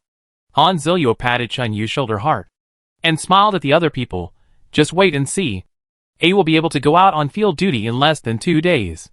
Or he can directly join the inspection team. Aw? Fuck. Is this true? Brother Luo. Really? Who are you fooling? He just came back. How can he be qualified to join the inspection team? Xian Wei and the others were all shocked. But Han Ziluo said seriously, I'm not lying to you. Ayu is a typical loner. You know? He has lived outside for so long by himself. This is a skill. Now, the school is in great need of such people. Just now, Ayu didn't save face for Gao Shuang. But Gao Shuang didn't do anything. This sends a signal. He wants to use Ayu. You forgot that the inspection team in the school is the position with the highest renewal rate. Why? Chapter 144 I will take you through the training. Because people are often killed when dealing with disputes. The mortality rate is high. Gao Shuang and his friends are only responsible for our original students. Which is better. But there are other people in the inspection team who are responsible for social acceptance. Those people may be dangerous. So there are often people who are killed by mistake. In the case of Ayu, he is definitely the focus of the core layer. Just wait and see. In less than 3 days, someone will definitely come to contact Ayu again. By then, I guess he can choose a job. After listening to Han Ziluo's words, Su Sheng and Xian Wei looked at Qingyu with envy. Being able to have a position means that you can live like a human being here. Otherwise, if you are just a protected person, then you will live a miserable life and have no human rights at all. At this time, Han Ziluo clapped his hands excitedly. Okay. I still have to go to work. At noon, Lao Su will entertain Ayu. Use your rations. I will make up for it later. Let's have hot pot in the evening. I have already applied for it. Eat hot pot? Fatty Sun's eyes lit up immediately. And he rushed over to hug Han Ziluo. Brother Luo is still awesome. Brother Luo. You are really my brother. Hey. Hey. Stay away from me. Your greasy face. You haven't washed your face for a few days. Han Ziluo pushed him away with a look of disgust. Then he turned around and left in a hurry. In the dormitory, Xian Wei went back to his bed with a lot on his mind. Without saying a word, Chen Gui also went back. But Fatty Sun was a little excited. He looked at Qingyu and said with a smile, Hey, look at your knife? It must be a good knife for Brother Shuang to like it. Qingyu put the machete on the table. Fatty Sun hurried over to pick it up, took a closer look, and exclaimed, This shape is a bit like the base Magic Armor M combat machete. You know it too? Qingyu looked at him in surprise. I played the game. A spy infiltration RPG game. This knife is the most expensive cold weapon. According to the game introduction, the hardness of this knife has exceeded that of the Swiss Army knife. Xian Wei sat up suddenly, grabbed the machete and said in confusion, Is it so powerful? Really? If it is really the base Magic Armor M combat machete, it is really top-notch. Xian Wei slowly pulled the knife out of the leather sheath, carefully looked at the blade, and touched the blade with his hand. As a result, a cut was immediately made on the tip of his index finger. His hand trembled, and he blurted out, Oh my god. So fast? My hand cut a cut. Qingyu turned his head and looked at him. You'd better find a place to disinfect. Because this knife has been used to cut cannibals and people infected with the virus. Ah? Shit. Xian Wei was so scared that he dropped the knife, turned around and ran out. Su Sheng looked at Qingyu and laughed. Are you kidding him? No. Old Su. Qingyu looked at Su Sheng seriously. That knife has really been used to cut cannibals and mutants infected with the virus. So if you are cut by the knife, it is best to disinfect it. Otherwise, if you are really infected, you may die in a very ugly way. Su Sheng's face turned green. Qingyu reached out and took back the machete and put it on his bed. Then he asked, Can you go out at will? You can. But if you want to go out, you have to sign a note. Sign a death consent form. If you go out privately, no one will be responsible if something happens. Okay. Qingyu got up and patted the general on the bed. Let's go. General. Go out for a while. The general quickly stood up from the bed, stretched hard, and then jumped down. Su Sheng was startled. Ayu. What are you doing? Go out for a while. Are we going to have hot pot tonight? I'll get some wine and food. Qingyu patted his arm and whispered, I have a shelter outside. I have some belongings. I'll bring them back. Good guy. So you have belongings. Su Sheng also laughed and nodded happily. Bring everything back. It's safer to put it here. No one dares to steal things here. I don't have to hand in my stuff. Right? Of course not. Su Sheng smiled and said, if you have the ability to bring back the supplies yourself, not only do you not have to hand them in, but the inspection team will also record these things in your file. Then it will be easier for you to join the field team. That's it. Chin Yu turned and left. Hey. Wait. Su Sheng hurriedly chased him out. Hey. How about you take me out for a while? You want to go out? Yes. Su Sheng nodded. I want to go out. Even if it's because of you. If I go out with you and bring back supplies, I can also get extra points. I have always wanted to join the field team. But now I don't have enough points. How many points do you have? I only have 23 points. How many points do you need to enter the field? At least 60 points. Chin Yu asked in confusion, what counts as points? The points required to enter the field are strict. You can only get points if you are able to bring back supplies from outside. But you have to do it independently. That is to say, I went out by myself and used my personal belongings as collateral. I went out by myself and successfully brought back supplies.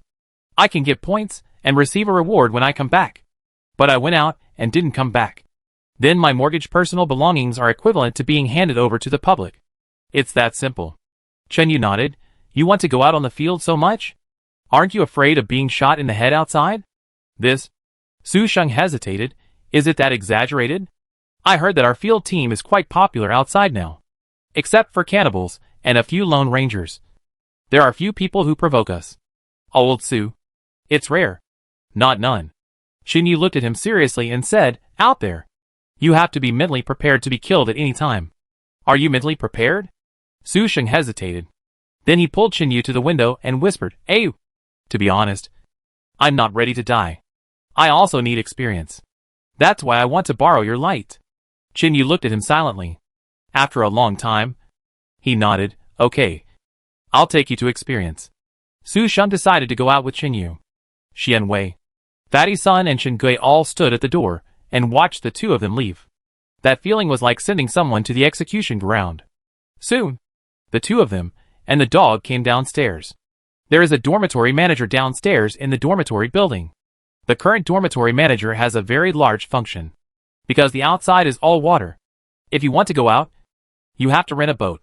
Especially if you want to leave the school alone and don't need the protection of the school security personnel. You have to register with the dormitory management office and mortgage your personal belongings. If you can come back, the school will give you points. If you can't come back, your personal belongings will be confiscated. Very reasonable and fair. Chin Yu followed Su Sheng downstairs. Entered the dormitory management office. Su Sheng explained his intention. The manager of the dormitory management office was an old lady. She looked at Su Sheng and Chin Yu with a kind smile and said, young men are brave. Aren't you afraid of death? Aunt Zhao, if you are afraid of death, we won't go out. Su Sheng smiled and replied, okay. No one has gone out here for a long time. There are all kinds of boats in the warehouse. 390 cushioned boats or kayaks. Chin Yu suddenly asked, are there any diesel-powered ones? The old lady was stunned. Looked at Chin Yu.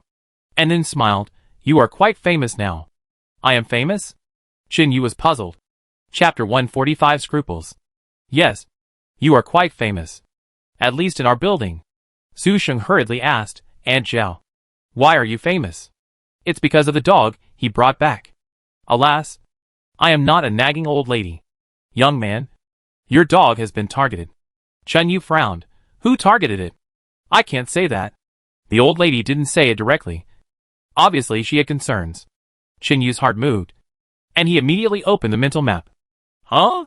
There are at least 3 light spots nearby. All in the corridor. Chen Yu turned around and strode out.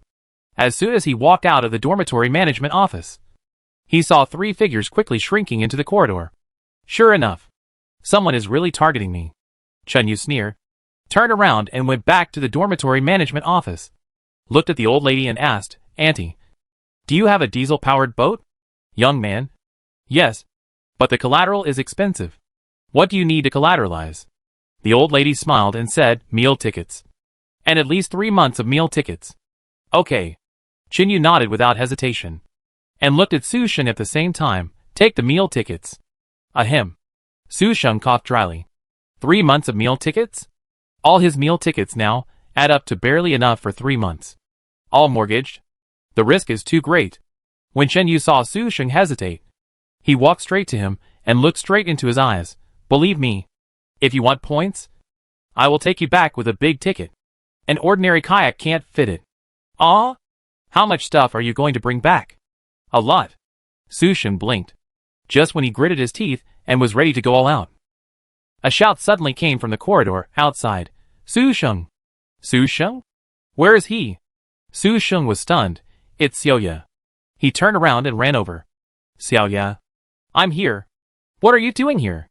I heard that Chen Yu was found. Is that true? Yeah. Inside.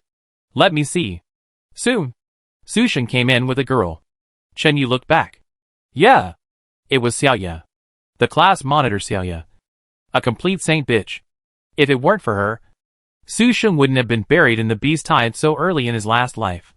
Chen Yu looked at her expressionless face. He sighed in his heart. It's been a long time since the disaster. But Xiao Yu is still dressed up beautifully. It's autumn now. It's actually very cool outside. Xiao Yu is wearing a white dress. Long hair draped over her shoulders. A necklace around her neck. And a pair of white sneakers on her feet. This look doesn't look like someone who has experienced the end of the world. She is protected too well. Xiao Yu is very beautiful. Although she can't reach the level of a school beauty, she is still capable of being a class beauty and a department beauty. Her hometown is in the water town of Jiangnan. So speaking softly can arouse men's desire. As soon as Xiao Yu came in, her eyes immediately turned around Chen Yu several times. And she said in surprise, Oh my god. Chen Yu. How did you survive? Are you alone? Where is Jia Jia? Isn't she with you? I am the only one. Chen Yu replied indifferently. Xiao Yu walked closer and looked at Chen Yu carefully. Her eyes were unusually bright. And she chuckled, Oh my god. You have changed a lot. Su Sheng on the side was stunned. What changes have he made? Can't you see it? Xiao Yu looked at Su Sheng in confusion. And then continued to stare at Chen Yu. Chen Yu has changed a lot. Especially his eyes. And this, oppressive feeling. Oppressive feeling? Su Sheng scratched his head. He really didn't know what oppressive feeling meant. It was just because Chen Yu had never felt that kind of rejection towards him. But toward Xiao Yu. Chen Yu's expression was cold and his eyes were icy. That was really oppressive. Because he didn't like girls like Xiao Yu intuitively. On the surface, she seemed very smart and wise.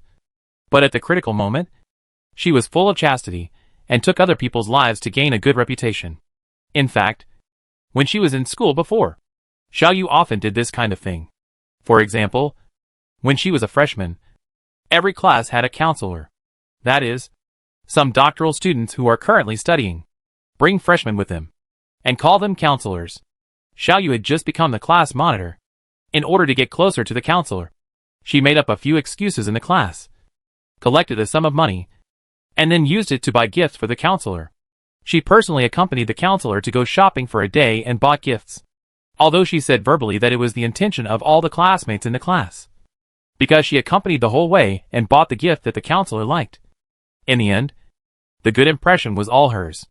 And in the sophomore year, she joined the student union. In order to flatter the president of the student union, she used the same method to raise funds from the class. And finally she went to buy a gift for the president of the student union. That time was even more excessive. She did it behind the scenes in private, and didn't mention the classmates at all. Just think of it as a gift she bought for the president of the student union. So this girl is a very scheming girl. However, she is very good at acting. She is especially good at controlling the emotions of boys. Especially those who like her. If it weren't for this ability, Su Sheng wouldn't have been morally kidnapped by her in his previous life and rushed out to save people.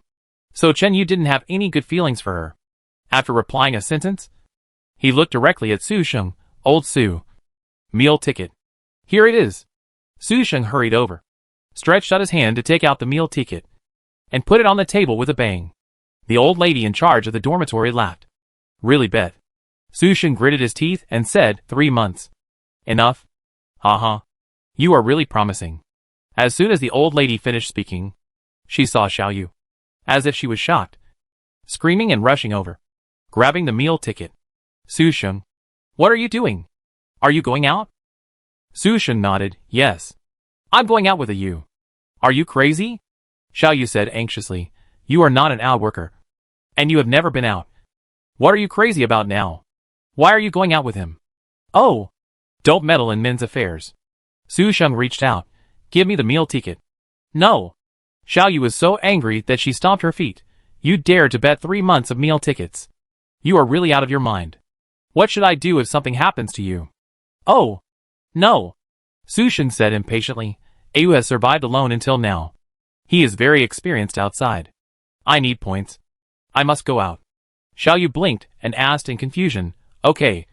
I understand that you want to go out. But why do you have to bet your entire fortune? Because we are going to drive a diesel-powered boat out. Ah? Xiao Yu said in surprise. Are you crazy? Even if the diesel-powered boat is damaged, it will be deducted from your meal ticket. I think you really don't know how much you are worth. After that, he turned around and ran out. Su Sheng immediately looked at Qin Yu with an embarrassed face. Ahem. Forget it. Chapter 146 Kayak. Qin Yu shook his head. He turned to look at the old lady who was in charge of the dormitory and casually put his tactical machete on the table. I'm new here. And I only have this knife on me. Can I bet? The old lady picked up the knife and looked at it. Yes. I can. But there is only one kayak.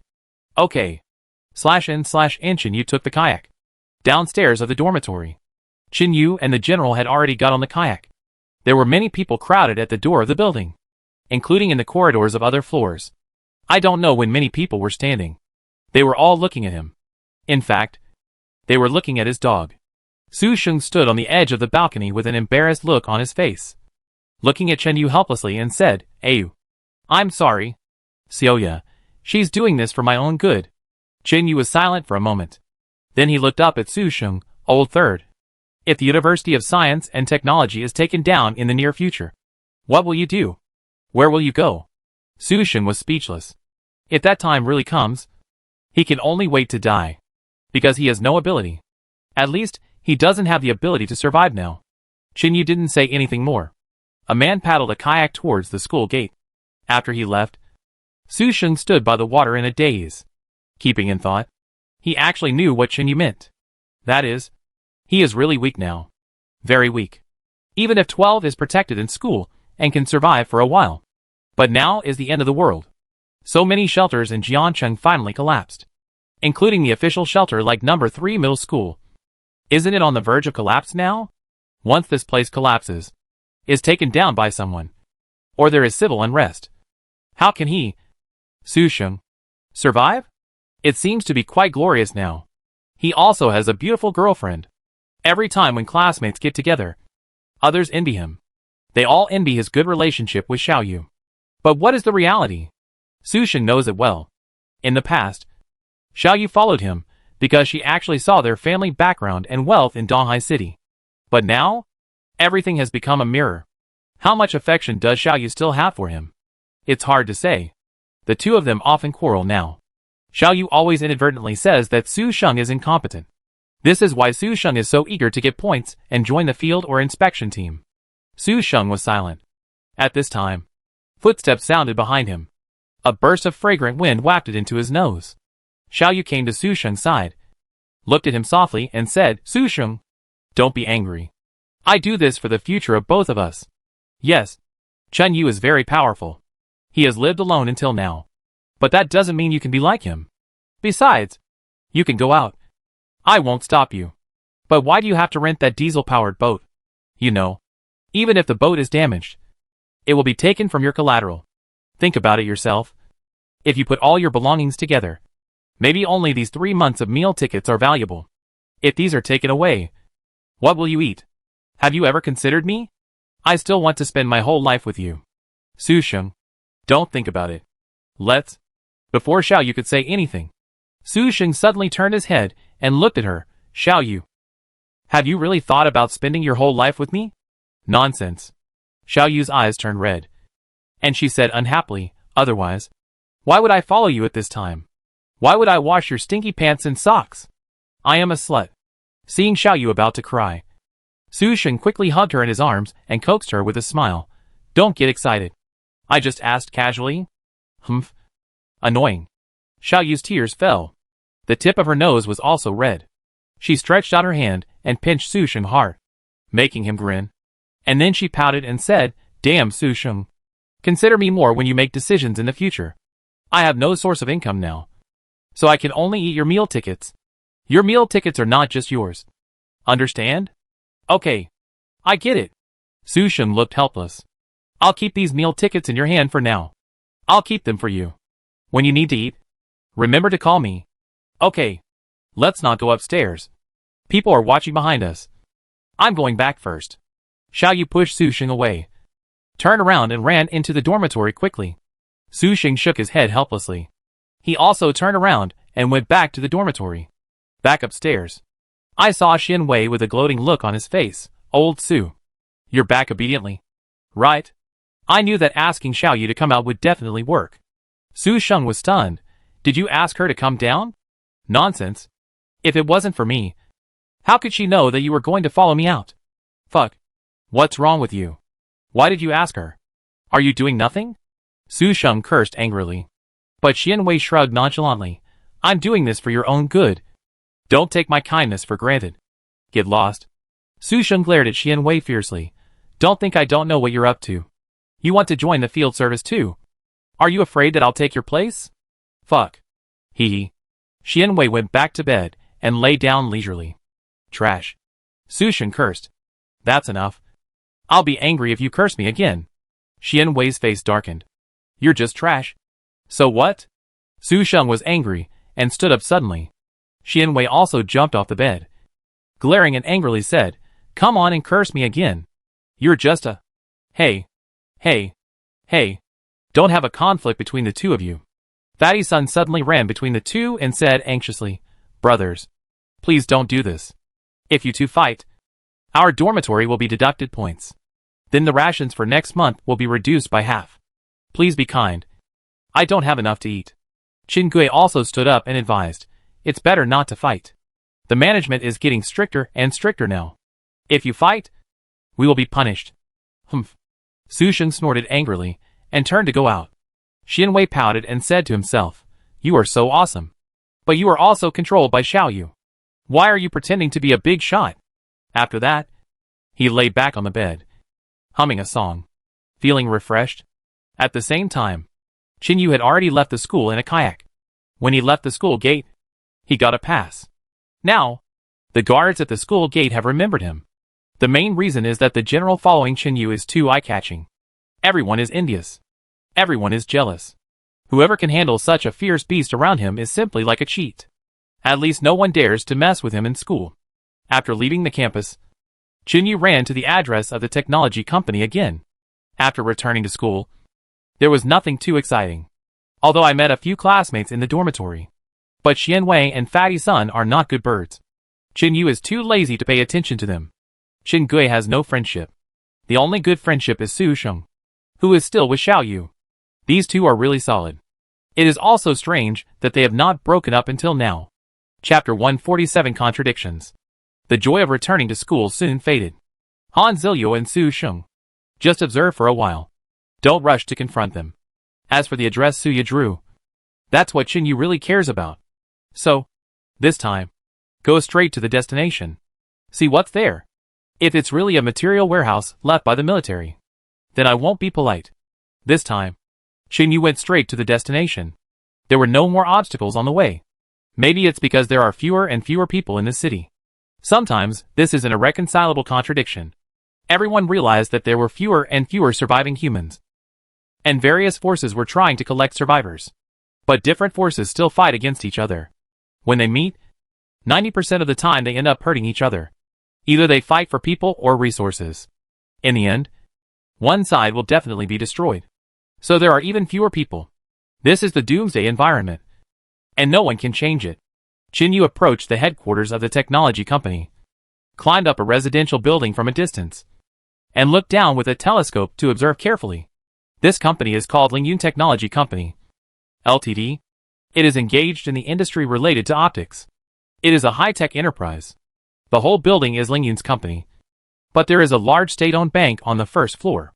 Qin Yu looked at it, and suddenly his heart moved. If there really are supplies left by the military, I'm afraid ordinary technology companies have no place to store them. Right? Not safe. What's the safest place?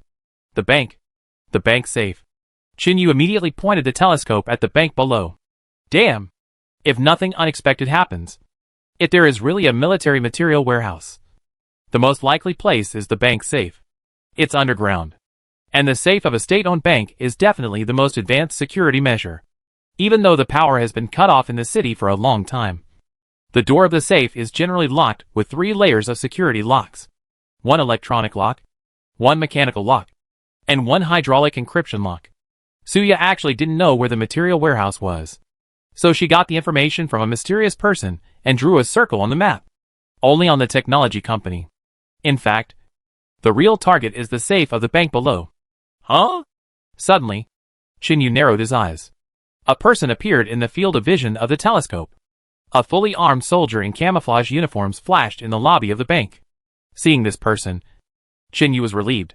So the information is accurate. There must be a military material warehouse below. There are people guarding here. But strangely, Ouyang Bingjong did not open the material warehouse, but has been living in the University of Science and Technology.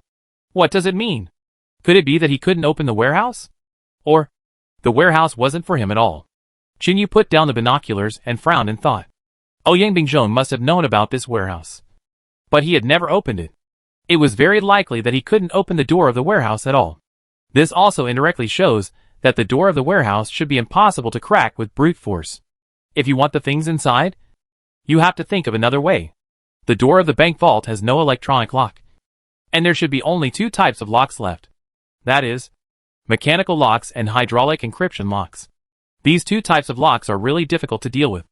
In fact, Shinyu should be able to blow it open with brute force, because in his space, there are really super weapons such as thermal incendiary bombs and high explosive bombs. But firstly, the number is extremely rare. And secondly, using this kind of thing will make too much noise. If it goes wrong, the safe will be destroyed, and it will be meaningless. So we have to think of other ways. It would be best if we could get the key to the safe and steal the supplies inside quietly. This would be the best. Chunyu thought for a moment, turned around and left quietly. Let's find a way to collect some intelligence first. At least, who did Suya get this news from? Logically speaking, ordinary people can't get access to this kind of military secrets. So there must be a special person around Suya. In addition, you can also contact Ouyang Lan. Her father is not dead. I believe she is alive and well. Maybe she will know something. Find the key information of the material warehouse before making a decision. Shinyu left the bank area and rushed back with the general. When he passed the place where he met Han Zilyu in the morning, he immediately turned into the alley. The cannibals in the morning should live nearby. When they came out, no one had a backpack. So there must be a shelter nearby. These guys have weapons in their hands. How can there be no supplies in their shelter? Shinyu asked the general to smell the smell of the corpses on the ground, and then patted the general's head. Go and find them. It depends on you whether you can find their nest. Ah. The general ran out. Shinyu opened the mental map, monitored the general's movements, and followed him slowly. A few minutes later, the general shouted at a residential building. Shinyu reached out for his gun, loaded the bullet, and then signaled the general to go up. 1 man and 1 dog quickly went upstairs. When they arrived at the door of a room on the 5th floor, the general kept sniffing at the crack of the door. Shinyu also confirmed from the mental map that there was no one inside. There were no living people within a radius of 800 meters. So, he shot the door lock. Shinyu walked into the room. As soon as he entered, he was immediately happy. Wow! There were instant noodle boxes stacked more than 2 meters high in the room. All full. The room was full of instant noodle packaging bags. Did this group of people rob the instant noodle wholesale station? They actually got so many instant noodles. You know what? In the Doomsday world, instant noodles are also a delicacy. It's a pity that water is hard to get.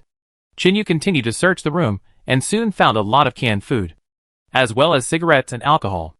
These things will not deteriorate. Shinyu finally returned to the living room and frowned as he thought about a question. This group of people are not cannibals. Why did Han Zilyu swear that these people were cannibals? Did he make a mistake? Or did he do it on purpose? How did he judge? I always felt that Han Zilyu was a little abnormal. Every time he talked about the power of the University of Science and Technology, he was proud of it, and he always felt that he was honored to be a part of it. Has he been brainwashed? Shinyu had a bad feeling, from the fact that he slaughtered the group of people without hesitation. And then he was very sure that the group of people were cannibals. It made people feel that something was wrong. Chinyu thought for a while, got up, and put away most of the supplies in the room, leaving a few more. He wrapped the things with the sheets in the room, put them directly on his shoulders, turned around and waved, "Let's go, General.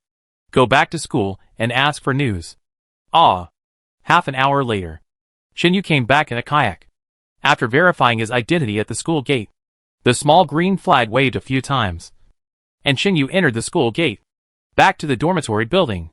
When he entered the dormitory management room with a huge package, the old lady in charge of the dormitory stared at him, stunned, and said, "Young man, you have been out for less than 2 hours?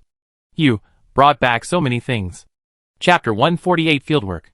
Chinyu casually took a box of Waha AD calcium milk from the package and put it in front of her, saying lightly, "Auntie, this is a gift to you. Where is my knife?" "Oh, hee. Thank you. Auntie. Thank you. Here, your knife. Auntie will keep it well for you." The old lady took the machete from the bedside. Chinyu casually took the machete back and put it in his waist, looking at the old lady, and asked, "Can I get points?" "Yes. Yes." The old lady smiled and took a small notebook to make a record.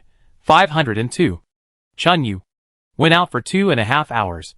Brought back 5 boxes of instant noodles, 15 cans, 5 packs of cigarettes, AD calcium milk. She kept recording and muttering. Finally, she wrote on it, "This time, you can accumulate 15 points." Chinyu went upstairs. On the blackboard downstairs, the old lady in charge of the dormitory listed Chinyu's name. Today's scoreboard. Chinyu directly landed on the first place. 15 points in 2.5 hours. The fastest time in history. You know, Su Sheng has lived in the school for so long and only got 23 points, which was accumulated slowly by doing various odd jobs on weekdays. As a result, Chinyu just came back today.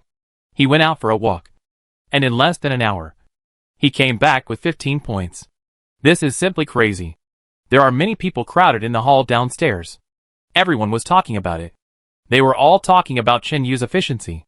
The supplies he brought back also quickly spread throughout the dormitory building.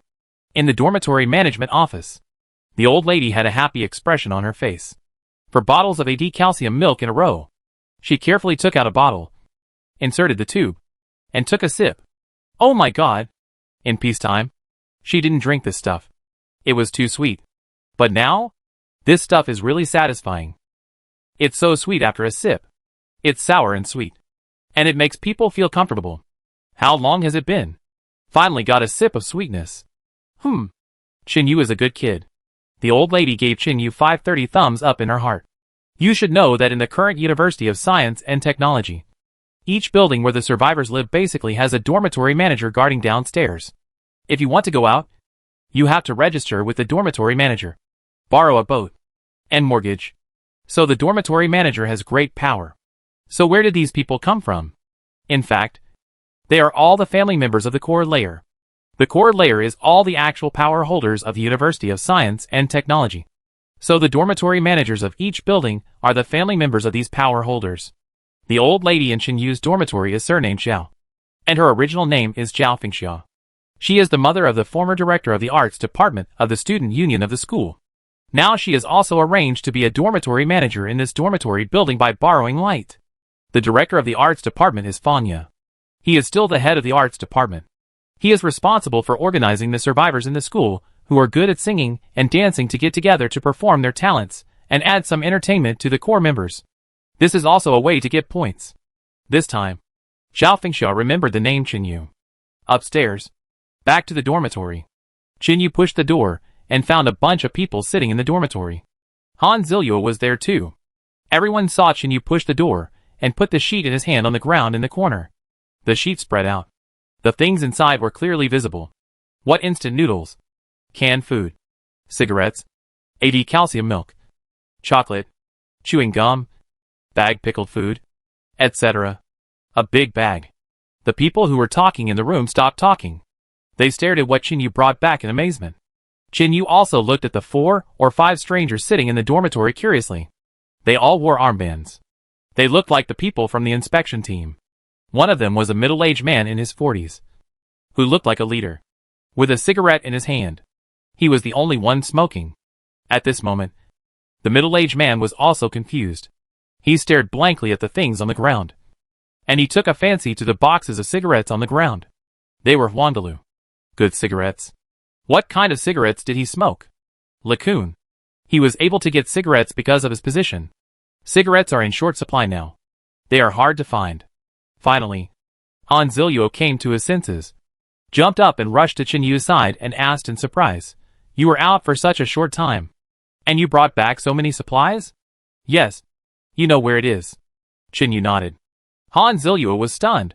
"Where? Didn't you kill a group of people when you found me this morning?" "These things were found in the shelter of that group of people. I found their shelter." As Qinyu spoke, he carefully observed Han Zilyo's reaction. He wanted to know how Han Zilyo would react when he knew that the group of people were not cannibals. As a result, Han Zilyo acted as if he didn't hear it. He patted Qinyu's shoulder and said with a smile, "Okay. We didn't think of looking for the shelter of that group of people at that time. We just thought they were cannibals. I didn't expect that you were smart enough. Otherwise, how come you can get a scholarship every year?"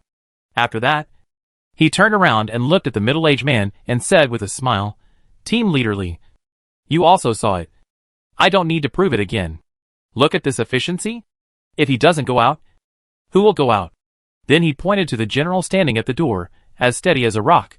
"Look at that dog again. I dare say no one in our school can subdue that dog. It is definitely a killer if you take it out." "Uh-huh. Not bad. Quite good." The middle-aged man stood up and walked to Qinyu, stretched out his hand and smiled. "My name is Li Jinglong. I am the deputy leader of the school inspection team. And I am a relative of your Han Zilyo." "Hello, Qinyu." Qinyu shook hands with him calmly. At the same time, he finally figured out why Han Zilyo was so successful in school. It turned out that he had a relative in the inspection team.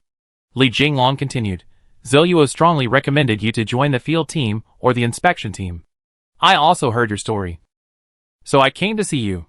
I never thought you were still out. But your performance surprised me. You brought back so many things in less than 3 hours." As he said that, he pointed at the boxes of cigarettes and said with a smile, "Do you know that those boxes of cigarettes can be exchanged for 2 months of meal tickets at school?" Qinyu picked up a box of Hwandaloo and handed it to Li Jinglong. "Team Leaderly likes to smoke?" "Oh, thank you. Thank you.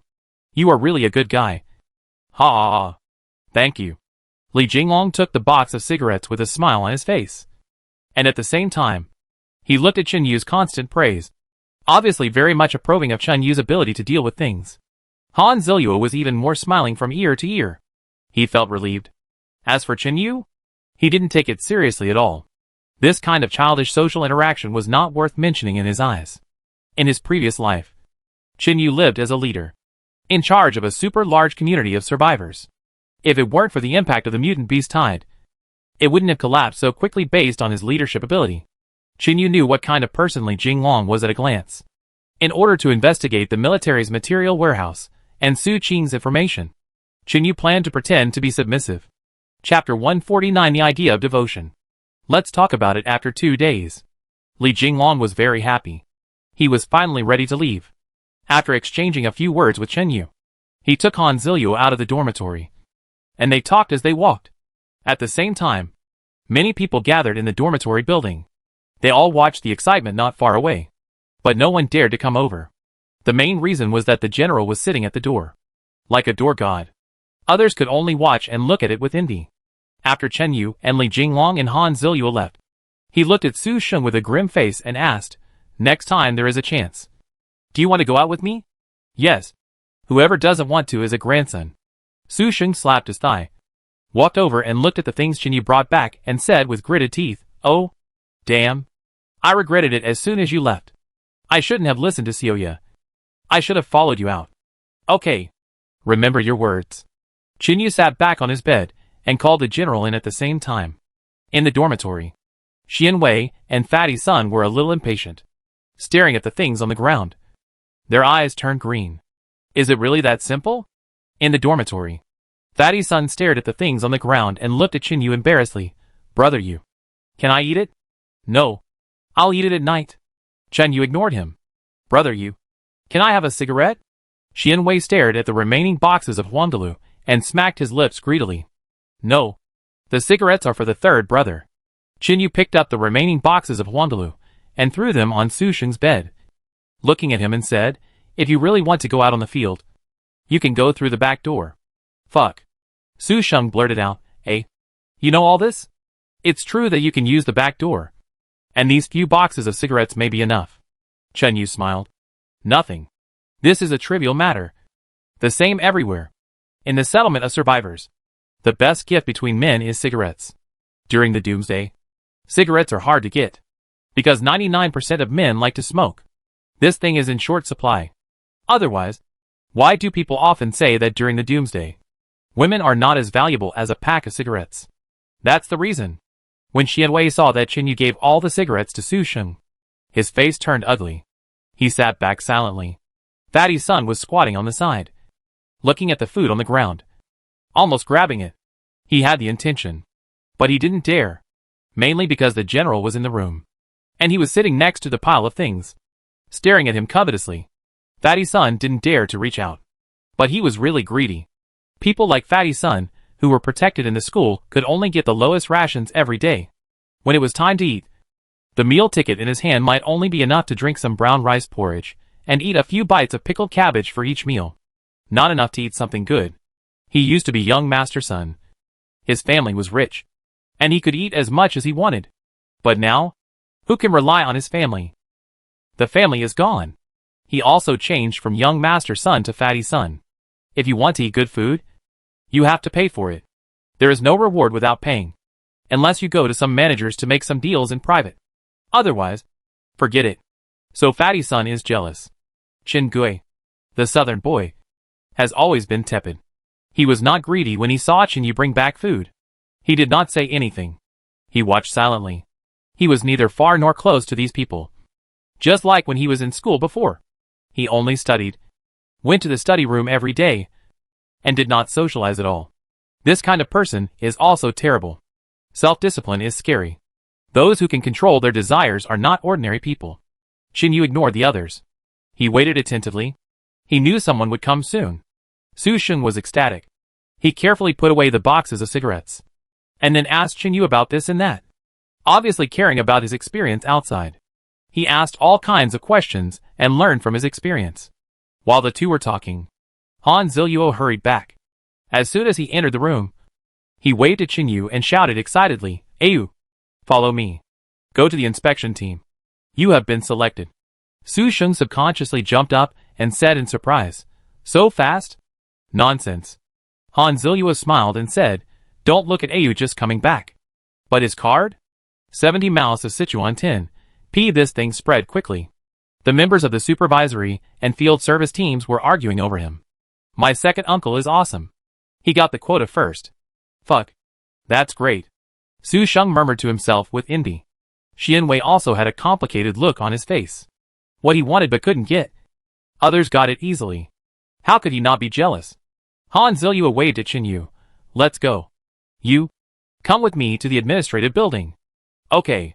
Chinyu touched the general's head. "Stay here and wait for me to come back." The general whimpered twice. He just lay on the ground and guarded the pile of supplies. Chinyu hurriedly left with Han Ziluo. When the two walked downstairs, they ran into a group of girls coming from the girls' area. "Oh, it's Chinyu. It's really him. Hey, Chunyu. Long time no see." "Chunyu. Hello. I'm Chunan." A dozen girls came over with a chatter. Chinyu looked and was surprised. They were all girls in the class. These girls were quite smart, and many of them survived. Among them was Xiaoyu. Chinyu took a quick look and carefully checked the memory with the previous life. It seemed that there was not much difference in the number of people. In the previous life, there were about 17 or 18 girls in the class who could survive to the present. A group of girls came over, surrounding Chinyu and Han Ziluo in the middle. Everyone was saying hello and trying to get close to them. This atmosphere quickly reminded Chinyu of his last life. In his last life, he and many of his classmates struggled to survive together, and naturally became the king in the eyes of these girls. They all wanted to sleep with him, to be the woman by his side. As a result, in his last life, Chinyu only had Lu Jia by his side. Lu Jia was not a pushover either. Whenever a girl showed the idea of devoting herself to Chinyu, She was quickly suppressed by Lu Jia. Qin Yu politely greeted the girls. After a few pleasantries, Xiao Yu came up to him with a sweet smile, looked at Qin Yu and said softly, "Qin Yu, you are really amazing. We can join the inspection team right after we found you. You are really our pride." Qin Yu glanced at her. He sighed in his heart. This girl is so good at talking. How come I am proud of joining the inspection team? It immediately brought Qin Yu closer to these girls. Especially Xiao Yu is the class monitor. She is still the leader of these girls. So what she said is not at all inconsistent. But Qin Yu really doesn't buy her tricks. She didn't even say anything. Just nodded symbolically. And then looked at Han Ziluo. "Let's go." "Okay." Han Ziluo smiled and waved at everyone. "Okay. Okay. I have to take you to the administrative building. Let's get together again in the evening." After that, he separated the girls and took Qin Yu out of the dormitory. There was already a boat ready outside. It was a diesel-powered sightseeing boat. The kind of high-end boat that can accommodate 5 or 6 people. Chapter 150: The Taste of Cruelty. After the two of them boarded the boat, the sightseeing boat quickly moved away from the dormitory building. After the two of them left, a group of girls surrounded Xiao Yu, laughing and dancing, all praising Qin Yu. They all felt that he had become more handsome after not seeing him for a while. Xiao Yu also smiled but said nothing. Although she didn't say anything, her heart seemed to be full of grass. Qin Yu now is absolutely a man. Especially his serious temperament. Completely different from Su Sheng, a young boy. Xiao Yu was also moved. But how to reach out was a problem. And she knew that Qin Yu and Su Sheng had a very good relationship in the dormitory before. Like brothers. This is not easy to deal with. You said you broke up with Su Sheng and turned to Qin Yu's arms? How embarrassing is that? So, you have to think about it carefully. Anyway, one thing is certain. Qin Yu is much stronger than Su Sheng. This man may be able to make a good living in the school. So Xiao Yu left with a group of girls with a lot of thoughts in her mind. In the corner of the first floor, several people also retreated to the depths of the corridor stealthily. Second brother. That guy left with Han Ziluo. Yeah. Second brother. How to do it? Do you want to do something with that dog? Of course you have to do it. You have to think of a way. Second brother. Think of a way quickly. Especially the things the guy just brought back. I heard there are cigarettes and instant noodles. Brothers are really greedy. Don't worry. There are food for you. There is a waste in their dormitory that can be used. Who? The fat guy's surnamed son. Tonight, find a way to ambush him. Then use him to give the dog some drugs. Then secretly take the dog away. Okay. Big. Qin Yu followed Han Ziluo to the administrative building. This is the core living area. On the way, Han Ziluo repeatedly reminded Qin Yu that he must control his mouth when he arrives at the administrative building. Not to talk nonsense. And not to offend people. This is a great opportunity. Not only can you take root in the University of Science and Technology, you can even join the field team or the inspection team. There are not many such opportunities. Few people can get these two jobs with real ability. Generally, it depends on connections. Anyway, there will be someone to train you in the field team. When you can use a gun, as long as you are careful when you go out, you can basically complete the field mission. Qin Yu did not say anything. Just listened silently. Soon, the two entered the administrative building and came to the lobby on the first floor. After registering, they turned directly into the corridor and came to the large conference room on the left side of the first floor. As soon as they entered, there were quite a few people inside. What surprised Qin Yu the most was that he actually saw a familiar face here. School beauty Ouyang Lan. The most beautiful goddess, who once swept the campus 923. At this moment, she is still as pure as water. A calm and pure face. A figure comparable to a star. Sitting there, quiet and charming. The end of the world still did not reduce her charm. But others don't know. But Qin Yu knows that this girl has been slept with by Wei Guqiang, and even harmed Suya with despicable means. This woman looks like an angel, but her heart is as vicious as a scorpion. There is also a man sitting next to Ouyang Lan. A fierce face. Short hair. Wearing a fitness vest. Muscles bulge. Looking very strong. Especially his eyes. Very cold. Qin Yu was very familiar with this look. This man was definitely a loner. And he might even be a cannibal. There was no humanity in his eyes. Qin Yu's brows slowly frowned. Why would Ouyang Lan bring such a man into the school? Maybe because Qin Yu stared at Ouyang Lan with a bad look as soon as he came in. Ouyang Lan also subconsciously looked at him. The first reaction was that she didn't know him. The second reaction was that he looked quite manly. The third reaction was that she began to feel disgusted. "What are you looking at me for? And you're frowning." It was strange. This was the first time that a boy looked at her, and there was no light in his eyes, but a strong feeling of disgust. For a moment, Ouyang Lan was a little confused. The man next to her noticed Ouyang Lan's abnormality, and his eyes also looked at Chinyu. The eyes of a hunter looking at his prey. Staring at Chinyu. The corner of his mouth curled slightly, revealing a cruel taste. At this time, Han Zilua waved and greeted Ouyang Lan very enthusiastically. "Hi, beautiful lady. Xiao Han is here." Ouyang Lan nodded slightly. Very arrogant. But Han Zilua didn't have any abnormal reaction. In school, Ouyang Lan can cover the sky with one hand because her father is the leader in charge of security and is a military man. All the field staff in the entire school are trained by the guards around her father. So she is the pillar of the school. In addition, Ouyang Lan used to be the school beauty, and her status is high. Han Zilua can talk to Ouyang Lan because Han Zilua's second uncle Li Jinglong is a small leader of the school inspection team.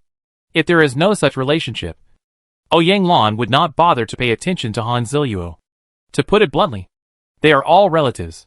Han Zilua enthusiastically sat down next to her, and at the same time pulled Chinyu to sit next to him, and introduced him to Ouyang Lan. "Beauty. This is our brother in the dormitory. He is also a loner. Just found today. His name is Chinyu, and he has been determined to join the inspection team." "Oh, he is Chinyu." Ouyang Lan nodded and smiled at Chinyu. "Hello. I'm Ouyang Lan. I know who you are." Chinyu replied indifferently. Ouyang Lan's face froze. Her beautiful eyebrows slightly wrinkled. "Why is this boy so rude?" She blinked, turned back and smiled at the strong man beside her. "Su Zhuang. That person is like you. He is said to be a loner. He has lived alone until now. Do you believe it?" Sneer. The strong man sneered. There was a smile on his face, but there was no smile in his eyes. He slowly stood up and walked to Chinyu, and stretched out his right hand. "Hello, Su Zhuang." Chinyu glanced at his hand. Short, thick and strong, with thick palms. There are calluses on the base of the thumb. It can be seen that he often uses a knife. His forearm muscles are very developed. He probably has a very strong grip. He is here to demonstrate. Because of his attitude just now, Ouyang Lan felt embarrassed. Can he be spoiled? Chinyu stood up with an indifferent look and stretched out his hand. "Hello, Chinyu." The two held hands together. At that moment, Ouyang Lan smiled contemptuously. At this time, the door of the office opened. A group of people entered in a line. The leader was Ouyang Bingjong, followed by 3 guards, who were said to be special forces soldiers, specially protecting him. As soon as these people came in, they saw Chinyu and Su Zhuang holding hands, and the atmosphere between the two seemed to be full of sparks and lightning. Ouyang Bingjong was stunned for a moment and looked at his daughter. Ouyang Lan curled her lips and smiled at him. Ouyang Bingjong suddenly realized it was a joke. That it's okay. Chapter 151, A Show of Strength. Han Zilua saw that the leaders were all present, and was about to ask Chinyu to meet the leaders. But he turned around and saw. Fuck. Chinyu and Su Zhuang's tightly clasped hands turned white. What is this for? Are they competing? Han Zilua's heart instantly rose to his throat. Just from the appearance, this Su Zhuang can fit Chinyu in. Whether in height or physique, he is stronger than Chinyu. Just that forearm. It is almost as thick as his thigh. Can Chinyu beat him? What to do? Han Zilua glanced at Ouyang Lan, and his heart sank to the bottom of the valley. I was careless. It seems that Ouyang Lan did it on purpose. Does she want to show Chinyu's strength? This Su Zhuang should also be the one who came here today to join the inspection team, or the field team. And he should have been introduced by Ouyang Lan. If I had known earlier, I would have avoided him. Sweat was dripping down Han Zilua's forehead. But Chinyu remained indifferent. He could feel Su Zhuang's grip strength, which was amazing and exceeded the limit of ordinary humans. Even better than those strongmen in the world. This made Chinyu more certain that this guy was definitely a cannibal. Did he disguise himself and deceive Ouyang Lan? Or did Ouyang Lan know his background? Because cannibals eat the flesh and blood of their own kind. This leads to a kind of genetic enhancement and mutation. So cannibals will become stronger and stronger. even far beyond ordinary humans. Although they are not as powerful as normal humans, they are already invincible when facing ordinary people. Qin Yu's eyes were cold. As Su Zhuang exerted more and more strength, his wrist and forearm slowly began to change color. The skin gradually turned pink. The 4.1 muscles on his arm were moving. It looked very strange. Su Zhuang had a cruel look on his face, even showing a ferocious smile, and wanted to crush Qin Yu's hand in one go. What was the result? The more he pinched, the harder it was. The more he pinched, the more painful his hand bones became. When he found that Qin Yu's arm muscles were twisting like they were alive, Su Zhuang was really shocked. What the hell? How can this guy's muscles still twist like a bug? Just as the thought fell, a terrifying force suddenly came from the opponent's hand, as if he was clamped by an extra-large steel clamp. At that moment, Su Zhuang's mind was blank. He felt a kind of pain, the pain he had never felt in his life. So, he subconsciously blurted out a scream, and his nearly 2-meter-tall body twisted like a little girl and squatted down in front of Qin Yu. Ah! It hurts. It hurts. Damn. It hurts. Let go. Let go. /n/n. Everyone in the conference room was stunned. A bear man with a height of nearly 2 meters was squeezed by the thin Qin Yu and squatted on the ground, twisting and turning like a little girl and screaming in pain. Isn't this a ghost? Ouyang Lan was stunned for a moment, and suddenly stood up and screamed, "What are you doing? Let go. Stop it." Behind Ouyang Bingjing, a guard in camouflage uniforms rushed over and stretched out his hand to grab Qin Yu's arm. Unfortunately, Qin Yu has now activated his supernatural power. The skin of the part of his body covered by the clothes faintly turned red. At this moment, his reaction speed is several times faster than that of humans. Just a special forces soldier? Before the guard's hand fell on Qin Yu's shoulder, Qin Yu dodged and stepped back, grabbed the guard's wrist, and flipped it violently. Ah! The guard was caught off guard and his arm was twisted. The next second, Qin Yu tripped and grabbed the guard's arm and threw him again. With a thump, the guard was thrown to the ground. This method was fast, accurate, and ruthless. The two special forces soldiers left behind Ouyang Bingjong were dumbfounded. Oh my god! How did he do it? While everyone in the conference room was stunned, Qin Yu suddenly squatted in front of Su Zhuang, looked at him coldly, and whispered in a voice that only the two of them could hear, "I know you are a cannibal." Su Zhuang was shocked. A hideous expression appeared on his face, which had already turned pale with pain. Then, the other hand suddenly wiped from the ankle, and took out a palm knife, and slashed towards Qin Yu's neck fiercely. Qin Yu was not surprised but happy. This was his reaction. Qin Yu held Su Zhuang's hand and burst out with strength again. The piercing pain made Su Zhuang tremble all over, and the palm knife slashing towards Qin Yu's neck also slowed down. This time, everyone in the room saw it clearly. The next second, when everyone thought that Qin Yu's carotid artery would be cut and bleeding profusely, everyone was horrified to find that Qin Yu held Su Zhuang's head with both hands at a strange speed. Then he twisted it suddenly with force. Crack! There was a sound. Everyone present heard it. They also saw Su Zhuang's head strangely turn 180 degrees. Silence. Deathly quiet. Qin Yu slowly let go of his hand and stood up. Su Zhuang's head was twisted to the back, and his originally fierce and cruel eyes were now bloodshot and lifeless. He stared at Ouyang Lan blankly, and his body slowly fell to the ground. Ouyang Lan covered her mouth with her hands. Her eyes were terrified. Suddenly she screamed, turned around and ran out of the meeting room. The others' minds were blank. Even the remaining two special forces soldiers behind Ouyang Bingjong looked at each other and saw the shock in each other's eyes. Underestimate this Qin Yu. His attack was so swift and fierce that there was no way to dodge. I'm afraid that even if they were to fight against Qin Yu, they would not be able to fight back just now. Qin Yu's method of grabbing the head and twisting the neck was simply ghostly. He didn't even see clearly before his neck was broken. Horrible! Everyone looked at Qin Yu. Qin Yu slowly turned around and looked at Ouyang Bingjong, and said lightly, he was the first to use the knife. Ouyang Bingjong was speechless. He didn't know what to say, because it was indeed Su Zhuang who used the knife first. Both of them claimed to be true loners. Strong men who had been living alone outside until now. So killing people at will was not a big deal. Now it's clear. Qin Yu is the real Lone Ranger. Too fierce. Ouyang Bingjong was a leader after all. After he came to his senses, He took a deep breath and immediately turned around and said, Xiao Lu. Xiao Wu. Get Su Zhuang's body out. Yes. The two guards behind him hurried over to lift Su Zhuang's body. At the same time, the guard who was thrown to the ground by Chen Yu had already gotten up with a red face and hurriedly left the meeting room with the two without saying a word. Han Ziluo looked at Ouyang Bingjong worriedly and asked awkwardly, Director, your daughter. It doesn't matter. Ouyang Bingjong forced a smile and waved at Chen Yu. You are Chen Yu. Sit down. The matter just now is over. Come on. Everyone sit down. So everyone sat down quickly. Han Ziluo also pulled Chen Yu to sit opposite.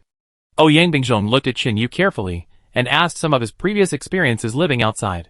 After listening, he felt quite satisfied. Chapter 152 Terrified. Afterwards, Ouyang Bingjong introduced the people who came with him to Chen Yu. They were the team leader of the inspection team, Guo Huaiyang. The deputy team leader was Han Ziluo's second uncle Li Jinglong.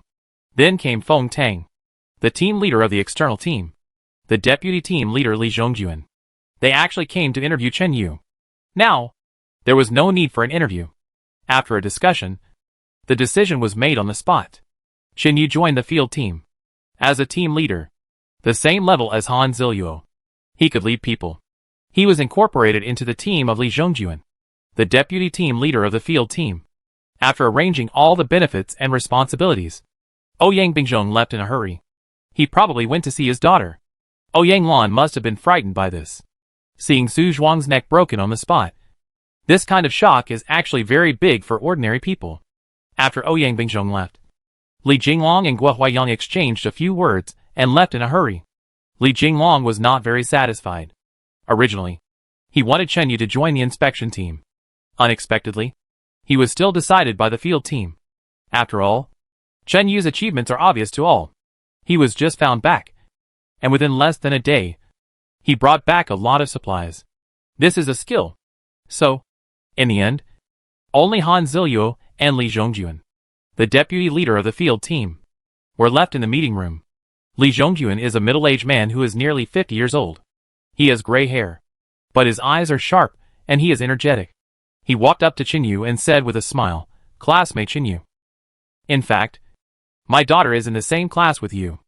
I have heard your name before. Chen Yu was stunned. Your daughter? Yes. My daughter's name is Li Xiaoyun. Chen Yu suddenly realized, oh, her. Indeed, Li Xiaoyun is a classmate. However, Li Xiaoyun is a very transparent girl. After more than 2 years in college, Chen Yu only remembers this female classmate and can remember her name. But he doesn't know her at all. Li Xiaoyun is the type of good girl. She usually wears a boyish hairstyle. She never wears makeup. She is pretty and looks like a little brother. In Chen Yu's impression, this girl has basically never worn a skirt and always wears sportswear. She gets shy when she sees boys. She rarely talks to boys. She is very shy. She is such a translucent girl. I didn't expect her father to become the deputy leader of the school's field service team. You know, those who can be field service must have killed people. The man in front of me. Li Zhongjuan saw that Chen Yu looked at him with doubtful eyes and smiled heartily. I am a veteran. Oh, no wonder. Chen Yu suddenly realized. No wonder Li Zhongjuan is good at field work. Chen Yu had a good first impression of this old man, which can be seen from his eyes. So, today is a good start. Han Ziluo excitedly arranged Chen Yu upstairs in the cafeteria. There is a hot pot restaurant there. It is the only Sichuan and Chongqing hot pot restaurant still in business in the whole school. Business is very tight on weekdays. If you want to eat hot pot, you have to make a reservation. Han Ziluo also arranged tonight's dinner through connections. Welcome Chen Yu. At the same time, congratulations. Chen Yu was just found today, and he joined the fieldwork team and even became a team leader. The same level as him. This is a great joy. From now on, no matter if it was his roommates or even his former classmate, those classmates would be able to take advantage of him. So Han Ziluo didn't hesitate to spend a lot of money to eat a hot pot. Just for fun. The two of them arrived first and simply ordered some hot pot dishes. They ordered 5 large plates of meat. But there were very few vegetables. There was only a small handful of chrysanthemum and some lotus root slices and bamboo shoots. Nothing else. These days, meat is easy to get. But vegetables are really precious and extremely rare. Because there is no place to get them. No one grows vegetables. In the previous extremely hot weather, most of the vegetables had rotted and deteriorated. So it is difficult to eat vegetables now. This was all obtained through connections. There were also some frozen meatballs and the like. Prepare a few more servings of noodles. There was only a pitiful half block of hot pot base. Basically just to give it a flavor. With these conditions, it was already a very high standard dinner in school. It cost Han Ziluo at least half a month's worth of meal tickets. The two sat and waited for someone. Han Ziluo was extremely excited. And he pulled Chen Yu to praise him. And finally punched him in the chest. Hey, to be honest, you are more awesome than me. I believe you will definitely make it in school. Ziluo. Chen Yu looked at him and asked softly, do you know who the man Ouyang Lan brought back today is? That Su Zhuang? Han Ziluo scratched his head. I heard that Ouyang Lan's relative picked him up from outside. He was given some food and became Ouyang Lan's bodyguard. He has been back for less than a week. Do you know who he is? I don't know. Han Ziluo asked in confusion. Who is he? He is a cannibal. What?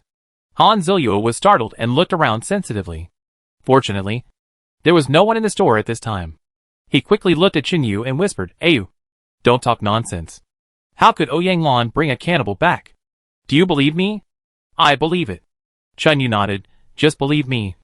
I'll tell you. Su Zhuang is a cannibal. I don't know how much Ouyang Lan knows. Even if she doesn't know, this matter is very sensitive. Han Ziluo was a little confused. Ziluo, I killed Su Zhuang because he is a cannibal. Chen Yu let out a long breath and said slowly, you may not know all the information about cannibals. I can reveal some information to you. You must remember it. Why do the field teams in the school usually choose to avoid and take a detour when they see cannibals? Have you thought about the reason? In fact, the reason is that those who often eat human flesh will unexpectedly increase their physical strength and cruelty. This is a genetic evolution. Humans will not know this secret until the end of the world. So, the strength and reaction speed of those cannibals are far superior to humans. And they are even stronger than those special forces soldiers. But their humanity has been almost devoured. They only have animal and bloodthirsty instincts. So field personnel like you, unless you have very strong firepower, will almost certainly die once you face cannibals.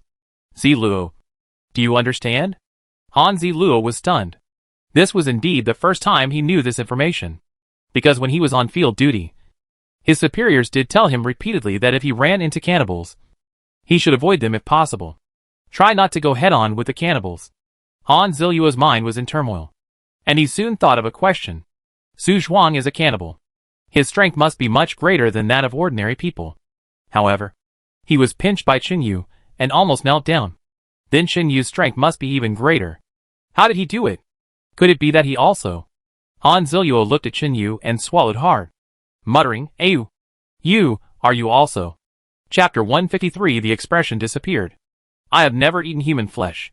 Chen Yu knew what he wanted to ask and denied it directly. You haven't eaten it. Then how come you are so strong? Exercise regularly. Chen Yu said casually, I will teach you how to exercise in the future. Okay. Han Ziluo believed it. Because Chen Yu really didn't need to lie to him. Chen Yu patted Han Ziluo's arm. I tell you this to remind you that this is not heaven. You don't know how many eyes are staring at this place. Not only the cannibals, but also the lone walkers. And the newly rising force outside. The Peace Society. I heard that the leader of the Peace Society is someone who graduated from the University of Science and Technology. If I'm right, they must have a grudge against this place. Han Ziluo looked at Chen Yu with disbelief, shook his head and sighed, Ayu, you are really amazing. You know everything. So, who is the leader of the Peace Society? Chen Yu looked at Han Ziluo. He might know these secrets. Han Ziluo hesitated for a moment, then whispered, I don't know who the leader of the Peace Society is. But what is certain is that it has something to do with Ouyang Binzhong. Ouyang Binzhong. Chen Yu nodded silently. At this time, there was an excited noise outside. As soon as I heard it, I knew that Su Sheng and Xian Wei were here. The two of them ran into the hot pot restaurant quickly. Brother Luo. You. Haha. You are really amazing. In just one afternoon, you joined the field team? And he became the team leader. Yeah. That's awesome. Han Ziluo looked at the two people and asked in confusion, where are Chen Gui and Fatty's son? Chen Gui is behind. Fatty's son is taking a shit. Su Sheng came to Chinyu and hugged his shoulders tightly. You. Do you know what I want to say? I know. Chinyu smiled slightly. Let's talk about it later. You really know. Nonsense. Chinyu glanced at him. Didn't you say that we were just wearing a pair of underwear before? How could I not know what you were thinking? Ha ha. Ha ha ha. Su Sheng laughed foolishly. Xianwei was so jealous. But now, he didn't dare to be angry. He looked at Chinyu and asked carefully, Brother Yu. What did he want to say? What did you call me? Chinyu glanced at him. Brother Yu. Brother Yu. Xianwei smiled and said, From now on. You are my brother Yu. Chinyu looked at him with a smile. You didn't call me that before. That was before. From now on. Call me brother Yu. Chinyu smiled and said nothing. Arrogant at first and respectful later. This kid is really not a good thing. The few people waited for a while. Qingui came. Han Ziluo asked quickly, Where is Fatty Su? Qingui shrugged. When I came out, he was still squatting in the toilet. He said he was constipated and hadn't defecated for 3 days. Fuck. Han Ziluo cursed. This guy. He can't even eat hot shit. Seeing that the soup pot was boiling, Han Ziluo waved his hand. Don't wait for him. You idiot. Come on. Let's eat first. Tonight, I'll treat you to welcome you. Fatty's son was squatting in the toilet. He was really constipated. He tried his best but couldn't defecate. But he had to defecate. His stomach was swollen. If he didn't defecate, he wouldn't have anywhere to eat dragon meat at night. So Fatty's son was trying hard while mumbling. Oh! Try harder. Fuck. It still won't come out. What kind of life is this? There's not enough water. Not enough vegetables. Eating these pig food every day. It's strange if I'm not constipated. Huh. It still doesn't work. What should I do? Use my hands to dig it out? He had just finished mumbling when someone outside suddenly said, Do you want a suppository? Fatty's son heard it. Suppository? Fuck. There's still this thing now? On campus. Medicines are hard to come by. It's ridiculously expensive. For ordinary people, if they get sick or catch a cold, it's not considered a disease. They just have to endure it. Who dares to take medicine? It is also hard to find a suppository. Now is not as good as the peaceful times. So all the pores of Fatty's son's body were relaxed. Who is so particular? He raised his head and shouted, Yes. Yes. Thanks, brother. I promise to return it to you later. No need. The people outside laughed. Then, Fatty's son opened the door of the squat toilet. Then, a dirty leather choke was handed in. Fat son's face froze. 3 people squeezed in at the door. Everyone had a hideous look on his face. Fat son was dumbfounded. He swallowed hard, looked at the 3 people and smiled awkwardly. Brother. Stop it. Here. A large enema. The expression on the man holding the leather choke disappeared. He handed the leather choke over and said fiercely, Use it, or our brother Ren will give it to you. Don't joke. Fatty's son was a little scared. These 3 people seemed to have bad intentions. Do you want to use it? CNM? You fat guy. If you don't want to use it yourself, turn around and our brother Ren will give you a sip. No. I really don't want to use it. Brother. I don't have poop. No. Fatty's son wanted to stand up. As a result, the boy holding the leather choke suddenly shouted, You have to use it even if you don't have it. CNM? I give it to you and you don't want it. You don't even want to give you face. Use it. Use it. Use it. As he spoke, he used a leather sling to hit Fatty's son's head and face. Ping pong pong. Fatty's son screamed in pain, covering his head and looking dirty. He sat directly in the innermost part of the squat toilet. The boys beat him for a long time, and the other 2 felt unsatisfied. So they rushed in and kicked him. It was a good kick. Finally, Fatty's son's face was covered with blood, and he was scared to shit and pee. The beater immediately hid away. The boy holding the leather sling cursed angrily. Fuck. You coward. You didn't need to use a suppository. But you still pooped? You deserve a beating. Stupid fatty. Get up. I have something to say. Another boy kicked the door of the single room hard. Fatty's son got up from the ground in a hurry and knelt at the door. He didn't dare to look at the 3 people. He choked with snot and tears. Brother. You say. Feed this to the dog in your dormitory. The boy took out 2 buns from his pocket. They were still warm. Fatty Sun was stunned. The boy slapped him and cursed in a low voice. Do you understand?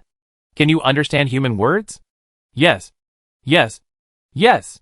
Fatty Sun nodded continuously. Here. Take it. The boy handed the buns over. Fatty Sun took them hurriedly and couldn't help asking, Is this poisonous? What do you want to do? The boy kicked him in the head. He cursed him fiercely. Is it your turn to ask? Is it your turn to ask? You bastard. You fat guy. Hurry up and feed the buns. Damn it. If you don't go, I'll kill you tonight. Do you understand? I'll go. I'll go. Fatty Sun nodded quickly. He was not a tough guy. And he was even more afraid of death. So he quickly pulled up his pants, not caring about the mess, and ran out in a hurry. The three boys behind him followed closely. When he went out, Chapter 154, I'll beat you to death. One of the boys cursed in a low voice, If you dare to run, I promise to kick your legs and break them. Don't think you are awesome just because there is Han Zilio in your dormitory. You are nothing. I will beat you to death if I want to. I dare not. I dare not. Fatty Sun shook his head hurriedly and ran to the dormitory quickly. At this moment, he had only one thought in his mind. Feed the buns. Deal with this matter first. Then go to Han Zilio and Qingyu to appeal. Soon, several people returned to the dormitory. There were not many people in the dormitory corridor. At this time, most people were eating in the cafeteria. Now is not as peaceful as in peacetime. In the past, not many people ate at mealtime because they could eat anywhere and anytime. The canteen worked until after 10 o'clock in the evening. Now it's not possible. If you miss this mealtime, you will be hungry. Now there is no food anywhere. Everyone is hungry and full. Therefore, there must be no one in the dormitory at mealtime. Fatty Sun returned to the dormitory door. Inside, the general did not go out, and had been sleeping on Qinyu's bed. When Fatty Sun slowly opened the door, the general seemed to hear the footsteps of more than one person outside, and immediately raised his head. The blood-red animal eyes stared fiercely at the door. Fatty Sun came in, with an expression uglier than shit on his face. He was holding the bun in his hand, and he was a little hesitant. This must be poisonous. It is estimated that someone was jealous of the dog that Qinyu brought back and wanted to poison the dog. There is no way. His own life is important. Human life is always more valuable than dog life. Right? So, Fatty Sun took out 2 meat buns tremblingly. The general on the bed stood up in an instant, jumped off the bed, and scared Fatty Sun to fall to the ground. The meat bun in his hand was thrown out in a hurry. The fangs in the general's mouth could rise. In fact, it didn't pay attention to the buns and Fatty Sun at all, but found the 3 people outside. The 3 men had murderous auras. As the general evolved, it seemed to be able to sense people's kindness and malice. It could sense anything with malice. Just when it was alert, Fatty Sun threw out the buns. The general subconsciously lowered his head to smell it. He didn't eat it. Then he looked up at Fatty Sun. Fatty Sun was anxious. He looked at the general and growled with gritted teeth, Eat, beast. C&M. If you don't eat, I'm going to die. Eat quickly. He was anxious. Unconsciously, he brought out a murderous aura. The general's blood-colored animal eyes suddenly flashed a fierce light, lowered his head to smell the meat buns again, and then suddenly roared. The next second, a black shadow flashed before Fatty Sun's eyes. As a result, a sharp pain came from his neck instantly. His mind went blank. His whole body went limp, and his hands and feet went numb. In the last short moment of his life, only one thought flashed through his mind. It's over. I was bitten to death by a dog. As soon as the thought fell, Fatty Sun clearly heard a cracking sound from his neck. Then, there was a tearing sound. Then, his head was torn off by the general and thrown aside. The 3 people standing at the stairs outside saw it, screamed in fear, and rushed into the stairwell, rolling and crawling, and disappeared quickly. In the hot pot restaurant on the 2nd floor of the cafeteria, 5 people ate. Han Zilio was really happy, so he ordered a bottle of Lao Baigan. When Sushin came, he also brought a lot of the snacks that Qinyu brought back in the afternoon, plus the dishes from the hot pot restaurant. So it was quite rich. 5 people each had a small wine glass. They all sipped it, which was so rare. The whole 2nd floor could hear their noise. Xianwei shook his head and sighed, holding a large piece of beef, and muttered, It's been a long time since I last had meat. Life is so hard now.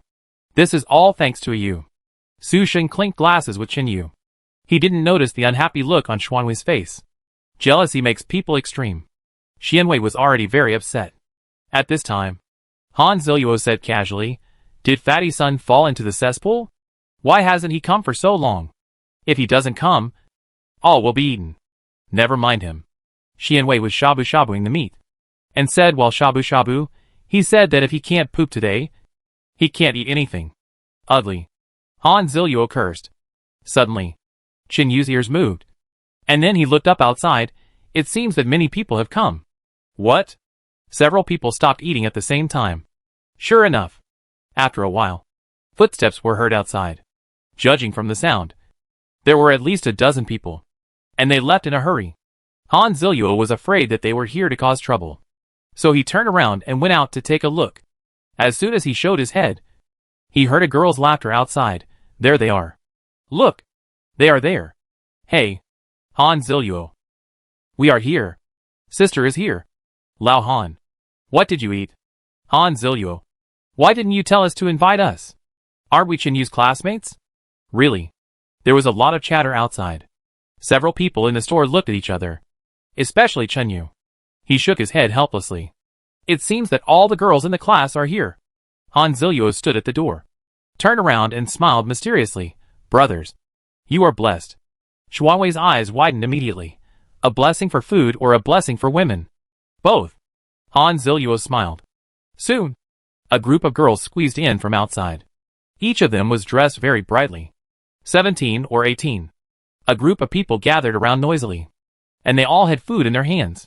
Some held vegetables, some held meat slices, some held drinks, and some held peanut snacks.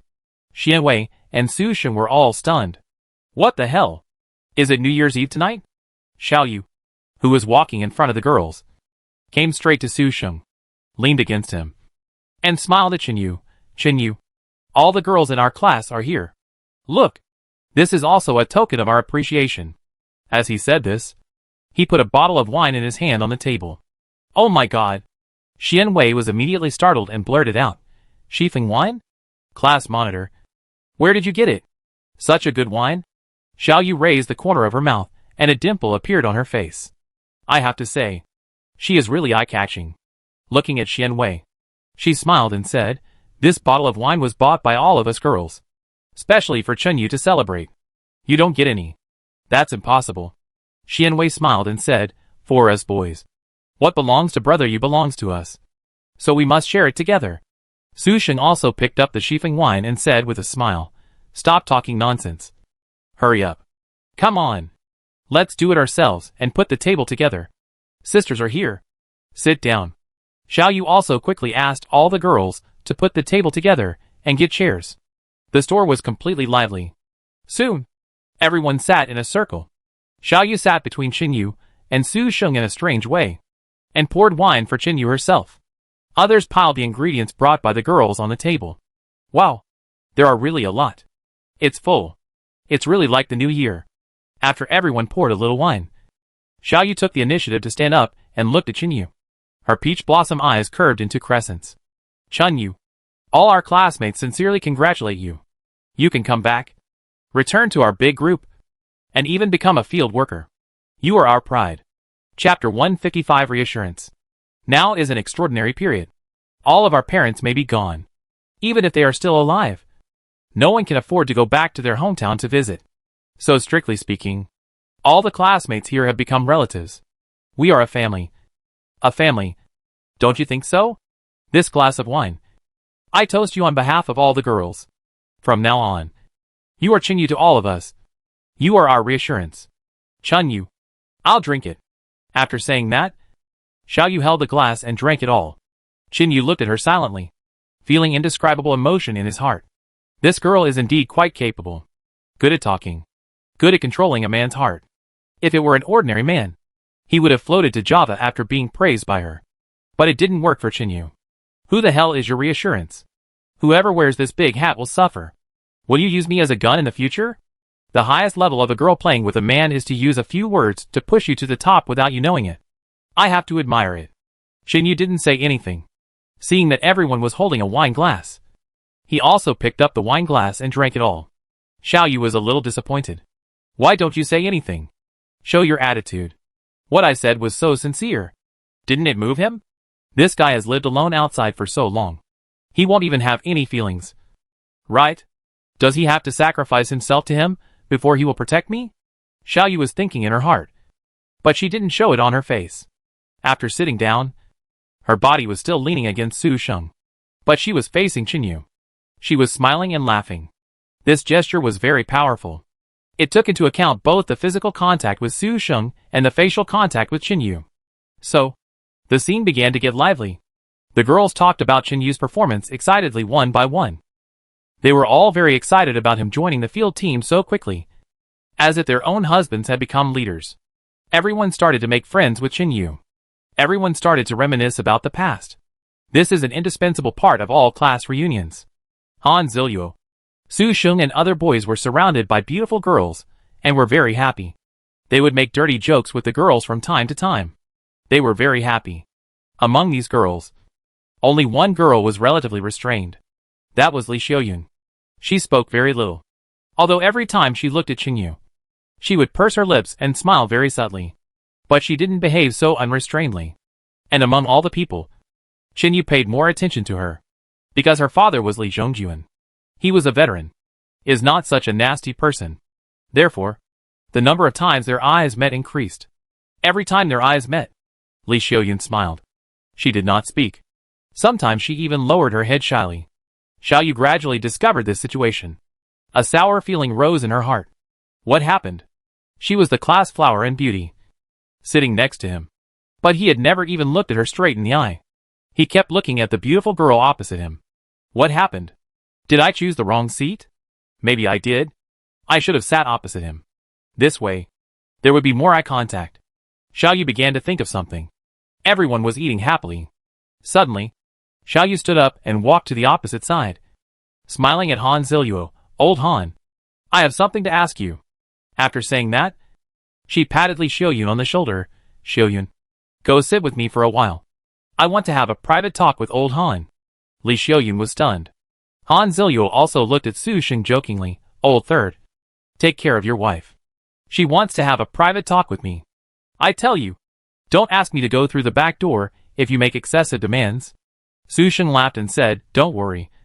Everyone knows Xiaoya from the Ammon family. She is famous for her seven-pointed and delicate heart. Can she be so ignorant? That's right. Xiao Yu gave Han Ziluo a charming look. Old Han, you really underestimated me. I want to tell you something serious. Okay. Han Ziluo nodded. In fact, his behavior was just to avoid suspicion. After all, he and Su Sheng were brothers. So, Li Xiaoyun stood up with a red face and sat next to Qinyu in 043. Xiao Yu sat in her seat. Everyone continued to eat and drink. Xiao Yu leaned close to Han Ziluo's ear and whispered softly. But when she spoke, her eyes were always looking in the direction of Qinyu. She was also smiling on her face. At the same time, what she said to Han Ziluo was also serious. There was no delay. She was talking about Su Sheng. She hoped that Han Ziluo could communicate with Qinyu and let Su Sheng join Qinyu's team to go out for field work. In fact, she didn't need to say anything about this. Qinyu became the team leader, and the people he led must be his own people. So there would be no mistakes. So the two of them always looked relaxed. This side, Li Xiaoyun sat next to Qinyu. At first, Qinyu looked at Xiao Yu with a thoughtful expression. Soon, because the atmosphere was lively and well set, Li Xiaoyun suddenly boldly picked up the wine glass and gently touched Qinyu. Hey! Qinyu turned his head. He saw Li Xiaoyun blushing, pursing her lips, and whispered, I also want to toast you a glass of wine. What's the reason? Qinyu picked up the wine glass. His eyes were much gentler. He didn't dislike Li Xiaoyun that much. First, when she was in school, Li Xiaoyun's daily behavior gave people a very quiet and pure feeling. She didn't have the bad habits of those materialistic girls. Second, because her father is Li Zhongjuan. Strictly speaking, she is also a relative. But she really doesn't look like it. Among the girls in the class, she is not conspicuous and not ostentatious at all. Such girls make people feel very quiet. So Qinyu is not so indifferent to her. Li Xiaoyun looked at Qinyu with a pair of big eyes, with a heartwarming brilliance in her eyes. and smiled softly. The reason is very simple. Just to celebrate that you are still alive today. Oh! Chinyu also smiled. This was the first time he smiled. Give it to Li Xiaoyun. Because Li Xiaoyun's reason was too simple. Not so fancy, but more real. Chinyu gestured to Li Xiaoyun, then raised his glass and drank it all. Li Xiaoyun did not hesitate. Drank it all in one gulp. Although the wine cup was a little small, it was also a strong liquor. She drank it in one gulp, and soon her fair face was flushed. To be honest, it was pretty. Very tempting. More simple than Xiaoyu's high-looking girls. The two smiled at each other. This scene was seen by Xiaoyu again. She was so depressed. Now it was finally confirmed that it was not about the position. But Chinyu's eyes were always on Li Xiaoyun. Strange. What was wrong with me? Was it because I was the girlfriend of his good brother Su Sheng? He didn't even want to talk? Xiaoyu's smile gradually faded. The dinner continued. Others ate and drank heartlessly. This dinner was not easy. It had been a long time since we had such a happy dinner together. So, the atmosphere became more and more lively. After Li Xiaoyun clinked glasses with Chinyu, they gradually became familiar with each other. She sat next to him and whispered to him. She smiled from time to time, looking pretty and warm. After 3 rounds of wine. Chapter 156 Tempting Throbbing. Li Xiaoyun suddenly looked at Chinyu and whispered, I heard that you will follow my father's team to go out on field work in the future. Right? Yes. Chinyu nodded. Then, can I join your team? What? Chinyu was stunned. You want to go on field work? Yes. Li Xiaoyun nodded. Chinyu blinked and asked in confusion, Have you told your father about this? No. Why not? Because I made the decision today. Today? Yes. Just now. Li Xiaoyun looked at Chinyu with brighter eyes. And there was a kind of tempting throbbing deep in her eyes. Chinyu is not a fool. He finally saw it. She came for him, so she just made the decision. Chinyu didn't know whether to laugh or cry, and shook his head helplessly. Li Xiaoyun. Going out on the field is not a joke. Once you go out, you have to be mentally prepared to be killed at any time. I know. Li Xiaoyun nodded. My father has been out on the field for such a long time. Do you think I am not mentally prepared? I don't think you are suitable. Chinyu refused directly. Why? Because your physical condition is not up to standard. Chinyu, don't look at me as weak. But my physical fitness is much better than you think. I got full marks in all the physical tests in the college entrance examination. I always ranked first in every physical education class in college. Have you heard of this? Chinyu blinked and looked at her in surprise. Is she so awesome? I really didn't know about her before. After all, we are not familiar with each other and have no intersection. At this time, Li Xiaoyun came closer and lowered her voice and said, also, My father is a veteran. Do you think I can use a gun? Chinyu's eyes lit up. This girl can use a gun? That's really unexpected. Is she a treasure girl? Just when Chinyu was surprised, Xiaoyu came back again, with a smile on her face. Patting Li Xiaoyun on the shoulder, Xiaoyun, that's enough. You can go back. I've finished talking to Lao Han. Yeah. Li Xiaoyun smiled, nodded, then stood up and returned to his seat. Chinyu's eyes followed. Xiaoyu, who was sitting next to him, twitched unconsciously. Damn it! Unhappy. Su Sheng came over and hugged Xiaoyu's waist, and asked in her ear, What did you say to Lao Han? Xiaoyu blinked.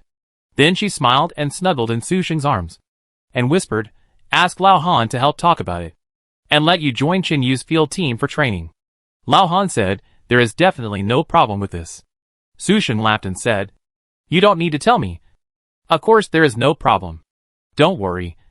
The field work will be safe this time. Well, you must be careful. Xiaoyu touched his face with concern, and her movements became more and more bold. She even leaned over and kissed him. The two of them were too hot, and immediately caused a burst of laughter from others. Some people were envious, some were jealous, and some seemed to be smiling. Unfortunately, Chinyu turned a blind eye to the situation around him.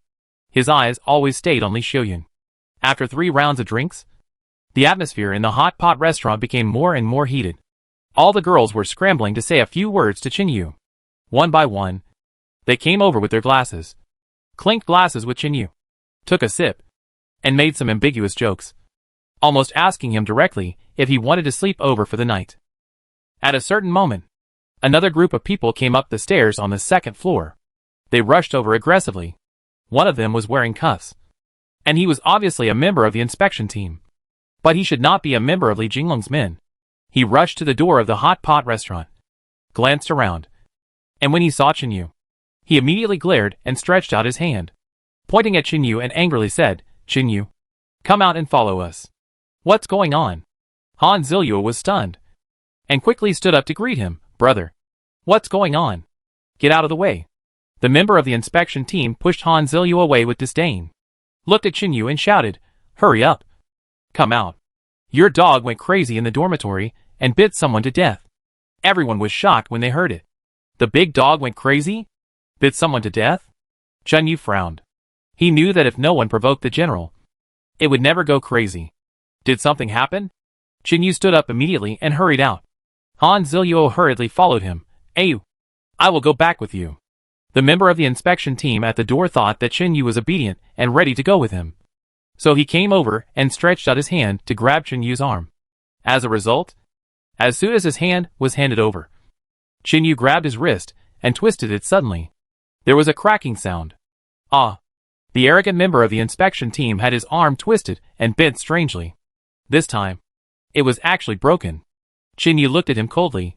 "Don't stretch your hands randomly." He left after saying that. Everyone gasped, including Han Zilyu. He looked at the member of the inspection team lying on the ground and screaming in shock. And cold sweat came down on his forehead. He knew this person. He was a relative of Guo Huayong, the head of the inspection team. He was also a relative. He was always a reckless person in school. This was a problem. But Chen Yu didn't pay any attention to it and hurried out of the cafeteria. Han Zilyu was in a big trouble. He had to stay. In any case, although his second uncle was the deputy leader of the inspection team, he was also Guo Huayong's subordinate. So he had to stay here to clean up the mess. Han Zilyu turned around and winked at Su Sheng. Su Sheng hurriedly chased him out. Xian Wei and Chen Gui looked at each other and hurried out. All the other girls were a little overwhelmed and hid in the store. Suddenly, Li Xiuyan ran out alone. Xiao Yu blinked, rushed out regardless, and left with Su Sheng. The man whose arm was twisted howled in pain for a long time, and saw that Chen Yu ignored him and left. And he shouted angrily at the team members who came with him. "Still watching? Look at your mother. Go and keep an eye on that Chen Yu." The members of the inspection team turned around and ran out. Han Zilyu squatted down and looked at the man with a broken arm and whispered, "Tang Jie, are you okay? CNM, are you blind?" Tang Jie was sweating profusely. His lips were pale, and he shouted angrily, "My arm is broken. Ouch. Fuck. MLB. Chen Yu, wait for me. I won't call you Tang Jie if I don't kill you. Tang Jie, don't get excited. I'll find someone to help you. Get out of here." Tang Jie shouted at Han Zilyu. "Han, you wait for death too. I'll hack your whole family. Nothing good will happen if I know you. You wait for me. I'll make you and your second uncle, who is a bitch, get out of school. You wait for me. You son of a bitch." The expression on Han Zilyu's face disappeared. He blinked, and suddenly turned around and shouted to all the girls in the hot pot restaurant, "You guys hurry back to the dormitory. Today's dinner is over. I'll take care of this." The girls in the restaurant suddenly came to their senses and ran away quickly. After a while, Han Zilyu and Tang Jie were the only ones left outside the hot pot restaurant on the second floor. Chapter 157. Thinking about his dog. Tang Jie endured the severe pain in his arm, propped himself up, and cursed with gritted teeth, "You bunch of bastards. Wait for me. Ouch. My arm. CNM Chen Yu. Wait for death. I'll support you." Han Zilyu suddenly ran over and supported Tang Jie's arm. Tang Jie cursed angrily, "Dog. Be gentle. You idiot. Ouch. My arm. It hurts me to death." Han Zilyu, I tell you, if you don't remove Chen Yu's arm for me to make amends, I will kill your whole family. Han Zilyu lowered his head, helping Tang Jie, walked out step by step. When the two men walked to the stairs and headed downstairs, Han Zilyu suddenly stretched out his hand to strangle Tang Jie's arm, and threw him to the ground with a sudden force. One leg firmly pressed his injured arm, and one hand covered his mouth and nose. The other hand suddenly punched Tang Jie in the chest. Tang Jie's hands and feet were already weak from the pain, and this punch made his whole body tremble violently. But he couldn't shout. In less than 2 minutes, Tang Jia died. Han Zilio expressionlessly let go of his mouth and nose, stretched out his hand to grab his collar, and slowly dragged him to the corner downstairs, and threw him into the shadows. Then he left quietly. Soon, Qinyu rushed back to the dormitory. Their dormitory room has been surrounded.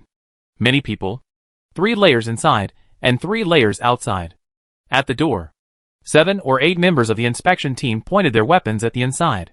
And in the dormitory, the general was completely enraged, crouching down, and the hair on his body was blown up. A pair of bloodshot eyes filled with cruelty. Fortunately, Qinyu came back. The crowd outside shouted, and the people at the door immediately scattered to both sides. Qinyu rushed to the door quickly. A member of the inspection team saw him running over, glared and said angrily, Qinyu, you, get out. Qinyu rushed over with a step, twisting and smashing his hands. The weapon in the hands of the inspection team member was knocked to the ground, and Qinyu kicked again, and the gun slid directly in front of the general. The other members of the inspection team saw this and thought it was unacceptable. They immediately changed their targets. They all grabbed Qinyu, but they were all too weak. They were all ordinary people before. Even after a few days of training, they were lucky to be able to punch. Still want to touch Qinyu. Qinyu's eyes were full of murderous intent. His supernatural power was instantly activated. He moved his hands and feet, and knocked down these people in a few moves. He kicked all the weapons in their hands into the dormitory. The general inside roared.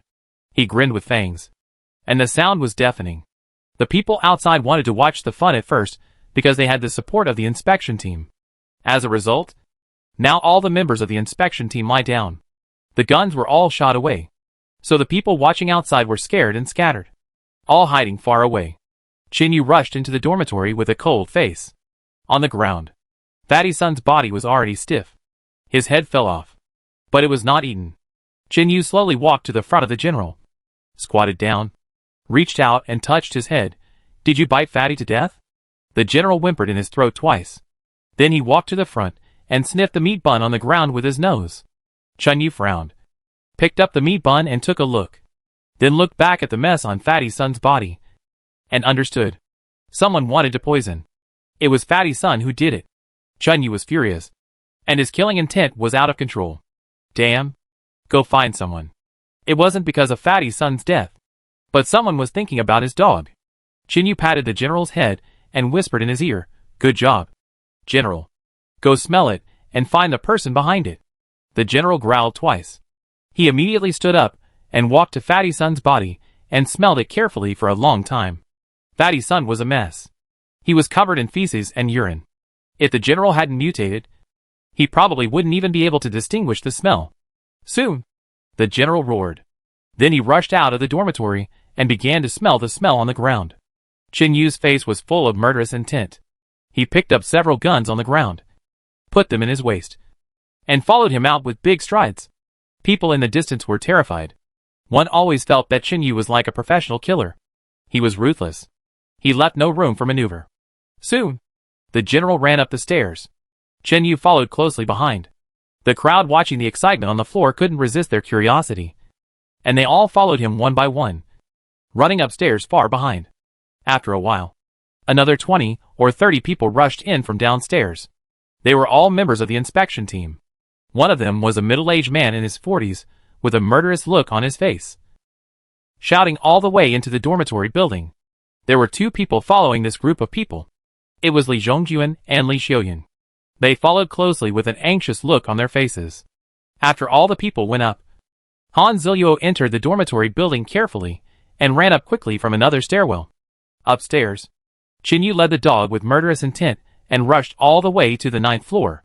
At the staircase of the 9th floor, the general smelled the smell and turned into the floor, slowly walking forward. Soon, it stopped at the door of a dormitory in the middle. The general smelled it carefully for a long time, and suddenly looked back at Qinyu. Qinyu walked over without saying a word, came to the door, and kicked it hard. Bang! The dormitory door was kicked to pieces. The people inside were startled. 2 people jumped down from the bed, and another person flashed out from behind the door, all looking at the door in shock. When they saw the general at the door, their faces looked strange. At the same time, Chinyu was also shocked. The two people who just jumped down from the bed were too agile. They were not like ordinary people. And this room? There was a smell of blood. Are they cannibals? Disguised? Chinyu looked at the three people opposite. And the three people opposite also looked at Chinyu. After a few seconds of silence, two of them suddenly turned around and took something from under the bed. And the one in front kicked a chair away and fell out fiercely. The general roared and rushed in fearlessly. Chinyu also rushed in at the same time as the three people on the opposite side moved, reaching out to draw his gun. Bang, bang, bang. 3 shots were fired in a row, all in one go. The two people who wanted to get weapons from under the bed had their heads blown off on the spot. The remaining one who threw the chair was shot in the knee, and at the same time, the shoulder was bitten by the general, and he was directly pressed to the ground. It can be imagined that the general's body, after the mutation, is more than 1 person tall when he stands up. How great was the force of this pounce? Unexpectedly, after being thrown down, the man who was hit in the knee actually flipped the general's body over crazily and climbed up again. The power is terrifying. He is definitely a cannibal, because he doesn't feel like a superpower. Chinyu quickly fired 2 more shots, both hitting his knee joints. The man couldn't stand up, and was pressed to the ground by the general again, biting his neck tightly with his mouth. And this time, he finally stopped moving. Everyone outside was terrified. When have they ever seen someone shooting and killing people like this in the dormitory? For a while, the dormitory building was noisy and screaming. Chapter 158 Don't Force Fate. Chinyu didn't care. He searched the dormitory building and found 3 pistols and some personal belongings, all piled on the ground. A few minutes later, a group of people rushed in at the door. These people were holding submachine guns, all pointed at Chinyu. Behind the crowd, a middle-aged man shouted loudly, "Chinyu, put down your weapons. I am Guo Huayang, the leader of the inspection team. Your behavior has violated the discipline here. If you don't put down your weapons, we will kill you without mercy." There was a click at the door. All the guns were loaded. The general turned into a hellhound again, baring his fangs at the door, ready to fight to the death. Chinyu had no expression on his face. He reached out and patted its head, signaling it to look at the person on the ground. Then he turned around and faced the dozen submachine guns at the door, and said indifferently, "The 3 people in this dormitory are cannibals." "What?" Guo Huayang outside was stunned. "What cannibals? What nonsense are you talking about? How can cannibals have the opportunity to enter our school? Believe it or not." Chinyu reached out and held the gun to the top of the man's head on the ground. "Tell me, how many people have you sneaked in?" The person on the ground was not a fool. He didn't say anything at all. Guo Huayang outside scolded angrily, "Chinyu, I think you look like a cannibal. Kill without blinking an eye. Put down your gun immediately." Team leader Guo. Chinyu looked up at him and said, "You should know that cannibals are getting stronger because they eat the flesh of their own kind. Right? Ordinary people are no match for cannibals at all." "Nonsense. Do you need to tell me that? Everyone knows it." "Okay. Do you believe that if I let him go, none of you can catch him?" Guo Huayang said angrily. "Don't talk nonsense there. I warn you now. Put down your gun immediately. I'll count to 3. If you don't put it down." Before he finished speaking, Chinyu suddenly put away his gun and retreated. At the same time, he whistled. The general immediately jumped away from the man on the ground. The man was slightly stunned. His eyes rolled around. He was weighing. Should he reveal his identity or not? If he ran away, his identity would definitely be exposed, and he would then face the school's pursuit. If he didn't run away, the man was thinking about it, when he heard the sound of a bolt being pulled from behind him. "If you don't run away, I will shoot you immediately. Don't doubt my words." The man's face changed. It's important to stay alive first. The next second, he suddenly jumped up from the ground, kicked the bed next to him at a weird speed, and actually jumped out in the air, falling directly into the crowd. There was a scream outside. Then Guo Huayang's voice was heard roaring in fear, "Be careful. Don't let him run away. Catch him. Catch him." The roar stopped abruptly. Gunshots were heard outside. Chaos, accompanied by screams. The gunshots were getting farther and farther away. The screams were getting farther and farther away. Chinyu sat in the dormitory with a leisurely look on his face. He had guessed this outcome a long time ago. Those good-for-nothings outside were no match for the cannibals. If ordinary people didn't have the skills of a special forces soldier like Zhang Yang, or the skills of an elite city guard like Su Qing, they would basically have no way out when facing the cannibals. It's still early days. The scale of the cannibals is very, very small. After all, there are still only a few people who can break through the psychological barriers to eat human flesh. Let's see in a year or two. At that time, the city was full of cannibals. The survivors had to live in secret. Soon, the noise outside became quieter. Qin then slowly walked out and took a look. Oh my god! There were corpses all over the corridor. At least a dozen people were killed. Among them were 4 or 5 members of the inspection team. Guo Huaiyang also sat on the ground. His face was horrified. He was sweating. There was a wound on his ribs. He was not dead. Chen Yu looked at him with a half-smile. Trash is lucky. Li Xiaoyun couldn't help the cannibal and ran away. Chen Yu didn't care anymore, because he thought of what was going to happen next. If nothing unexpected happened, a lot of cannibals should have infiltrated the University of Science and Technology. Qin Yu encountered 2 waves. One wave was the so-called Lone Ranger brought back by Ouyanglan. The other was the people in this dormitory. They were all Lone Rangers. They hid very well. Ordinary people couldn't detect them at all. With these 2 waves, there must be others. The cannibals should be planning to concentrate on sabotage one day and completely destroy this place. This place is hopeless, because no one can find the remaining cannibals. Chen Yu can't either. If they didn't fight face to face and fight to the death, who could detect the amazing fighting power of these cannibals? So this place will soon collapse. In particular, Qin Yu has already eliminated 2 groups of hidden cannibals. Once the cannibals know about this, they are likely to take action in advance. I don't know how much time is left. Qin Yu took the general back to his dormitory. He left in front of Guo Huaiyang. He didn't have a hair, because he was really scared. He is not like Li Zhongjuan, who is a veteran. Guo Huaiyang only relied on the relationship between Vice President Jiang Ligua to serve as the head of the inspection team. He has no ability. This time he was only injured but not killed. And that was the result of several inspectors fighting to protect him. Qin Yu returned to the dormitory. Prepare to meet Su Sheng and Han Ziluo.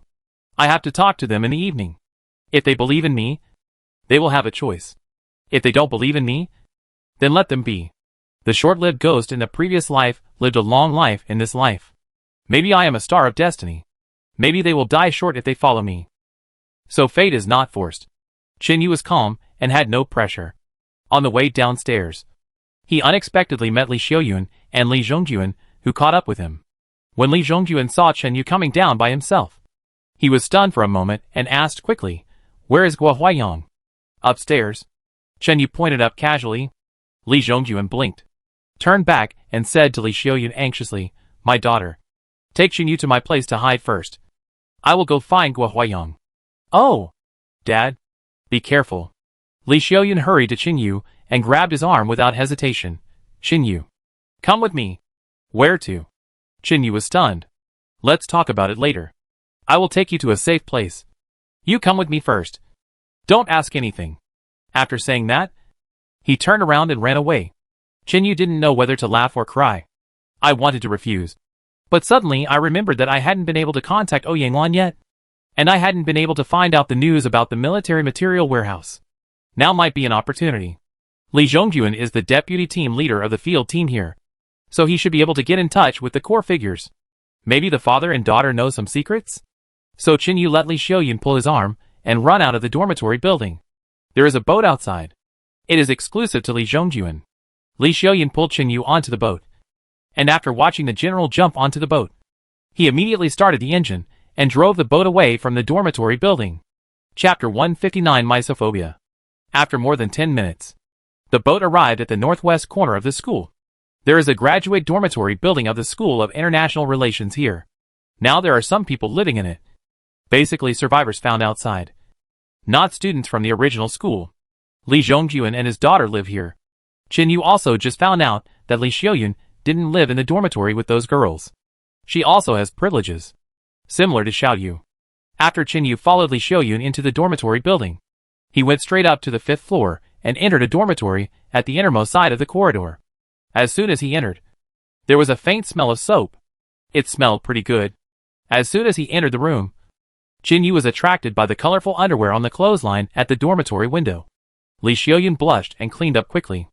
At the same time, she explained, "This is where I live? Sorry. It's a bit messy. I'll clean it up." "Don't you have mysophobia?" Chen Yu asked casually.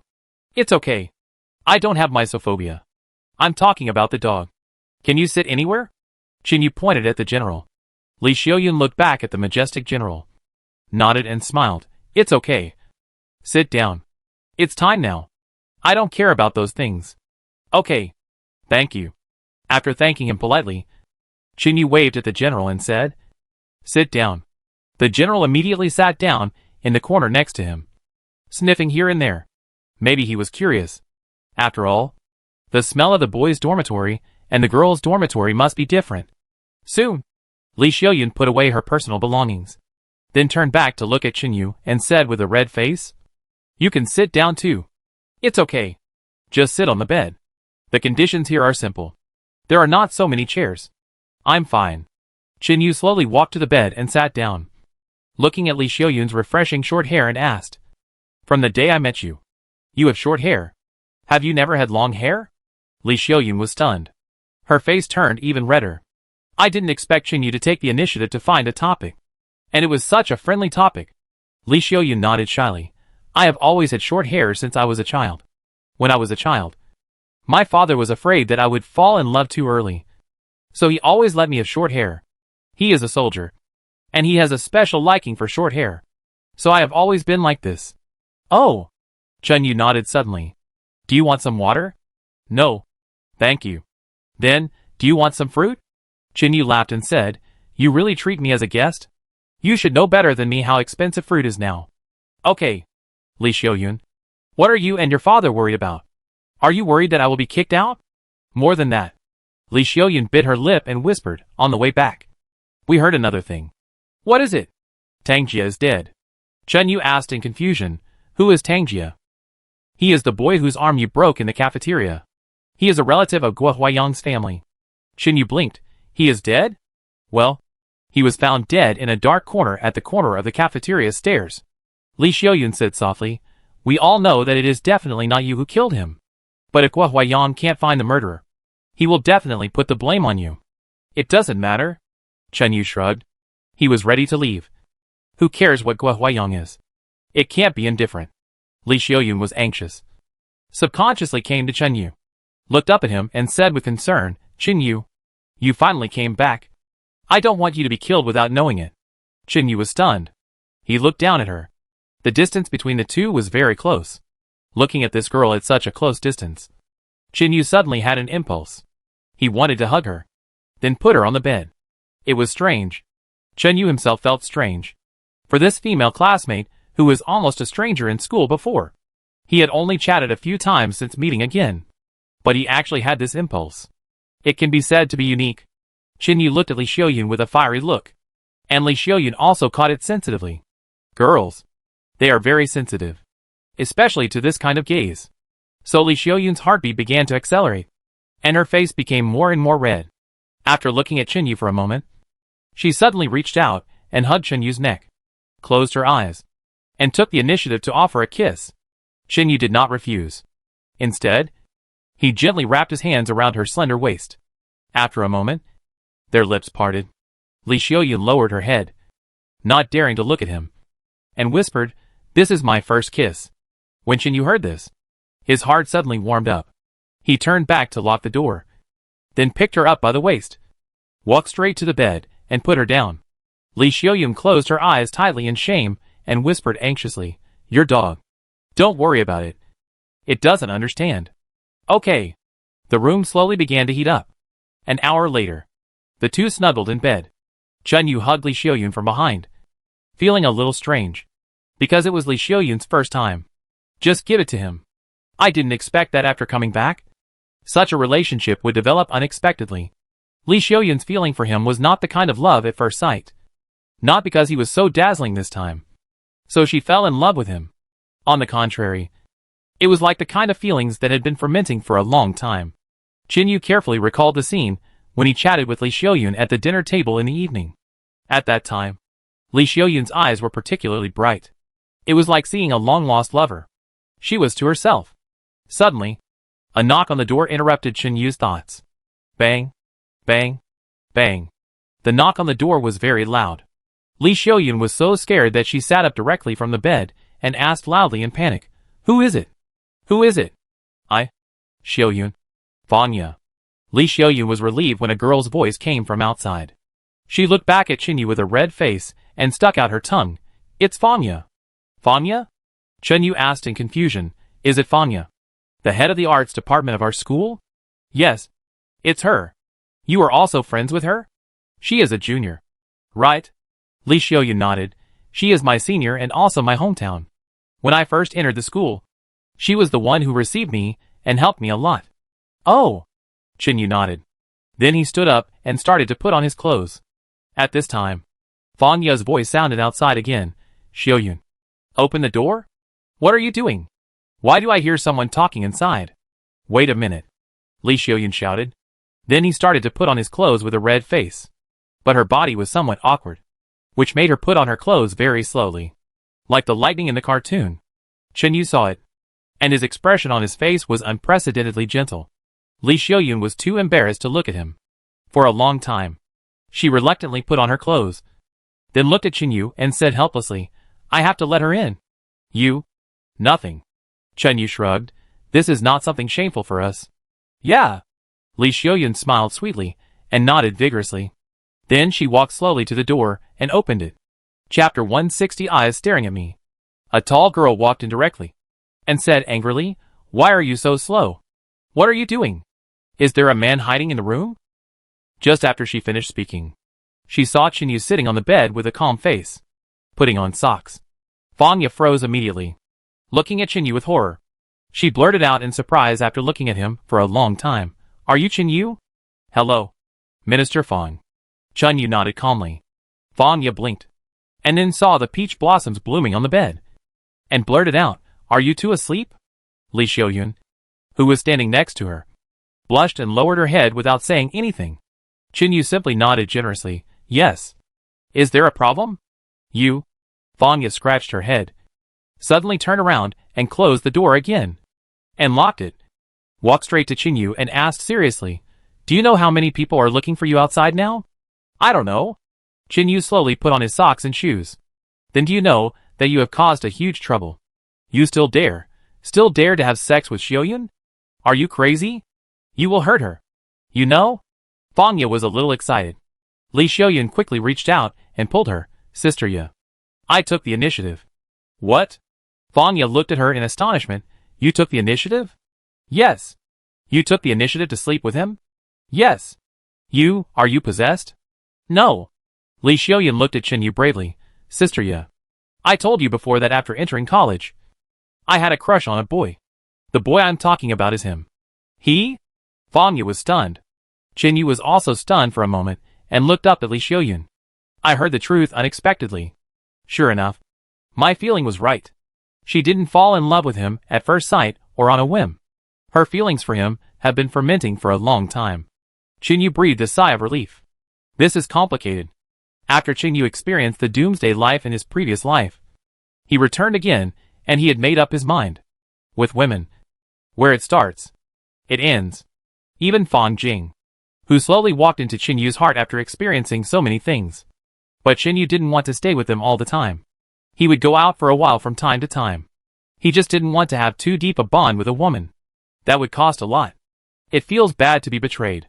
So Chen Yu got used to isolating himself.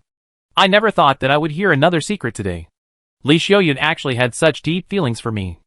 And I didn't know it before. She has a crush on me? I can't tell at all.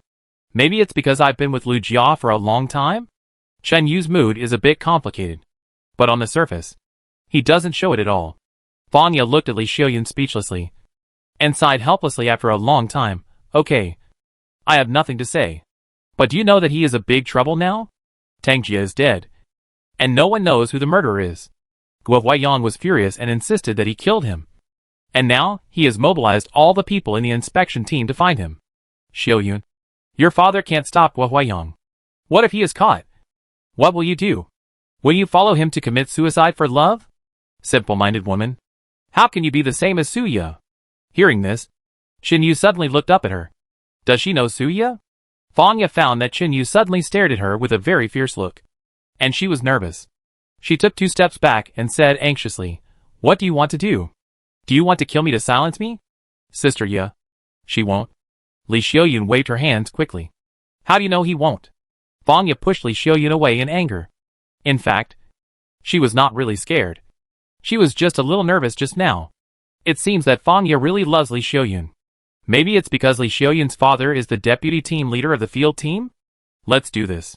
Fanya suddenly looked at Chinyu and said, "Come with me and hide at my place." "What?" Li Xiaoyun hurriedly said. "No, Sister Ya. I can't implicate you." "Involve what?" Fanya frowned and looked at her. "Xiaoyun, I can stay here because of you and your father. My mother can be the dormitory manager in the dormitory with the help of your father. I can't watch you get implicated by him. Understand?" After saying that, she frowned at Chinyu and said, "If you don't want Xiaoyun to be implicated, you can come with me." "Okay. Okay." Chinyu stood up without hesitation. Fanya didn't expect him to agree so quickly, but was stunned. But now the situation is urgent. "I can't think too much." Fanya quickly told Li Xiaoyun, "Don't run around. No matter who asks you anything, just say you don't know." "But..." Li Xiaoyun looked at Chinyu, expecting Chinyu to say something. In the end, Chinyu said nothing. After Fanya opened the door, Chinyu called the general and followed him out. After the two went out, they immediately closed the door, locked Li Xiaoyun in the dormitory. The room suddenly became deserted. Li Xiaoyun felt lost. Turning back to the bed silently, she reached out to touch the remaining warmth on the bed, and looked at the scarlet and dazzling peach petals on the bed sheet, and tears unexpectedly flowed out. Is he that kind of person? A heartless person. Fanya also lives in this building. Li Xiaoyun lives on the 5th floor, and Fanya lives on the 7th floor. So Chinyu followed Fanya up 2 floors and entered Fanya's room. This room is more feminine than Li Xiaoyun's room. Fanya is a mature girl. She should be 2 years older than Chinyu. She is mature, sexy, and plump, and she is a girl with a little fleshiness. Her face is average, at most 70 points, but her figure is great. The upper body is fierce. She is also tall, more than half a head taller than Li Xiaoyun. When she puts on high heels, it almost reaches Chinyu's nose. A very generous girl. When he was a freshman, Chinyu attended a freshman party.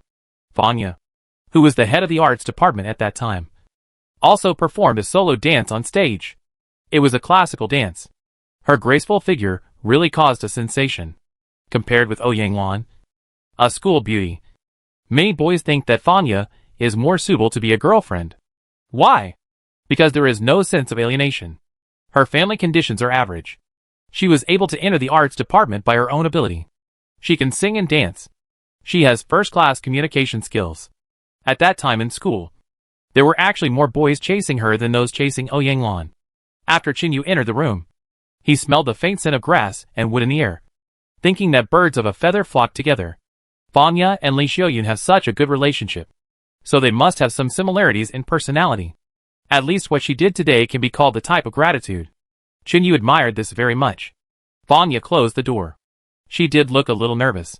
After drawing all the curtains in the room, she looked back at Chinyu and whispered, "You really stirred up a hornet's nest. I have never been so nervous in school. But now many people are looking for you outside.